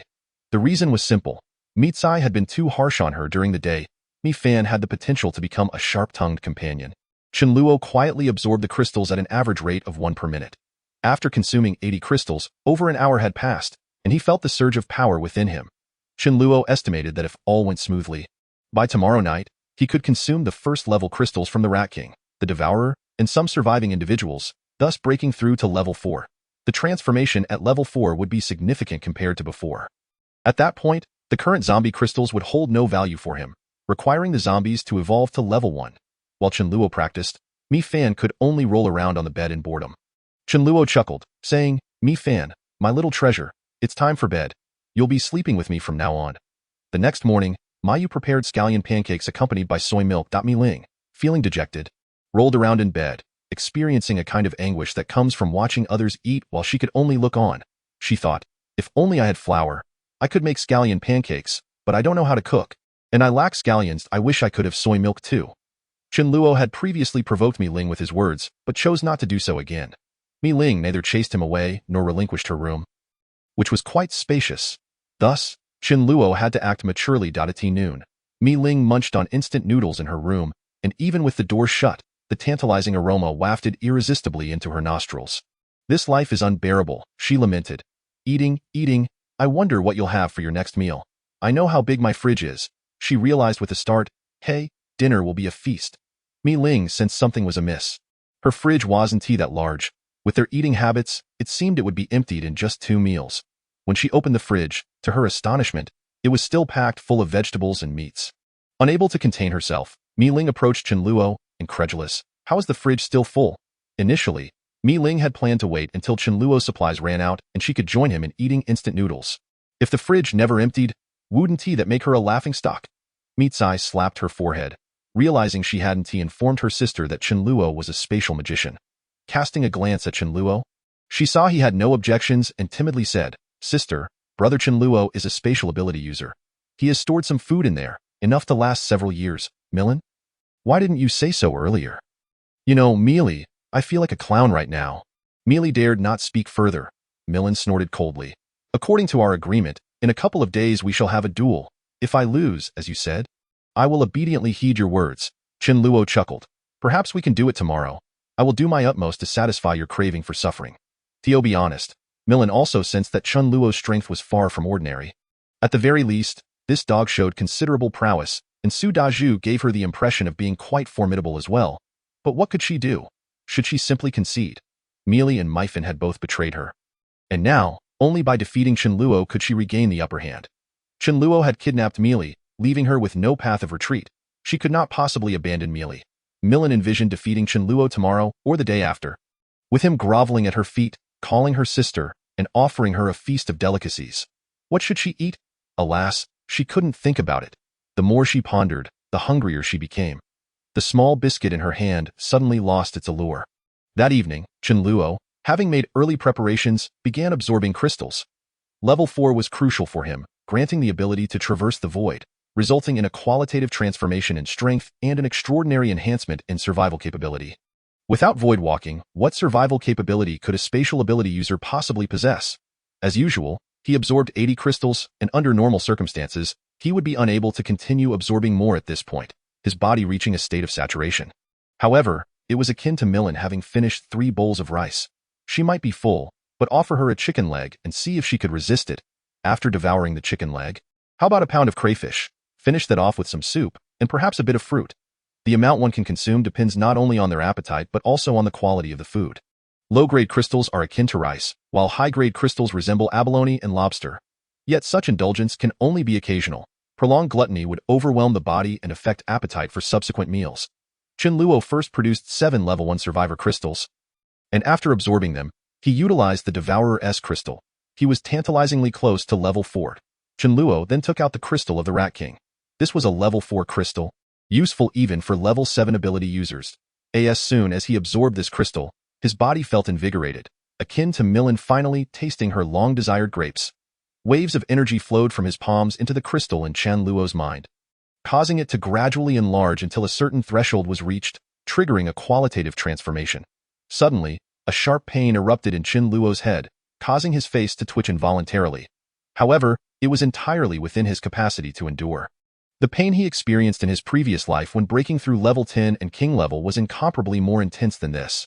Some female survivors claimed that at level 7, the pain was akin to childbirth. Myfin, sensing Chen Luo's state, dared not move, anxiously watching him, fearful of disturbing him. The crystal in his mind seemed to secrete some mysterious energy, dispersing throughout Chen Luo's body, enhancing his physical form. The transitions from level 4 to 7, and then beyond level 10, Each represented a significant qualitative leap. The physical quality of level 4 elemental and special ability users would rival that of level 3 physical ability users. The pain in his mind subsided. The crystal continued to secrete energy, improving Chen Luo's physique. After a minute, Chen Luo exhaled deeply, a smile gracing his face. There was still over half of the Rat King's crystal energy left to be consumed. The ability of a level 4 user, compared to that of a peak level 3 user, had only increased by about 1/3. Not much, yet the quality had undergone significant change. He could unleash more powerful spells using fewer energy bars. 2 peak level 3 ability users would not stand a chance against a single level 4 user, of course, assuming their battle experience was equal. Most importantly, Chen Luo could now utilize void walking. Approaching the window, he gazed up at the starry sky, pondering whether one day he might traverse the void and reach the moon. Finally able to use void walking, Chen Luo couldn't resist the urge to try it out. In his previous life, he had used void walking so often that it became second nature, much like drinking water, though his previous power had not sufficed. With a thought, feeling the familiar spatial energy, Chen Luo vanished and reappeared in the living room. The Law King, who had been guarding the door for Chen Luo, was startled to see a shadow suddenly materialize, nearly frightened out of his wits. Woof, woof, woof. The Law King jumped up in fright. I'm guarding the door for you, and you come to scare me? Chapter 47. The loser must be kicked the next morning, Millen expressed her dissatisfaction. Did you let your dog wake me up in the middle of the night, disturbing my rest, so that I would lose the duel?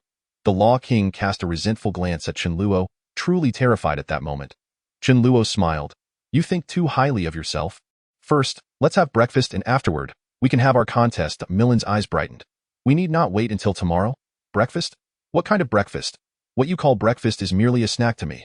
This morning, Mayu made char siu buns, egg tarts, fried eggs, and spicy soup. Woe is me. I usually don't eat this well. If I can defeat Chen Luo, then he will have to heed my commands, Millen confirmed.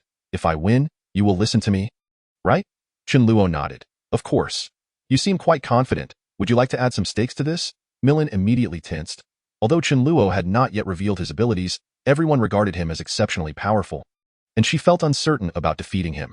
However, there was no choice but to face Chen Luo in a duel. Millen decisively shook her head.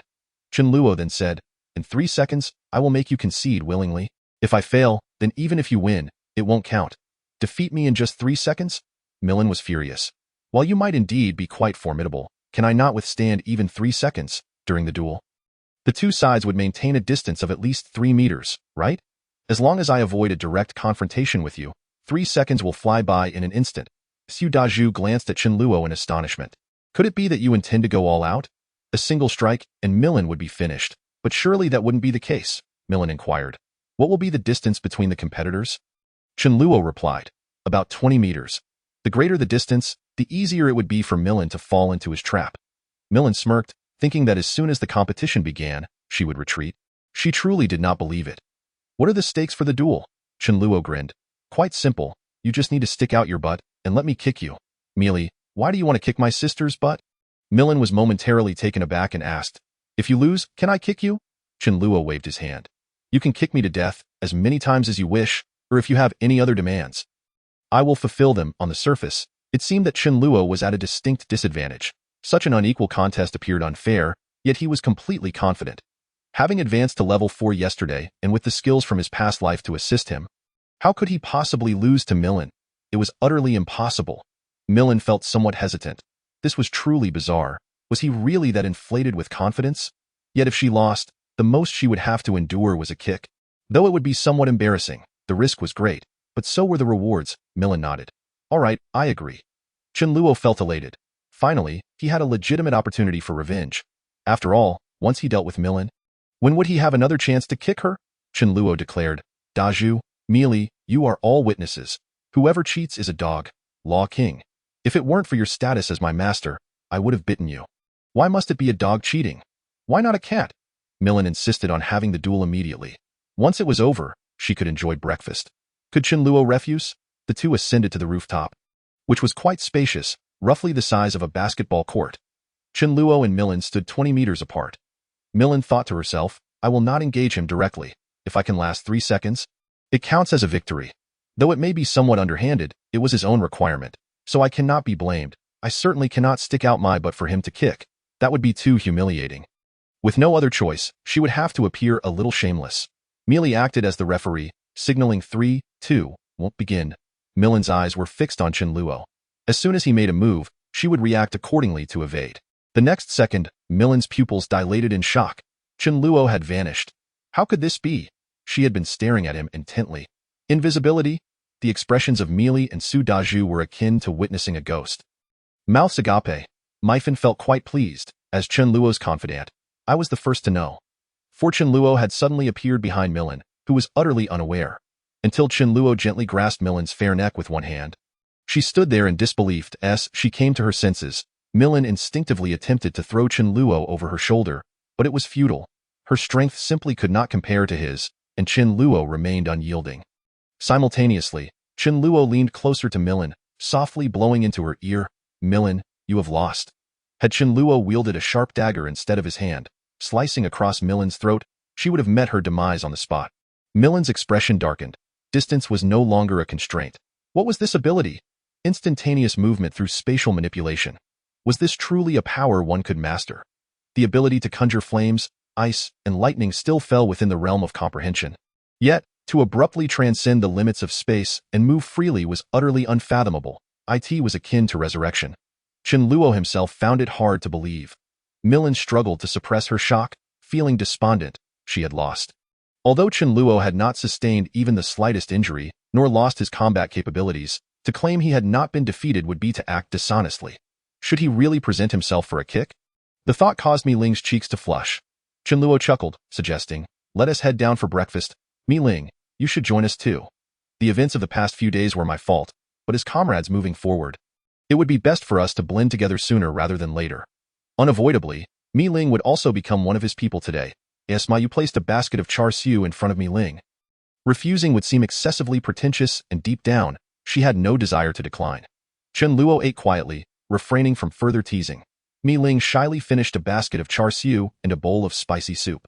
After eating, Chen Luo wiped his mouth with a napkin and, with a serious expression, announced, "Everyone, please take a seat in the living room. We need to discuss our next steps in Chapter 48, the plan ahead." Chen Luo's demeanor was earnest as he addressed the group, prompting them to follow him to the living room. Mei Yu, initially intending to clear the dining table, was also summoned by Chen Luo. The others, including Mi Fan and Fa Wang, found their places. After days of merely observing, either eating or playing, a sense of confusion lingered among them regarding their purpose. Chen Luo tapped the glass coffee table and said, "Mi Ling, I have previously stated that not only am I stronger than you in terms of combat, but I also possess superior strategic insight. To be frank, Chen Luo may not necessarily be more capable than Mi Ling, but his lifetime of experience far surpassed hers. No matter how skilled a strategist might be, they could not rival Chen Luo." He continued, "Mi Ling, if you were the captain, how would you lead us in our next course of action?" Mi Ling was taken aback, pondering what their next steps should be. At the onset of the apocalypse, while still in school, her singular thought had been to return home and ensure Mi Li's safety. That had been her sole conviction, driving her throughout her journey home. Upon her return, despite the unexpected encounter with Chen Luo and Mi Li being unharmed, she felt a deep sense of contentment. Although Chen Luo had playfully teased her, her heart brimmed with gratitude. Yet, when it came to determining their next steps, the world had morphed into the unfamiliar, leaving her utterly lost. She genuinely did not know what to do next. The only clarity she possessed was the imperative to continuously enhance her strength to combat the dangers she faced. Mi Ling candidly admitted, shaking her head, "I do not know." Chen Luo then turned his gaze to the others, who also shook their heads. They had an abundance of food and their power was steadily increasing, yet they remained uncertain about what to do next. Chen Luo did not mock their arrogance. In his previous life, he had been in a similar position. He began to speak slowly. "Daju and I once encountered a formidable rat king that nearly claimed our lives, and Mi Li faced an exceptionally strong zombie that was far beyond the capabilities of ordinary undead. Furthermore, he sensed that the strength of zombies would only escalate. For ordinary people to contend with them and survive, their only hope lay in uniting. Even if his instincts were misguided, in the face of increasingly scarce resources, attempting to wrest survival from the jaws of numerous zombies would be a perilous endeavor. Let us consider Mi Ling alone. Would you dare to seize resources from over 20 zombies? It would be exceedingly difficult. Wouldn't it? However, if we were a small team, would it still seem as daunting? Regardless of human nature or the cohesion of the assembled team, a collective was undeniably stronger than a solitary individual. Everyone nodded in agreement. Chen Luo continued, "Survivors banding together in teams is an inevitable trend for survival. No matter how strong an individual may be, they would inevitably flee when confronted by a group of hundreds or thousands. Although our small team is quite formidable, I will candidly state that if faced with a group of over 100, even if we were victorious, there would be casualties. It could be me, Li, or perhaps Dezhu. Such an outcome is utterly unacceptable. We must either establish our own team or join an existing one. Only in this manner can we ensure our safety, in his previous life. Chen Luo had joined a gathering point out of necessity, as refusing to join meant being bullied in this life. However, he had no need to affiliate with any group. He could thrive independently, with enough resources to last a lifetime. When faced with danger, he could simply escape through void walking. But could the others do the same? They could not follow Chen Luo in flight. Unless he were to endure alone until the end, outlasting everyone else, thereby reliving the loneliness of his past. Then what was the point of my rebirth? Mi Ling wholeheartedly agreed. If she did not align herself with the team, she would inevitably be victimized. On her journey back, she frequently encountered envious gazes from groups. Were it not for her formidable strength or the small numbers of her adversaries, her chances of survival would have been slim.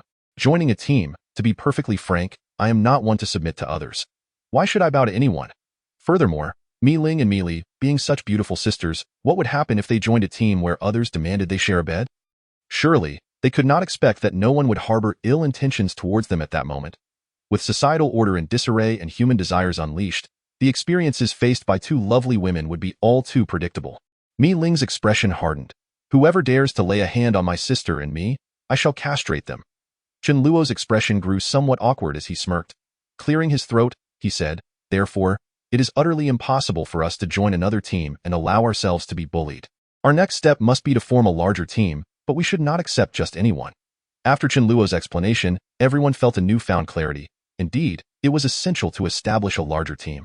Chen Luo stated, if zombies are becoming increasingly powerful and the areas near the city center are overrun with them, any rational person would choose to flee to the outskirts, if my judgment is correct. Soon many people will be heading to the outskirts, forming gathering points in his previous life. Once zombies evolved to level 1, they exhibited a degree of intelligence and became significantly more challenging to eliminate, making the establishment of gathering points in the city center tantamount to seeking death. Those with ability and luck had no choice but to retreat to remote areas. One detail Chen Luo refrained from mentioning was that the apocalypse involved more than just zombies.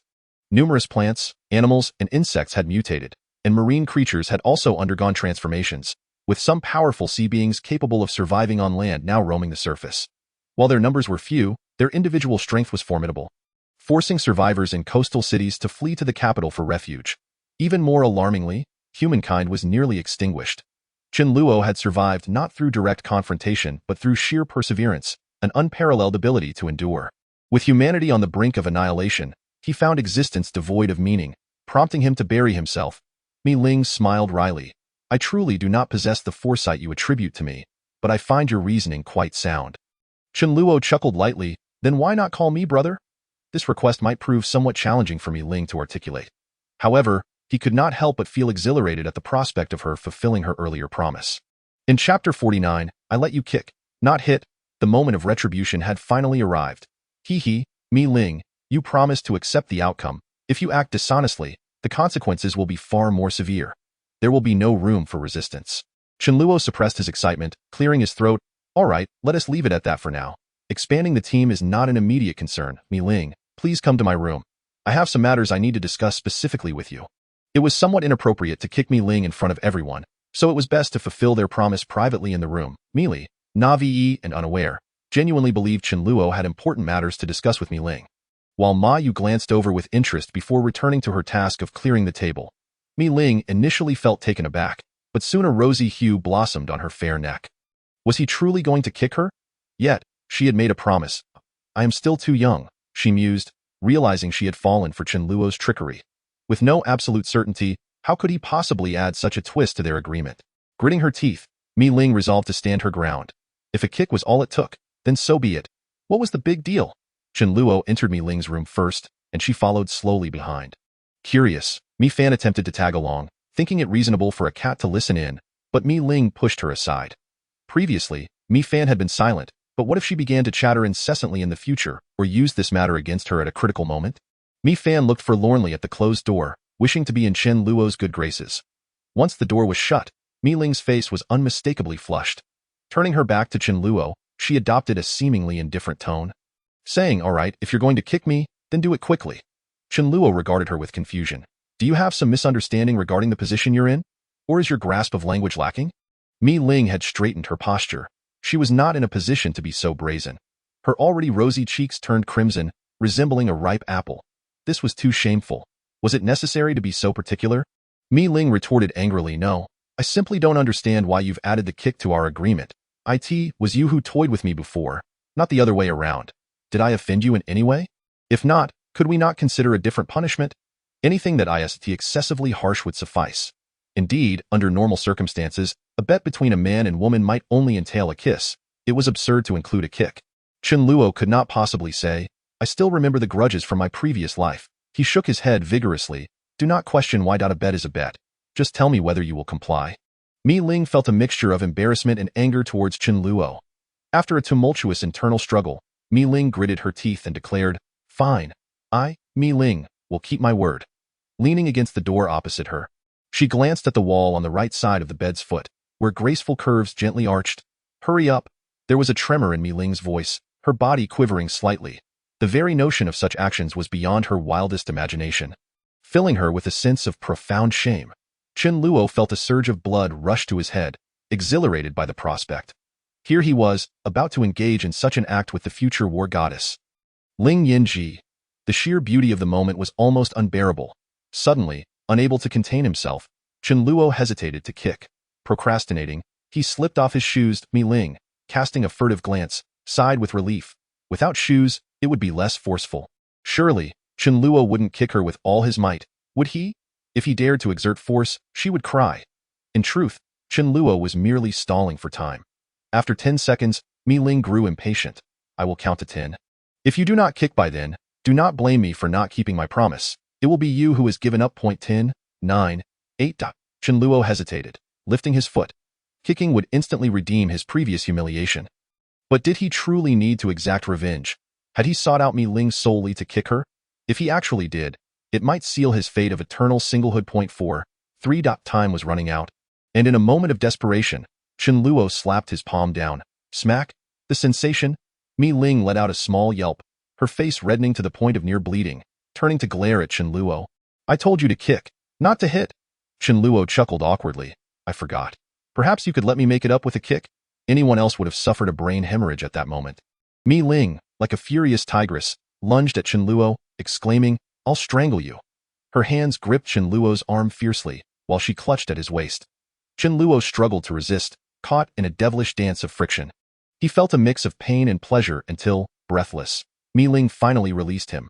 With a fierce glare, she warned, "If you dare to speak of this, I will truly strangle you. If Mi Li or Mi Fan finds out, I will have lost all face." Chen Luo nodded like a chick pecking at rice. Mi Ling did not immediately exit the room. She needed to regain her composure first. Chen Luo suggested, "Let sister you prepare some dishes you like for lunch today. As a celebration of your official joining our team." Mi Ling warned, "If you dare to toy with me again, I will turn against you." Chen Luo replied with a grin, "If I toy with you again, I am a dog." Later, after Chen Luo left, Mi Ling lay on the bed, pondering something, and muttered in confusion, He didn't even ask what I like to eat. Could it be that Mi Li told him? Chen Luo had instructed Ma Yu to prepare lunch early. Typically, there would be 8 dishes, but today there were 12, mostly consisting of Mi Ling's favorites, which were also Chen Luo's. As Mi Ling gazed at the table overflowing with food, she felt a surge of excitement. She knew that had it not been for Chen Luo, if the apocalypse had not improved, she might never have tasted even 4 of those dishes in her lifetime. On her way home from school, her greatest fear had been that her sister Mi Li would not eat well, suffer hunger, or face danger. Yet, here they were, living in what felt like paradise, well protected and feasting daily. With this thought, Mi Ling raised her drink, stood up, and sincerely expressed, "Thank you so much, Chen Luo, for taking care of my sister." Chen Luo smiled and replied, "It is my duty, isn't it just what I should do? Let's eat." Chen Luo, as boisterous as he was with Mi Li, dug into his meat with abandon, which encouraged Mi Ling to shed her restraint. As she savored the spicy meat, she thought, "Oh, this meat is simply exquisite."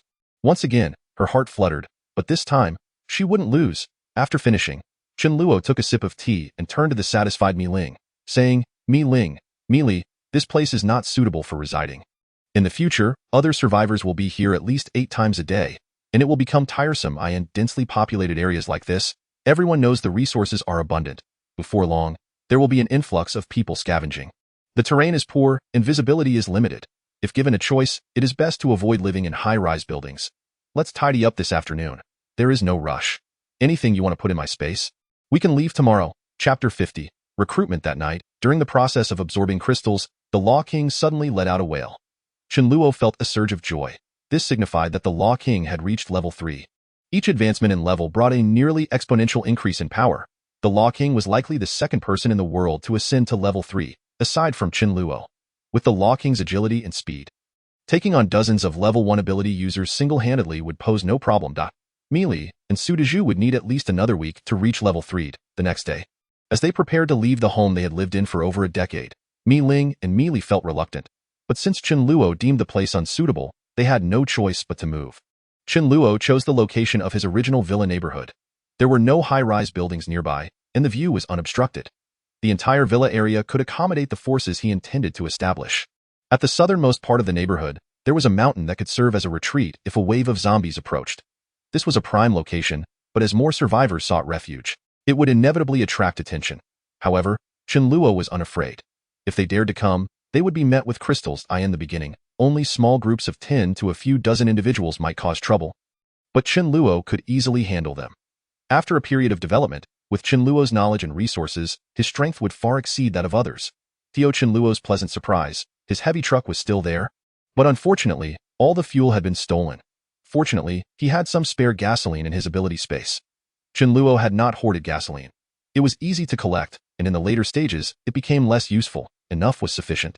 The driver's cabin of the heavy truck, having been unused for several days, had one window broken and accumulated a layer of dust. After a brief cleanup, everyone boarded the truck, which would now primarily serve for transporting goods. The idea of using the truck to ram into survivors was out of the question. No one would be foolish enough to allow that. As they encountered zombies on the road, Chen Luo would crash into those he could. But where roadblocks hindered the truck's speed, he instructed Su Dezhu and Mi Ling to disembark and eliminate the zombies to collect crystals. The lowest tier crystals were of no use to Chen Luo, but they remained valuable for Su Dezhu and the others. Before zombies evolved to level 1, they would still need these crystals. Chen Luo refrained from intervening, allowing Mi Ling and her companions to gain more experience. As they turned a corner, a sorrowful cry pierced Chen Luo's ears. "Brother Fong, please, don't worry about us. Just run. Stop with the nonsense. If we die, we die together." After reaching level 4, Chen Luo's vision surpassed that of ordinary people. Looking over, he saw 3 pallid, sluggish youths slowly evading the pursuit of 5 or 6 zombies. Chen Luo was taken aback. Had they been attacked by poison-type zombies? If so, they could only be level 1 poison zombies. Otherwise, the 3 young men would have already collapsed. Among the 4 youths, one wielded a rubber stick fiercely, fighting valiantly. By his appearance, he too had been poisoned, but he was likely a physical-type ability user. Possessing some immunity to level 1 toxins, he had left his 3 companions to fend off the zombies while he made his escape. Just then, the man referred to as Brother Fong spotted Chen Luo and, on his face, a glimmer of desperate hope emerged. "Brother, if you can save us, please do. I, Fong Yu, will surely repay this great kindness." Chen Luo replied calmly. "All right." He opened the truck door and released the Law King. "Open the door. Let the dog out." Generally speaking, Chen Luo would not interfere, but he admired Fong Yu's chivalrous spirit. He could have fled but chose to stay. This reminded Chen Luo of the scene from his previous life when Su Dezhu sacrificed himself for him. Clearly, Su Dezhu also appreciated the young man's courage and voluntarily disembarked to assist. However, with Su Dezhu staying back, the Law King swiftly dispatched the 5 zombies, leaving Fong Yu and his companions in stunned silence. They had not encountered the poison zombie. Level 1 poison zombies only sprayed toxins at close range, and Fong Yu and his companions should have dealt with that. Su Dezhu helped Fong Yu support his injured friend. Fong Yu approached the truck window, deeply bowing to Chen Luo, and choked out, Thank you for saving us. If you ever need anything, please do not hesitate to ask." After a moment of thought, Chen Luo, intrigued, inquired, "How many of you are there? What happened?" Fong Yu readily divulged, "There are 4 of us, all from the same security company, longtime comrades. We set out today to gather supplies, confident in our success, only to encounter a zombie that spewed poison, nearly costing us our lives." Many of Fong Yu's comrades had joined the same security company after their military service, but after the apocalypse, only the 4 of them remained, making their bond all the more precious. Chen Luo turned to Meili and said, "Meili, please go down and help them with their treatment." Originally, the 3 poisoned individuals would have required at least 10 days to 2 weeks to recover, But under Mi Li's care, although they remained somewhat weak, they had improved significantly. Fang Yu was filled with gratitude and astonishment at the astounding capabilities of this group. The dog that had disembarked seemed capable of easily annihilating them all. Was it truly just a dog? A few bolts of lightning effortlessly dispatched several zombies, and this young girl, was she a healer? Especially Chen Luo, who, despite his youthful appearance and gentle smile, emanated an aura of authority that made Fang Yu feel as though he was gazing into an unfathomable abyss. Chen Luo chuckled lightly. The more, the merrier. Shall we form a team? Of course, I shall be the captain. Chen Luo was in need of manpower, and these four seemed quite agreeable and of high quality. Why not recruit them? The strength of Chen Luo's group was something Fang Yu had just observed. In comparison to Chen Luo, he and his companions were clearly not on the same level. Such individuals are indeed invaluable allies. Even without Chen Luo's life-saving grace, aligning with someone of his caliber would greatly enhance their safety. Fang Yu could find no reason to decline the offer. He glanced back at his three brothers, who showed no signs of dissent, and immediately clasped his fists in gratitude to Chen Luo. We are honored by your regard, and given your life-saving kindness, to refuse would be to show ingratitude. Chen Luo smiled. Let us move to the rear compartment. Is there anything of importance you need to retrieve from your previous location? If not, there's no need to go back. There are plenty of supplies in the streets and malls. Although he found these individuals somewhat agreeable, he would not disclose matters concerning the spatial realm to those who were not core members. Fang Yu shook his head. Chapter 51. Only those who are truly loyal are rewarded, Mi Ling remarked. These four individuals are indeed commendable. They possess not only the courage to confront zombies, but also the loyalty to not abandon their comrades in life and death situations. Chen Luo nodded. Having lesser strength is inconsequential. Character is paramount. After all, what use is great power if one simply flees in the face of danger? Mi Fan felt no unusual traits in the four. Upon arriving at Chen Luo's villa district, he parked the vehicle in its usual spot. Most of the zombies in the area had been dealt with by Chen Luo, but some had reappeared, as zombies tend to wander endlessly. Upon reaching his villa, Chen Luo pointed to an adjacent house and said to Fang Yu and his companions, "This one should be unoccupied. You four tidy it up while I come over to find you shortly." It was impossible for Chen Luo to cohabit with Fang Yu and his group. Firstly, trust had not yet been established, and secondly, it would be inconvenient. The four nodded in agreement. Upon entering, Chen Luo's expression darkened. The living room window, which had previously been shut tight, was now shattered, with glass fragments strewn across the floor, indicating signs of a ransacked home. A moment's thought led Chen Luo to conclude that someone had entered in search of supplies. Likely survivors from the villa district. Shaking his head, he dismissed the thought of pursuing the matter further. If they dare return while I'm home, they shall not find me accommodating. Chen Luo instructed, Mi Ling and Mi Fan. Please select a room on the third floor. Dezhu and Yu Jie. You two should stay on the second floor, and then we shall all conduct a thorough cleaning. Chen Luo resided on the third floor. As was widely known, on the third floor, his bedroom was centrally located, while Mi Ling and Mi Fan chose the remaining rooms on either side. Chen Luo retrieved Mi Ling and Mi Fan's belongings from his spatial realm for them to organize before heading to the first floor. After some contemplation, he gathered rice, potatoes, cooking oil, salt, and MSG from the storage room on the first floor and called for Su Dezhu, bringing a bag of rice and potatoes to where Fang Yu and the others were. Chen Luo's hearing had sharpened, and before he even entered the villa, he overheard Fang Yu and the others conversing. Wow, Fang Gu, that dog is truly impressive. I can't believe a dog possesses such strength. Combined, the four of us seem to fall short of its capabilities. Be confident. Remove the seam from that statement. Chen Luo chuckled to himself. This was the Lightning King, who had received my genuine teachings. As the door remained ajar. Chen Luo cleared his throat, prompting Fang Yu and the others to greet him hastily. Chen Luo smiled and said, "Before we proceed, let's introduce ourselves. I am Chen Luo, and this is Su Dezhu. Please share your awakened abilities and the day you realized your powers." The four began to introduce themselves in turn. I am Fang Yu, the eldest among us. I awakened on the third day, and my ability is enhanced strength and physique, similar to Su Dezhu. I'm Yang Xian. My ability is ice. Awakened on the fifth day. I can assist with freezing items if needed. I am Su Lan. My power is earth. Awakened on the seventh day. I can manipulate sand and stone. Though it seems of little use, earth-type abilities are quite valuable, whether in early or late stages. They offer the highest defense among elemental powers and can construct sturdy walls to fend off zombies. If developed further, one could gain formidable skills like inducing earthquakes or summoning meteors. The last one introduced himself as Li Fei, somewhat bashfully stating, "My name is Li Fei, and my ability is electricity." Also awakened on the fifth day. Compared to your dog, I, really can't compare. Fang Yu's talents could be considered above average, while the others were of moderate quality. In his past life, Chen Luo had never encountered these individuals. Without him, they likely would have succumbed to the zombies. Chen Luo felt no disappointment. Having assistance, even if merely to run errands, was beneficial. Moreover, these individuals were not without merit. Chen Luo gestured towards the rice and potatoes he had brought. You can cook, right? Use these for now. Fang Yu, astonished, replied, Chen Luo, you saved our lives. We haven't even repaid you yet. How can we take your possessions? We'll find something on our own shortly.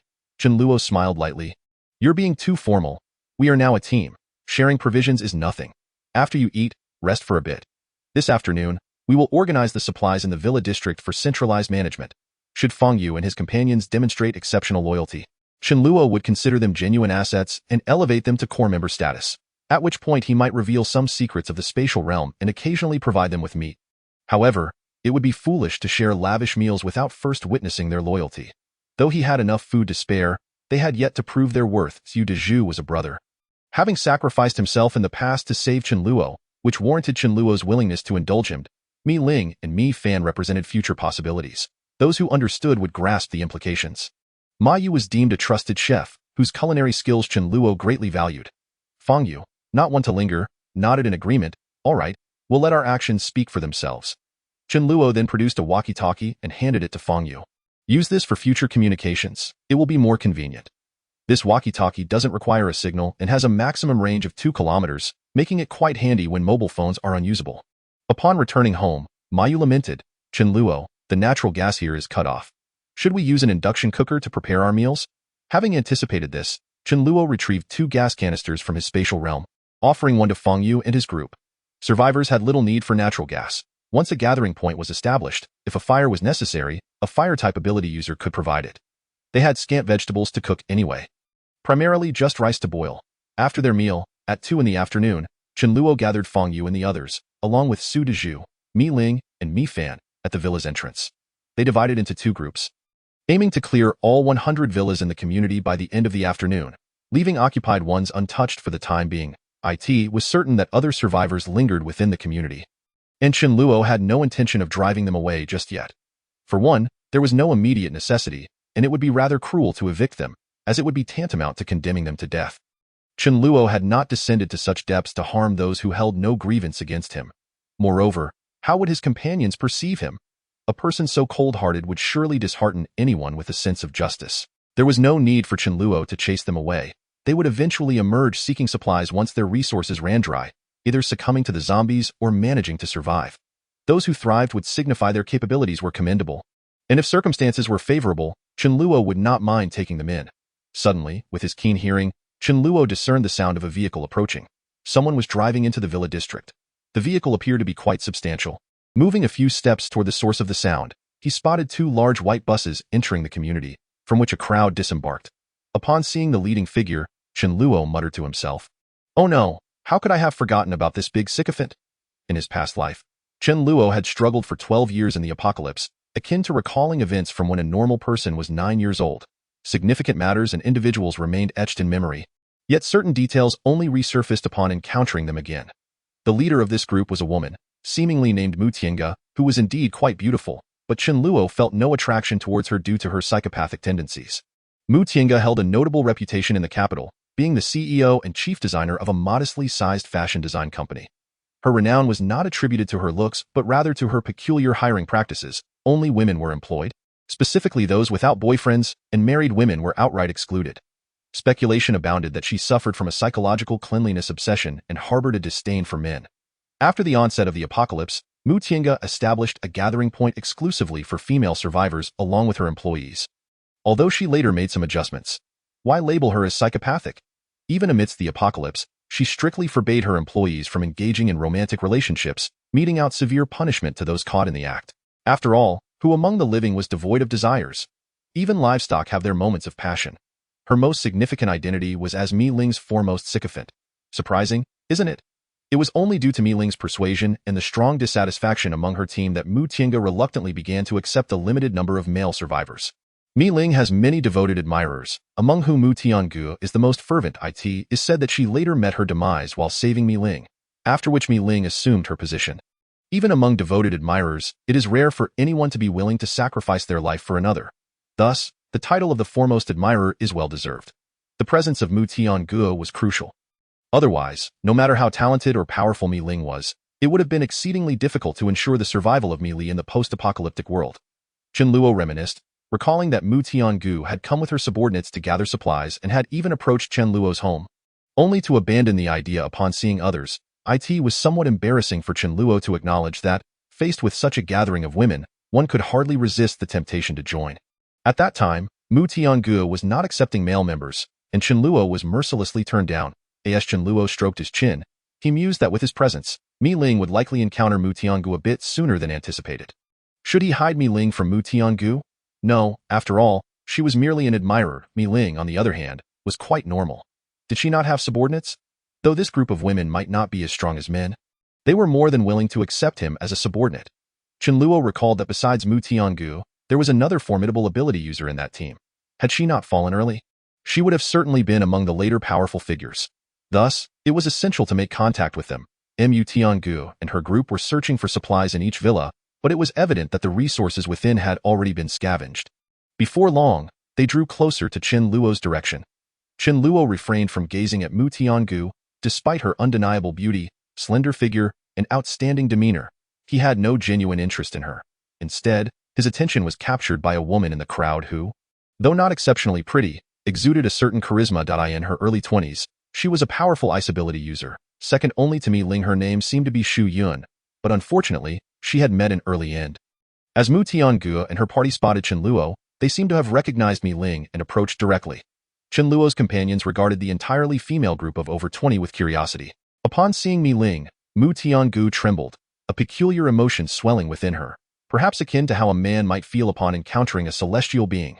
Mu Tiangu approached, completely disregarding Chen Luo, and stood before Mi Ling with a smile, introducing herself. Hello, I am Mu Tiangu. Mi Ling, somewhat bewildered, had heard of Mu Tiangu before. The latter was polite, prompting Mi Ling to respond courteously, I am Mi Ling. Mu Tiangu gestured to her team behind her and cheerfully proposed, we are entirely composed of women. Would you consider joining us? Chen Luo internally cursed, feeling quite disregarded. Was she attempting to poach his companion right before his eyes? Mi Ling, however, did not disappoint Chen Luo. Had she not already joined him, would she have turned down Mu Tiangu? There was no reason for her to do so. After all, they were all women and could be trusted not to harbor ulterior motives. At least, that was her naive assumption. Compared to teaming up with men, she felt more at ease with Mu Tiangu. Yet, Mi Ling was already part of a team, and without hesitation, she declined Mu Tiangu's offer, saying, I'm sorry, but I already have a team. Mu Tiangu was generally harsh when it came to her members' emotional well-being, yet she treated them well in other respects. One girl, upon spotting the king, brightened up, exclaiming, look, there's a dog. Quite imposing. Chen Luo lavished the king with food and drink, and the creature had recently leveled up, thus appearing quite formidable. The king, however, paid her no mind. In its eyes, humans were indistinguishable. Regardless of gender, as long as the master issued a command, it would pounce without discrimination. The girl, seemingly fond of dogs, hesitated before pulling out a sausage, contemplating whether to offer it to the king. Ultimately, she bit the bullet, consuming most of it herself, leaving only a portion for the king. To her surprise, the king looked at her with a gaze of pity, as if to say, I've smelled that. Even dogs wouldn't eat it. Chapter 53. If you dare to steal, I shall strike hard. Not only did the king disdain the sausage, but even if it did like it, it would never consume food from a stranger. The girl who had offered the sausage felt utterly dejected. It ate it, but why do I feel like it looks at me with pity? Others chuckled. You're overthinking it. You can't possibly discern pity from a dog's gaze. Can you? It's likely just refusing to eat something unfamiliar. If humans struggle to get food, a dog certainly has no chance. In this situation, resisting temptation only reinforced the king's commendable character. The king scoffed, thinking, if my master had not commanded otherwise, I would have bitten. Upon hearing Mi Ling's response, Mu Tiangu was somewhat taken aback, not by the answer itself, but by the unwavering certainty in Mi Ling's tone. Clearly, they were in a safer environment, one more suited for survival, yet she rejected the offer without a moment's hesitation. Mu Tiangu surveyed the group gathered around Chen Luo. It was evident that he was the one in charge. She feigned nonchalance and inquired, Is this your boyfriend? Mi Ling's face flushed as she was about to deny it, but Chen Luo interjected bluntly, What business is it of yours? Was she truly attempting to poach his companion right in front of him? As if he were inconsequential. Ignoring Mu Tiangu entirely, Chen Luo called out, Everyone, let us get moving and clear the area.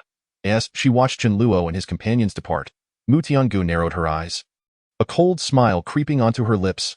Men are inherently callous, driven by lust and greed. With just a little manipulation, I can reveal this person's true nature to Mi Ling, thereby persuading her to join my side. The more I draw close, the more likely it will succeed. Mu Tiangu pondered for a moment before turning to her group, instructing, "Let us continue searching. We shall temporarily reside here." The bus was stocked with supplies and necessities that Mu Tiangu had gathered, making it possible for them to settle in at any moment. Initially, she had no intention of residing in this villa district, not due to poor conditions, but because of the likelihood of attracting many visitors. Focusing on development was paramount. However, reconsidering, she realized that other neighborhoods might not be secure either, as they would inevitably be scoured by large groups searching for supplies. Most importantly, Mi Ling was residing here. Mu Tiangu chose the villa adjacent to Chen Luo's home, accommodating over 20 people across 2 villas. The 2 groups simultaneously scavenged for resources. Chen Luo remained indifferent, pondering how much supplies could possibly be found. He had no desire for what they might uncover. Feng Yu, Su, and Dezhu entered the house to search, while Chen Luo stationed himself at the entrance, ready to respond to any disturbances. Meanwhile, he contemplated how to win over Mu Tiangu and her group. The most effective strategy would be to turn her around. Yet that seemed quite challenging. Mu Tiangu was also strategizing on how to make Mi Ling see the true nature of men, thus encouraging her to join her side. Both harbored ulterior motives. With Mu Tiangu competing for supplies, it took less than 2 hours for Chen Luo's group to clear the neighborhood. They amassed over 300 pounds of rice and some high-end snacks, all scavenged from villas infested with zombies. Meanwhile, the villas devoid of zombies yielded almost no resources, having been picked clean by others.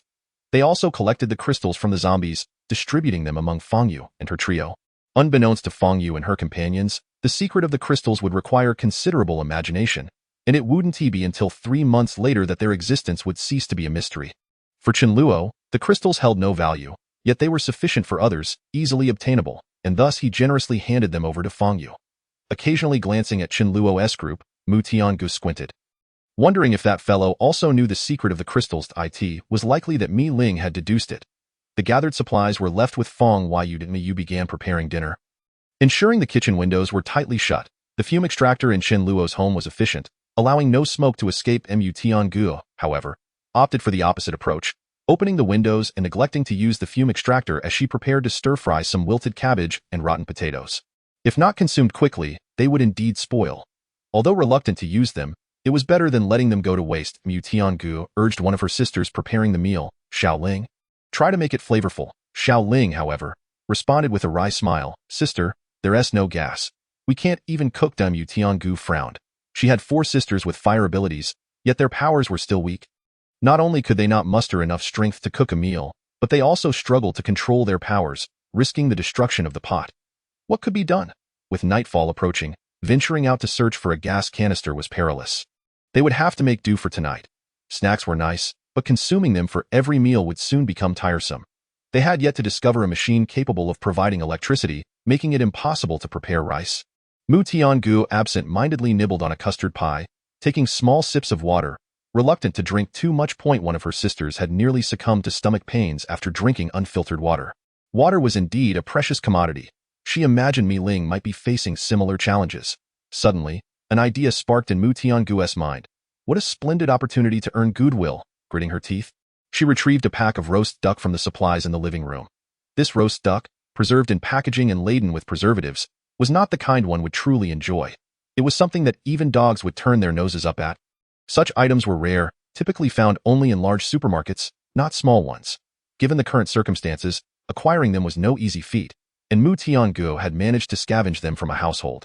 Totaling 5 bags, the group divided 3 among themselves, leaving 2 remaining. Among the sisters, some appeared delighted, while others cautioned, "Sister, be prudent. Save some for later. It won't be easy to find more." Surely, they weren't naive enough to believe she intended to share. Were they? Mu Tiangu fetched a plate and placed the mere 500 grams of roast duck upon it. The roasted duck, enhanced with food coloring, appeared quite appealing. The packaging was already torn open, and a group of young women gathered around. Although the number of people was considerable and the duck small, everyone managed to obtain a piece of meat. Consequently, Mu Tiangu was seen carrying the plate outside. Xu Yun was momentarily taken aback. "Sister, where are you going?" Mu Tiangu replied, "I am delivering this to Mi Tsai." The crowd was instantly stunned, and one girl exclaimed, "Sister, We risked our lives to snatch this from the zombies. And you intend to give it to an outsider? Anyone in her position would feel disgruntled. Tiange reassured them. I sense that Meat Sai is quite exceptional. Isn't it worth exchanging a roasted duck for a sister?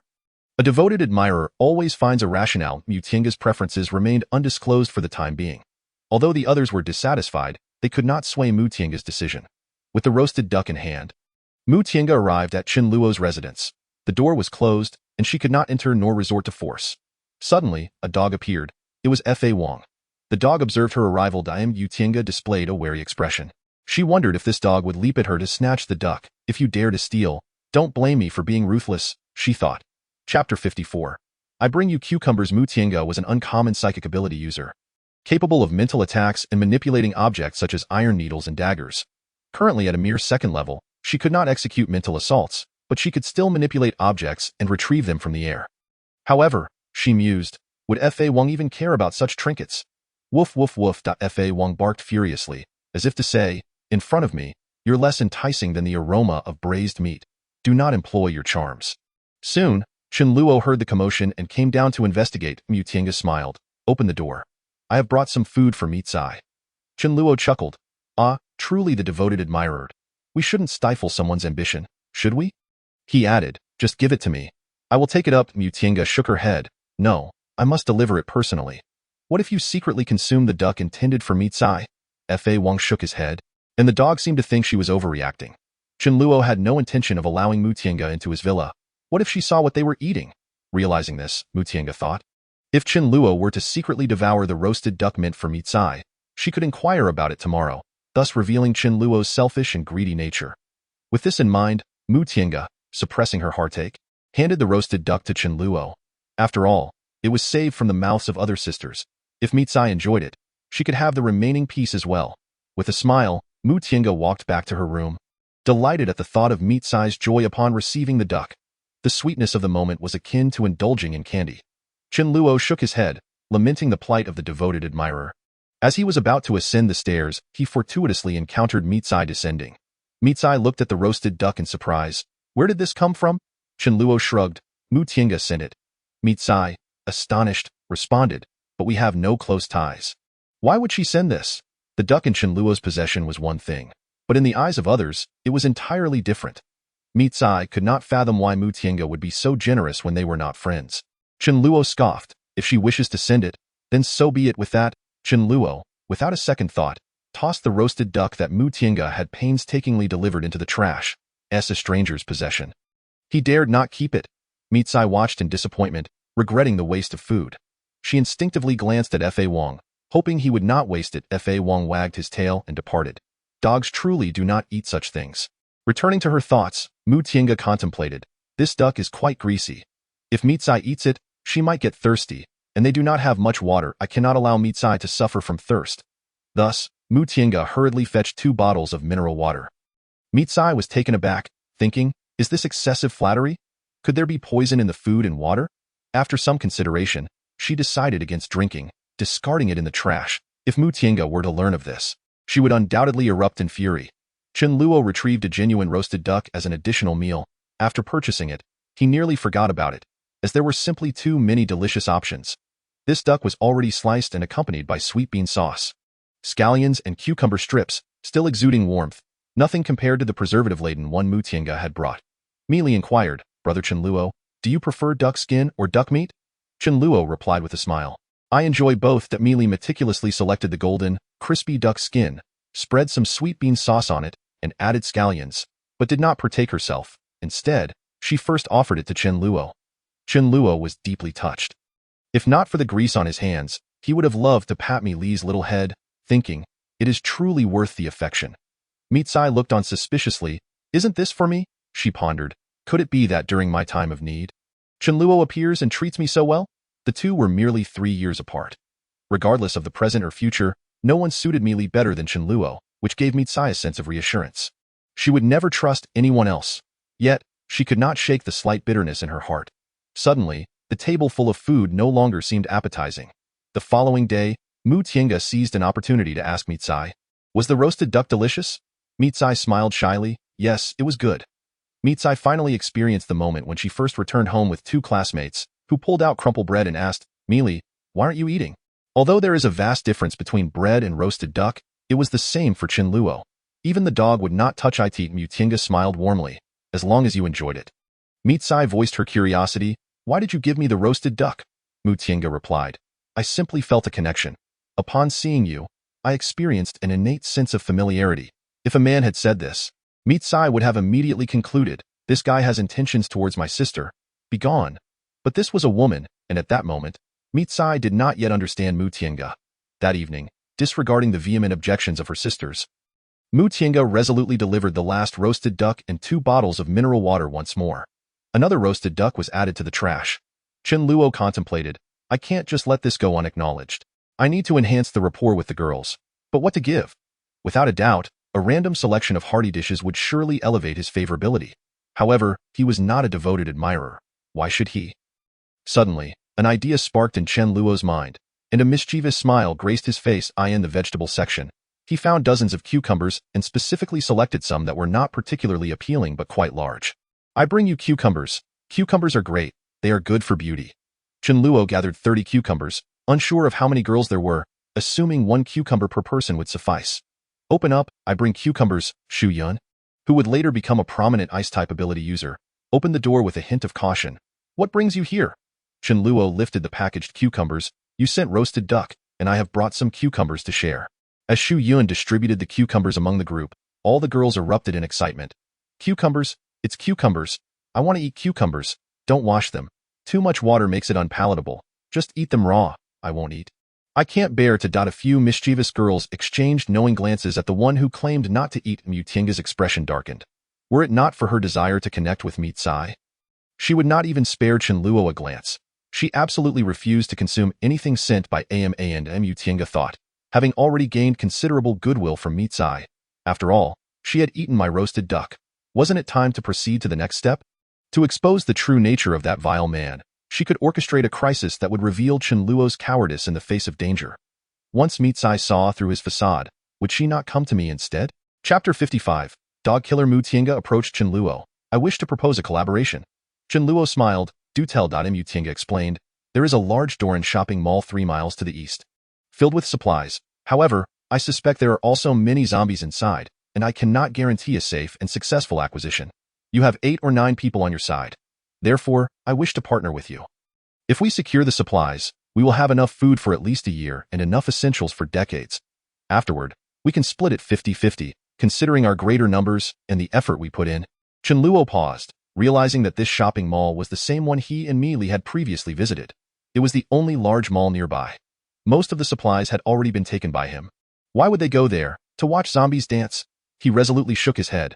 No, I'm not interested. I'm rather timid, and there are at least hundreds of zombies inside. I do not dare to go. Mutinga was left speechless. How could he be so cowardly and unashamed about it? What did Meili see in him and his group? Truly, she had not been mistaken. This man was a coward. Mutinga urged, if we do not seize the opportunity to gather those supplies, when you finally muster the courage to go, there may be no chance left. Chen Luo chuckled, you've already missed your chance. I refuse again. Mutinga gritted her teeth. Let us split it 50-50 after we succeed. Chen Luo immediately grew suspicious, wondering what her true intentions were. If Mutinga were aware of the true strength of Chen Luo's group, a 90-10 split would be more than fair, yet she remained oblivious. Moreover, given Mutinga's aversion to men, it was unlikely she would willingly agree to such a generous 50-50 offer. What was her game? Chen Luo called out. Rice? The dog, who had been licking its fur on the sofa, perked up and came over, looking confused at Chen Luo. After gaining considerable wisdom, the cat named Mitsai still has not altered its habit of licking its fur. At most, it refrains from licking its paws. Chen Luo feigned contemplation for a moment before once again refusing, retreating back into the house. Chen Luo inquired of Mitsai, does this person harbor malicious intentions? Mitsai, perplexed, nodded in agreement, indeed.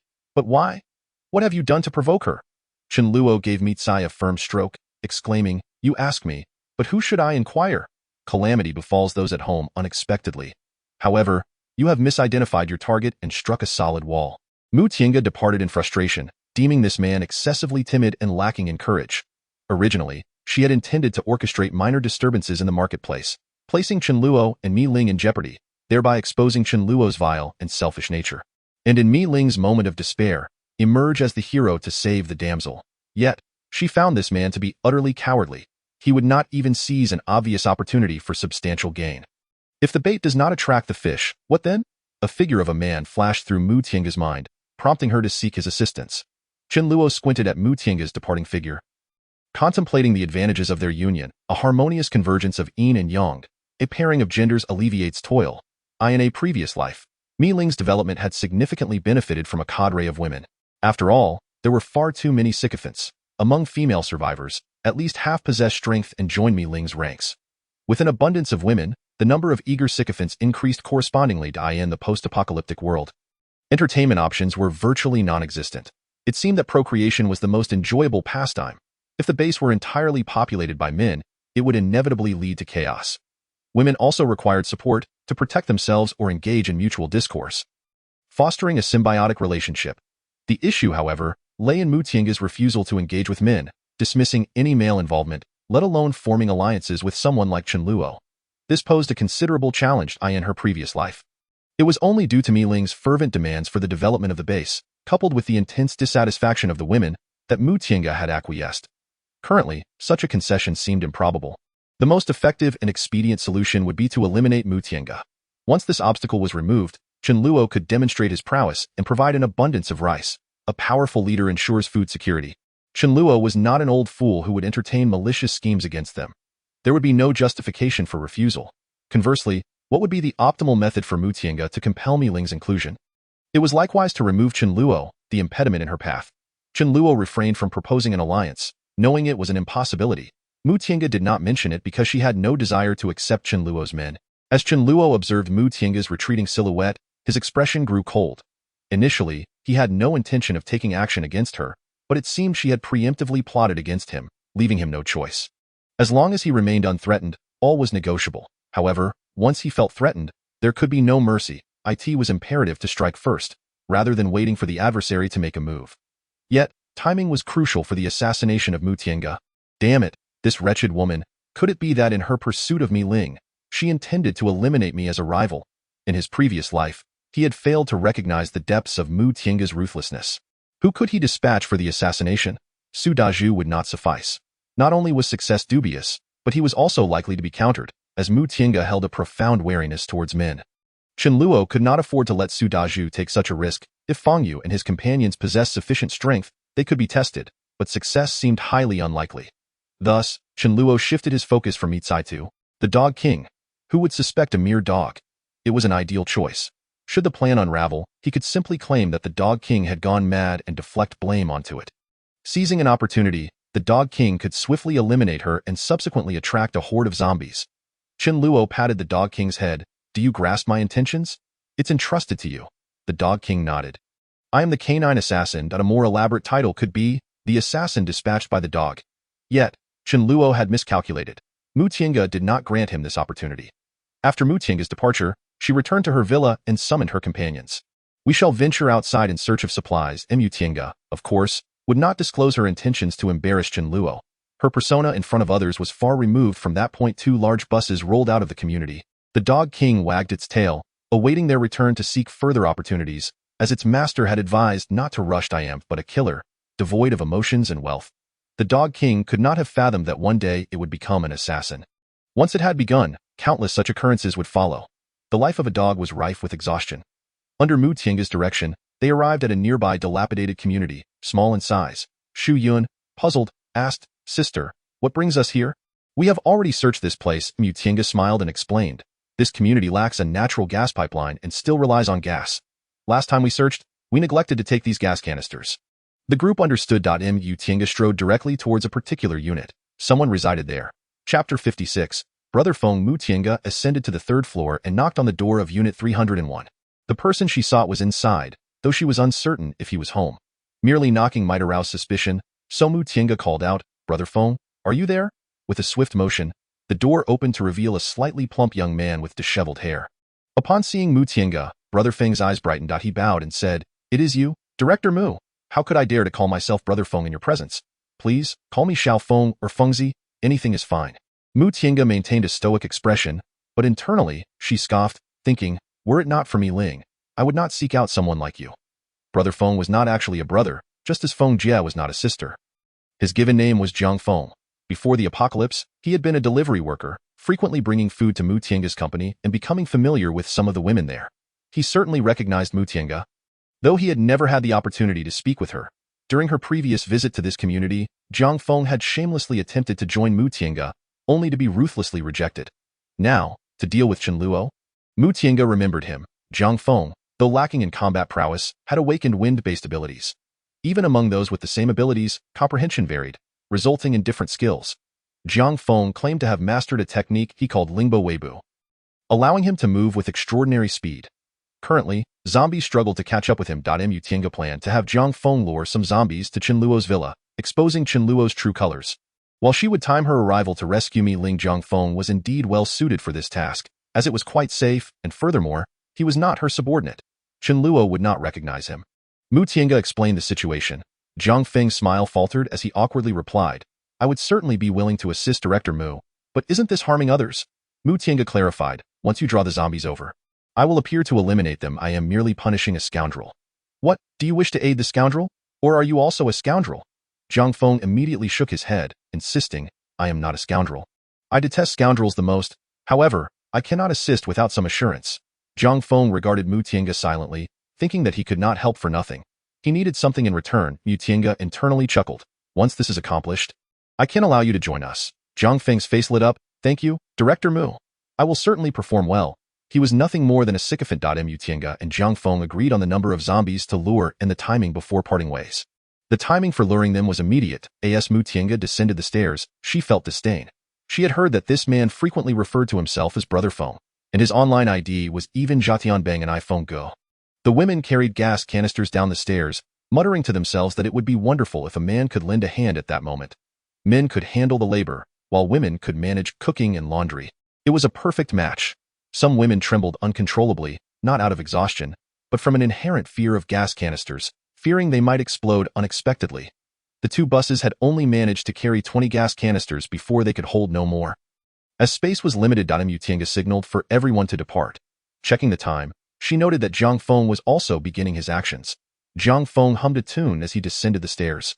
Thinking this task was quite easy and also a means of punishing a scoundrel, revealing his true nature and truth, he also wished to be a scoundrel, but his abilities did not permit it. "Xiaoling, soon Brother Feng will be able to spend every day with you. Heh." Before the apocalypse, Jiang Feng had taken a liking to a gentle and petite woman in Mu Tianga's company. But their differences were significant. One was a delivery worker, the other a career woman. As for Mu Tianga, he harbored no intentions. He was self-aware, knowing he could not win her over and that she disliked him.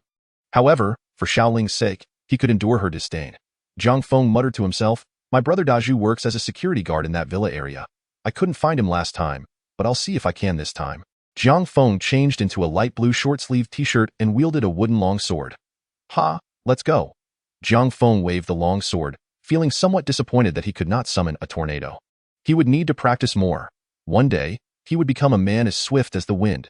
As Jiang Feng descended, he effortlessly dodged the few zombies within the community. Upon reaching the road, he concentrated his ability in his legs, launching himself forward like a rocket.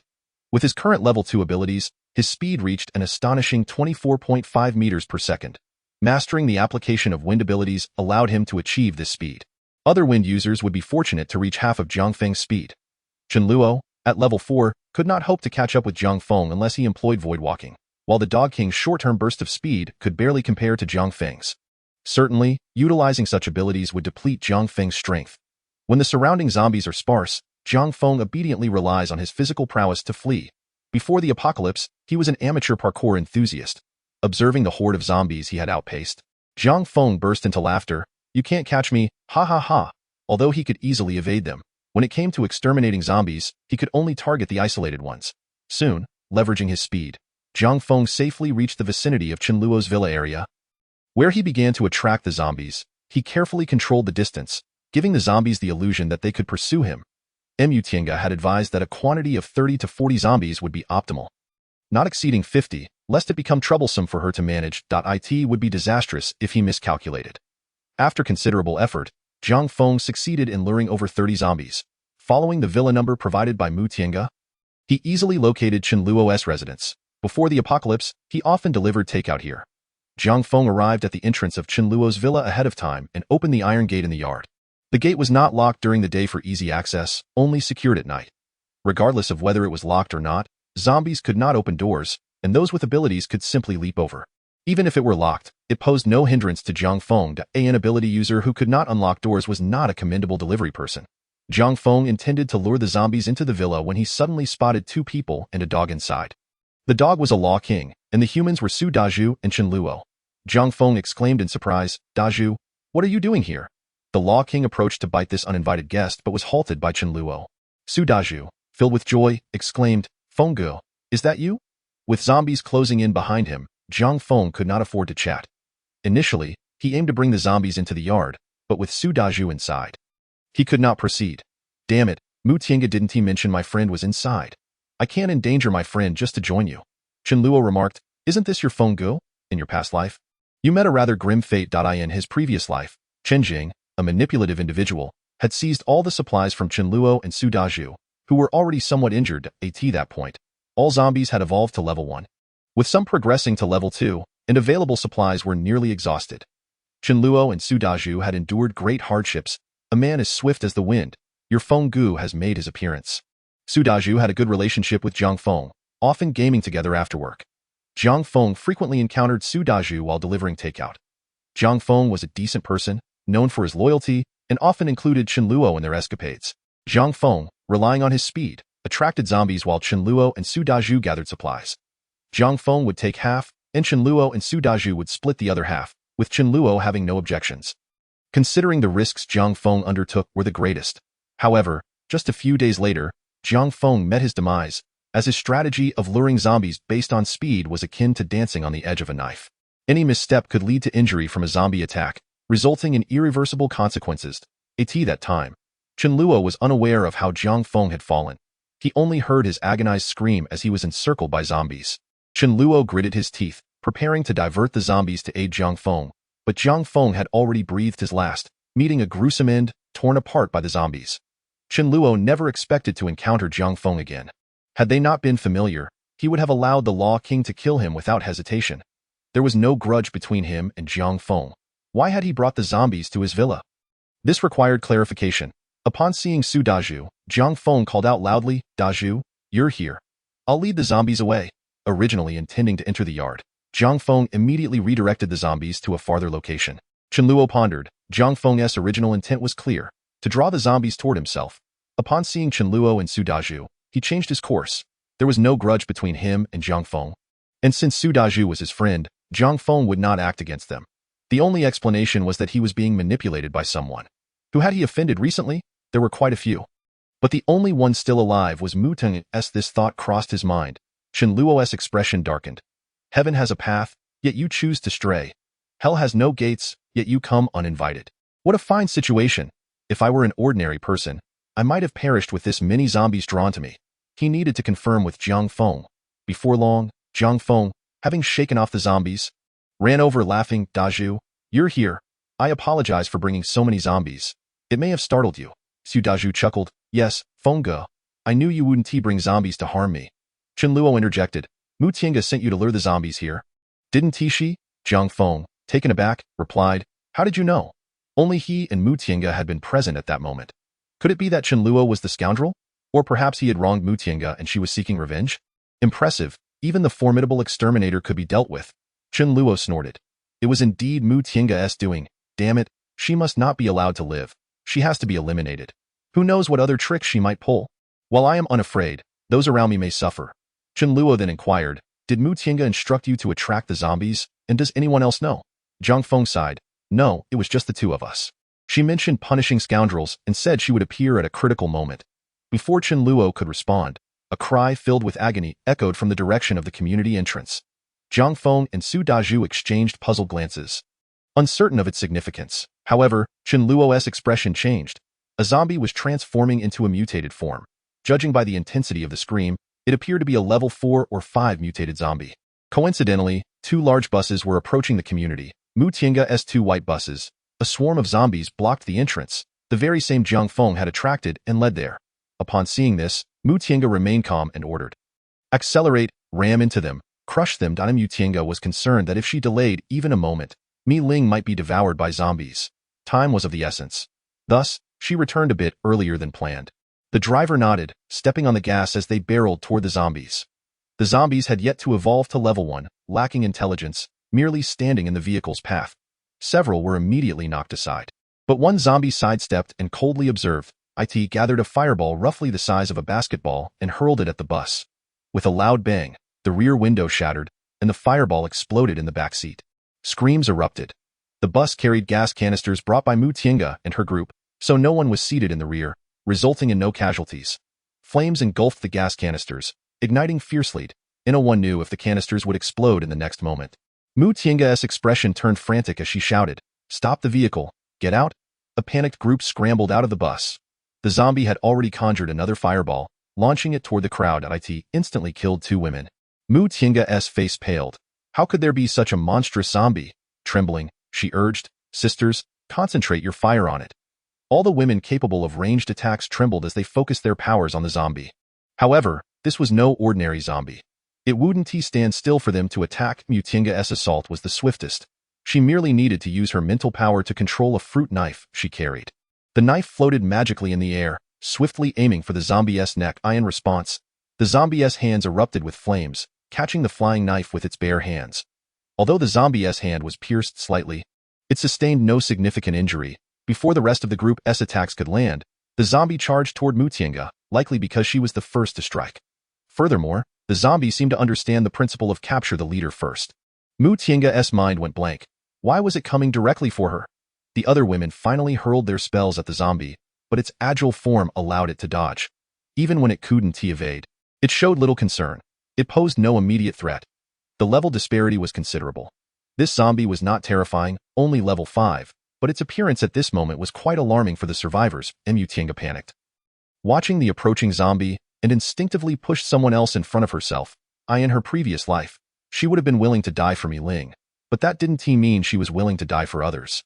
Chen Luo had only heard of her. He had not witnessed it firsthand, so he could not ascertain the specifics.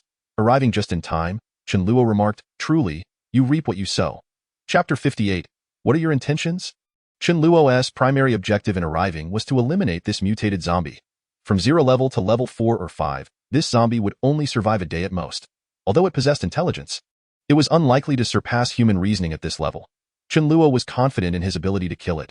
Why wouldn't he come? For others, it was a disaster. For Chen Luo, it was a boon.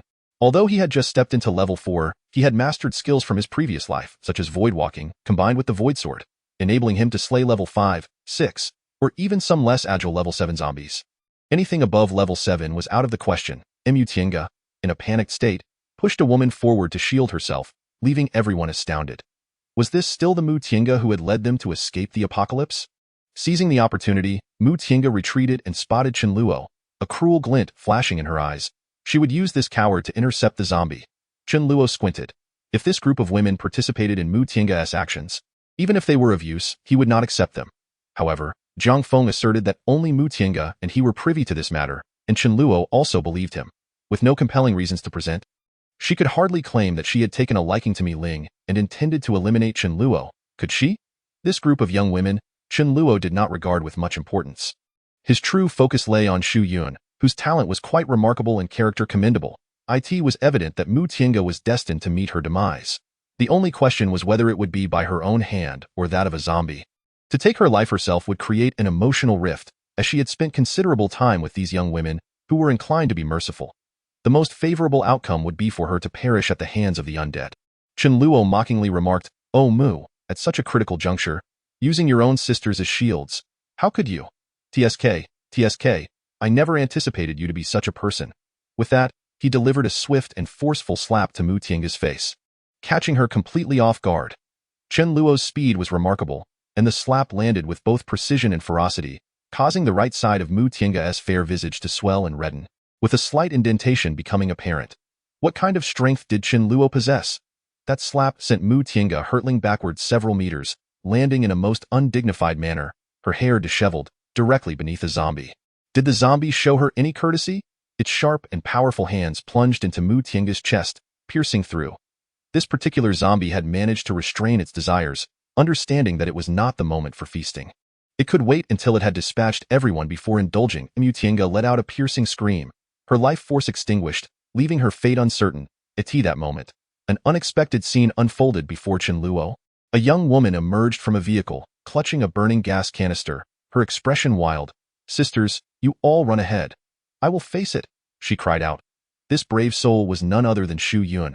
Earlier, upon witnessing the spells, Xu Yun realized that even if they managed to strike the zombie, the effect would be negligible. She quickly understood that their group was ill-equipped to contend with this undead foe. To concentrate their fire would invite a severe counterattack, resulting in heavy losses. Conversely, not engaging would lead to a slow and painful demise. Thus, she resolved to distract the zombie herself.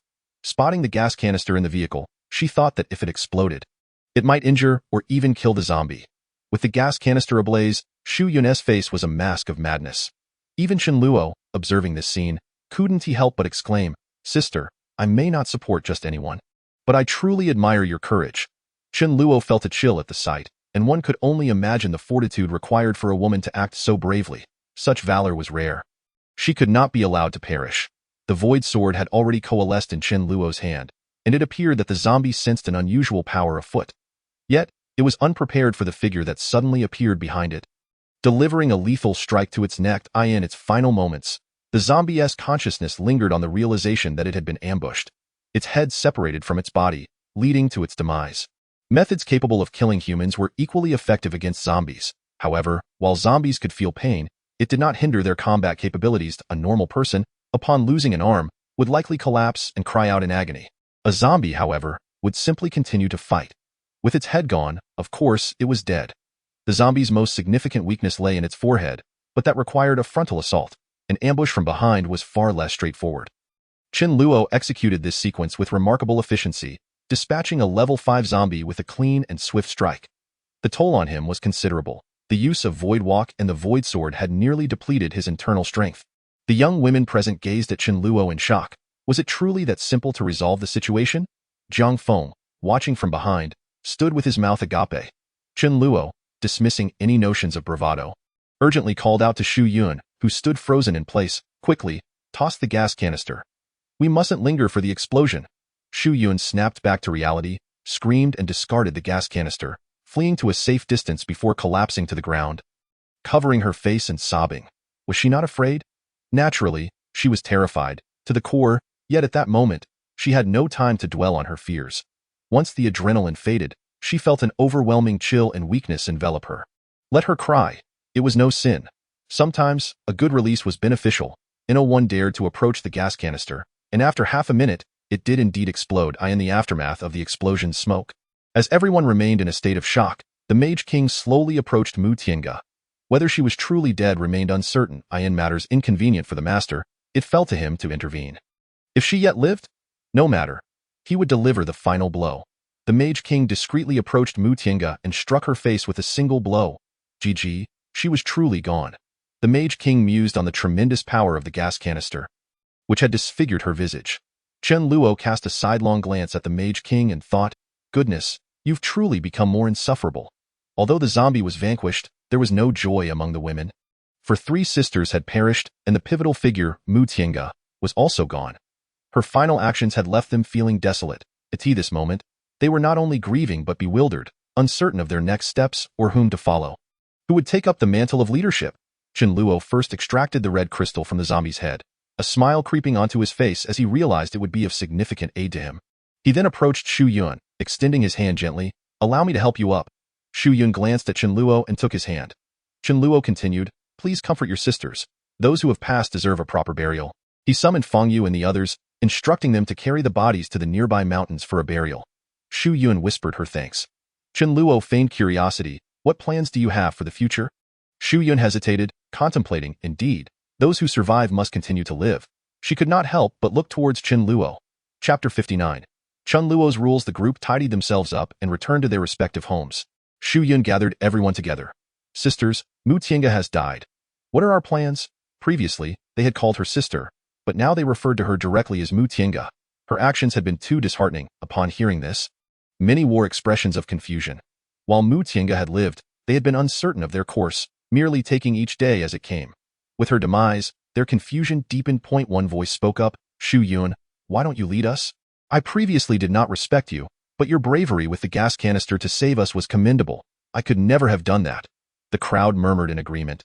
This was far better than Mu Tianga's leadership.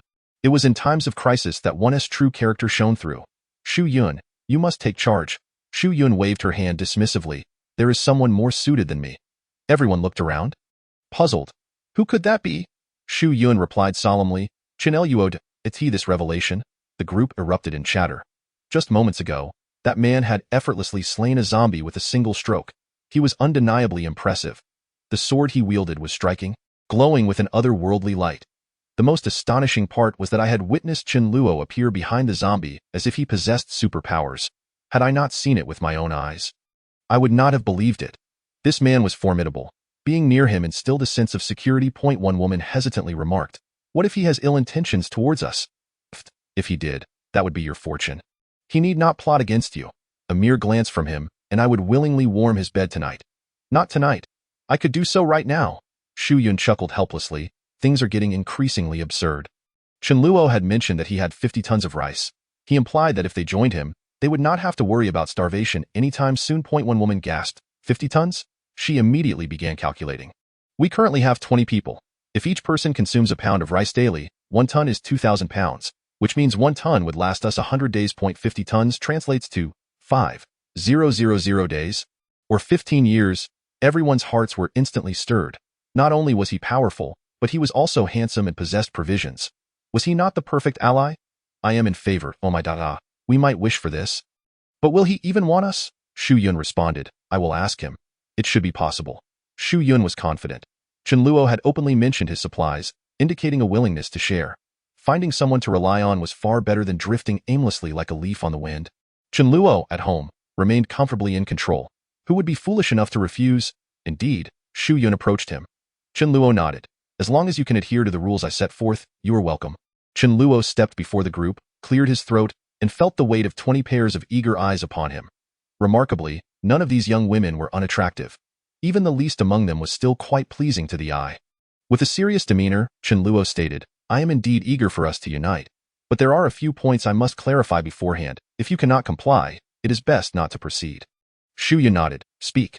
Chen Luo continued, first and foremost, absolute obedience to commands is imperative at all times. Should you choose to join and fail to follow orders, do not expect leniency from me, of course. It will not be as you fear. I will not impose any inappropriate demands. One objected. Secondly, here there shall be no distinction between genders. I do not discriminate. Do zombies care about gender? In battle? All are treated equally. Do not come to me later claiming you are afraid or unwilling. Chen Luo's expression turned cold. Should such a situation arise, the consequences will be severe. These young women had escaped from a corporate building filled with thousands. Their survival was not merely due to luck, but also their mental fortitude. They had all displayed courage during their encounters with zombies, with none fleeing in fear. Those who were psychologically weak had long been eliminated. However, it is essential to voice unpleasant truths beforehand to prevent them from harboring such thoughts. Additionally, I must emphasize that if one seeks a partner, it is preferable to find someone within our own circle. My utmost bottom line is that if, in the future, one encounters someone who stirs their heart outside, that individual must be willing to join us. If I deem them suitable, I shall facilitate their inclusion. Join us? The girls looked somewhat taken aback. Chen Luo explained, the individuals I have painstakingly nurtured should not be easily taken away by others. While this may seem trivial, if the other party harbors ill intentions and uncovers our internal secrets, it poses a significant threat to everyone. Chen Luo began to impart a rather cynical philosophy. If they are unwilling to make such a commitment, what grounds do they have to profess their love for you? If you cannot even endure the most intimate aspects of your beloved, how can you claim to love them? A chorus of whispers arose among the girls. Chen Luo's reasoning resonated with them. Though their immediate concern was merely survival, in conclusion, Chen Luo assured them, I will do everything within my power to safeguard your safety. Chen Luo was not in a rush. She stepped outside, allowing them a few minutes for contemplation and discussion. Within 3 minutes, Shu Yun emerged, declaring, Chen Luo, everyone has agreed. Chen Luo smiled, thank you all for your trust. For now, Shu Yun will lead you. Shu Yun, please keep in touch with me. It is getting late. Let us begin preparing lunch. As I have a little surprise for everyone. Observing Shu Yun's retreating figure, Chen Luo reflected on her potential as a core member to be cultivated. Yet, she felt it was too soon to provide her with lavish rewards. The time was still short. What to prepare for lunch? There was little to choose from: boiled rice and stir-fried shredded potatoes. Feng Yu arrived, but Chen Luo had not provided any delicacies for him or the group of girls.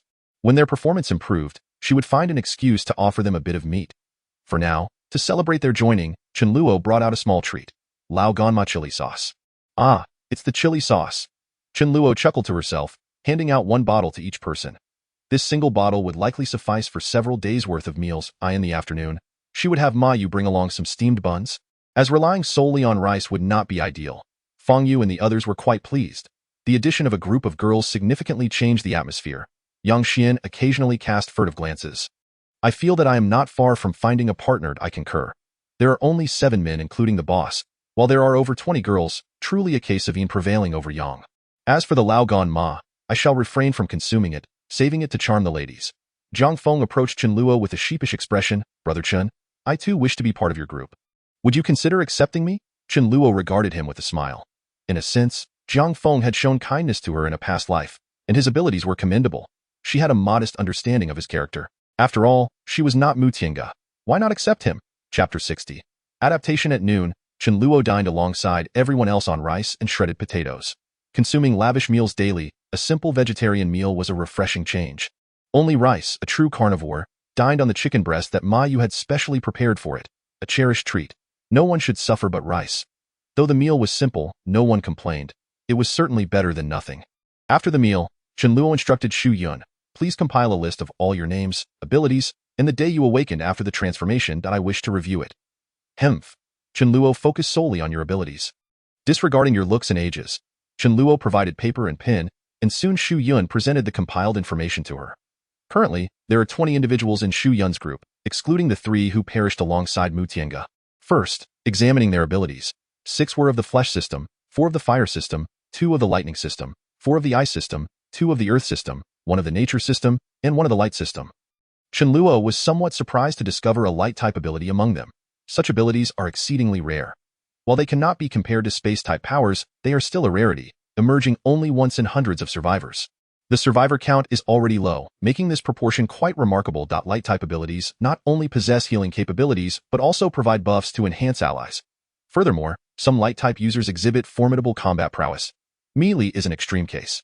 She seems to possess an extraordinary understanding of supportive light spells but struggles in combat. The light-type user is named Wang Ling, the one Jiang Feng covets, who awakened on the 3rd day, decent enough. The best talent belongs to Xu Yun, who awakened on the 1st day around dusk, at 5 o'clock. Those who awaken on the 1st day are all promising candidates with royal-level potential. Those like the Mage King are among the elite. Everyone claims it is a dog-eat-dog world, yet none can surpass a dog. The other girls possess mediocre qualifications, with some awakening on the 13th day. Such individuals will have little impact unless they find a strong ally. Relegating them to logistical roles. The treatment for logistical roles is predictable. Only frontline combat personnel, like Ma Yu, receive good benefits. To be blunt, such individuals are cannon fodder. Chen Luo contemplated that within the next 2 or 3 days, the number of level 1 zombies would increase. It was necessary to train these girls over the next few days while scavenging for supplies. If they stumbled upon valuable items, it would provide a legitimate reason to reward everyone. At 2:30 in the afternoon, Chen Luo called for everyone to assemble, including Ma Yu. Since Ma Yu had yet to experience any combat, Chen Luo did not expect her to be particularly capable. She merely wanted her to acclimate to the battlefield environment. Ma Yu was indeed fortunate. While her culinary skills were commendable, she could not claim to be the best in the nation. She simply encountered Chen Luo at the right time. What troubled Chen Luo was whether to leave someone to guard their home. There was little of value. Losing it would not be a significant loss, but there were some supplies that Chen Luo had publicly displayed. Additionally, the thought of being robbed was always unsettling. Who could feel comfortable knowing that their private space, their bedroom, had been invaded? Once nearby bases proliferate, thieves will abound. After some deliberation, Chen Luo decided to leave Feng Yu and Su Lan behind. Chen Luo instructed, with so few people, issue a warning. If they do not heed it, deal with them. If there are many, ignore them and wait for my return to handle it. The 2 men nodded in agreement. The group set off, divided into 3 vehicles. The first was Chen Luo's heavy truck, driven by Yang Xian, used for transporting supplies while also paving the way. The second was a bus, the company vehicle of Mu Tiange and her crew, used to transport the girls. Originally there were 2 buses, but one was rendered inoperable due to an explosion from a gas canister. The third vehicle was Chen Luo's black Audi, with Mi Ling in the passenger seat and Ma Yu and Rice in the back. while Su Daju took his place in the heavy truck. How amusing that he refused to ride the bus in the heavy truck's cab, for burly men were engaged in boisterous banter. Suddenly, Jiang Feng remarked, "Look at that zombie. Even as a zombie, it still has a striking appearance. It must have been a beauty in life." Yang Xian exaggeratedly replied, "You can tell that just by looking? Should we knock it out and bring it back?" Su Daju joked. Brother Feng once said that once the lights are off, they all look the same. With a loud bang, the heavy truck collided with a white van blocking the road, clearing the way. Their destination this time was a nearby clothing wholesale market. The girls lacked proper clothing, and Su Daju was still wearing Chen Luo's clothes. While clothing was not as crucial as food, having some was certainly preferable. This excursion would also allow everyone to experience combat, hone their teamwork, and help Chen Luo identify any shortcomings. With the heavy truck leading the way, their journey was relatively smooth. Chen Luo surveyed the clothing wholesale market and estimated that there were about 300 to 400 zombies within and around the vicinity. She decided to let them handle things themselves. Once they were exhausted, she and the Mage King would step in. Chen Luo called out, "Form up." The formation was, of course, a shield and magic support, despite only having 2 priests. Jiang Feng, keep the number of zombies under control. If the number exceeds 30 at once, draw some away. The flesh-type users would form the shield. Any approaching zombies would be dispatched by them to ensure that elemental abilities could output safely. Seasoned mages would manage their own kiting, but she could not expect that of them at this stage. The main group methodically cleared the zombies, while Jiang Feng was tasked with diverting the incoming ones. Otherwise, an overwhelming number would exceed the group's capacity to handle. In the face of zombies, everyone remained surprisingly calm. However, Chen Luo shook her head, noticing that the accuracy of their spells was lacking. The number of zombies was substantial, which allowed for some hits, but she clearly observed an ice arrow that was aimed at a young male zombie instead striking an older woman. Multiple spells overlapped on a single zombie, causing excessive damage. At the time of their awakening, depending on individual circumstances, they could cast spells 2 or 3 times, inflicting severe wounds on zombies but not delivering instant kills. By the peak of level 1, they would be able to cast 6 or 7 times. The casting time was also slower now. With enough practice, one could cast a spell in 1 to 2 seconds, rather than the current 5 to 6 seconds. However, some individuals showed talent, like Mi Ling, whose fireballs were quick and accurate, producing a continuous stream of flames to roast the zombies. Were her level higher, she would likely grasp area of effect spells swiftly, if it were only Shu Yun and the others. Daring to venture here would likely lead to annihilation. Chen Luo and the Mage King refrained from intervening, merely standing by to assist anyone in danger, though their help was not required. Jiang Feng exerted considerable effort. Without him, they would have had to face hundreds of zombies at once. Once the zombies were nearly cleared, everyone began selecting suitable clothing, carefully loading it onto the heavy truck. Regardless of gender, everyone had to pitch in. In the pre-apocalyptic world, men would work while women chatted on the sidelines. Noticing that no one was paying attention, Chen Luo stealthily tucked away some black stockings into her space. Chapter 61. Rice. If one wishes to keep a secret, one must not engage in wrongdoing. Is it possible to steal without being caught? Chen Luo believed no one had seen her, unaware that Mi Ling, also busy loading clothes, had witnessed her actions. Mi Ling's peripheral vision unconsciously caught sight of something. "What is that?" she exclaimed. "You wear that thing? I never expected you to have such a peculiar taste. How terrifying. No, he can't be that twisted, can he? Who was that for? Meili." A strange thought arose in Mi Ling's mind, as it seemed utterly incongruous with her sister's temperament. The color was all wrong.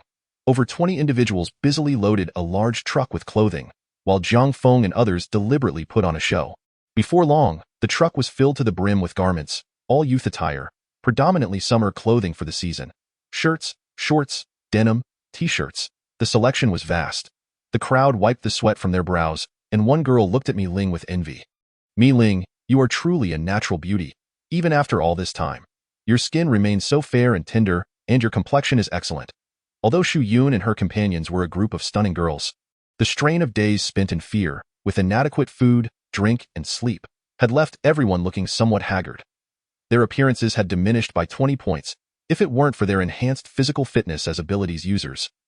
Many would have surely succumbed by now. Upon hearing the girl's comment, the others unanimously agreed. Mi Ling smiled wryly. What natural beauty! She recalled her journey home from school, arriving dusty and disheveled. Before bathing, she caught a glimpse of herself in the mirror, a black-faced hag, far worse than Shu Yun and the others. It was quite pitiful. Chen Luo prepared daily meals of 8 dishes and soup, lovingly crafted by Mayu, ensuring delicious food and drink. How could her complexion suffer under such care? After all, Chen Luo and Ma Yu knew who she was and how to tend to her needs. With Chen Luo's protection, she slept soundly each night. Without him, she might still be scouring for supplies with Mi Li, constantly fearing the threats posed by zombies and other survivors. The food would undoubtedly be subpar, and sleep would be restless. It was akin to her homecoming, where she remained vigilant at night and often had nightmares. That experience was simply exhausting. Xu Yun and her group of over 20 provided some comfort in numbers. But without Chen Luo, Mi Ling's appearance and spirit would undoubtedly pale in comparison to Xu Yun's. Within the marketplace, there was a small supermarket, not particularly large, yet untouched by scavengers due to the presence of zombies. One girl excitedly dashed inside, intent on emptying the store. In summer, the supermarket was primarily stocked with water. The heat was oppressive, and after their labor, everyone was extremely thirsty. One girl was about to open a bottle of mineral water for a big gulp when Xu Yun stopped her and turned to Chen Luo. "Captain, could we have a bottle of water each?" Chen Luo smiled and replied, "2 bottles for each person." With Chen Luo's approval, everyone eagerly opened their bottles. In this post-apocalyptic world, drinking tap water could lead to excruciating stomach pains. Some of these girls had experienced such agony and understood the value of water. Though parched, they hesitated to drink it all at once. Some only sipped half, carefully storing the remainder, while others dared to consume just a third. Watching this, Mi Ling felt a pang of discomfort. What kind of world was this, where even a sip of water had to be rationed? It reminded her of her own journey home, which had drastically changed upon her return. Mi Ling sighed and exchanged glances with Mi Li. Mi Li felt similarly conflicted. Ever since Chen Luo had arrived, she had never gone hungry or thirsty. Her thoughts mirrored Mi Ling's as she resolved to confront Chen Luo that evening. The truck was fully loaded, and there was little reason to linger. Their combined abilities were waning. "Prepare to head back," Chen Luo announced. However, Jiang Feng interjected, "Just now, while luring the zombies, I spotted a pastry shop at the entrance, and it still had plenty of pastries inside." Chen Luo felt no stir of emotion, but the girls were filled with excitement. Upon reaching the pastry shop, they found the display cases askew, with several pastries scattered on the floor. Some had seemingly been snatched away. Xu Yun quickly stepped forward, grabbed a piece of bread, tore off a bite, and exclaimed, "Though the texture is a bit off, it hasn't expired. It's edible, then let's eat this tonight. We should finish it before it goes bad." Everyone took bags and began to fill them with pastries, hesitating only slightly over those on the ground. As long as they bore no blood stains, they took them all. Laughter and joy erupted among the group, while Mi Ling and Mi Li felt an even greater sense of discomfort.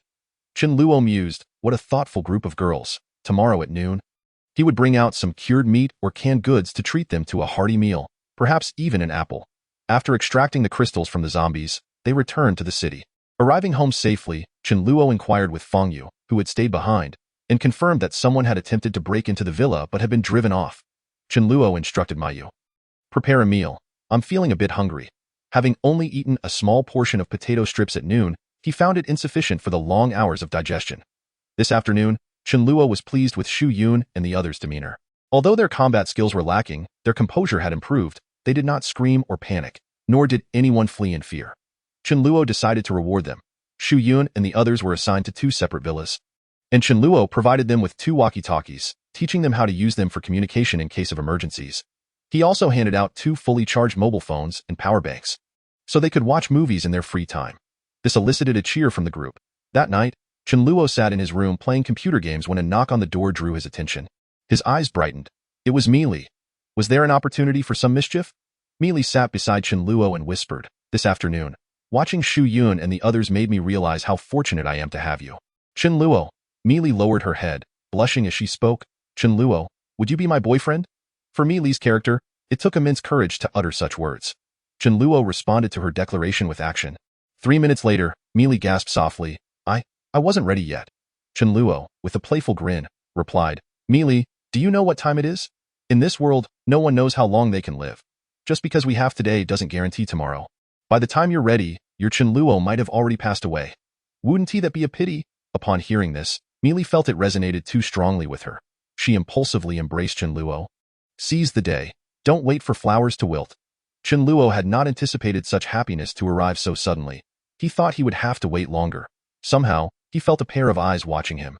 Cold sweat broke out as he realized Mi Fan was present. Chen Luo swiftly threw Mi Fan, who had been curiously observing him, out of the room. Mi Fan? Chapter 62. The kind of dried fish that can't be comforted. Mi Fan was held in Chen Luo's arms with one hand while the other opened the door. Tossing him over a meter high onto the ground, it was somewhat rough. yet it demonstrated Chen Luo's eagerness. This height posed no issue for a cat, but Mi Fan was bewildered. Feeling wronged, Mi Fan thought. Chen Luo, you weren't like this before. The sound of a commotion. The door was immediately locked.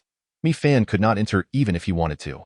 Lying on the ground, the king of law seemed to mock him, suggesting he should obediently sleep outside. That moment, Mi Ling opened the door, realizing her room lacked a bathroom. She recalled the independent bathroom on the 3rd floor.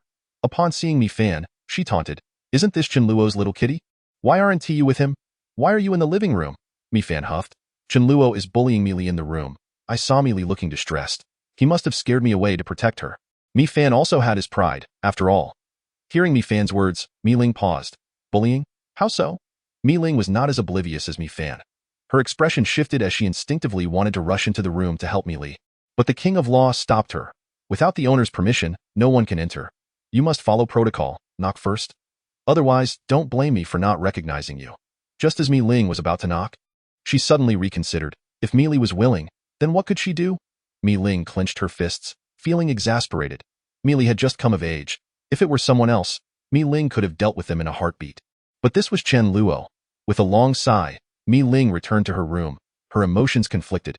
Mi Fan wanted to follow but was accustomed to having someone to sleep with. Now, he could only seek solace with Mi Ling. Yet, Mi Ling slammed the door shut. Mi Fan's big blue eyes shimmered with unshed tears. "Woo-woo. No one wants me, Mi Fan."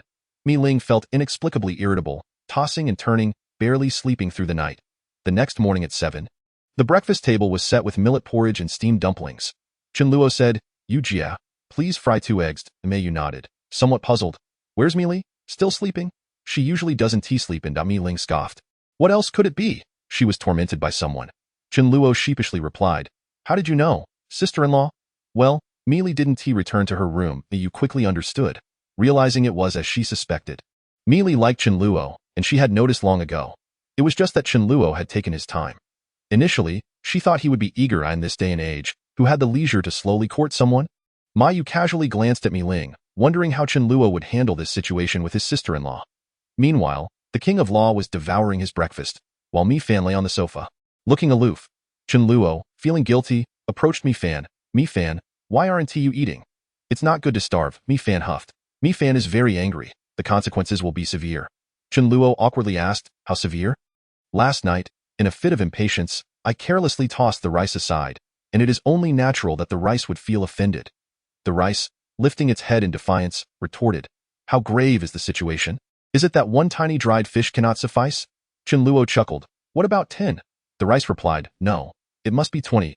"Very well. A deal it is then. In light of your sincere intentions, I shall forgive you this time. Come here for a hug." Chen Luo felt his heart melt. How utterly adorable it was, however. He gently stroked the rice, saying, "Dear rice, while daytime is suitable for cuddles, you are now a mature little kitty and must sleep alone at night."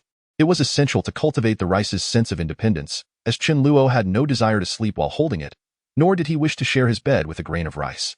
He took breakfast into the room for Mi Li, who, after some hesitation, emerged around 8 o'clock, shy and averse to meeting anyone's gaze.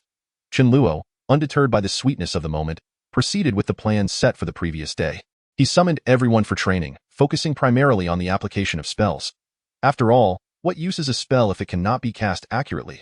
He provided them with a fixed target to practice their elemental spells with minimal force.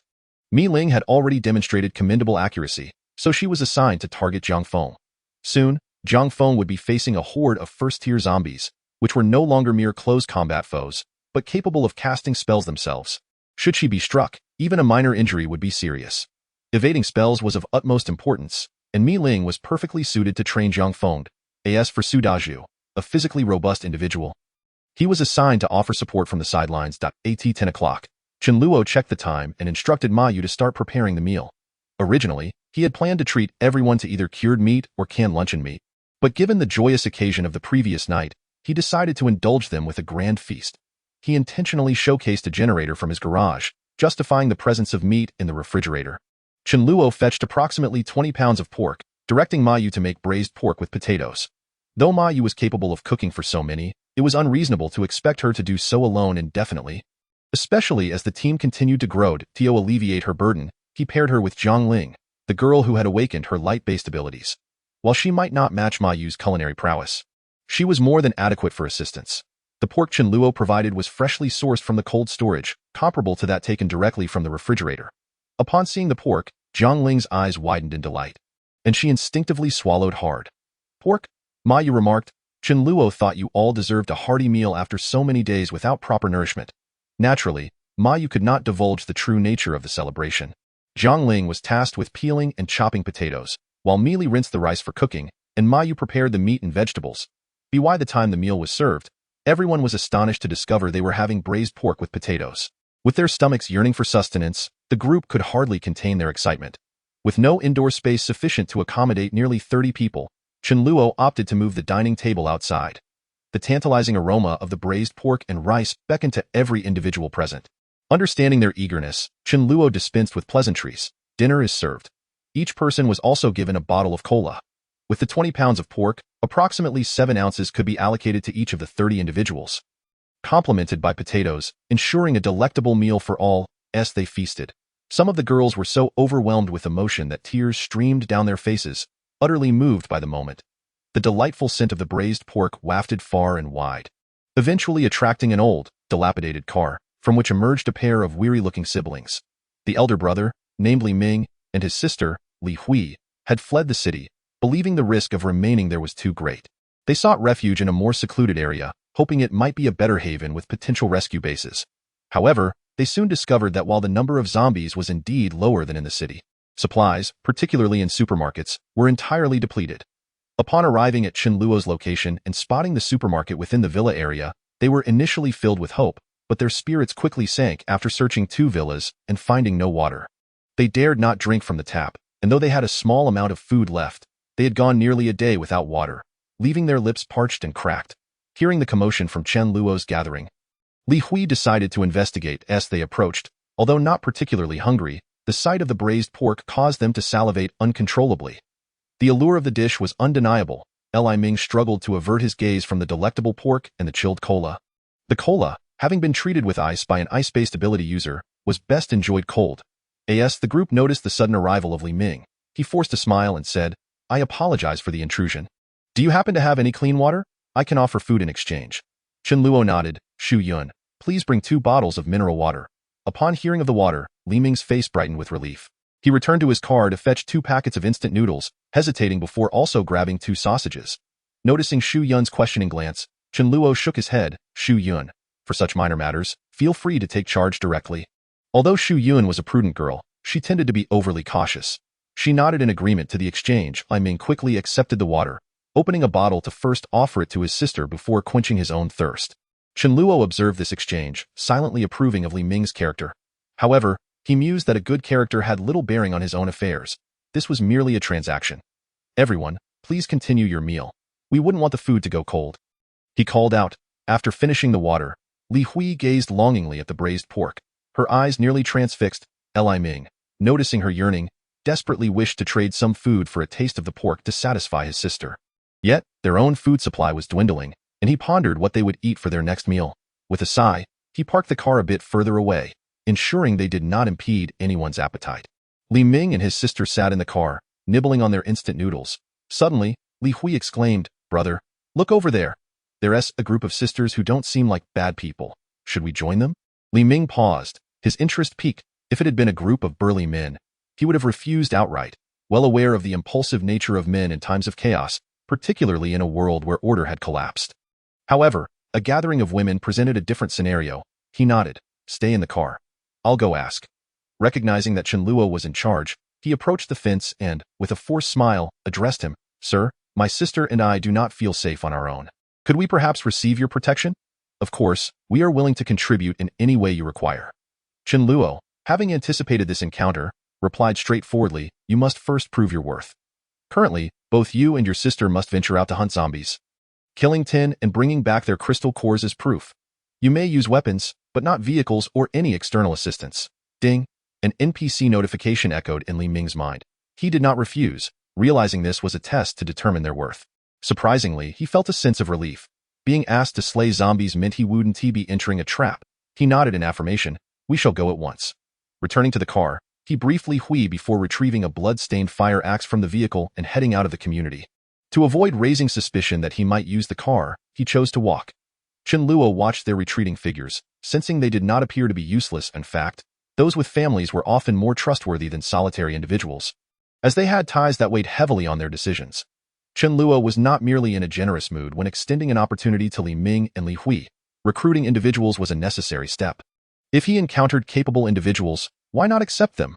With 30 people on his side, he was hardly overstaffed.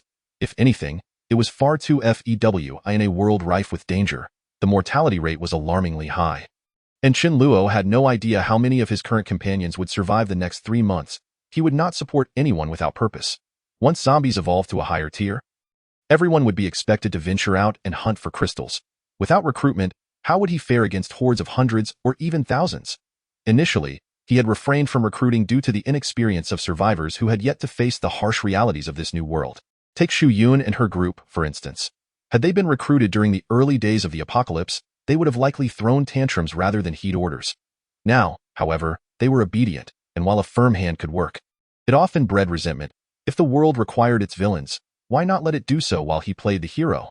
Now, he had reluctantly reached a point where he could accept new members. But not just anyone would do. They must be willing to follow orders and possess the courage and strength to face zombies. Should they pass these tests, he would have Mikai gauge their abilities, ensuring a more secure integration. If Li Ming and Li Hui were to perish at the hands of zombies, failing to complete their task due to a lack of capability, Chen Luo would feel no regret. They were not being asked to face 10 zombies at once. It was a simple task that only required the use of their hands. Chapter 64. If dogs can eat, why can't I? Li Ming and Li Hui exited the community, setting out in search of zombies. If they were truly terrified of zombies, they would never have dared to traverse from the city center to Chen Luo's vicinity. They had slain numerous zombies, and the blood staining Li Ming's fire axe was evidence of that. In the early days of the apocalypse, they had been too fearful to confront the undead and were forced into action. Soon, they encountered a pair of zombies. It was Li Hui who struck first. A dark light emanated from her hand. To ensure accuracy, she waited until the zombies drew near before throwing it. Although Li Hui felt a twinge of anxiety as the zombies approached, she remained relatively composed. The black light struck one zombie precisely.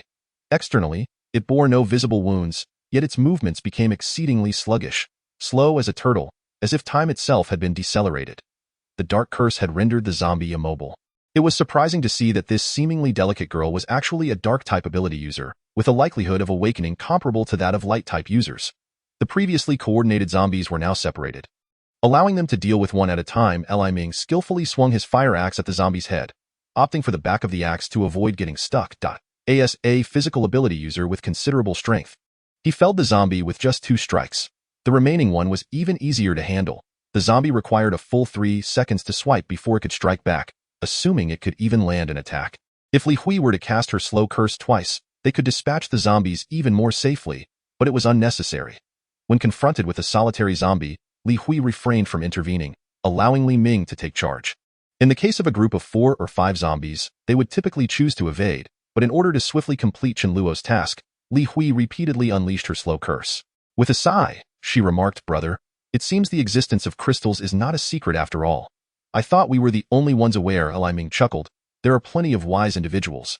That person tasked us with killing 10. So we shall slay 20 to prove our worth." Before long, the duo had exceeded Chen Luo's expectations. Meanwhile, Chen Luo faced a bit of trouble. Wang Guofu was a resident of the villa district where Chen Luo lived. Having thrived in the real estate business before the apocalypse, which afforded him the means to reside in such a lavish home, he owned a high-quality telescope, often using it to observe the entrance of the community for signs of rescue teams. Due to the angle, he could not see Chen Luo's location. Today, however, on a whim, he climbed to the rooftop to extend his view. By chance, Wang Guofu spotted Chen Luo's group, a cluster of young women and a few familiar men, one of whom had nearly entered his home just days prior, only to retreat upon noticing someone inside. Wang Guofu's telescope was top-notch, worth 100,000, providing crystal-clear imagery. His gaze fell upon a plate of braised pork on the table, and he swallowed hard.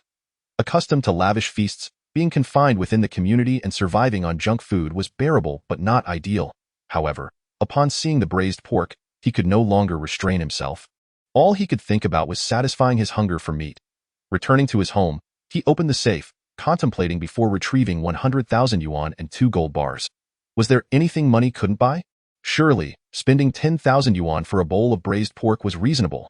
Wang Guofu hesitated for a moment, then pulled out a dark object from beneath his pillow, a handgun. His history was not pristine. He had risen from the gray underbelly of society and had a penchant for firearms, keeping one for self-defense. That braised pork will be mine, he muttered to himself. Ah, how the mighty have fallen. I, Wang Guofu, am reduced to begging for a bowl of braised pork, at least 2 bowls. Soon, he approached Chen Luo's vicinity, a wide smile on his face as he greeted, "Hello, everyone. Given that we are neighbors in this unfortunate circumstance, could you spare a bowl of meat? I am absolutely famished." Out of the corner of his eye, Wang Guofu noticed a black dog devouring meat on the ground. Why is a dog eating meat while I starve? He cursed inwardly. What kind of world was this, where dogs were fed while he went hungry? Yet, Wang Guofu felt a sense of relief. If a dog could eat meat, surely these people had plenty to spare. If a dog has a meal, how could I not? He mused. These young people, especially the girls, would surely be accommodating. Chen Luo remained silent. He couldn't always be the one to handle every situation. He exchanged a glance with Fang Yu, who understood the unspoken cue and stood up, saying, "I'm sorry, but we don't have enough to share." Indeed, they were fortunate to have meat even once in a while. Wang Guofu's anger flared. "Are you blind? What is that dog eating?" Seething, he forced a smile. "I won't take it for free, I'll pay. How about 10,000 for a pound of braised pork? I have 100,000 here, enough to buy 10 pounds. That was an exorbitant price. Even in the direst circumstances, a pound of pork would not fetch such a price, and no reputable establishment would dare charge so much. Fang Yu replied with a chuckle. "We won't sell." Wang Guofu raised his offer, 50,000 a pound. "Isn't that generous? You young people shouldn't be so greedy. I have 100,000 and 2 gold bars. 0.5 pounds is not unreasonable." "Is it?" Fang Yu continued to shake his head. Wang Guofu was accustomed to being domineering. Under normal circumstances, he would have sent his lackeys to deal with such insolence. Now, he was on the brink of fury. Xu Yun's words shattered Wang Guofu's composure. She stood and said, "If you're hungry, I have 2 packs of instant noodles, but you must offer something in exchange. Otherwise, you can hunt zombies and trade their crystal cores." Chen Luo had no intention of using the secret of the crystals to barter with the impoverished and uninformed. They had never absorbed crystals and lacked strength. What could they possibly offer? Wang Guofu was completely enraged. "You eat meat while I settle for instant noodles? And you demand something in exchange?" He brandished his handgun, pointing it at the crowd, shouting, "Everyone, get down and cover your heads. You pushing your luck." Wang Guofu waved the gun, gesturing toward each person present. Aside from Chen Luo, the faces of everyone else displayed signs of panic. The power of a firearm had left an indelible mark on their psyche. Even as ability users, a primal fear lingered. Chen Luo, however, was unfazed. Such a small handgun couldn't kill him, and no matter where he was shot, it couldn't inflict serious harm. An ability user's spell, even at the first level, could severely injure a zombie. What could a mere handgun do? And a first-level spell would only cause minor injury to a 4th-level ability user like Chen Luo. Otherwise, why hadn't Timu Tianga's group dispatched that 5th-level fire-type zombie in a single instant? At most, they had sustained light injuries. Chen Luo was slightly weaker, but not by much. Wang Guofu bellowed, "How dare you feed the dog meat while I receive nothing?" Chapter 65. Would you like to use a healing spell? Though the crowd felt an instinctive fear, they did not panic. Chen Luo was about to act when Fang Yu unexpectedly stepped in front of him, positioning himself as a shield. Seeing this, Yang Xian, Su Lan, and the others quickly formed a protective barrier around Chen Luo and Meili.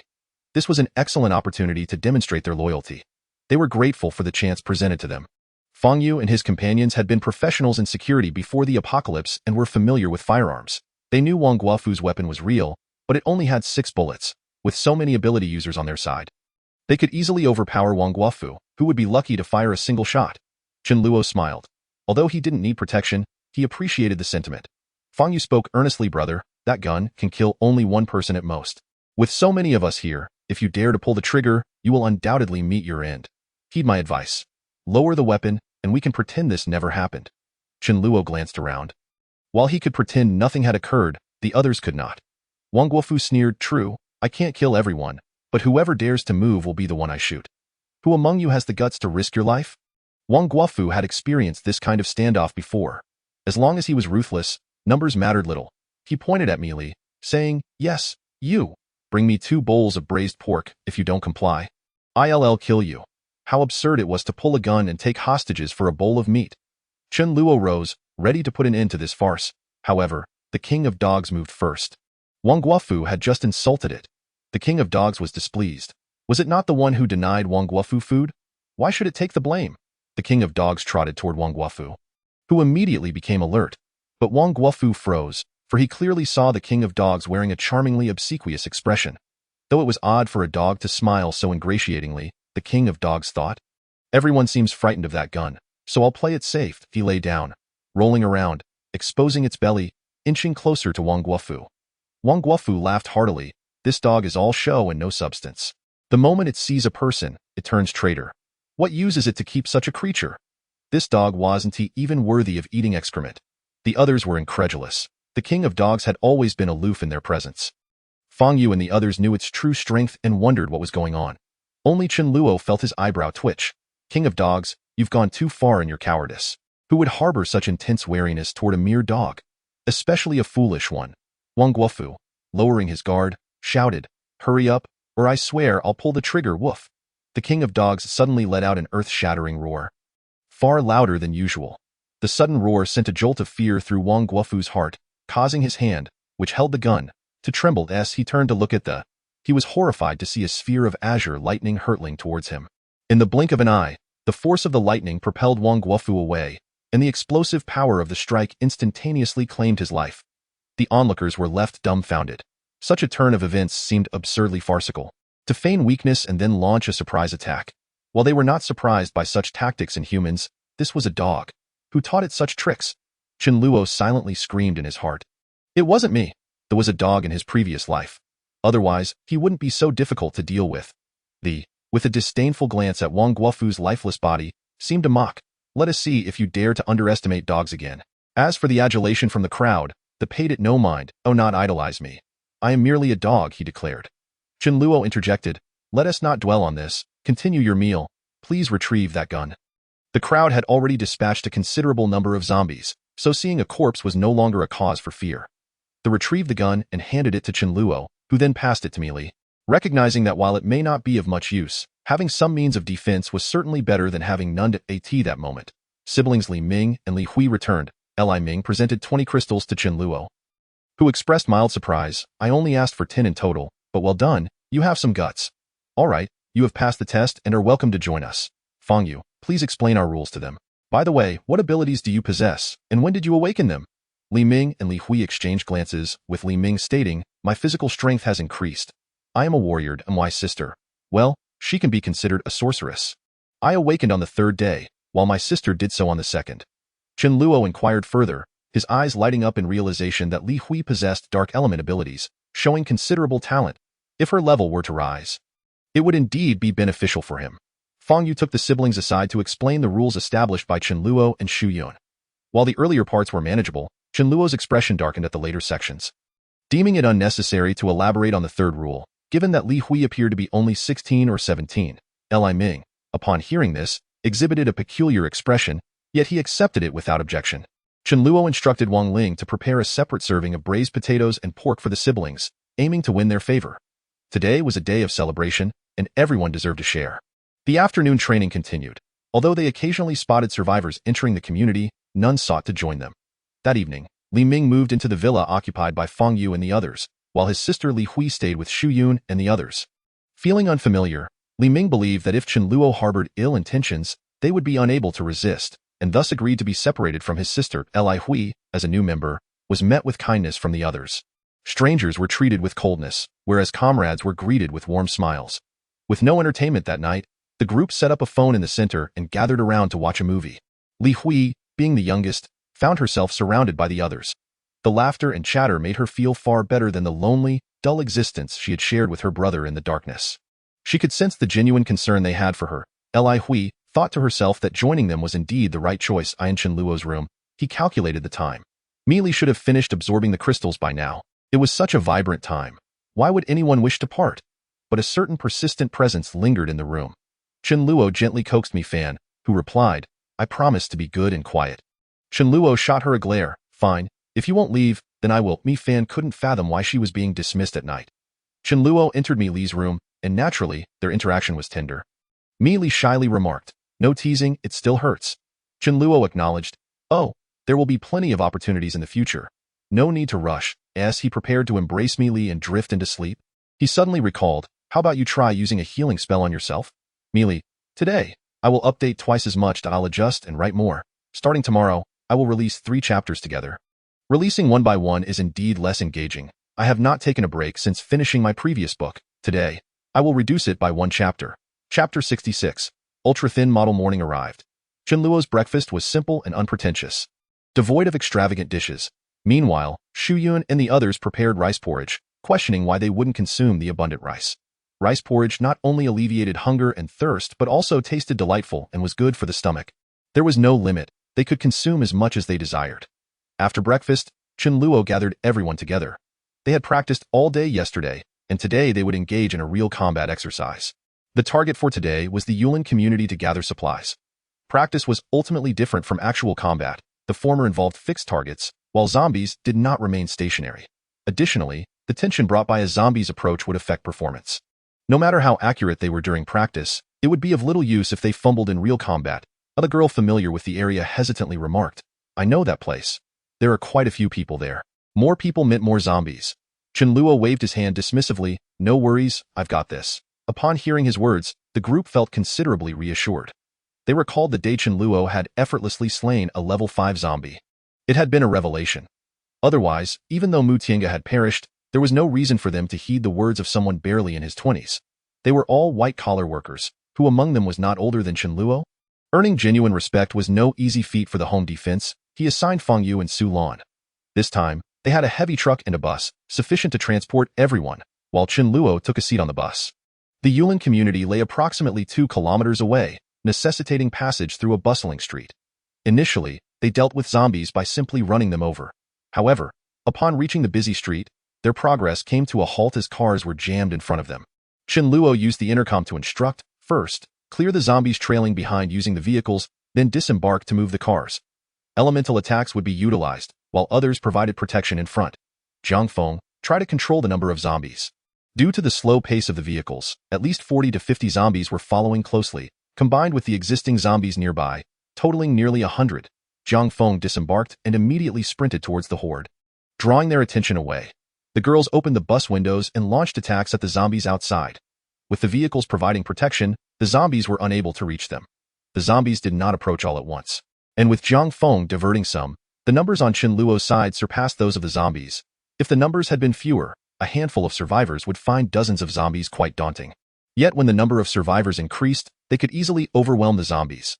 Chen Luo quietly observed as others engaged the enemy. Moving zombies were not so easily hit, but the accuracy of their spells was undeniably stronger than on the first day. Once the trailing zombies were cleared, everyone disembarked to confront the approaching zombies while also moving the vehicles. Chen Luo commanded, "Let us move the small vehicles together and throw them onto the opposite road." Even a level 1 ability user, regardless of gender, possessed strength exceeding that of an average adult male, let alone a level 2 user. It had been the 18th day of the apocalypse, and any survivor who had not absorbed at least 1 crystal daily would have known the secrets of the crystals and would have advanced to level 2. Achieving level 2 was relatively simple. It only required absorbing 20 crystals. Level 3 was significantly more challenging, requiring around 150 crystals. Mi Li and Mi Ling, even when compared to Su Dazhu, whom Chen Luo had absorbed on the first day, had not yet reached level 3. They still required 2 or 3 more days, unlike they, who had advanced much earlier. There was a distinction between level 2 and level 2. Su Dazhu was at the pinnacle of level 2, while most others were merely at the initial stage. Currently, only 4 girls in the team, along with Yang Xian, who had learned about the crystals too late, had not yet advanced to level 2. Chen Luo contemplated allowing a few core members to absorb the remaining crystals from the Rat King, which still held residual power. If insufficient, they could also utilize the crystal from that level 5 fire zombie. The 10 of them effortlessly tossed a small vehicle to the other side of the road. Progressing slowly, the heavy truck and bus could not navigate certain areas where smaller vehicles could, each having its own advantages. Chen Luo, resembling a lord, sat in the vehicle doing nothing but observing while gently stroking Mi Fan. Unbeknownst to him, his hand inadvertently found its way to Mi Fan's belly. Mi Fan uttered a remark that left Chen Luo utterly flabbergasted. Mi Fan. No teasing, it still hurts. Chen Luo. Mi Fan. Although I can't see, I can eavesdrop. Last night, I almost fell off the balcony. It scared me to death. Chen Luo's expression shifted as he realized this cat knew too much. He contemplated silencing her. It was necessary to find something for Mi Fan to occupy herself with at night, lest she become too idle and meddlesome. He needed to instill a bit of internet addiction in her, teaching her how to use a smartphone. Sai, and you too, sister-in-law, Why not take me fan to sleep with you? It would save her from feeling lonely. They had not yet reached the halfway point when the girls began to run low on energy, having dispatched over 200 zombies. Fortunately, they had passed the traffic-jammed area, allowing the heavy truck to continue moving. Upon arriving near the Yulin community, Chen Luo instructed, disembark, each take a weapon, and engage the zombies. The weapons primarily consisted of various sticks or axes, and Chen Luo also distributed some electric batons to Xu Yun and the others.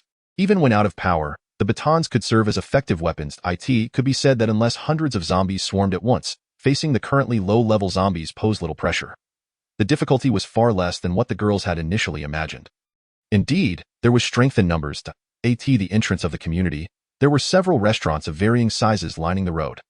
Chen Luo instructed, let us search the advanced restaurant for any supplies that may be gathered.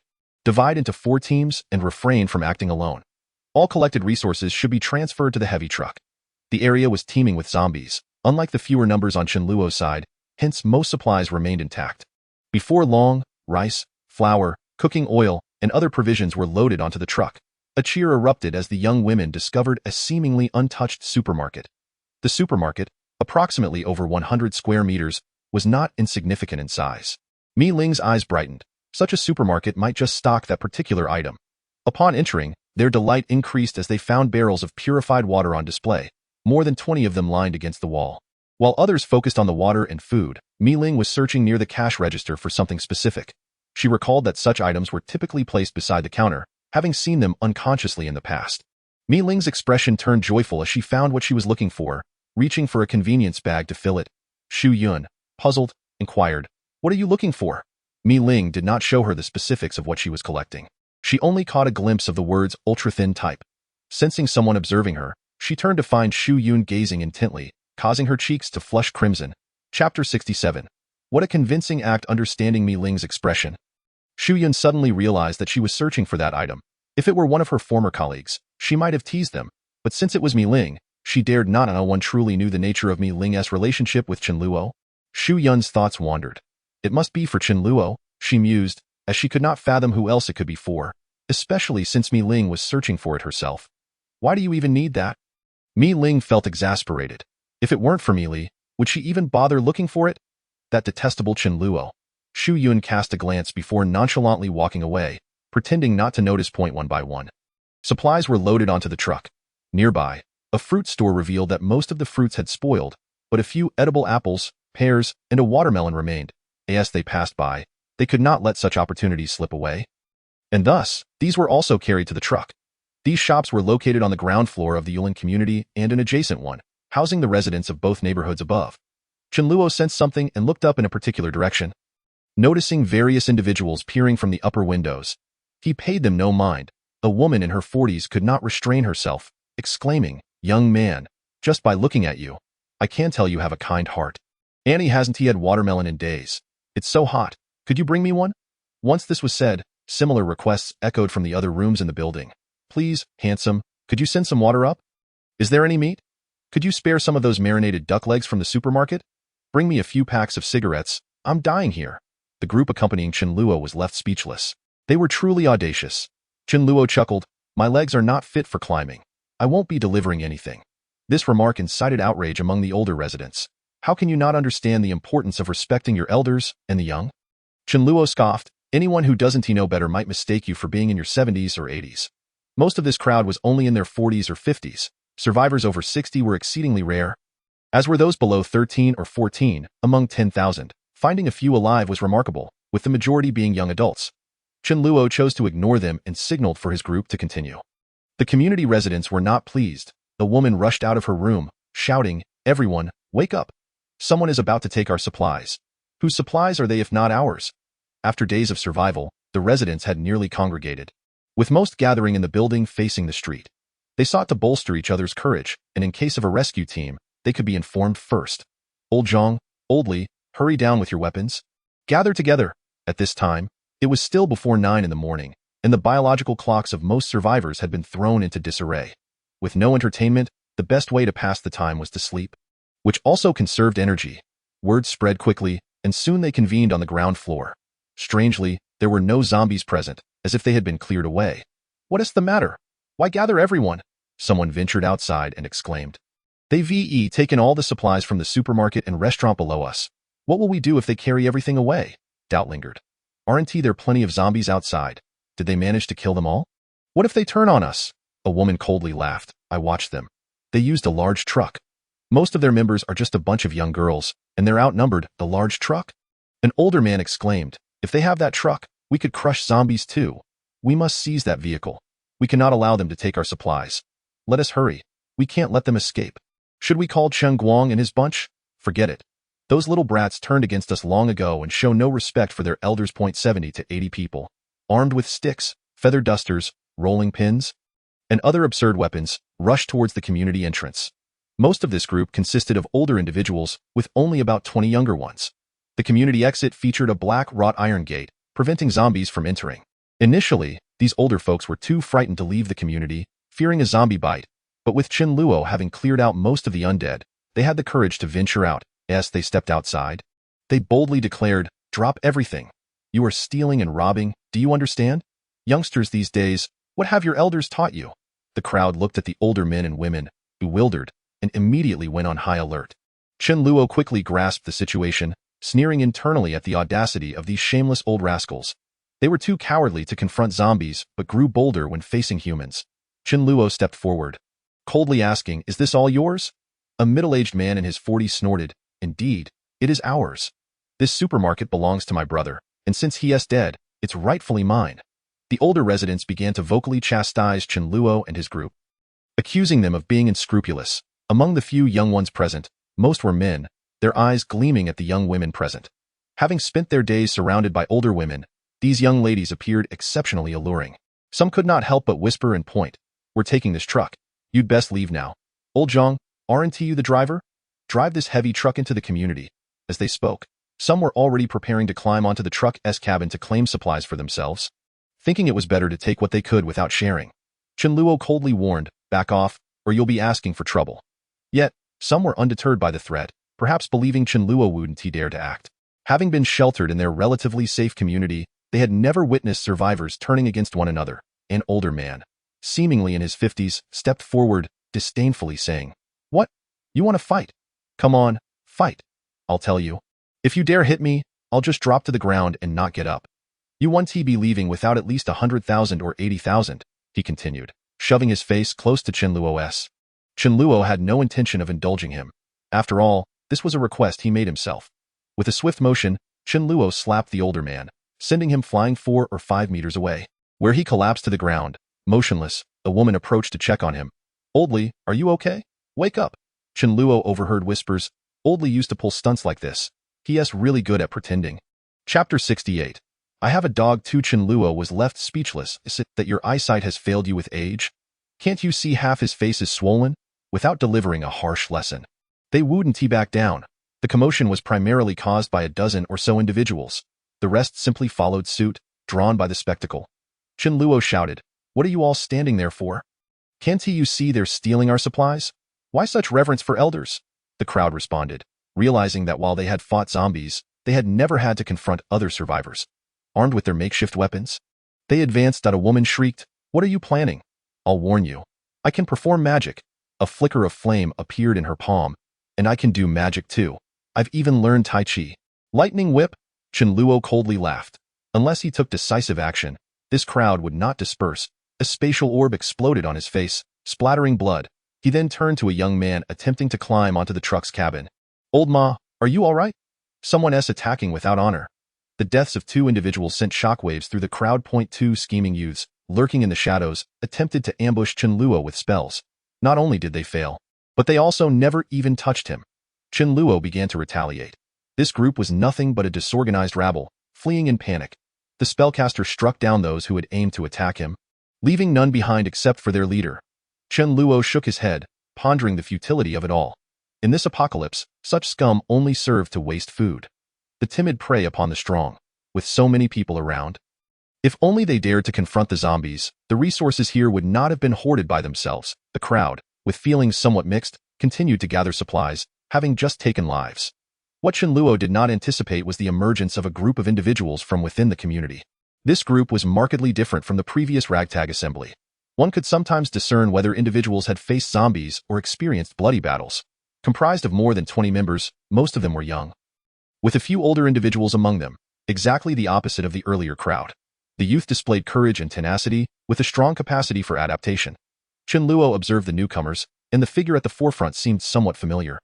He recalled that during his weaker days in a past life, he had mingled with this person, who lived not far from his home. This individual was likely named Chen Guang. They had little personal connection, as survivors tended to regard one another with a degree of wariness. Chen Luo remembered that Chen Guang was indeed bold and had left a decent impression on him. Chen Guang and his group approached directly, initially expressing surprise at the corpses on the ground. As Chen Guang drew nearer, he pulled a pack of cigarettes from his pocket and laughed. "Hey buddy, care for a huazi?" Chen Luo apathetically shook his head. "Sorry, I don't smoke."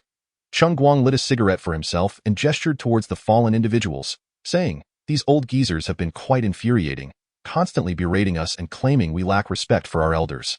They expect us to risk our lives to support them. We couldn't stand it, so we distanced ourselves from those willing to fight. Out of neighborly consideration, we didn't hold it against them, never expecting them to meet their end at your hands. Among survivors, there are those who dare to fight and those who are timid. The wise will separate themselves from the fearful to avoid being dragged down. The timid must either change or slowly await their demise." Although Chen Guang's group was smaller than the previous one, their combat prowess was on an entirely different level. Chen Luo's expression turned cold. "What, do you wish to avenge them?" Chen Guang immediately waved his hands, chuckling awkwardly. "No misunderstandings here, buddy. We came over primarily to make friends. After all, more allies mean more support, and secondly, we seek your assistance." Chen Guang extended his hand. "I am Chen Guang." Although Chen Luo could easily overpower Chen Guang's group, there was no need for him to act aloof when there was no enmity between them. It was only courteous to reciprocate. Would he refuse to shake hands? That would be disrespectful. Chen Luo was unafraid of conflict, yet he would not provoke it either. Furthermore, he was keen on recruiting manpower. If this group proved reliable, it would be beneficial to accept them. Chen Luo extended his hand. "Chen Luo." Chen Guang smiled. "Oh, we're actually from the same family." Chen Luo inquired, "What kind of assistance?" Chen Guang replied, "Our community has a considerable population, nearly 1,000 residences, and a substantial amount of supplies yet to be gathered. However, we've encountered a problem over the past few days. There's a zombie dog, a husky, that can summon lightning and runs incredibly fast.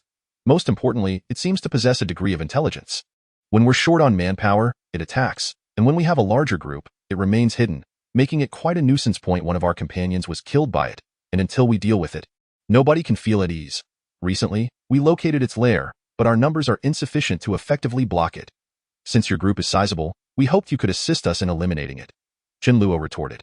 "What is the reward?" Chen Guang was momentarily taken aback, then smiled. "How does 300 pounds of rice and 5 barrels of water sound?" Chen Luo chuckled lightly, brought the rice closer, and agreed. He certainly did not covet such meager supplies. However, he aimed to enter this community to gather resources himself, and without neutralizing the zombie dog, his subordinates would not be safe. Moreover, if this zombie dog had developed some intelligence and Chen Guang's group failed to subdue it, it might very well be a level 2 or even level 3 creature. Level 4 was out of the question. If it were level 4, Chen Guang's group would have perished long ago. Zombies and other similar beings could enhance their speed and evolve by consuming humans. Chen Luo estimated that it was most likely a level 2. A level 2 zombie dog that could run and wield lightning would indeed pose a significant challenge for Chen Guang and his group. Level 2 crystals were quite valuable. Chen Luo had previously acquired level 4 and 5 crystals, but had yet to obtain a level 2 1.it, would also expedite the advancement of Meili and others. After confirming that this group harbored no ill intentions, he felt reassured that they would not engage in any underhanded schemes. However, vigilance remained essential. Should they attempt any tricks, he would not hesitate to seize their crystals. Chen Guang gazed in astonishment at the rice in Chen Luo's arms, not because he was aware of its capabilities, but rather because the cat appeared strikingly beautiful. Having it as a companion would surely alleviate the monotony of their days. Yet, Chen Luo seemed to lack for resources, and their supplies were not solely his. Chen Luo instructed, "You all continue with the transport. I'll go in for a look. Fa Wang, follow me." Chen Guang was taken aback. "Wait, just you alone? That might not be wise." Chen Luo smiled. "Did you not notice the dog trailing behind me?" Chapter 69. Fa Wang's cunning. A dog? Chen Guang finally noticed the sleek black dog running behind Chen Luo. The dog appeared well-groomed and lively, albeit missing an ear. Chen Guang and his companions were astonished. This dog looked as if it had been well cared for. After all, a creature that had been starved for long would hardly exhibit such vigor. Furthermore, Good heavens, he was cradling a cat and had a dog in tow. Brother, this is a time of catastrophe, not a peaceful era. How did he manage to have both a pet and a group of women? From Chen Luo's tone and words, it was clear that the women followed him. What a pinnacle of life. How delightful his days must be. Chen Guang recalled that there had been a yellow dog in the community that had not turned into a zombie, which had been killed by an elderly man on the third or fourth day of the disaster and turned into dog meat. Suddenly, Chen Guang realized something he had overlooked: Chen Luo's appearance. His complexion was rosy, his eyes bright, and he was impeccably clean, dressed neatly. While they had been faring reasonably well, could they even compare to Chen Luo? Chen Guang understood that Chen Luo must be living exceptionally well. Otherwise, he would not have such a healthy HUI in these trying times. Those who could thrive undoubtedly possessed considerable strength. Chen Luo turned and handed the rice to Mikai, who held it tightly without struggle. Mikai often presented herself in a cute and playful manner. She asked, "Chen Luo Gij, should I accompany you?" Chen Luo smiled and waved his hand. "Wait for my return." Chen Guang inwardly cursed, wishing this girl were his sister. Otherwise, would anyone have a chance? Comparing oneself to others is infuriating. With a cat, a dog, and a girlfriend, what more could one desire? Chen Guang led Chen Luo into the community, proudly stating, "After all our efforts over the past few days, we cleared out most of the zombies within the community.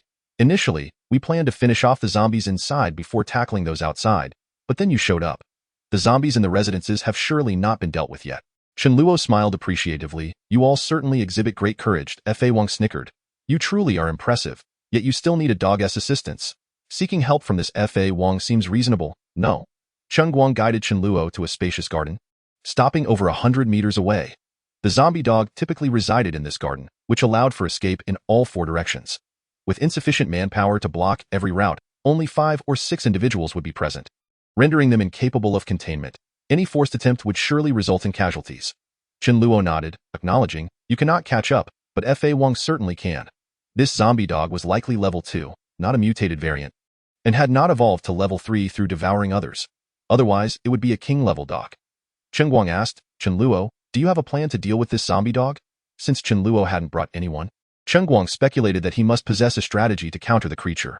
What could Chen Luo possibly do? Use a dog to tackle a dog. Chen Luo signaled to Fa Wang to venture into the garden and investigate. Even if the zombie dog were level 3, Fa Wang would be fine. Chen Guang and his companions were bewildered. "Is your plan merely to send in a dog? Do you hold a grudge against your pet?" "We can't handle this situation, but you think a single dog can? Are we less capable than a dog?" Chen Guang cautioned, "That's far too dangerous. It's rare to have a dog survive without turning into a zombie. Let us not risk it." Chen Luo smiled nonchalantly, "It's all right." Chen Guang ceased to argue. Chen Luo did not strike him as foolish, and if he were overconfident, it was not his fault. Fa Wang entered the garden, looking left and right, yet failed to locate the so-called zombie dogis. He teasing the dog. "I want to see how pretty it is." "No, wait. There seems to be a scent of dog." Chen Luo and the others advanced, and Chen Guang remarked, "It appears the dog is not here for now. Let us move away and wait. We'll surely catch it eventually." Chen Luo glanced at Fa Wang, who nodded in agreement. Chen Guang and the others were astonished. "Oh, the dog can nod. Quite clever. Isn't it?"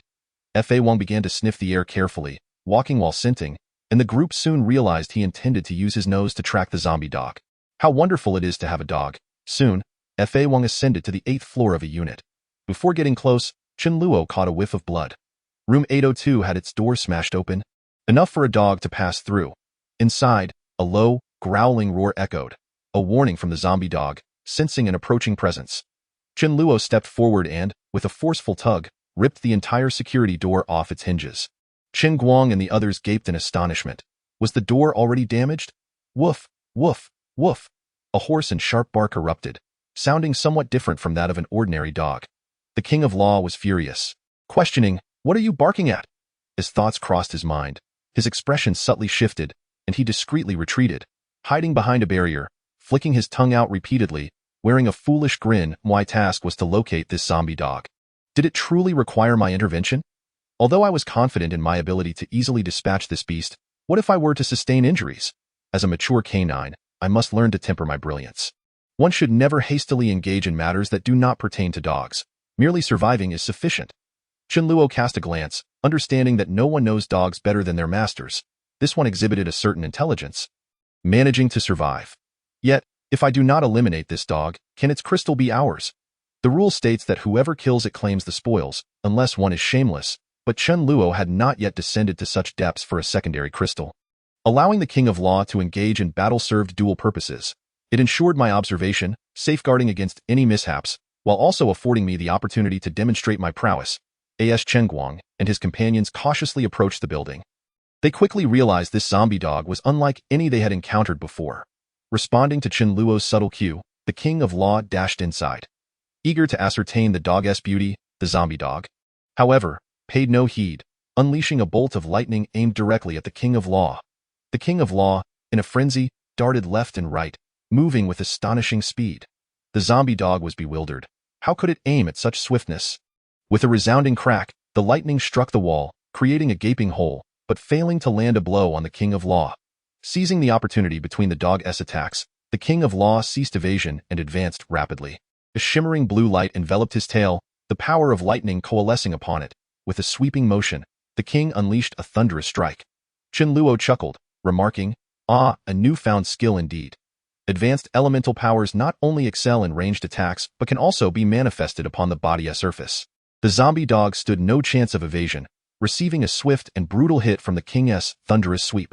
The force propelled the dog against the wall, yet the king's tail remained firmly affixed to it, continuously discharging bolts of lightning upon the creature.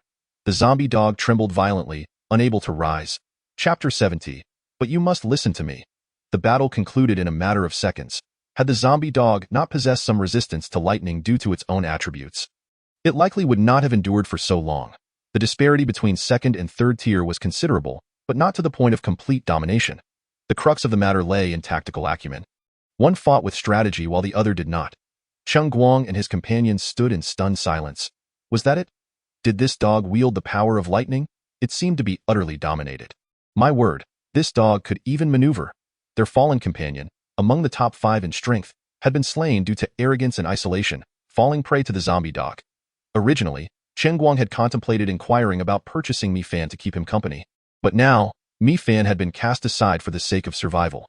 What use was beauty? Could it be consumed? It would be far wiser to acquire this remarkably powerful dog. However, upon further reflection, he decided against it. Only a deranged individual would part with such a marvelous creature. Chen Luo approached to extract the crystal from the zombie dog, prompting Chen Guang to exclaim in astonishment. What is this? Clearly, they remained unaware of the crystal's secrets. Chen Luo briefly elucidated the mystery of the crystal. Chen Guang and his companions exhibited palpable excitement. It appeared that such a method existed for enhancing their strength. At that moment, they were eager to seek out additional zombies for experimentation. Chen Guang solemnly expressed gratitude. Chen Luo, thank you. This information is invaluable. Chen Luo smiled lightly. Very well, our collaboration has concluded. It is time for you to deliver the promised supplies. Chen Guang nodded in agreement. Certainly, we shall retrieve them at once. Chen Luo led the way down the stairs. Chen Guang and his group whispered amongst themselves. Chen Luo possesses remarkable strength. He revealed the crystal's information without reservation, demonstrating an uncommon demeanor. Should we consider forming an alliance? I sense that while our strength is respectable, it pales in comparison to his, indeed, and those women are quite captivating. Perhaps they could alleviate our singlehood. Wouldn't that be delightful? Chen Guang was not the leader of this group. He held no authority over them. He merely represented their interests in this exchange at a collective, formed solely for survival, seldom produces a leader in its early stages. Chen Guang nodded. I shall seek an opportunity to inquire. Upon Chen Luo's return to the vicinity of the community, the others had completed their transport tasks. The back of the heavy truck was filled to roughly 1/3 capacity. Was that sufficient? It must be filled to the brim for the journey back. Chen Luo signaled to Yang Xian to drive the truck into the community, parking it alongside a building near the perimeter. 4 individuals would form a team, scouring each household methodically. Chen Luo settled into the bus as Chen Guang and his companions arrived, bringing with them a bounty of supplies.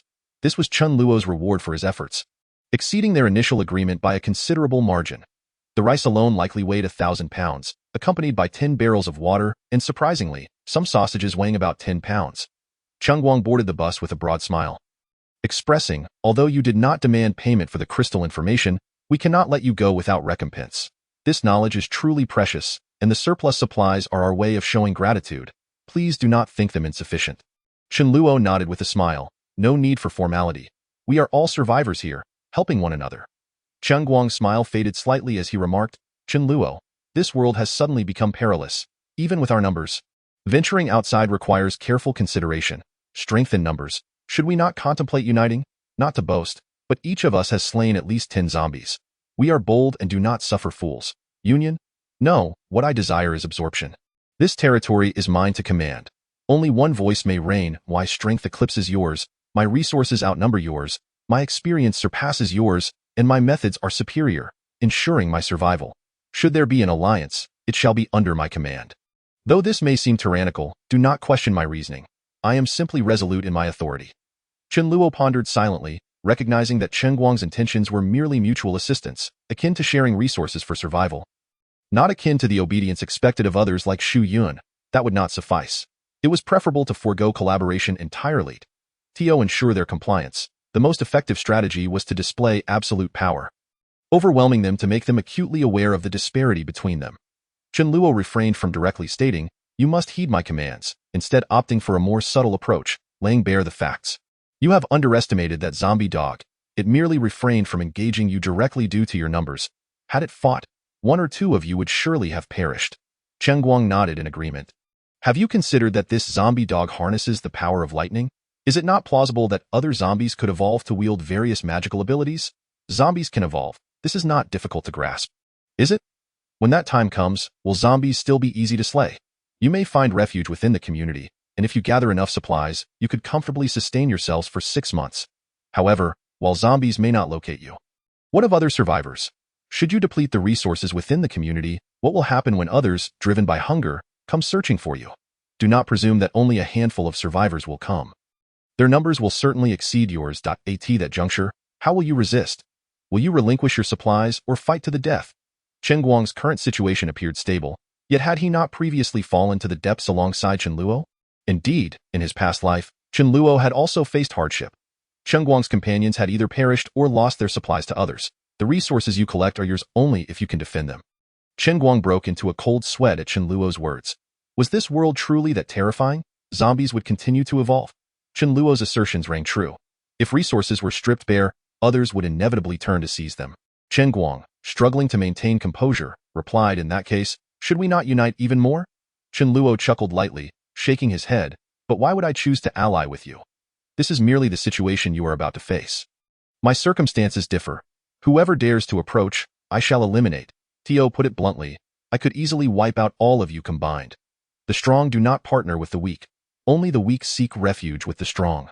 An alliance could be formed, but it would be under my command. My head aches. I shall update with 2 chapters first and write another in the afternoon, posting it around 5 or 6. Otherwise, waiting for 3 chapters would be too late." Chapter 71.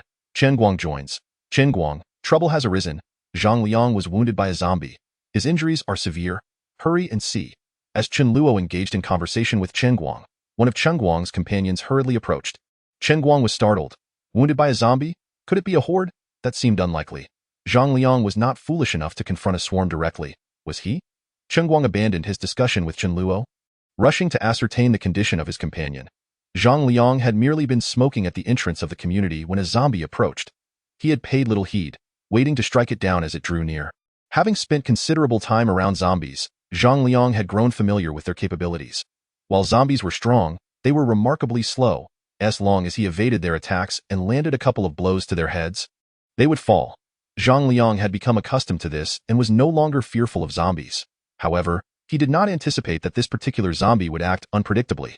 Before it even drew close, it unleashed a fireball towards him. Taken by surprise, Zhang Liang was struck directly. The fireball collided with his chest, searing a hole through his abdomen, severely injured. Had it not been for his companions nearby, who promptly rescued Zhang Liang, he would have perished. What left them even more bewildered was the fact that the zombies, upon seeing such a multitude of people, actually retreated, behaving unlike their usual reckless charge. The urgency to save a life took precedence, so they chose not to pursue. But how could they effect the rescue? Was it conceivable that a mere external wound could be treated with basic first aid supplies? Without timely medical intervention, Zhang Liang's fate was grim. Upon arriving, Chen Guang felt a chilling realization wash over him as he learned of the events that transpired. It was indeed true, as Chen Luo had mentioned, that some zombies possessed the ability to cast spells and exhibited rudimentary intelligence. They had always operated within the confines of a sealed community, intending to deal with the zombies within before venturing outside, and had yet to encounter even a level 1 zombie, let alone a mutated one. They had believed that only the survivors had the power of abilities. Chen Luo approached, and Chen Guang felt as though he had grasped a lifeline. Chen, brother Chen, is there any way to save my brother? Chen Guang did not truly believe that Chen Luo had the means, but in his desperation, he clung to hope. Chen Luo nodded and summoned Meili. Instructing her to perform a healing spell on Zhang Liang, he refrained from stating, "You all must pledge to be my subordinates for me to save him." Such a lack of intelligence was indeed concerning. Meili summoned a silvery energy in her palms, which flowed into Zhang Liang's wounds. To the astonishment of Chen Guang and the others, Zhang Liang's injuries began to heal at a visibly accelerated pace. Healing spell? Does such a capability exist? They had never encountered anyone in their group with such powers. If one possessed this ability, would they fear injury? Meili cast 2 healing spells in succession. And although Zhang Liang's injuries had not returned to their original state, new flesh began to sprout over the wounds. Once seemingly on the brink of death, Zhang Liang, now in a semi-conscious state, managed to rise to his feet, albeit with some discomfort. Thank you, he expressed with immense gratitude. Chen Luo chuckled lightly, exchanging a glance with Chen Guang as he led Meili away. This glance urged Chen Guang to reconsider his earlier suggestion. Who would have thought that a level 1 zombie would lend them assistance at such a critical moment? Could my words possibly be false? Chen Luo shook his head. If it weren't for the current shortage of manpower, I wouldn't need to go through such lengths. You would be the one seeking my favor, not the other way around. Presently, his demands were minimal. As long as one followed orders and dared to confront zombies, he would accept them. Once their numbers increased, he would consider the necessity of talent and strength. As soon as Chen Luo departed, Chen Guang lamented, I never anticipated he would be correct. Zombies can indeed use spells? What a bizarre world we find ourselves in. Are we not allowed to live? Chen Guang reiterated Chen Luo's earlier words. Alliances are possible, but we must heed his command. Zhang Liang was the first to voice. If we must, then so be it. Though I am reluctant to admit it, he is indeed more capable than us. Setting aside other concerns, joining him means we will no longer need to worry about injuries. With a healer, what is there to fear? Each person shared their perspective. Looking at him, it was clear he had long known the secret of the crystals. Damn it, we are so many, yet we only learned it from him. It took us this long. This person's intellect surpasses ours. I am indifferent. My mind is dull, and even if I don't heed him, no one would listen to me. I am also indifferent. He has many women with him. And as long as I can join, I will do anything. That man is not just clever. Even if he casually tosses out a dog, it seems formidable. I have a feeling that his strength could be quite terrifying. Chen Guang chuckled bitterly. I forgot to mention, he claimed he could effortlessly annihilate all of us united. I did not believe it at first, but now I am starting to doubt. A middle-aged man in his 40s lit a cigarette. Pondering, logically, we should be the ones clearing out the zombies in this community, and we had previously counted the supplies here as our OWN. As such, him transferring supplies without our interference means he would likely eliminate us if we dared to stop him. We had contemplated an alliance before, and from both a strategic and strength perspective, this person is indeed superior to you. It makes no sense to ally, and then have him heed our commands. He was the one to propose this first, stating plainly, I believe this person is quite reasonable.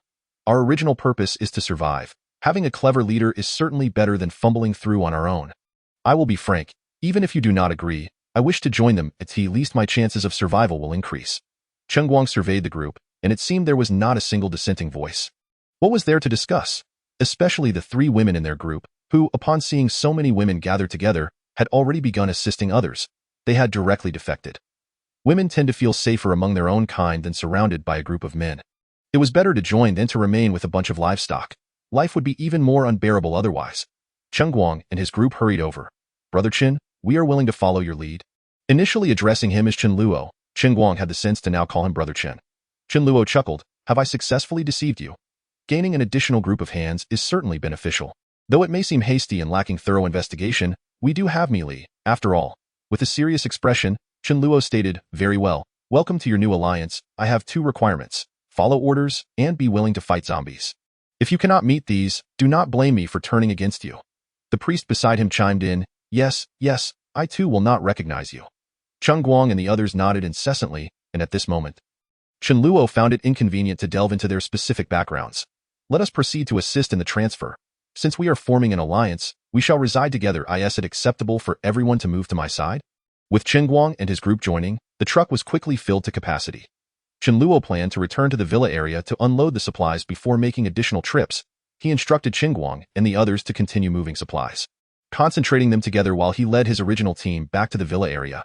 Having cleared the path on the way in, they encountered no obstacles, but the villa area now had several vehicles parked nearby.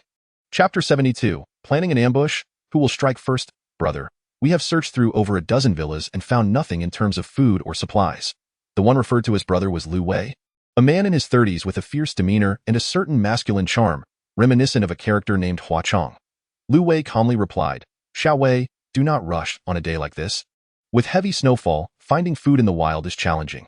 Try searching for squirrels. They often store large amounts of food. Likewise, if we locate survivors, we will naturally find food. Xiao Wei nodded, albeit somewhat confused. Lu Wei was also pondering that those residing in the villa area were likely affluent, and that none of their wives or children would be unattractive. It had been many days since he had encountered a beautiful woman. Brother Wei, there's someone in this villa. Lu Wei had gathered about 18 or 19 survivors, establishing a modicum of authority among them through ruthless methods. They had come to the villa area where Chen Luo resided to search for supplies and perhaps catch a glimpse of attractive women. The individual discovered was a young man. Lu Wei and his group ignored him and forced their way into the villa to rummage through it. The young man endured their intrusion, as there was little remaining in terms of supplies, deeming it unnecessary to resist.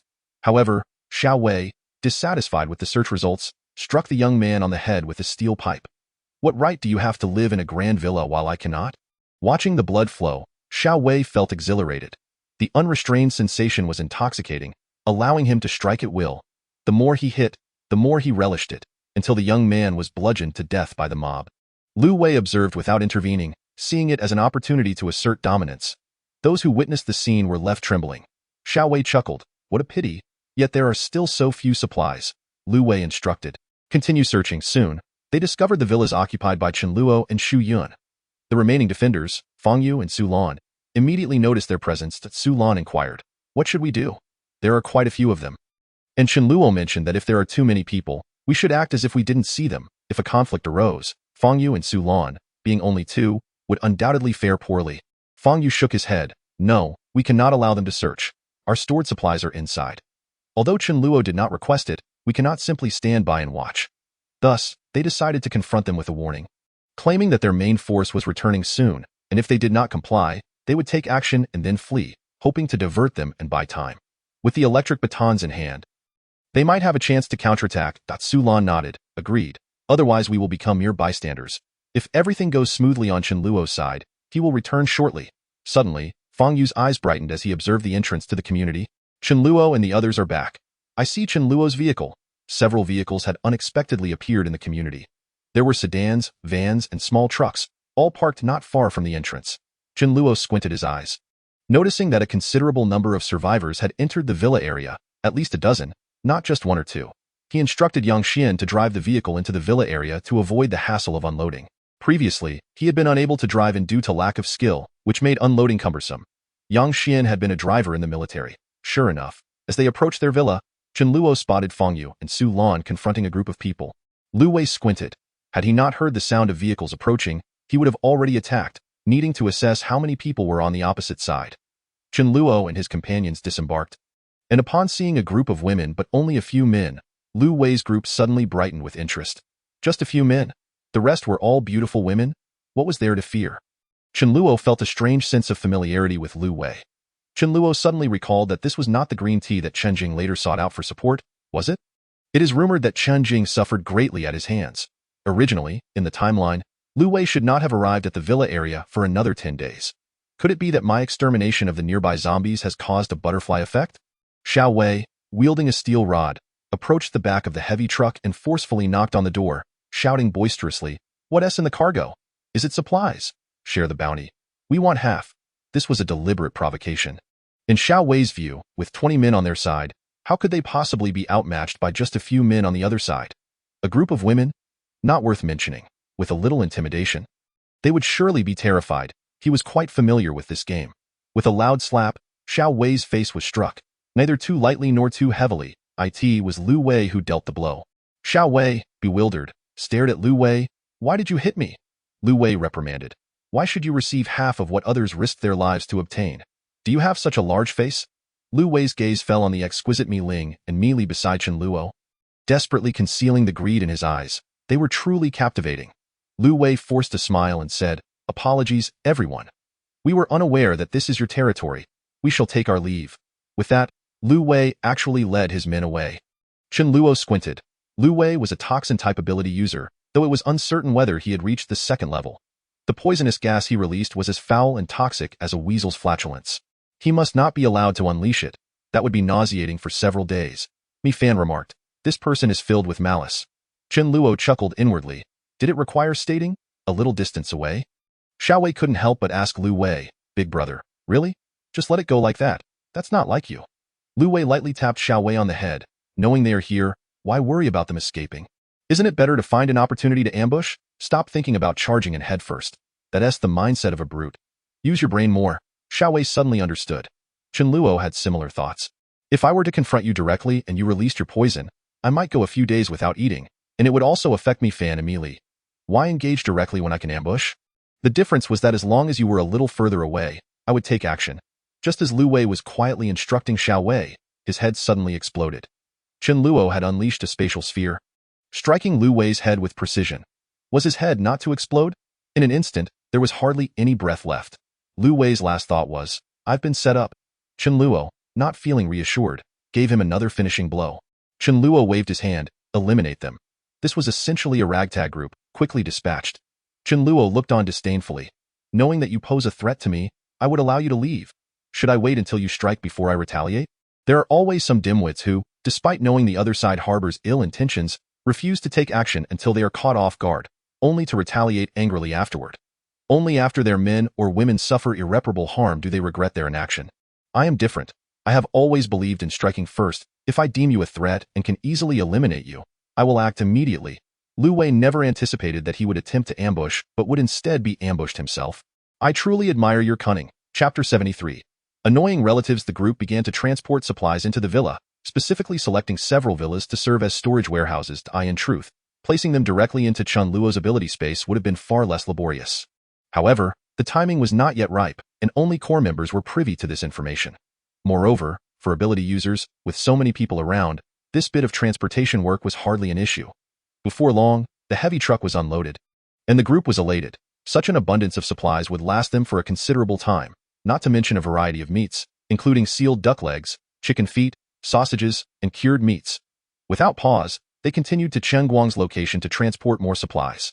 In 2 days, a significant portion of zombies would evolve into first-level zombies, as if on a timer. They needed to move the supplies before that happened. Otherwise, it would become exceedingly difficult to procure more. After some thought, Chen Luo decided to leave the Law King behind to guard the home. With the Law King present, ordinary threats posed no danger, and the Law King was truly astute. It could discern whether danger was present. If danger was imminent, it would genuinely flee. Without Chen Luo's orders, it would never engage in a desperate fight.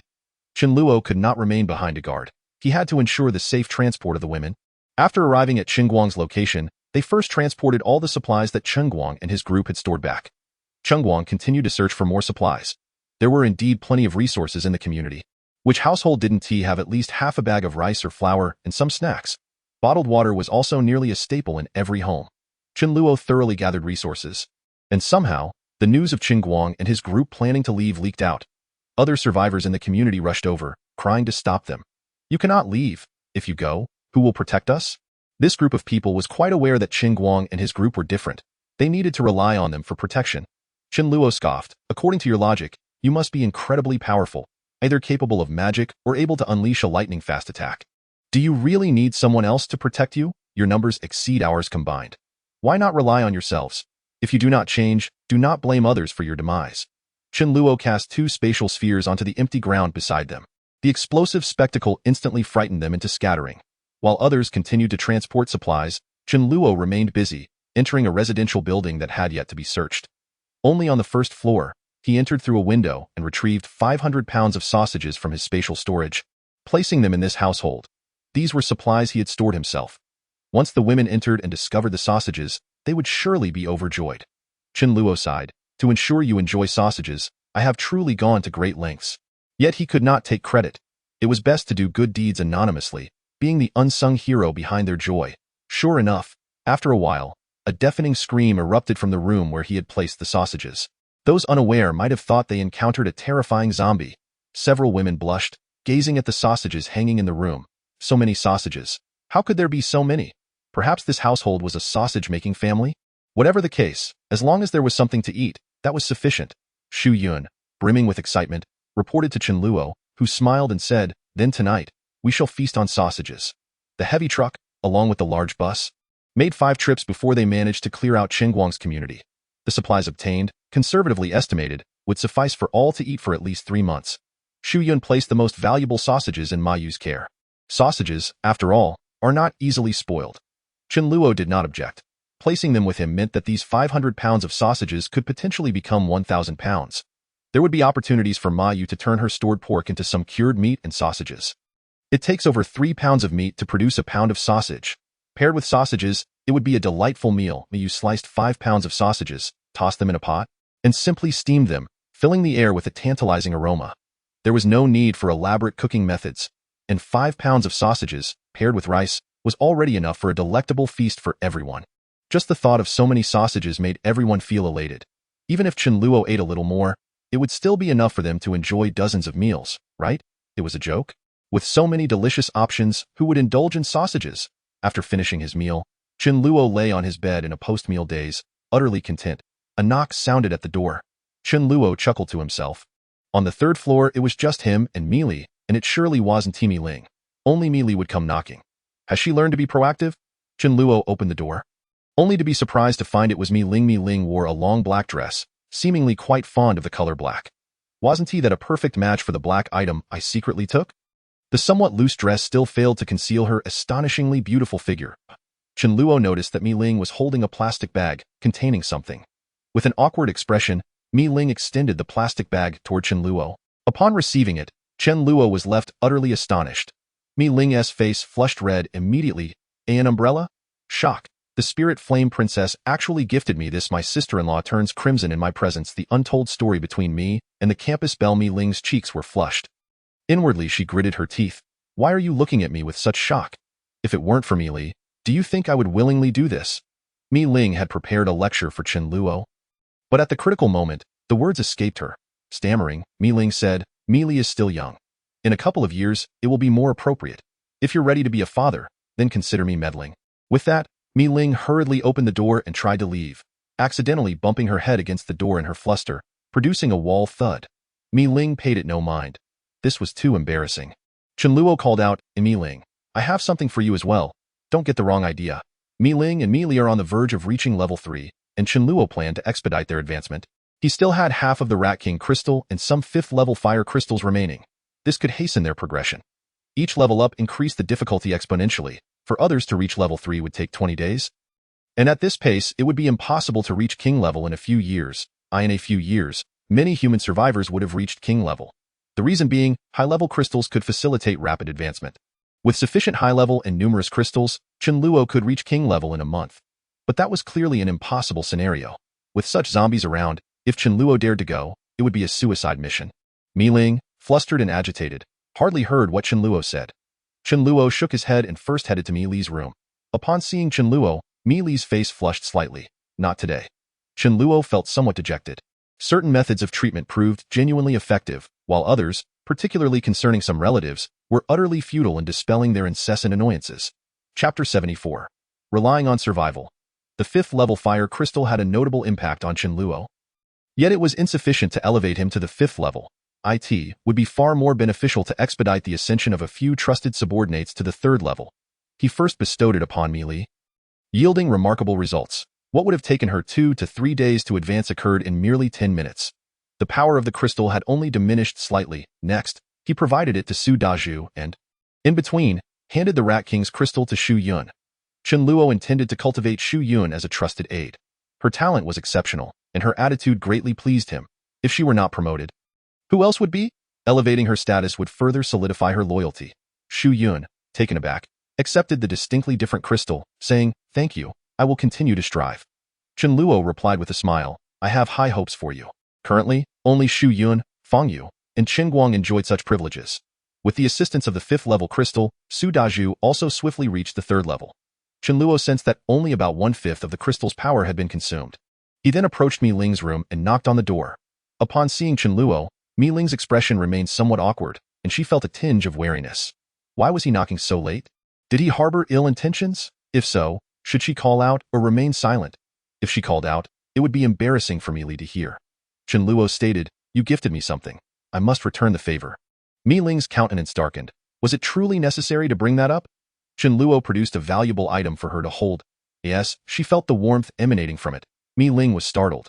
This thing is useful to you as well, isn't it? You should keep it. Your strength will allow you to lead the team better. Being of the fire element, this crystal was indeed better suited for her. Chen Luo chuckled. Why be so polite? We are family, after all. It's best for you to absorb it now, and you can return it to me once you reach the 3rd level. Mi Ling nodded, no longer declining, realizing he was her brother-in-law. 10 minutes later, Mi Ling also advanced to the 3rd level, returning the crystal to Chen Luo, which still retained 3/4 of its power. Upon returning to his room, he noticed Mi Fan rolling around on the bed out of boredom and realized he had almost forgotten about his beloved pet. Mi Fan had long attained the 2nd level, given her exceptional talent, yet curiously, her strength had not changed at all. Her pink little paws still bore no lethal force and she had not grasped any new skills. The only difference was that she seemed a bit more beautiful than before. Chen Luo was perplexed. One would expect any evolved ability to result in some enhancement. Truly, he had never encountered such a phenomenon before. What kind of ability could this be? Regardless of Mi Fan's powers, her docility warranted that she be provided with opportunities. Chen Luo chuckled. Mi Fan, it's been several days since I spent time with you. Shall we sleep together tonight? Mi Fan's eyes sparkled with excitement as she looked at Chen Luo. Really? Chen Luo replied shyly, only for tonight and tomorrow. Who knows when the next time will be? Mi Fan didn't care, overflowing with joy. Chen Luo embraced her. Let us cultivate together. Mi Fan absorbed the 5th level crystal. Chen Luo took in the 1st level and a few 2nd level crystals acquired from Lu Wei and other survivors throughout the day. However, his rapid growth in power made further advancement challenging. He could only continue to grow swiftly after the zombies transformed into 1st level beings. Meanwhile, Chen Luo's internal strength was not stagnant. Even without absorbing crystals, it would naturally increase, albeit at a slow pace, approximately at the rate of a 1st level ability user absorbing 4 low-level crystals daily. Mi Fan quickly finished her absorption and also reached the 3rd level, yet still exhibited no changes. After her promotion, she lacked her usual vivacity, seeming to sense something. After a long pause, Mi Fan uncertainly said, Chen Luo, I have a feeling that something unfavorable will happen soon. Probably the day after tomorrow. The day after tomorrow marked the onset of zombies evolving from the lowest level to the 1st level, during which a portion would indeed transform. Was this what she meant? Chen Luo was astonished. Aside from himself, it seemed no one else knew, and now there was an additional cat. Chen Luo was unaware of Mi Fan's abilities, but drawing from the novels and films he had once encountered, it appeared to be prophetic in nature. At the mall, Mi Fan had sensed danger for Mi Li, which had indeed materialized when they encountered a devourer. Mi Fan could sense it, yet could not alter the outcome. Perhaps this was why Chen Luo had never witnessed Mi Fan's powers in his previous life. He stroked Mi Fan. I never imagined you would be a little oracle. I wonder what abilities you will possess upon reaching the king level. The following day, there was no need to gather supplies. They had enough to suffice. Chen Luo summoned everyone. Today's task was to eliminate zombies from a more distant area, though they need not clear them all. The group was perplexed. While they understood the necessity of clearing zombies for safety, why leave some behind? The reason was, of course, to allow them to evolve into 1st level zombies, from which they could harvest crystals. If faced with hundreds of 1st level zombies, Chen Luo would not dare to engage. However, if only a scattered few were present, what was there to fear? Chen Luo offered no explanation, nor was any required. Following his orders, the group began to clear the more distant zombies, as the nearby ones were already sparse. Not only were they not clearing the few that were nearby, but they also had to protect them. As the zombies foolishly bumped into the vehicles, necessitating evasion. That night, Chen Luo instructed, from now on, each villa must have someone on night watch, rotating shifts. Each person will guard for an hour. We cannot afford to be caught off guard by approaching zombies or intruders. Each villa housed about 10 individuals, and with each person taking an hour, they would easily last until dawn. Though it was somewhat arduous, it was certainly necessary. This requirement was met with understanding. There were no doubts, as it was entirely reasonable. Chen Luo contemplated that by morning, or even at midnight, 1st level zombies would be ubiquitous. These zombies had developed a modicum of intelligence. When vehicles approached, they would dodge and retaliate with spells. Like lower animals, such as rats, when isolated, they would retreat upon seeing a group of humans. However, when in large numbers, they would dare to confront cats. Relying on weapons, such as Chen Luo's electric batons, would now be futile. Before one could even approach, a zombie's spell would strike. Chen Luo and Su Daju could no longer easily dispatch hundreds of zombies using mere electric batons. The difficulty of the apocalypse had escalated from simple to hard mode. Gradually, the challenge intensified, eventually reaching nightmare level. In the end, humanity would face annihilation, with only Chen Luo surviving. Surely, no one would believe that Chen Luo had endured solely through strength. He had relied on survival. Finding a place to hide, using void walking to persist. Chapter 75. Anticipating your anticipation. In the dead of night, Chen Luo heard some noises. A solitary zombie had approached. He paid it no mind. With over 10 individuals in each villa, if they couldn't handle 1 or 2 zombies, they deserved to perish.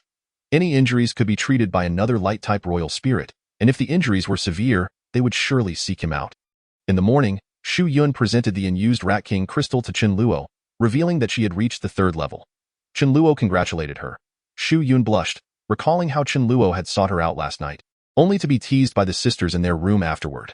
Did Chen Luo give you special treatment, sharing sausages? Xu Yun reported. Last night, a zombie with ice arrows appeared. If it had struck true, someone could have been injured. She felt a pang of fear at the thought. Had it hit a vital spot, the consequences would have been dire. Chen Luo inquired, "How did you resolve it?" Xu Yun recounted. Everyone focused their fire and took it down in an instant. Chen Luo shook his head. It was quite trivial to gather everyone to take down a single zombie. It's 8 in the morning. Chen Luo typically organized the day's tasks, and the group had grown accustomed to gathering together without hesitation. Observing the 50 or so individuals, Chen Luo felt a sense of wonder. He had initially thought it would only be himself, Su Dazhu, Mi Ling, and Mi Li. Yet, unexpectedly, he had encountered Xu Yun and others, and it felt wasteful not to accept them. This group of beautiful women attracted much attention, making it difficult for others not to consider them. Thus, it seemed prudent to gather a group to protect them. Anyone with ill intentions would have to think twice. Having more people was also advantageous for collecting crystals. Chen Luo stated, "Last night, a zombie capable of casting spells approached. Such zombies are becoming increasingly common. I want to ask everyone, how should we deal with them?" Some responded, "That's easy. We have numbers. We can take it down effortlessly." Chen Luo scoffed, "Do you believe your spells can be released infinitely? Or that your casting speed surpasses that of the zombies? When gathered together, the zombies could strike any individual with their spells with closed eyes. Being in a crowd made evasion difficult. Were we to face only a single zombie? I will be frank. From today onward, unless the weather is severe or in special circumstances, each person must eliminate at least 5 of these spell-casting zombies daily. 5 a day." Some couldn't help but think it was somewhat challenging. If they were dealing with non-spell-casting zombies, 10 would be no problem. The issue lay in the fact that these zombies wielded spells, making combat perilous, risking severe injury or even death. A young woman couldn't restrain herself, asking, "Why must we push so hard? Isn't it sufficient to take down 1 or 2 each day?" Chen Luo chuckled. "Why must we push so hard?" This type of zombie crystal, once absorbed, allows for a swifter enhancement of one's abilities. On that fateful day, the zombie that obliterated a bus is well understood by those who witnessed it. If the day ever comes when all zombies evolve to such a degree, do you truly believe you can survive without exerting yourselves now? Although that 5th-level fire-type zombie was swiftly vanquished by Chen Luo, it still casts a long shadow over many of the women present. Their spells had minimal effect on it, while its damage was catastrophic. Were it not for Chen Luo, few among them would likely have survived. Chen Guang and his group, having never encountered that 5th-level zombie, could not help but inquire of those who had, engaging in fervent discussion. Upon learning the circumstances, they collectively gasped in horror. It was simply too terrifying. They were even more astonished by Chen Luo's prowess, for he had dispatched such a formidable zombie in an instant. Chen Luo clapped his hands, commanding silence among the crowd. "If you are unwilling to fight, what distinguishes you from those elderly folks? We are all in this together, and I certainly do not wish for anyone to meet their demise. Now, I shall share with you the patterns I have discerned regarding zombies." Instantly, everyone focused intently. This was the wisdom of a strong individual, a means of preserving their lives. I shall not speak of the most rudimentary zombies. Rather, let us discuss those capable of casting spells. They possess various abilities, much like us. There are physical types, fire types, and ice types among them. Even I cannot discern from their appearance alone whether a zombie is capable of spellcasting. That day, Zhang Liang suffered a grave loss because of such an oversight. Therefore, from this moment forth, we shall assume that any encountered zombie is at least a 1st-level zombie. 1st-level zombies, when outnumbered significantly, will flee rather than confront you directly. When you attack, they will instinctively evade. This can be quite troublesome, and they may even call upon their companions to aid them. Relying on numerical superiority against them is unrealistic. Pursuing them relentlessly will only place you in peril. If you encounter a horde of dozens of zombies, you must avoid a direct confrontation. Casualties are inevitable, and such losses are not worth the cost. Unless defending a stronghold or desperately seeking resources, who would choose to engage a pack of zombies head-on? Victory in such a scenario is still a defeat. The optimal formation to combat them consists of 4 individuals, 2 warriors and 2 mages. Rest assured, despite their evolution and slight increase in speed, they remain inferior to you all. When faced with numbers, they will retreat. Ideally, an additional support character would enhance this formation, but such individuals with supportive abilities are regrettably scarce. The crowd slowly absorbed this information. After a brief pause, Chen Luo said, "Now, I shall teach you a small technique for evading spells." He casually pointed to Mitsai and Shu Yun. Chen Luo instructed, "You two? Use your spells to attack me, and I shall evade." The speed at which spells travel is exceptionally rapid. At close range, they can arrive in the blink of an eye, making it difficult to rely solely on physical movement to dodge them. Yet, when faced with the attacks of Mitsai and Shu Yun, Chen Luo appeared to glide effortlessly aside, not due to speed, but rather through slight adjustments in his position, allowing him to evade both their strikes. Everyone was left in disbelief, particularly Mitsai, who believed her spells were perfectly aimed, yet not a single one struck Chen Luo. He chuckled lightly. "Is this truly so difficult? Once I impart this technique to you all, and with ample practice, anyone can achieve it." Everyone grew even more focused, holding their breath in fear of missing this invaluable skill. Chen Luo continued. "To evade upon seeing a spell is nearly impossible. However, I can discern the trajectory of their impending spells through Mitsai and Shu Yun's gestures, allowing me to position myself in advance to avoid the attack." Mitsai suddenly realized, this is predictive evasion. Chen Luo smiled. "Indeed, evading spells is challenging, so pay close attention to the direction in which the zombies aim their hands. Once they make a move, you can deduce the trajectory of the spell and preemptively evade.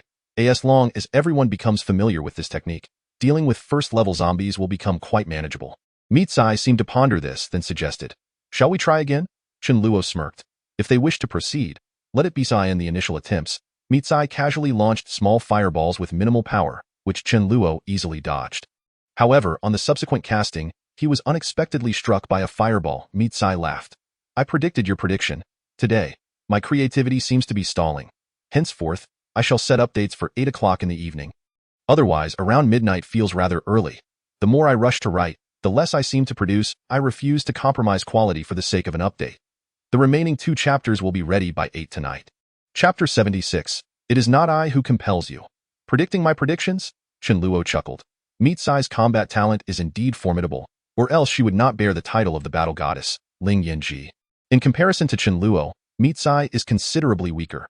In a true confrontation, she would stand no chance to unleash such a barrage of fireballs, if Mitsai were at the same level as Chen Luo. Surely not. You cannot think that Chen Luo would engage Mitsai directly in combat. I would rather flee and seek an opportunity to strike from the shadows.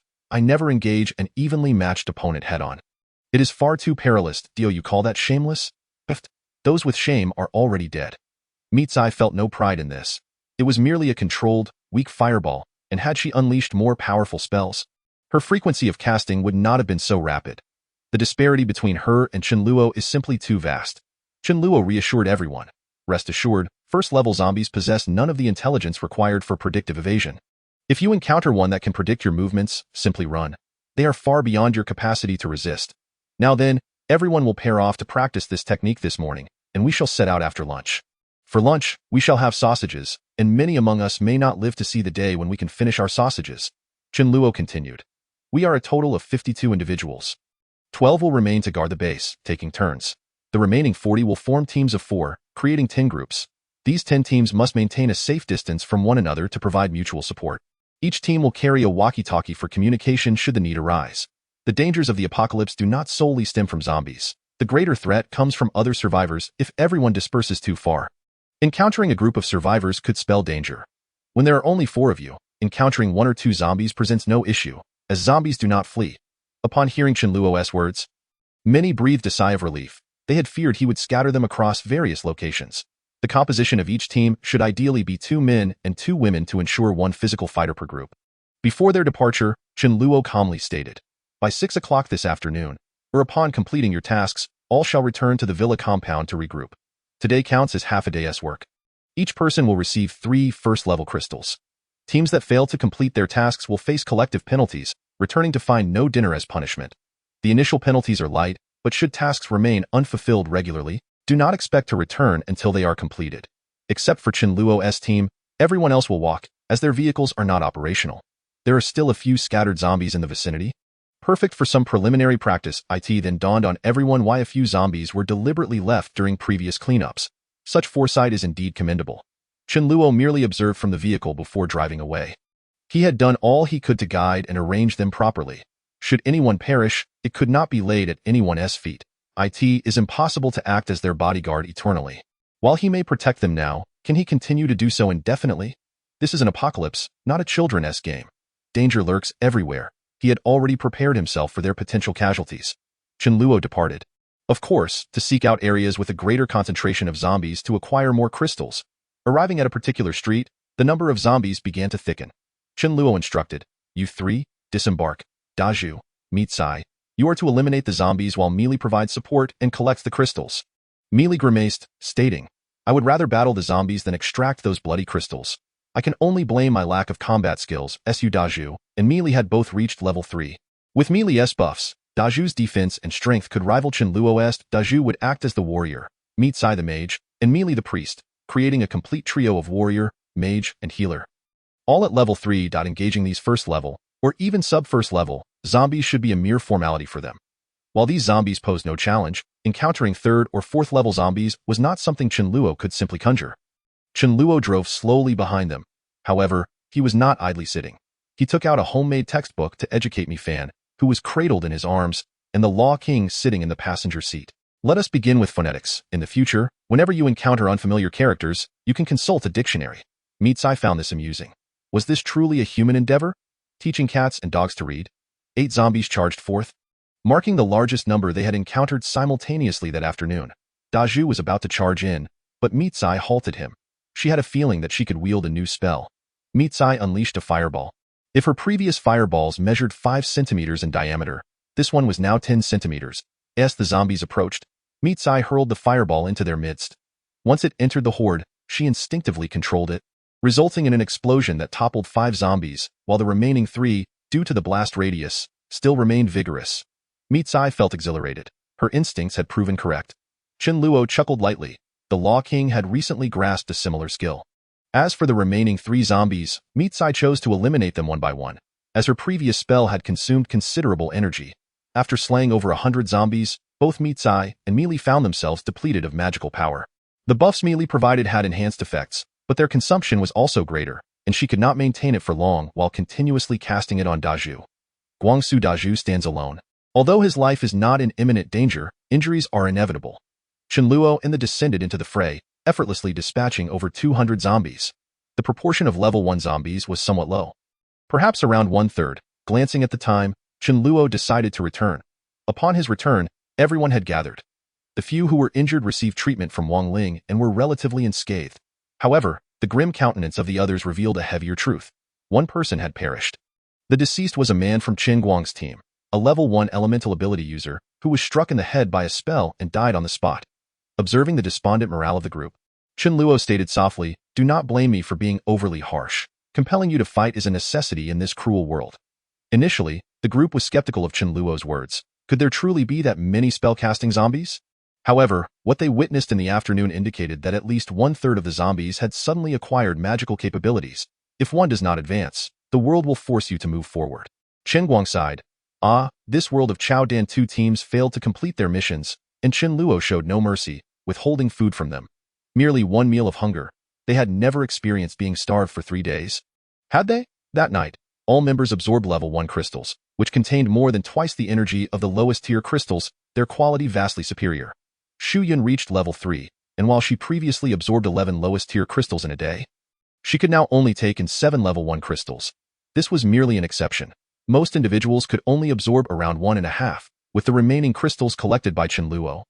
As long as you can absorb what you can, the surplus must be surrendered. Chen Luo welcomed those who could absorb more, as it signified rapid growth. In the final chapter before 9 o'clock, Chapter 77, Mealy's close friend, Chen Luo found solace in the fact that after absorbing the crystals, the group did not idle away their time but instead commenced training in evasion.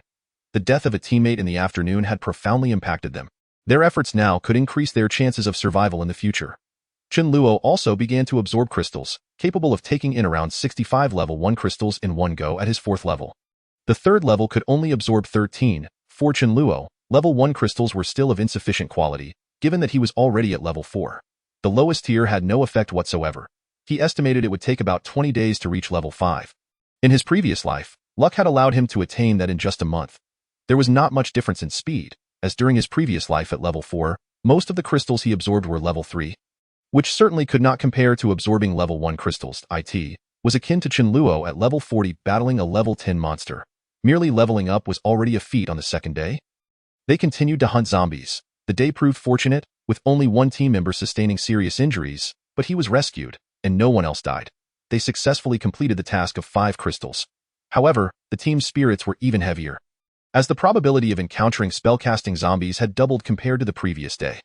Yesterday, 1 in every 3 zombies could cast spells. Today, it was 2 out of 3. This world was becoming increasingly perilous. Chen Luo observed coldly. If they could not keep pace with the zombies' evolution, casualties would only worsen. If not for the survivors continuously slaying zombies, leading to a drastic decline in their numbers, by the mid to late stages, survivors would outnumber zombies. Humanity would perish before facing any terrifying monsters. On the third day, the number of survivor teams heading to remote corners had evidently increased. These survivors traveled in groups. They should be grateful that the zombies had not yet evolved to level 1, granting them the opportunity to gain experience in battling zombies and grow stronger, as well as learn about other survivors nearby. Unlike Chen Luo, they had little chance of surviving alone. Without uniting for survival, surviving by a slim margin would be considered fortunate. Throughout the morning, Chen Luo witnessed 2 waves of survivors. He eliminated one group that had foolishly dared to provoke his aunt. Chen Luo contemplated the necessity of strengthening the base's defenses, ensuring more individuals stayed behind, or perhaps having guard the premises. Chen Luo and his companions arrived near a large bridge, where several vehicles were parked beside the grass. On the grass, 7 or 8 men surrounded a man and a woman, while a few others coldly pretended not to see, including some female survivors. The man and woman appeared to be father and daughter.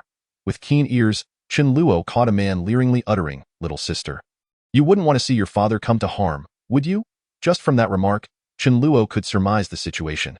Despite his cold demeanor, he could not ignore such events and thought to collect the crystals from the group. Perhaps there were a few level 2 crystals among them. Meili also noticed and exclaimed, "That's my classmate." Taken aback, Chen Luo inquired, "Are you close?" Meili nodded, "We have a good relationship. She is my best friend." Chen Luo giggled, "Please help them. As a stranger." Meili would not intervene, but considering her best friend, could she stand idly by? Chen Luo was not heartless. After all, helping Meili's friend was a straightforward decision. He had no intention of engaging in idle chatter. Since they were a group, he would leave none alive. He feared not opponents like gods, but rather those as foolish as pigs. Although a few did not participate, they could only blame their misfortune. Without further ado, Chen Luo unleashed. This allure seemed even greater than that of the young girl. The group gazed greedily at, utterly unaware that they were confronting the harbinger of death. They also did not realize Chen Luo's connection to Meili's friend, failing to take her as a hostage. Su Daju and Mi Ling subsequently took action, effortlessly dispatching the group. Meili joyfully ran to Zhang Jingjing's side, exclaiming, "Jingjing, it's me." Startled yet elated, Zhang Jingjing replied, "It's Meili, and Mi Ling Jie."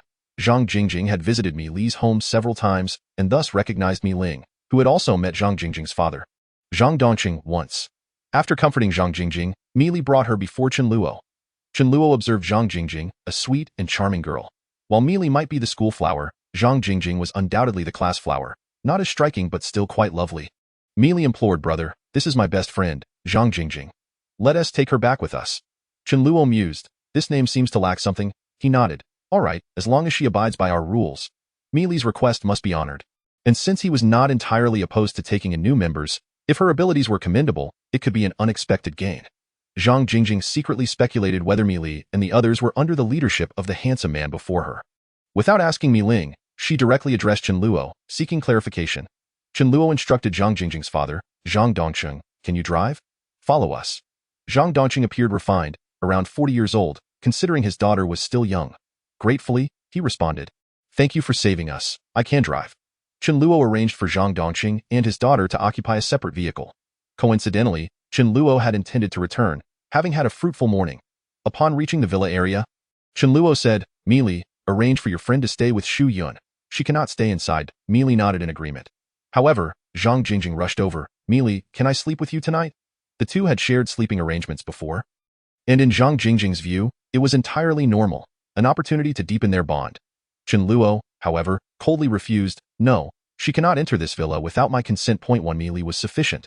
Did they need another? Shu Yun hurried over to escort Zhang Jingjing away. Lunch consisted of potatoes stir-fried with sausage, far more delicious than merely steamed sausage.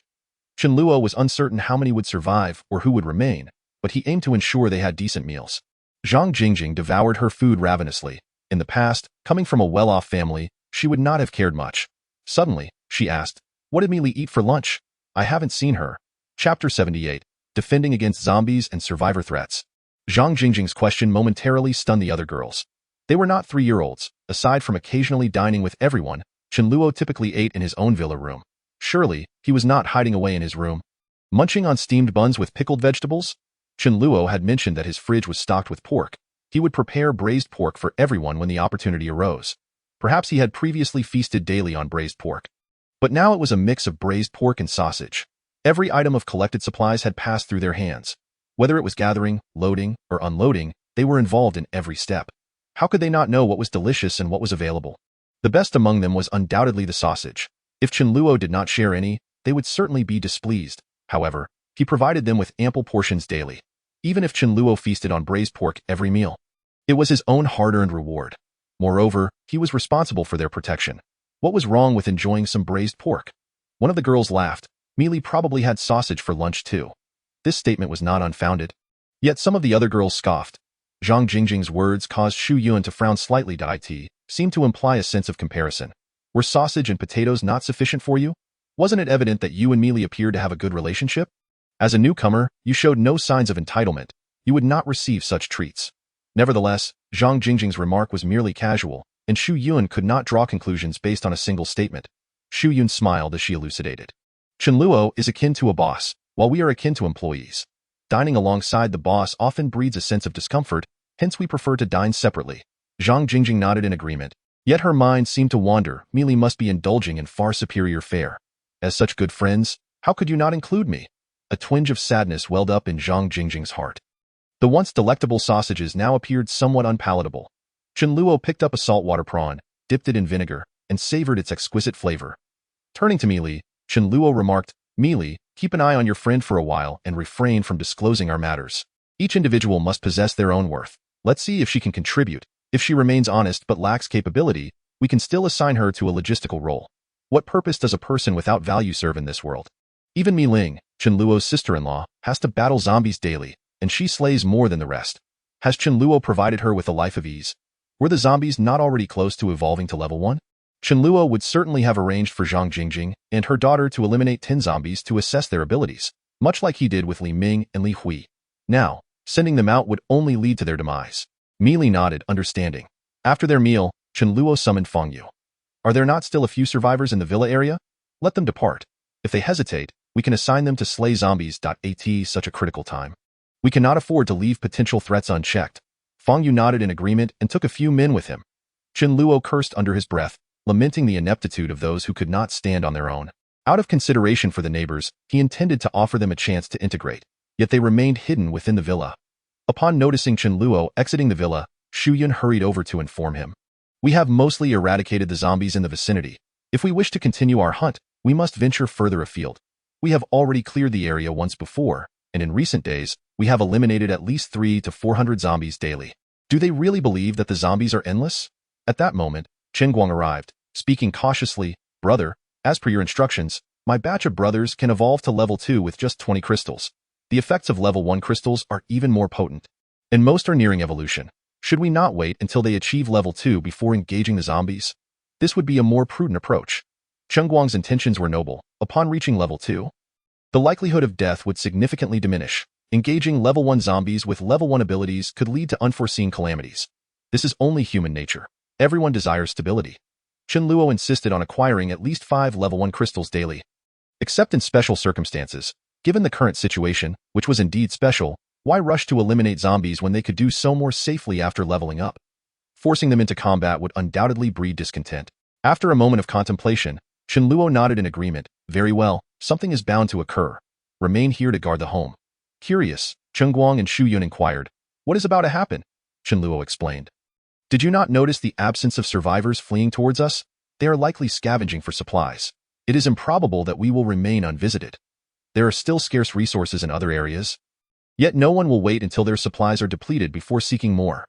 Humans are like squirrels, perpetually in search of resources to secure their safety, especially when the surrounding zombie threat has been largely neutralized.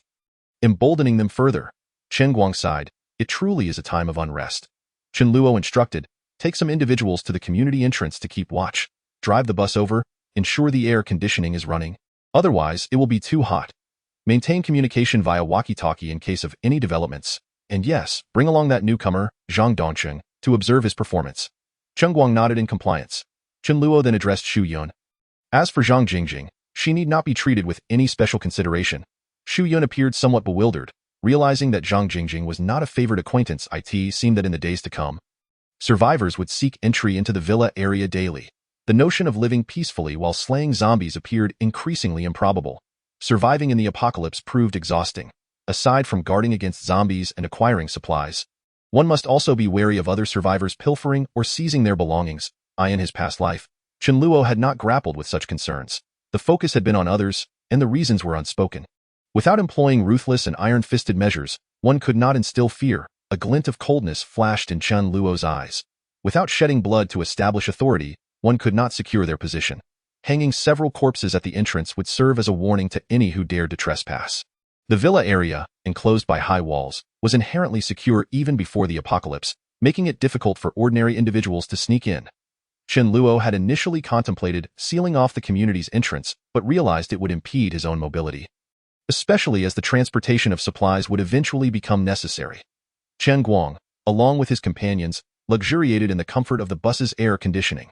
After days of relentless slaughter, they finally had a rare opportunity to relax.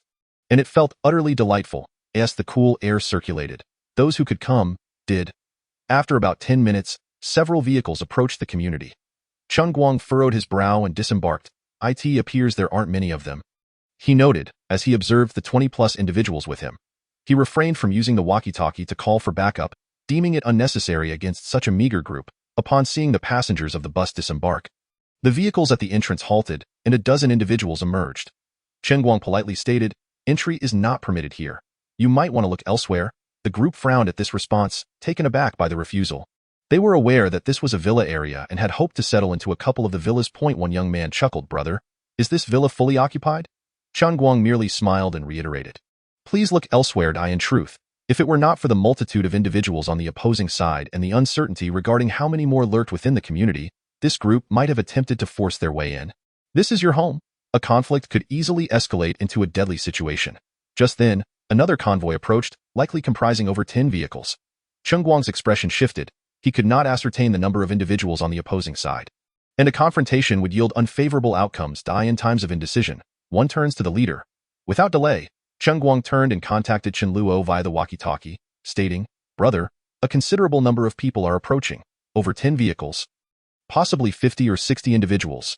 Chen Luo, savoring an ice cream while perusing a novel on his phone, reclined in his chair, occasionally petting Mi Fan beside him. Upon hearing the walkie-talkie transmission, he remained unfazed. Responding, gather everyone at the community entrance. Chen Luo was not surprised. The villa area was the finest in the vicinity, so the arrival of visitors was to be expected. Each villa had at least 2 walkie-talkies. And upon hearing the call to assemble, Xu Yun promptly organized the group. Zhang Jingjing, who was alongside Li Hui, was also summoned. Zhang Jingjing appeared apprehensive, questioning whether they were preparing for battle. Attempting to discreetly position herself behind Li Hui, she was confronted by Xu Yun, who inquired, by the way, what is your ability? This question had been posed to Zhang Jingjing before, and she replied, I possess strength-based abilities. Xu Yun responded, then you should stand at the front.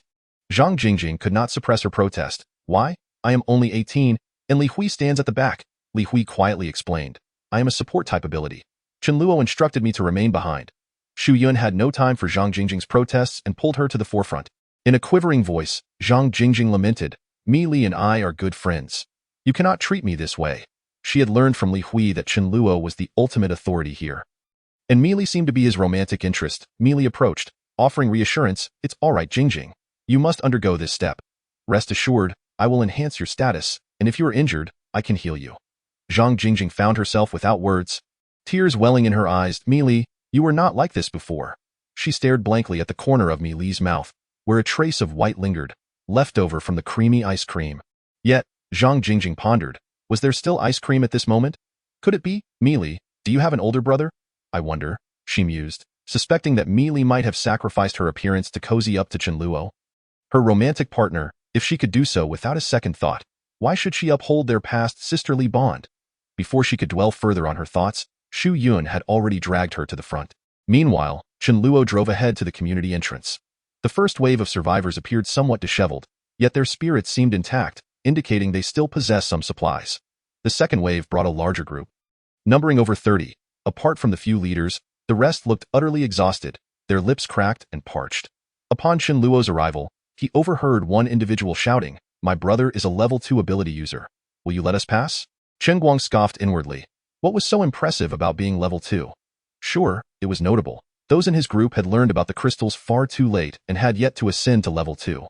However, the female members of the main force had all achieved at least level 2, and it seemed Xu Yun had surpassed even that. Spotting Chen Luo, Chen Guang quickly called out, "Brother." All eyes turned to Chen Luo. This young man their leader?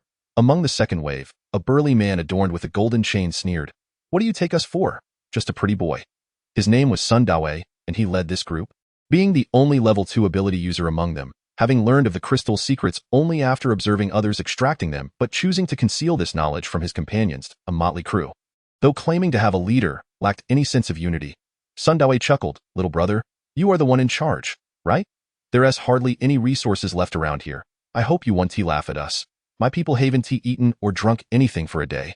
Could you spare a little assistance?" Chen Luo, with a cold smile in his heart, knew that in places devoid of zombies, resources were indeed scarce. However, he had not thoroughly scoured certain neighborhoods. There were certainly supplies to be found. Yet, those areas were infested with zombies, and few dared to venture there, especially after the zombies had evolved to level 1. Chen Luo replied, "Assistance is certainly out of the question, but we can engage in a trade. You may exchange the crystals from the zombies' foreheads, 1 crystal for a bottle of water and a pound of rice. My supplies are limited as well, but I am willing to make this exchange." Considering we are all survivors, Sun Dawei's expression shifted dramatically.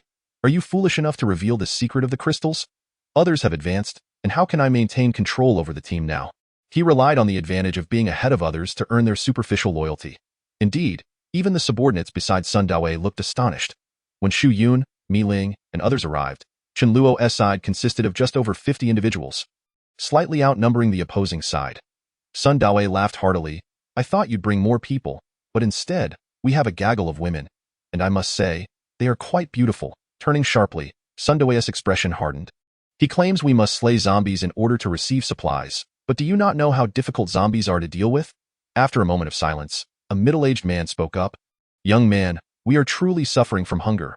You must have ample resources. Just give us a little, please. If you refuse, we may be pushed to desperate measures." Chen Luo possessed a considerable stockpile of supplies. Providing them with food for a month would be a trivial matter. However, could he afford to grant such a request? That door could never be opened. It would lead them to believe he was weak. And if he were ever in a bind again, they would return, or worse, word would spread, attracting even more demanding individuals. Such a foolish course of action could not be entertained. Chen Luo offered them a glimmer of hope, but they preferred to confront him rather than the zombies. Were they not afraid of death? Of course, they were. A battle among survivors wielding abilities would lead to mutual destruction. Level 1 survivors were far more formidable than level 1 zombies. The middle-aged man, seasoned by life's trials, sensed that Chen Luo seemed hesitant to act. They were destitute. If he refused, they would put on a desperate front to pressure him into compliance. Apologies, only 2 updates today. Chapter 80. The Value of Peace. Do you dare wager that I won't kill? If you were a few hundred strong, I might have to reconsider. Chen Luo sneered. At that moment, a voice emerged from Chen Luo's camp. "Let us prioritize peace. Give them something and let them leave." Chen Luo's expression changed, as did those of Xu Yun and Chen Guang. He turned to discover that the speaker was none other than Zhang Jingjing. Standing at the front, with the 2 sides nearly equal in number, and the opposing group appearing ready to fight, Zhang Jingjing was terrified. If a confrontation broke out, she could very well be killed. In her view, if food could resolve the situation, why risk a life-and-death battle? She believed her reasoning was sound and thus whispered her suggestion. Sun Dawei laughed heartily. "This little beauty speaks wisely. We don't ask for much. 2,000 pounds of rice would suffice. If rice is insufficient, flour and some water, along with other food, would do. It's truly not a lot." Those behind Sun Dawei echoed his sentiments. "The young lady has a good heart. We are truly in dire straits." Once we acquire resources, we will repay you. Chen Luo fixed a penetrating gaze on Zhang Jingjing, causing her to feel uneasy in a sudden motion. He slapped her across the face, coldly stating, "What gives you the right to speak here?" "The leader is speaking, and while I can excuse a naive junior interjecting, you are aiding the enemy." The others remained silent, patiently awaiting Chen Luo's orders. Did she truly believe her status granted her special privilege? Zhang Jingjing's face swelled from the blow, and she fell to the ground, the pain prompting her to burst into tears. Her father could no longer contain himself and rushed over to scold. "Did my daughter say anything wrong? With so many opponents, is fighting a wise choice? Is it not better to offer up supplies stored in several villas to prevent casualties? What kind of heart do you possess? Risking your men's lives for a mere handful of resources?" Meili approached to help Zhang Jingjing, only to be violently shrugged off. Zhang Jingjing sobbed, "I don't need your feigned compassion.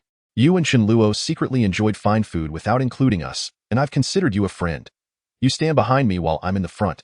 I can only imagine you're laughing at my expense." Meili felt a pang of sorrow. The supplies were not earned by her, nor did she have the authority to decide. Moreover, Zhang Jingjing had only just arrived. Mi Ling shook her head, sighing internally. Given Chen Luo's temperament, she feared for Zhang Jingjing's safety. Chen Luo's expression darkened. "I saved you. You eat my food and drink my water, yet you spout words that undermine morale. How have you survived this long? Your naivety is pitiful, especially Zhang Dongqing.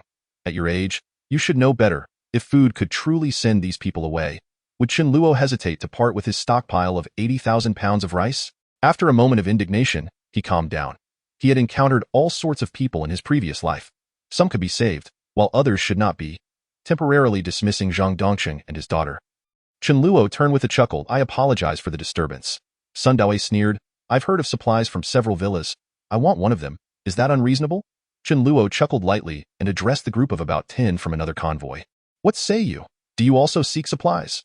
The young leader, sensing Chen Luo's nonchalant demeanor, felt an unusual unease and quickly waved his hands, smiling nervously. "Brother, we merely came to see if there was a place to settle.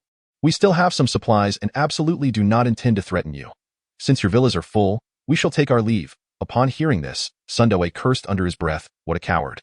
Growing impatient, he demanded, "Are you going to give it or not?" Chen Luo maintained his calm demeanor, having already gathered a strengthened spatial orb in his hand. "I will give it to you right now."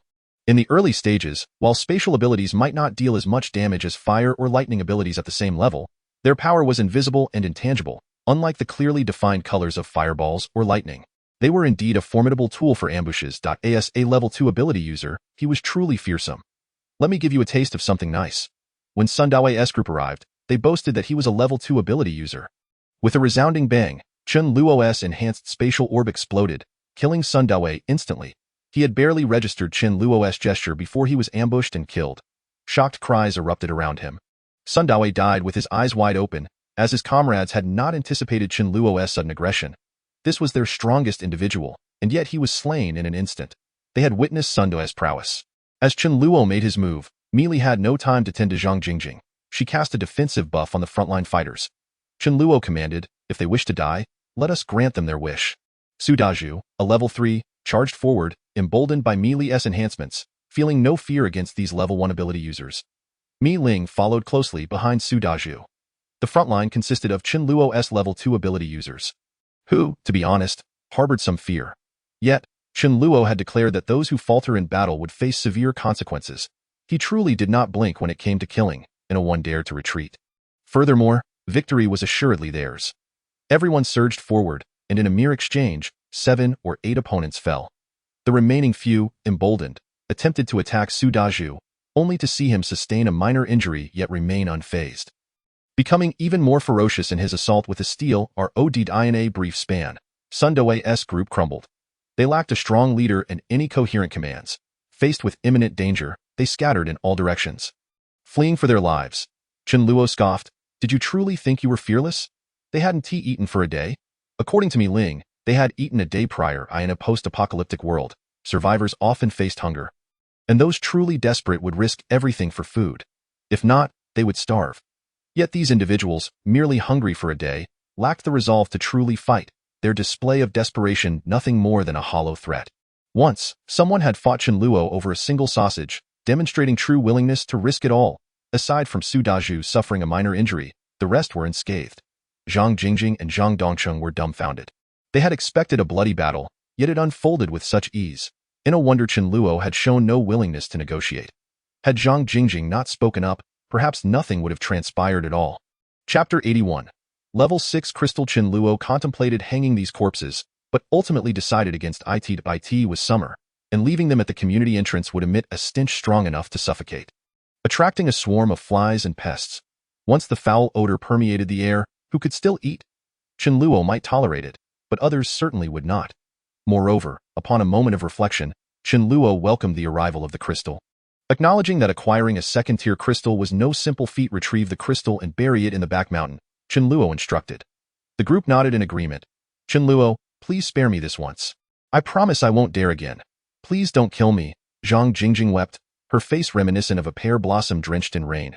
Zhang Dongcheng, too, felt a pang of weakness and refrained from speaking, completely devoid of the earlier bravado he had displayed in reprimanding Chen Luo. If not now, when would they plead for mercy? Chen Luo chuckled softly. What are you talking about? You are a friend of Mitsai. How could I possibly harm you? Zhang Jingjing's face lit up momentarily. Only to hear Chen Luo continue, however, I cannot allow you to stay any longer. We are not on the same path. It would be best if you left directly, while I have not yet changed my mind. Chen Luo let out a huff. Zhang Jingjing widened her eyes. She was not foolish enough to remain after the recent fallout with Chen Luo and Mitsai, knowing that staying would yield no favorable outcomes. Mitsai has not even come to my defense. It's not as if survival is only possible in Chen Luo's company. Mitsai, you could align with a big brother. I can too. There may come a time when you will need my assistance. If Mitsai were to suffer as I do, it is likely that her mindset would not shift. She remains unaware of the circumstances, basing her assumptions solely on her own conjectures. Her understanding has yet to fully evolve. Those who cannot adapt to the world will inevitably be cast aside by it. Zhang Jingjing nodded, while Zhang Dongcheng felt a wave of regret wash over him. He did not wish to leave this safe haven, especially with someone as formidable as Chen Luo present. However, under Chen Luo's piercing gaze, he dared not utter a word and could only depart alongside Zhang Jingjing. Mitsai opened her mouth to speak but ultimately decided against it. Chen Luo wrapped his arm around Mitsai and led her into the villa, discreetly kicking the Law King. The Law King momentarily stood stunned before quickly regaining his composure. When the master was unable to act, he would take the initiative. Oh, the assassins dispatched by that dog are on the move again. The first time, they missed their chance, resulting in the target's demise. This was the second opportunity. How dare you assign me such dirty work? It is only fair that the treasures have all been given. Isn't it too unjust not to join? Chen Luo is indifferent to whether they choose to join or not. Will the crystal be returned to you if they don't? Am I, Chen Luo, such a person? Dream on. With a smile illuminating his face, Chen Luo gazed at the 6th-level crystal in his hand, its power nearly intact. The minuscule amount absorbed by Long Chun was utterly negligible, akin to a brand new 6th-level crystal. With this 6th-level crystal, alongside a 5th-level fire crystal, he anticipated ascending to the 5th level in roughly 3 days, half a month quicker than initially expected. The transition from 3rd to 4th level would yield a qualitative leap in strength, while ascending from 4th to 5th would result in an even greater enhancement. Upon reaching the 5th level, one's overall power would at least double. Currently at the 4th level, he could only execute a single short-distance void walk. At the 5th level, he would be capable of 3, significantly enhancing his survival capabilities. In the entire villa district, comprising 100 villas, Chen Luo and his resources had occupied less than 10, leaving an abundance of spare rooms. Chen Guang had arranged accommodations for them. Chen Luo deliberately brought Mi Fan along to observe their group. They bore no ill intent, yet one must not let their guard down. Weren't Zhang Jingjing and her daughter similarly benign upon arrival? People are prone to change, and Mi Fan cannot discern loyalty. The Law King returned, nodding slightly at Chen Luo, signaling the completion of his task. Chen Luo felt that after the apocalypse, the Law King had not only awakened his lightning abilities, but seemed to have mutated in intellect, surpassing many others. Otherwise, with low intelligence and merely strength, he would have long since been overwhelmed or ensnared by ambushes. Yet, as the saying goes, the higher the path, the greater the evil. In the afternoon, another wave of people arrived. Though fewer in number than Sun Dao's group, bringing with them a modest amount of supplies. Upon encountering Chen Guang and his entourage, they chose to bypass confrontation. Chen Luo paid them no mind. For those harboring ill intentions, I shall grant you a brief period to elevate to the 2nd level. A thought struck Chen Luo, and he instructed Chen Guang. Inquire if their team possesses any light or other supportive abilities. Those willing to join should be welcomed or directly captured. Light abilities are exceedingly rare. Currently, only Mi Li and Wang Ling remained. and relying solely on them for healing would be inadequate if injuries were to increase. A few more would make a significant difference, as supportive abilities are indeed scarce. Whether or not they are loyal is of little concern to Chen Luo. If necessary, he can treat them as mere tools. Dinner consisted of porridge and steamed buns, accompanied by scrambled eggs with scallions. Among the gathered supplies were plenty of eggs, which, although having a longer shelf life, were still limited. There was no need to ration them. In the pre-apocalyptic world, such a meal would have seemed unremarkable, but in the present context, it was nearly a feast. Long Chen and his group devoured the food eagerly, having not tasted a proper warm meal in ages. Naturally, the dishes were insufficient, prompting Chen Luo to ask Wang Ling to prepare another batch. After all, the 6th level crystal submitted by Long Chen was immensely valuable, akin to bringing credit to their cause. Chen Luo had no qualms about treating them kindly. However, when it came to warfare, it remained imperative to be prepared. After the meal, Chen Luo distributed a batch of 1st level crystals to them, as he had more than enough. Particularly with the 6th level crystal in hand. Once he reached the 5th level, Chen Luo, the voracious consumer, would no longer require 1st level crystals. Long Chen mused that while the rules were indeed strict, the treatment was genuinely generous. As night fell, Chen Luo assigned members who had yet to reach the 2nd level to keep watch, while the 2nd level members would continue to hunt zombies the following day. Acquiring crystals was one objective, but the primary aim was to ensure they experienced more battles. Chen Luo also included several women in the night watch. Mix of genders makes work less burdensome. Joking was permissible, but any inappropriate advances would result in broken hands and feet. Chen Guang whispered, "What if the girls initiated the advances?" Chen Luo replied, expressionless. "If such a girl existed, I would simply utter 4 words. Please contact me." Chen Luo began absorbing crystals. A single 6th level crystal alone wouldn't suffice to elevate him to the 5th level. But possessing a 5th level crystal would make a difference. He had previously absorbed a considerable number of 1st level crystals.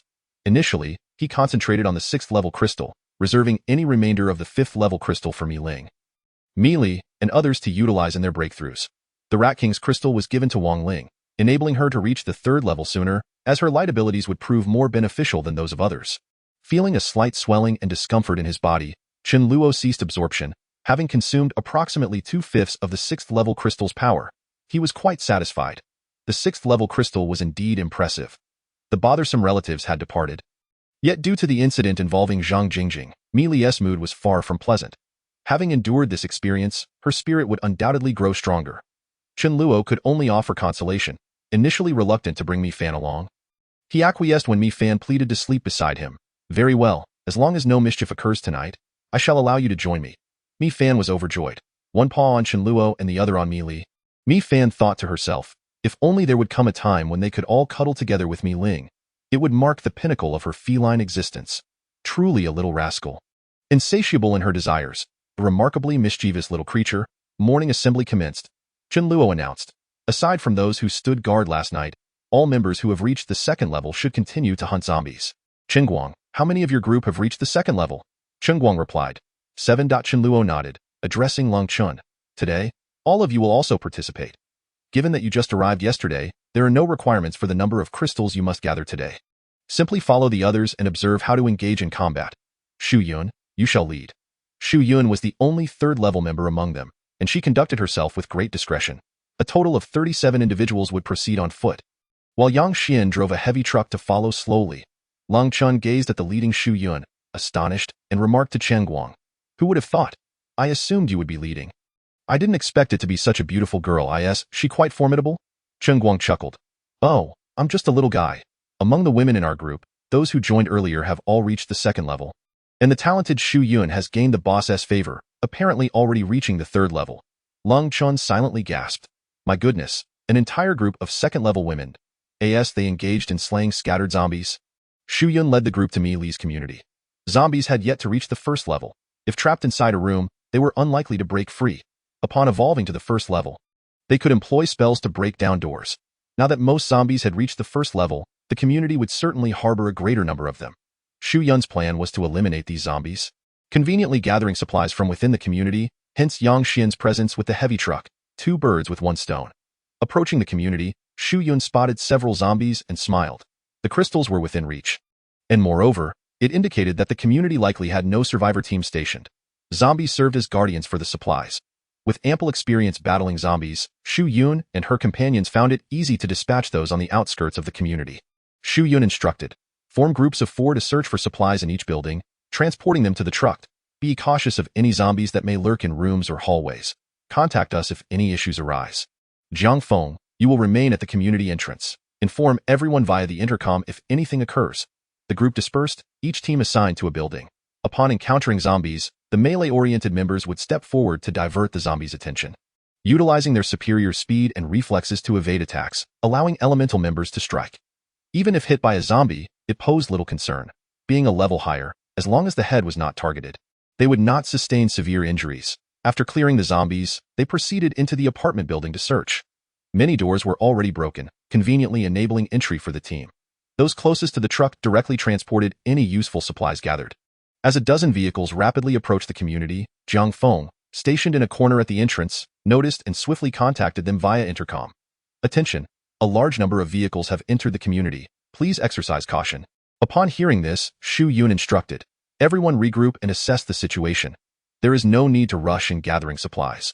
The heavy truck was highly conspicuous. Upon the convoy's entry into the community, they immediately spotted the truck. Coincidentally, a team was currently transferring gathered supplies onto the truck. Yinli, quickly come down. Someone has arrived, and there are many of them, with unclear intentions. We must first regroup. Yinli was momentarily taken aback. What shall we do with the supplies we've gathered? Once we regroup, are we not concerned about the supplies being taken? Who would dare? I would have their hands severed. After considering, Yinli descended, but it was somewhat late. A group had already approached the heavy truck. Having lagged behind, Yinli found herself blocked, while the other 3 did not abandon her. From several vehicles emerged a dozen individuals, their eyes lighting up at the sight of the 2 beautiful women in the team. After so many days, they had not encountered such exquisite and clean women. A filthy-faced man grinned lewdly and said, "Hello, ladies." Yin Li and the others managed a strained smile, hoping to stall until their companions arrived. Yet the filthy-faced man began to make inappropriate advances, emboldened by the current circumstances. Numerous men cast predatory gazes upon the group. Yin Li forcefully swatted away the filthy man's hand, sternly exclaiming, "What are you doing?" The filthy man grinned even more lasciviously, doing what you love best. As he spoke, his hand sought to trespass further.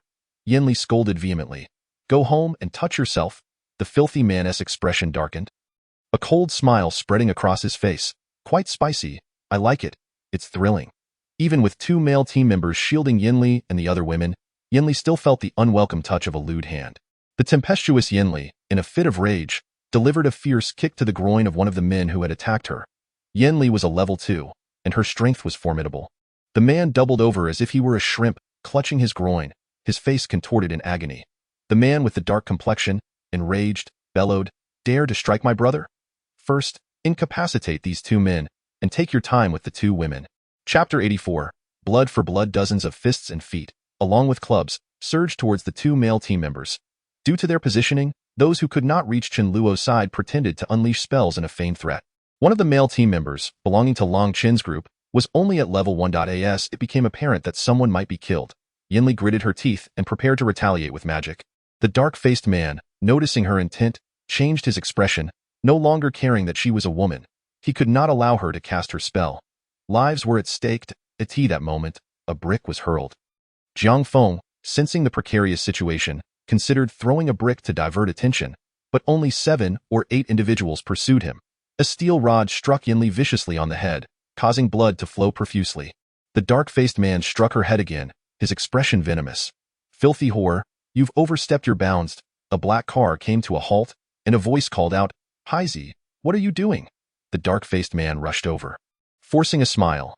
"Yuan Gu, there's a filthy woman who wants to hit me, so I'm teaching her a lesson." Yuan furrowed his brow, surmising the situation, but given Haizi's considerable strength, he refrained from being overly critical. "Don't go too far. This is a warning." Just as Haizi was about to respond with a smile, a group of people arrived in clusters from a distance. Xu Yun and her companions were scattered throughout the neighborhood, unable to arrive promptly. Upon seeing the heavy truck surrounded and hearing Zhang Feng's report over the intercom, they rushed over. Xu Yun shouted, "Stop!" Upon seeing the individuals lying in pools of blood, she froze momentarily. With a swift motion, Xu Yun released a sharp ice arrow that pierced through a man's head, killing him instantly. Yuan's expression shifted in shock as he immediately exited the vehicle. The others were equally startled by this turn of events and turned their gazes towards Xu Yun. She was seething with rage, eager to eliminate these individuals, but her numbers were limited. while the opposition appeared to have 60 or 70. With a frigid tone, Shu Yun commanded, "Release them." As more members arrived, the crowd around Shu Yun grew, all wearing unfriendly expressions directed at the adversaries. Lu Yuan, his voice raised in anger, declared, "You killed my people and still expect me to let you go?" In her fury, Shu Yun aimed an ice arrow at Lu Yuan. He remained unfazed, responding with, "Earth Shield." As a level 2 Earth ability user, his defense was formidable, regardless of the stage. Although Shu Yun's ice arrow pierced the Earth Shield, its force was diminished. Both Shu Yun and Lu Yuan's expressions changed as the situation became tense. The team members congregated around them. Lu Yuan realized that despite having a numerical advantage, a full-scale battle would be detrimental, especially with this woman at the forefront, who could break through his defense with ease. After a brief moment to collect herself, Shu Yun recognized that engaging in a large-scale conflict could lead to significant casualties. And if they lost even a few members, she would be unable to face Chen Luo. Although their numbers were substantial, many skilled fighters remained at the base. Recklessness was not an option. They needed to report back to Chen Luo, who could lead a retaliation with minimal losses. Coldly, Shu Yun stated, "Return our members."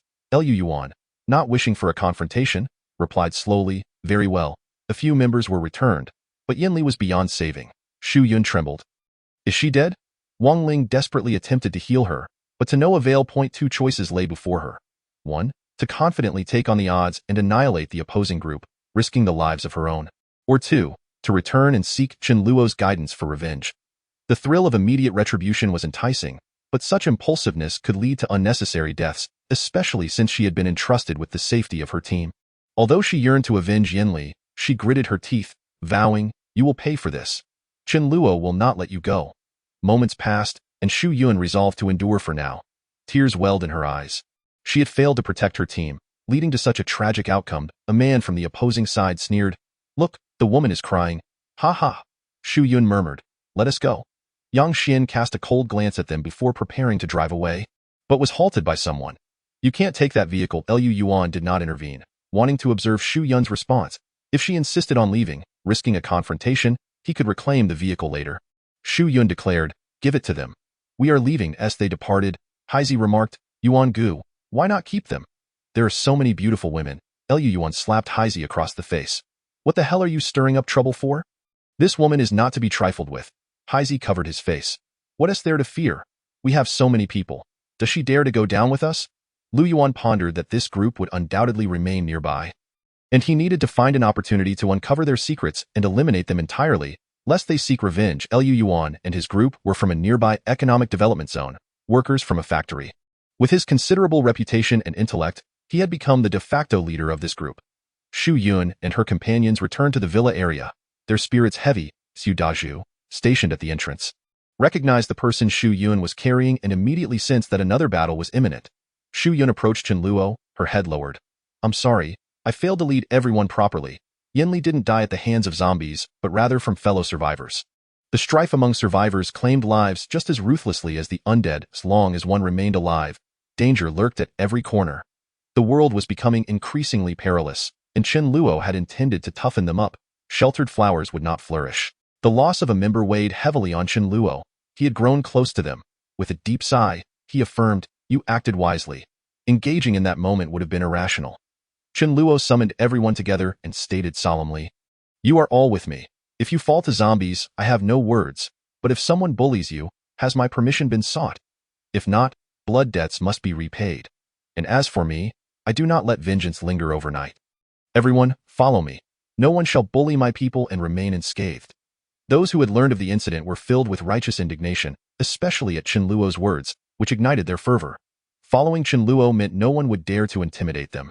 The group boarded vehicles, preparing to advance swiftly. The Law King sought to join them, but Chen Luo rebuked, "What are you doing? You're no longer human. Have you abandoned your home?" The Law King sulked. "Indeed, I am not human, and I need not leave." The group drove towards the neighborhood. One after another, vehicles entered the area, while Lu Yuan anxiously arranged for a few individuals to keep watch over the neighborhood. "Yuan Gu, people are coming." It seems to be the group that just left. Lu Yuan immediately looked outside and saw over 60 individuals disembarking from their vehicles. A young man appeared to have noticed him, his gaze fierce and penetrating. Another update will be released before 10 o'clock, Chapter 85. Why should I reason with you? Hiding in a room and refusing to venture out was an exceedingly foolish move. Being cornered would lead to trouble. Lu Yuan promptly led everyone to the first floor, preparing to confront Chen Luo. Anxiety gnawed at him. The newcomers bore ill intentions and had arrived for revenge far too quickly. Haizi, what trouble have you stirred up? Lu Yuan scrutinized the number of adversaries, breathing a sigh of relief as he noted the slight numerical advantage. If the opposing side possessed any intelligence, they would avoid direct confrontation, as it would lead to mutual destruction. The two factions maintained a distance as they halted. Shu Yun pointed at the opposing group, declaring, "It's them." Chen Luo chuckled derisively, clapping his hands. "You are quite brave to bully my people. And especially to the point of death. I have no reason to spare you." Lu Yuan was startled, recalling his distinct impression of Shu Yun. Her spells had pierced through his earth shield. Though there were a few level 2 ability users among his ranks, none could breach even half of his shield. The disparity was staggering. Lu Yuan's instincts warned him that he was no match for Shu Yun. Despite his incredulity at being outmatched by a woman, the reality was undeniable now. Shu Yun appeared to be meekly explaining her grievances to the young man before her. Was it due to financial backing? Hardly. This young man exuded arrogance, his gaze fixated on Lu Yuan and his group as though they were prey. Engaging in a direct conflict was out of the question, yet the opposition had clearly come seeking revenge and had arrived with confidence. What to do? Lu Yuan forced a smile. "My young brother. It was our fault. We'll return the heavy truck immediately, and how about compensating you with a ton of rice?" Chen Luo scoffed. "So 1 life lost equals 1 ton of rice? Then I'll offer you 100 tons of rice for the lives of all your men. How does that sound? Whatever supplies you have, once we wipe you out, they will naturally belong to us." The opposing group was growing increasingly displeased, feeling thoroughly disrespected. Lu Yuan furrowed his brow. This young man was exceedingly arrogant.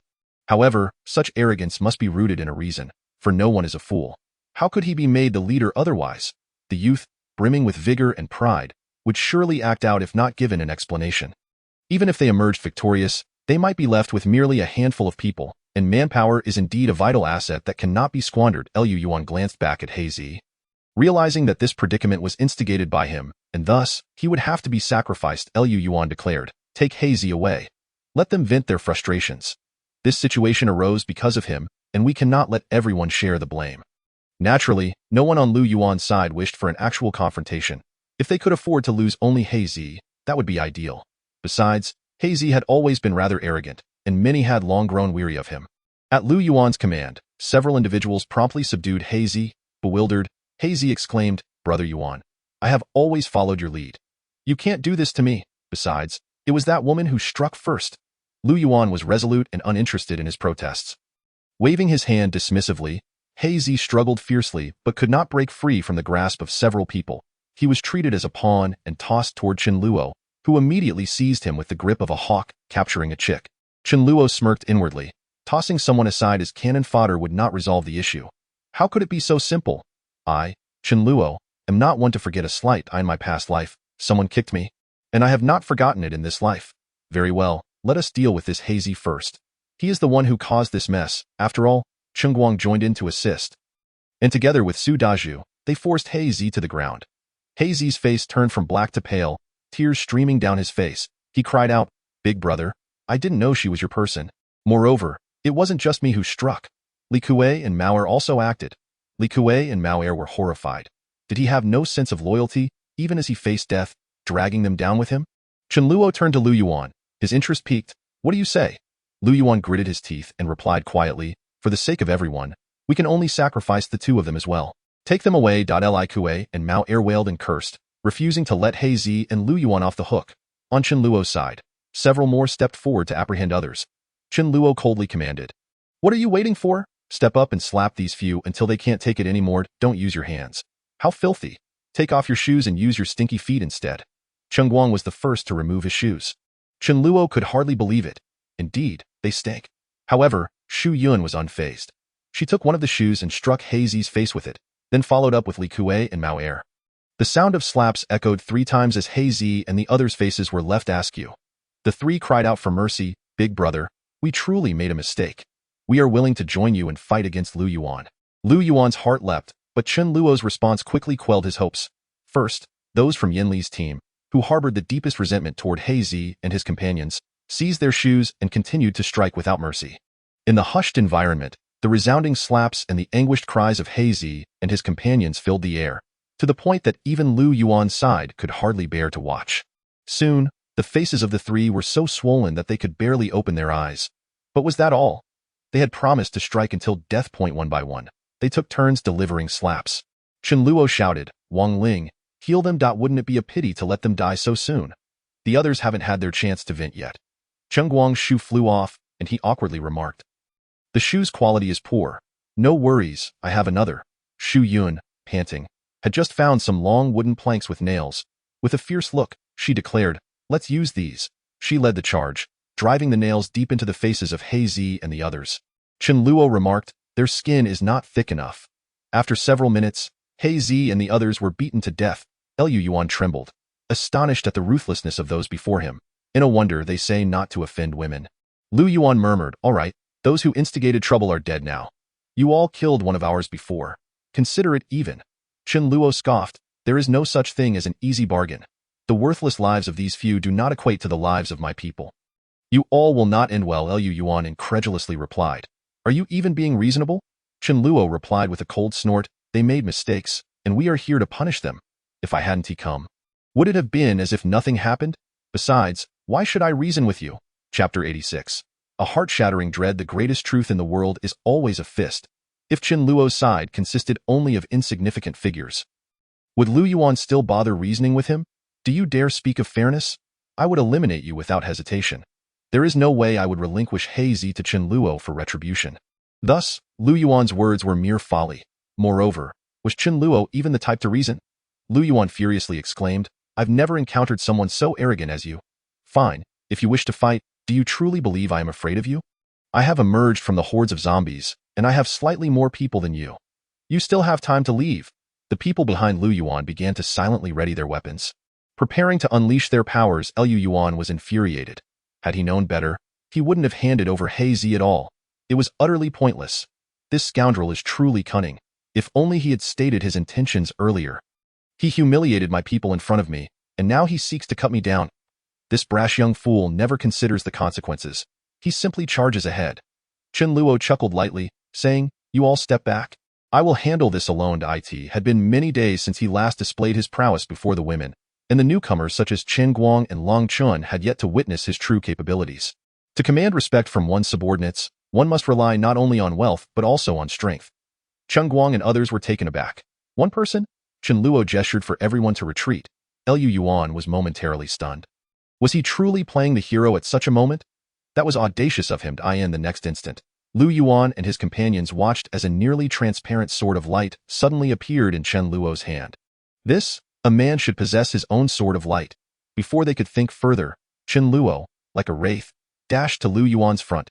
Lu Yuan had already braced himself, immediately conjuring a soil shield to protect himself. Chen Luo wore a look of disdain. "If you were on my level and I had given you time to unleash your powers, perhaps you could use that soil shield to withstand my spatial power." The void blade sliced effortlessly through the soil shield and then through Lu Yuan's body. In an instant, Lu Yuan was cleaved in two, as if space itself had been severed, the upper and lower halves of his body separating without a drop of blood spilling. Lu Yuan was instantly killed, in a manner beyond human comprehension. His body torn asunder, yet no blood flowed. The scene was utterly surreal. On Lu Yuan's side, screams erupted. Even Chen Guang and Long Qian, witnessing this spectacle, felt their scalps tingle. What kind of ability was this? Although Chen Luo claimed to face them alone, Meili, concerned for his safety, enhanced his defense and strength. Chen Luo grinned, appreciating the care of his wife. Chen Luo charged into Lu Yuan's ranks like a tiger among sheep. Though the void blade could not last more than an hour, it could certainly hold for 3 minutes. Now, 2 more individuals fell before Chen Luo's blade. Cleaved in half, those with physical abilities dared not approach, fearing dismemberment, while elemental users hastily unleashed their powers at Chen Luo. The barrage of spells was so dense that it was unrealistic to evade them through mere movement. While one could use void walking to dodge them all, Chen Luo chose not to. He didn't need to. Relying on his agility, he maneuvered to another man, using him as a shield, yet he still could not avoid being struck by 3 spells. All were of the first level, and without Meili's enhancement, they only caused minor injuries, failing to inflict any substantial harm on Chen Luo. Using a flesh shield, Chen Luo continued to wield the void blade in slaughter. The opposition was in utter disarray. What manner of monster is this? Not only could he cleave a man in 2 with a single stroke, but even the powers directed at him had almost no effect. If it were Lu Yuan's type of shield, they would have nothing to say, feeling no fear. However, the spells had indeed struck Chen Luo, yet the effect was almost negligible. How could they continue to fight? Lu Yuan had been instantaneously killed, and their terror escalated to its peak. This boy was no human. If they did not flee quickly, they would perish at his hands. The crowd erupted into chaos. Using every ounce of strength to escape, Chen Luo pursued 6 or 7 of them, delivering fatal strikes. This scene profoundly shocked Xu Yun, Chen Guang, Long Chun, and others. Mi Ling sighed, feeling that the gap between herself and him was growing ever wider. Without him, she would not even have the chance to advance to the 3rd level. Mi Ling urged, "Let us all attack together. Though it is unwelcome, we must not leave any potential future troubles." In the minds of the crowd, Mi Ling held a higher status than Xu Yun, for she shared a home with Chen Luo. A villa is still a home, is it not? The group promptly blocked the path, ensuring that not a single person escaped. Chen Guang's gaze reflected a reverence that was simply incomparable to the past. Damn, when he boasted of taking on all of us with ease, he was not exaggerating. Even if we had 10 times their numbers, we would still be no match. Chen Guang flattered, "Brother, you are truly incredible.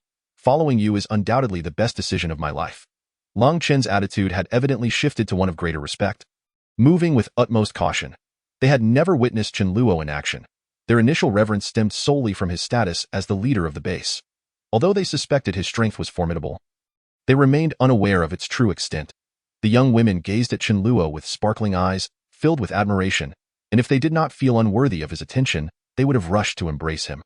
Chen Luo smiled faintly, a gesture embodying the essence of basic principles. He remarked, "I too lament the death of Yin Li, but such is the nature of this world. Danger lurks at every moment. The best way to safeguard yourselves is to bolster your own strength. I cannot be your constant protector."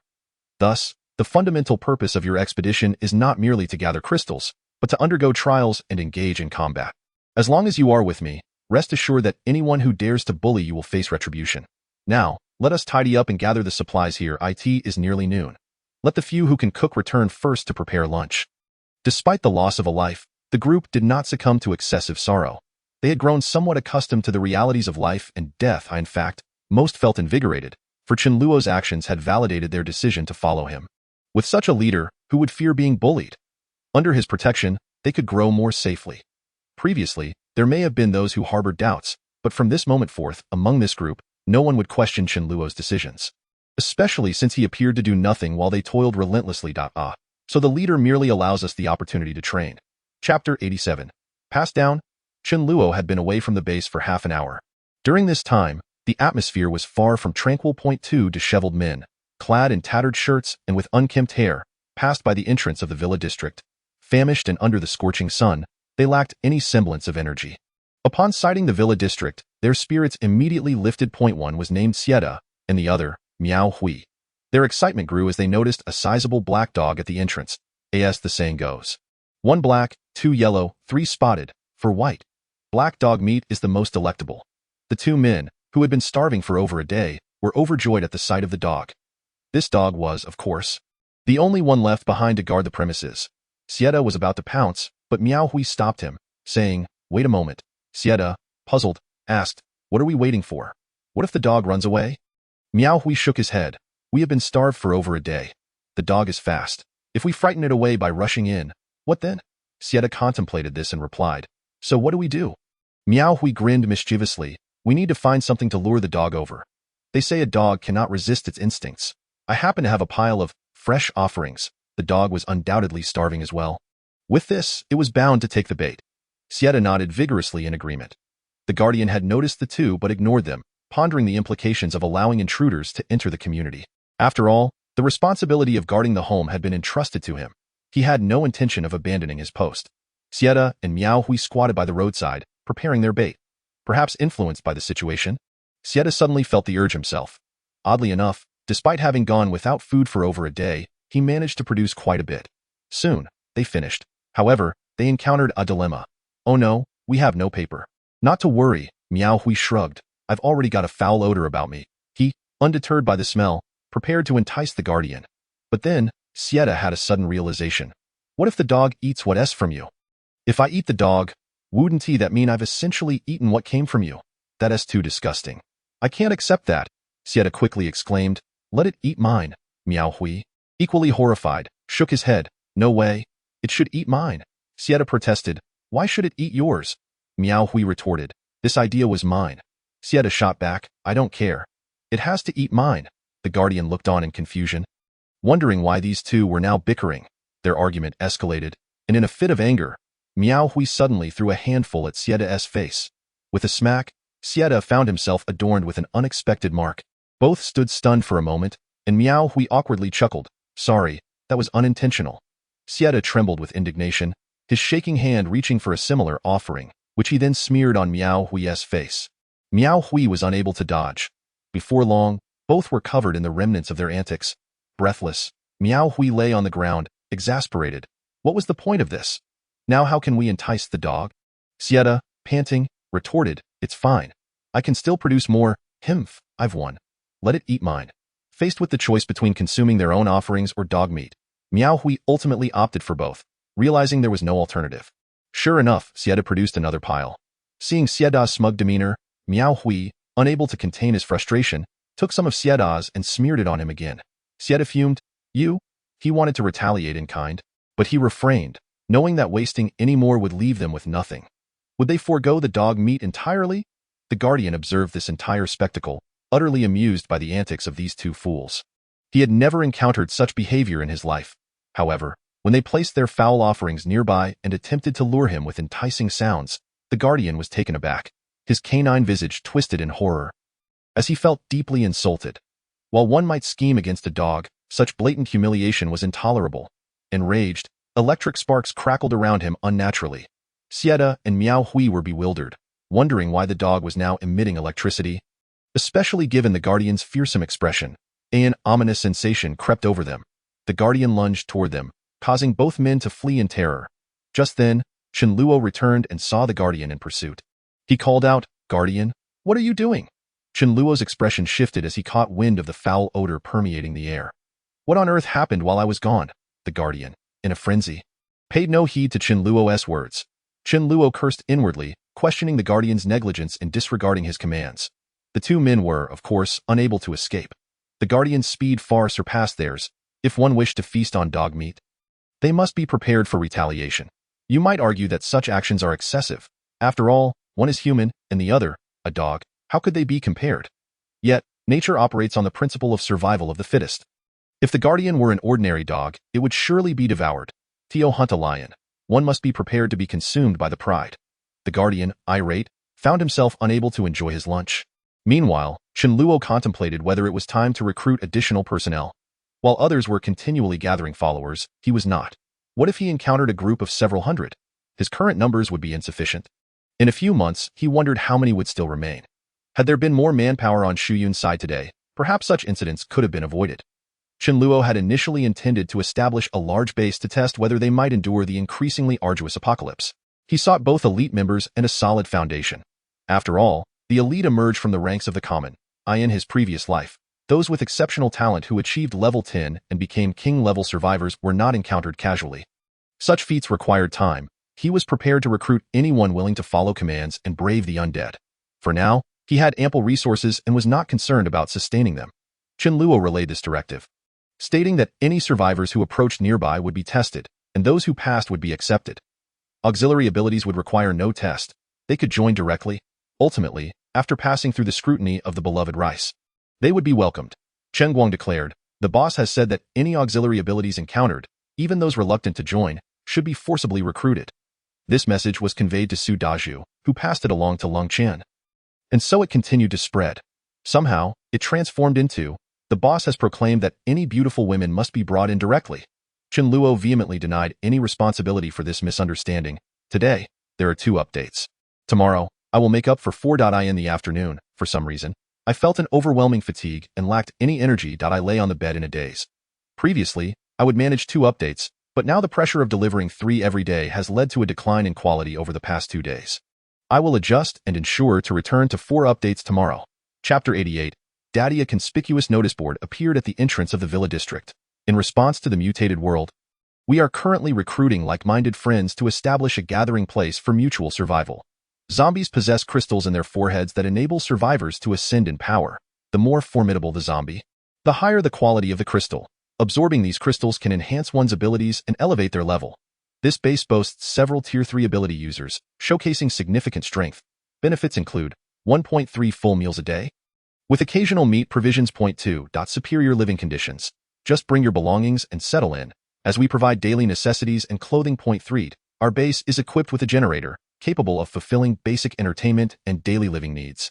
4. An abundance of crystals to satisfy your advancement requirements and strengthen your abilities. 5. This gathering place serves as your support, ensuring you are not bullied. Requirements. 1. Obey commands. 2. Have the courage to fight zombies and achieve at least level 2. 3. Auxiliary ability users and those with special abilities may disregard level requirements or have them lowered. 4. Family members who comply with the requirements, even if at level 1, may be brought along. Note: this gathering place maintains strict discipline. Those who violate morals and order, disobey commands, or flee in battle will face severe punishment. This is a recruitment announcement meticulously crafted by Chen Luo over the course of more than half an hour. Taking into account the insights of individuals such as Mi Lingshu and Yun, the expectations are not excessively high, yet they are not trivial either. Although it is a recruitment endeavor, it is not merely about accepting anyone. If one wishes to attract capable individuals, it is essential to demonstrate the strength of the gathering place.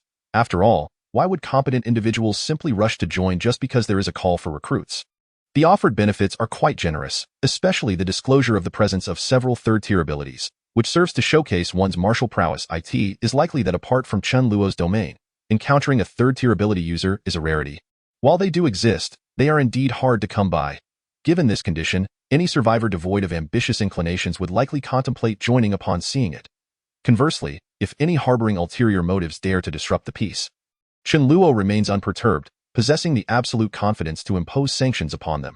After lunch, Chen Luo did not instruct Shu Yun to continue leading the group in exterminating zombies, as they had already completed their task in the morning. It would be unreasonable to keep them in a state of constant combat. The afternoon was designated for free practice. The location of Chen Luo's establishment, though somewhat remote, paradoxically attracts more passers-by, as everyone seeks a refuge with fewer zombies. At around 1:30, a 7-seater minivan arrived at the entrance of the community. The occupants, upon noticing the guards at the entrance of the villa area, exhibited clear hesitation. However, upon glimpsing the conspicuous announcement board adorned with red lettering, they could not resist drawing nearer to scrutinize it. Cheng Guang observed this group but refrained from inquiring, merely waiting patiently for them to finish reading the announcement. Absorb crystal to harness immense power. Good grief, is the secret of the crystals being so openly advertised? They wondered. Sufficient provisions with occasional meat? Is that true? And they claim crystals are abundant too. Even more astonishing was the revelation that this gathering place boasted several third-tier ability users. Third tier? They had never even heard of such a thing, let alone the presence of multiple individuals. The strength was overwhelmingly impressive, and the benefits were top-notch. Those who were at a loss for where to go immediately felt a spark of interest. Yet, with such favorable conditions come stringent requirements. One must attain at least second-tier status to join. Among the 5, only 2 had reached that level. Someone asked, "Brother Chao, what do you think?" Wang Chao hesitated for a moment. If what they say is true, then of course there is no doubt we should join. However, only Lu Qi and I have reached second tier. The 3 of you do not meet the criteria, Lu Qi suggested. Let us go down and inquire. Aren't we allowed to bring family members? The eyes of the group visibly brightened, and they cautiously disembarked to ask about this gathering place, which was rumored to have third-tier ability users, a prospect that was quite formidable. Chen Guang, however, shook his head with a smile. Family members refer to those with blood ties. However, if a first tier can provide 3 first-tier crystals, they may also join if a first-tier ability user possesses 3 crystals. It proves they indeed have the capability to slay zombies, and they will eventually reach second tier. If a second-tier ability user is willing to assist them in payment, it signifies a good relationship. What harm is there in accepting them? Survivors who have yet to attain second-tier status simply learned of the crystal secrets a bit late. The rules are rigid, yet Chen Luo has instructed Chen Guang to exercise some flexibility. Chen Guang pondered silently. Second-tier ability users are not uncommon. If it weren't for the boss, this group would remain oblivious to the crystal secrets, still stuck at first tier. Lu Qi then chimed in. I'm a second-tier healer, capable of enhancing strength. Is there any chance for leniency? Chen Guang was taken aback. A healer? Such a rarity. Without needing to consult Chen Luo, he understood that this individual must not be allowed to slip away. He nodded in agreement. It's acceptable. Chen Guang confirmed. Once you join, you will need to engage in combat with zombies daily. Otherwise, where will the crystals for advancement come from? How will we gather supplies? However, team operations are significantly safer. If you cannot accept this, you may leave. The group hesitated momentarily, but upon noticing a beautiful woman standing under a sunshade, watching them with keen interest, they exchanged glances and promptly agreed. With a beautiful woman present, there was no need for further deliberation. Chen Guang smiled and led them to where Chen Luo was leisurely playing with his phone in a shaded area. Brother, these individuals wish to join us. Could you assess their suitability? Chen Luo stood up, holding his rice, as conversing while reclining in a chair is considered impolite. Familiarity diminishes the need for such formality. Yet newcomers must be acknowledged, Chen Guang explained. Among them, this Wang Chao is second tier, and this Lu Qi is a second-tier light user. The other three are first tier. Chen Luo nodded in understanding. With the presence of Lu Qi, having 3 first-tier users was inconsequential, as no one could afford to laze about in his domain. Lu Qi seemed somewhat familiar to Chen Luo. He recalled hearing about a somewhat renowned healer. Chen Luo smiled. Welcome to our ranks. Please help them settle in. After Mi Fan's confirmation that they were not ill-intentioned, it became apparent that new college students often yearn for a beautiful senior to guide them. A lovely young woman assisted them in getting settled in a villa. Chen Luo chuckled, feeling fortunate to have recruited a light user so easily. He hoped they could genuinely integrate into this place. Chapter 89. The market. Throughout the afternoon, 3 more groups passed by the entrance of the community. The first group consisted of individuals unaware of the crystal's secrets and lacking special abilities. Eager to join, Chen Guang instructed them to level up to second tier before returning. Although reluctant, none dared to act disrespectfully. The second group was much larger, comprising over 20 individuals, including 3 second-tier ability users, 2 males and 1 female. While they traveled together, they subtly divided into 2 factions, with the 2 males as the respective leaders. If they were to join, they would inevitably become akin to commoners, which they were unwilling to accept. Chen Guang did not accept first-tier individuals either. The only second-tier female ability user, accompanied by a sister, hurried down from the vehicle to request joining. The expressions of the 2 males shifted, wishing to intervene but lacking the courage to be overly aggressive. After all, the announcement board indicated the presence of several third-tier ability users, deterring their arrogance. Observing the 2 young women, Chen Guang's eyes sparkled. They were both quite attractive. This time, he did not insist on a blood relationship. Having numerous women in a gathering place is of paramount importance. Strong male abilities attract interest, while females hesitate to remain in male-dominated environments due to safety concerns, equally drawn to such places. In his previous life, Mi Ling's influence expanded rapidly for this very reason. Had it not been for the sight of the young women at the entrance, the 2 aspiring members would not have acted so decisively. Staying among a group of lecherous men was unbearable. Regardless, women in the gathering place would not receive preferential treatment. Although they were not family members, Chen Guang was not overly strict. By the end of the afternoon, 7 individuals had been accepted. Had they opened the gates wider, at least 30 more could have joined. That evening, Chen Luo continued to absorb the power of 6th-tier crystals, anticipating that upon reaching 5th tier, he could organize a small event. He was aware of a 4th-tier mutant lurking nearby, which he could eliminate to acquire its crystal. Though it would not greatly benefit him, it could be advantageous for Mi Ling, Mi Li, or the Law King. Logically, Chen Luo felt confident in defeating the 4th-tier mutant with minimal risk. However, he deemed the potential danger too significant, not aligning with his cautious nature. Were it not for the scarcity of mutants and the abundance of resources, he would not even consider it. Chen Luo sensed that he would break through to 5th tier by the following night, the 5th tier level, unless he intentionally sought death amidst a horde of zombies. It would be nearly impossible for 1st-tier zombies to harm him through sheer numbers. As anticipated. After draining the 6th-tier crystal and absorbing most of the 5th-tier crystal's power, Chen Luo successfully ascended to 5th tier. The good news was that he had reached 5th tier within a month of the apocalypse. The bad news was that, without opportunities, rapid advancement would be challenging for a considerable time. 1st-tier zombie crystals were no longer of use to him. All his attributes had seen significant enhancement, with a fundamental qualitative change occurring in the ability energy within his body. He could now utilize abilities of equal power with less effort. Previously, if he could achieve a 100-meter void walk in one go, he could now manage approximately 500 meters. Is there any comparison between 100 meters and 500? At 500 meters, without any obstructions, you would not even see where I had gone. Especially since zombies possess poor eyesight. A smile crept onto Chen Luo's face as he joyously celebrated with Mi Li. Only Mi Fan was discontent, lamenting, I have to share my bed with a cat again. The following day, Chen Luo gathered everyone. The number of team members had grown from 65 to 74 since the previous days. One cannot say there are too few, yet certainly not too many. Chen Luo remains unperturbed. After all, it is still early. Among the 74 individuals, only 5 are classified as level 1, while the remainder falls into either level 2 or level 3. Chen Luo announces, today, We shall undertake a collective mission, and I shall partake as well. Our target is the vegetable market on Happiness Road.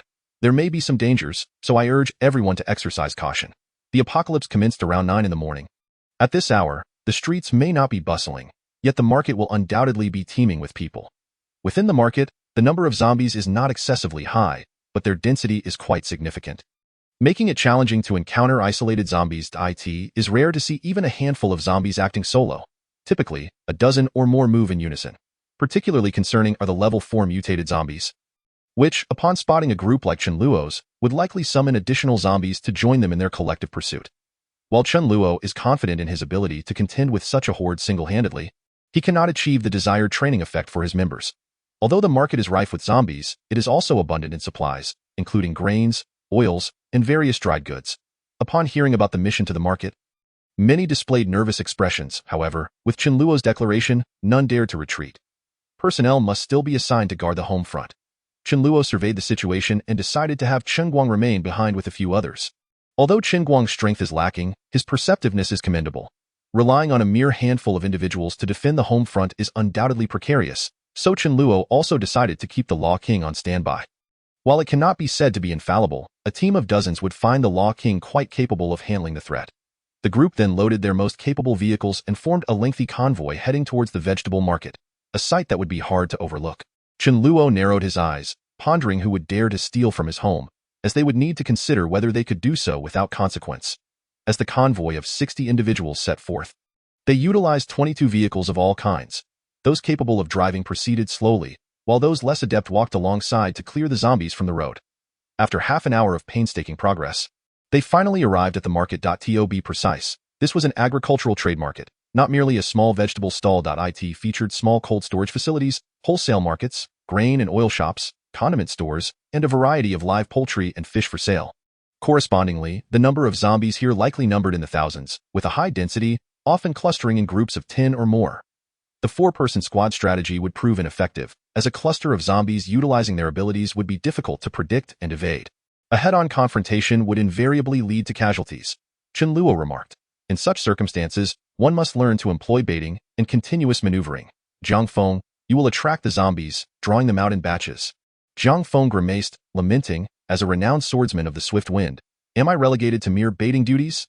To ensure Zhang Feng's safety, Meili bestowed him with a status enhancement. As Zhang Feng entered the market, a group of 7 or 8 zombies immediately pursued him. As long as he maintained a distance of over 20 meters, the zombies would pose no threat, as the lower-tier zombies lacked the range to reach him. Level 1 zombies are unable to catch even Level 1 survivors, let alone Zhang Feng, a Level 2 wind user. He simply needed to manage the distance effectively. The zombies exhibited varied speeds, and soon enough, gaps began to form between them. 10 members stood ready, and as the leading zombies approached, 2 members unleashed a concentrated attack, swiftly dispatching one. Typically, Level 1 zombies possess a modicum of intelligence, retreating upon noticing a larger crowd. However, their limited intellect leads them to believe that their companions are just behind them. With so many of us, why would we fear you? They seem to think, only to unwittingly walk into a trap. Employing this strategy is not without its challenges. It requires an open area, as obstacles can hinder speed. Moreover, the vicinity must be free of zombies, or else one risks being surrounded. Lastly, fortune must be on one's side. Avoiding encounters with faster zombies, Chen Luo cautioned. In the future, should you encounter a slightly larger number of zombies, this method may suffice. But if the numbers are overwhelming, do not employ it, or you shall have no one to blame but yourselves. The group nodded in enthusiastic agreement. In truth, this tactic is not particularly ingenious. One naturally arrives at such conclusions after frequent interactions with zombies. Several agile Level 2 members dispersed to lure the zombies. And soon, they managed to clear the outer perimeter of the market, eliminating over 100 zombies. Only those in the center and on 3 other sides remained. Now, I shall personally draw out the remaining zombies. Chen Luo declared. He refrained from sending Zhang Feng, as an encounter with a mutated zombie could prove fatal for him. Now at Level 5, Chen Luo's maximum speed approached 40 meters per second. Even without being of the lightning or wind element. In his previous life, he had heard tales of a Level 4 Earth-type mutated zombie present in the market, with a slim chance of it being Level 5. But certainly not Level 6. Chen Luo first ventured to the area where pork, beef, and lamb were sold, an expanse of 500 to 600 square meters, home to approximately 80 to 90 zombies. The moment the zombies spotted Chen Luo, they surged forward. Unlike the outer perimeter, The sight of any moving zombies triggered the others in this area to act as well, akin to a catfish entering a pond. All the zombies began to chase Chen Luo, and those in the adjacent agricultural section, though unable to see him, hurried over to investigate the commotion. Chen Luo took off running. For him, these zombies posed little challenge. Yet eliminating them would not serve the purpose of training his members, in the agricultural section. An old farmer zombie, donning a straw hat and seated on a stool, seemed to still be peddling vegetables. Upon hearing the ruckus, he sprang into action. Remarkably swift, he outpaced even Jiang Feng by a notch. Chen Luo intentionally slowed his pace, lest the zombies lose interest. With nearly 200 zombies in pursuit, he failed to notice the old farmer zombie concealed within the throng. Suddenly, sensing movement behind him, he turned to see a remarkably fast zombie rapidly closing the gap. Realizing it was about to catch up, the old farmer zombie unleashed 3 earthen spikes, effectively blocking all of Chen Luo's escape routes. Rather than being alarmed, Chen Luo felt a surge of excitement. Had he found his target so soon? He immediately crouched down to evade the spikes while simultaneously conjuring the void blade. Another trio of spikes shot towards him, but utilizing void walking, he instantly repositioned himself behind the old farmer zombie. Had the old farmer retreated into the mass of zombies, he would have had no choice but to employ void walking. Not only did this technique allow Chen Luo to evade the old farmer's attack, but it also brought him to the zombie's rear without the latter being any the wiser. The old farmer zombie had no time to summon an earthen shield before Chen Luo's blade cleaved through its head. Grasping the still twitching head, Chen Luo continued his sprint. Level 4 zombies posed no threat to him. With over 200 zombies in pursuit, approximately 40 matched his speed. Had Jiang Feng dared to lure such a horde, he would have doomed his teammates. The onlookers were left in awe, particularly newcomers like Wang Chao and Lu Qi. Who would dare believe that one person could eliminate more than half the zombies in the agricultural market? Chen Luo waved his hand, urging them, "Stop dawdling. Quickly gather what supplies you can carry." The crowd eagerly nodded in agreement. Who wouldn't be pleased with such a leader? Yang Xian drove the heavy truck into the agricultural market, which still housed several large freight vehicles alongside numerous smaller ones.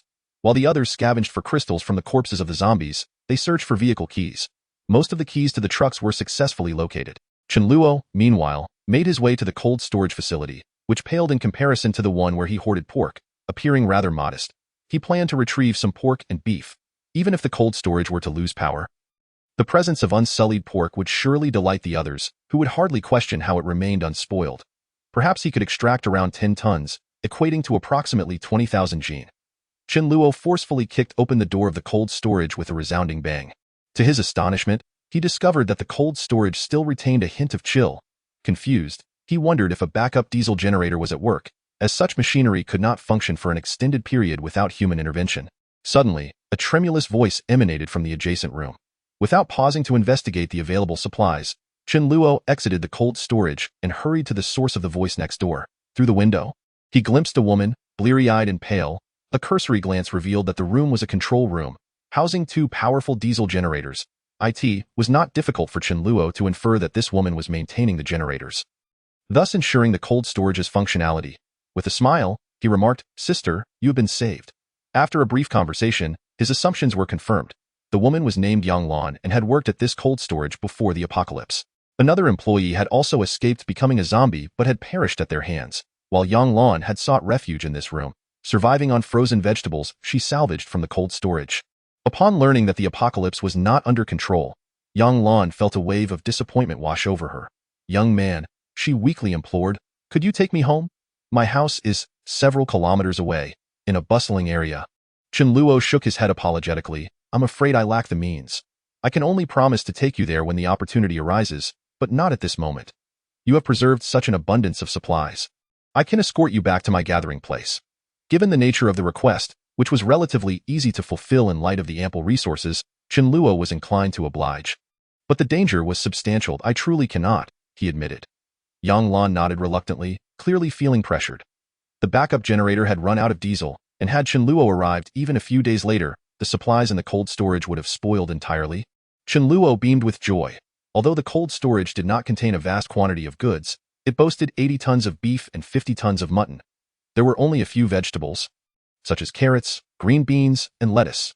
After all, it was merely a small cold storage, not brimming with wares. The meat was packed in cardboard boxes, each weighing nearly 50 jin. While Chen Luo found little value in such quantities, they could serve as a legitimate reward for his team, obviating the need for deceit. Summoning 2 young women, he directed them to escort young Lan to the vehicle, as she had become quite frail after hiding in the control room for so long. Lacking any substantial capabilities, she could at least contribute to logistics. Upon learning of the vast quantities of beef and mutton, the other team members were elated, envisioning daily feasts that would last an entire year. Members with ice abilities swiftly released frigid air to preserve the meat. Thanks to their efforts, the beef and mutton would remain unspoiled for a short time. However, prolonged storage would compromise the flavor. Far inferior to placing them in Chen Luo's spatial abilities, the agricultural market contained even more supplies. The wholesale market housed thousands of bottles of beer and beverages, dried shrimp, cured meat, canned goods, and packaged chicken feet. Legs, whole chickens, and ducks, an abundance of grains and condiments could also be found. It could be said that the resources in this agricultural market were quite plentiful during this time in his past life. Formidable gathering places would have come to explore, yet the presence of the formidable zombies thwarted any success. By the time they succeeded, such beef and mutton would have long vanished. The morning weather had begun to warm. Yet everyone was bustling with excitement, swiftly transporting the goods. It was easy to imagine the grand feast awaiting them upon their return. After 2 hours of relentless effort, they finally loaded all the supplies onto the vehicles. Even with all of Chen Luo's original vehicles, it was insufficient to transport everything in one trip. As Chen Luo and his party exited the gates of the agricultural market, another convoy arrived. The occupants of the vehicles gazed in astonishment at the multitude of zombie corpses within the market and the supplies loaded onto some of Chen Luo's vehicles. It was not difficult to deduce the circumstances. A middle-aged man stepped forward to block the path of Chen Luo's lead vehicle. Maintaining a calm demeanor, Chen Luo stated, "Do not obstruct the way." The middle-aged man appeared somewhat sheepish and was about to utter something when a motorcycle approached. A young man, dark-skinned yet vibrant, dismounted. Chen Luo's pupils dilated in recognition. It was him, Xia Haoran. The man known for his indomitable iron fist, unexpectedly encountered here. However, Xia Haoran was not seeking Chen Luo but rather the middle-aged man blocking the road. With a hint of desperation, Xia Haoran pleaded, "Brother Long, I heard you caught a live chicken. Could you spare it for me? My mother is on the brink of collapse and wishes for a bowl of chicken soup before she departs. If someone skilled in making chicken soup could be found, I would even trade my life for it."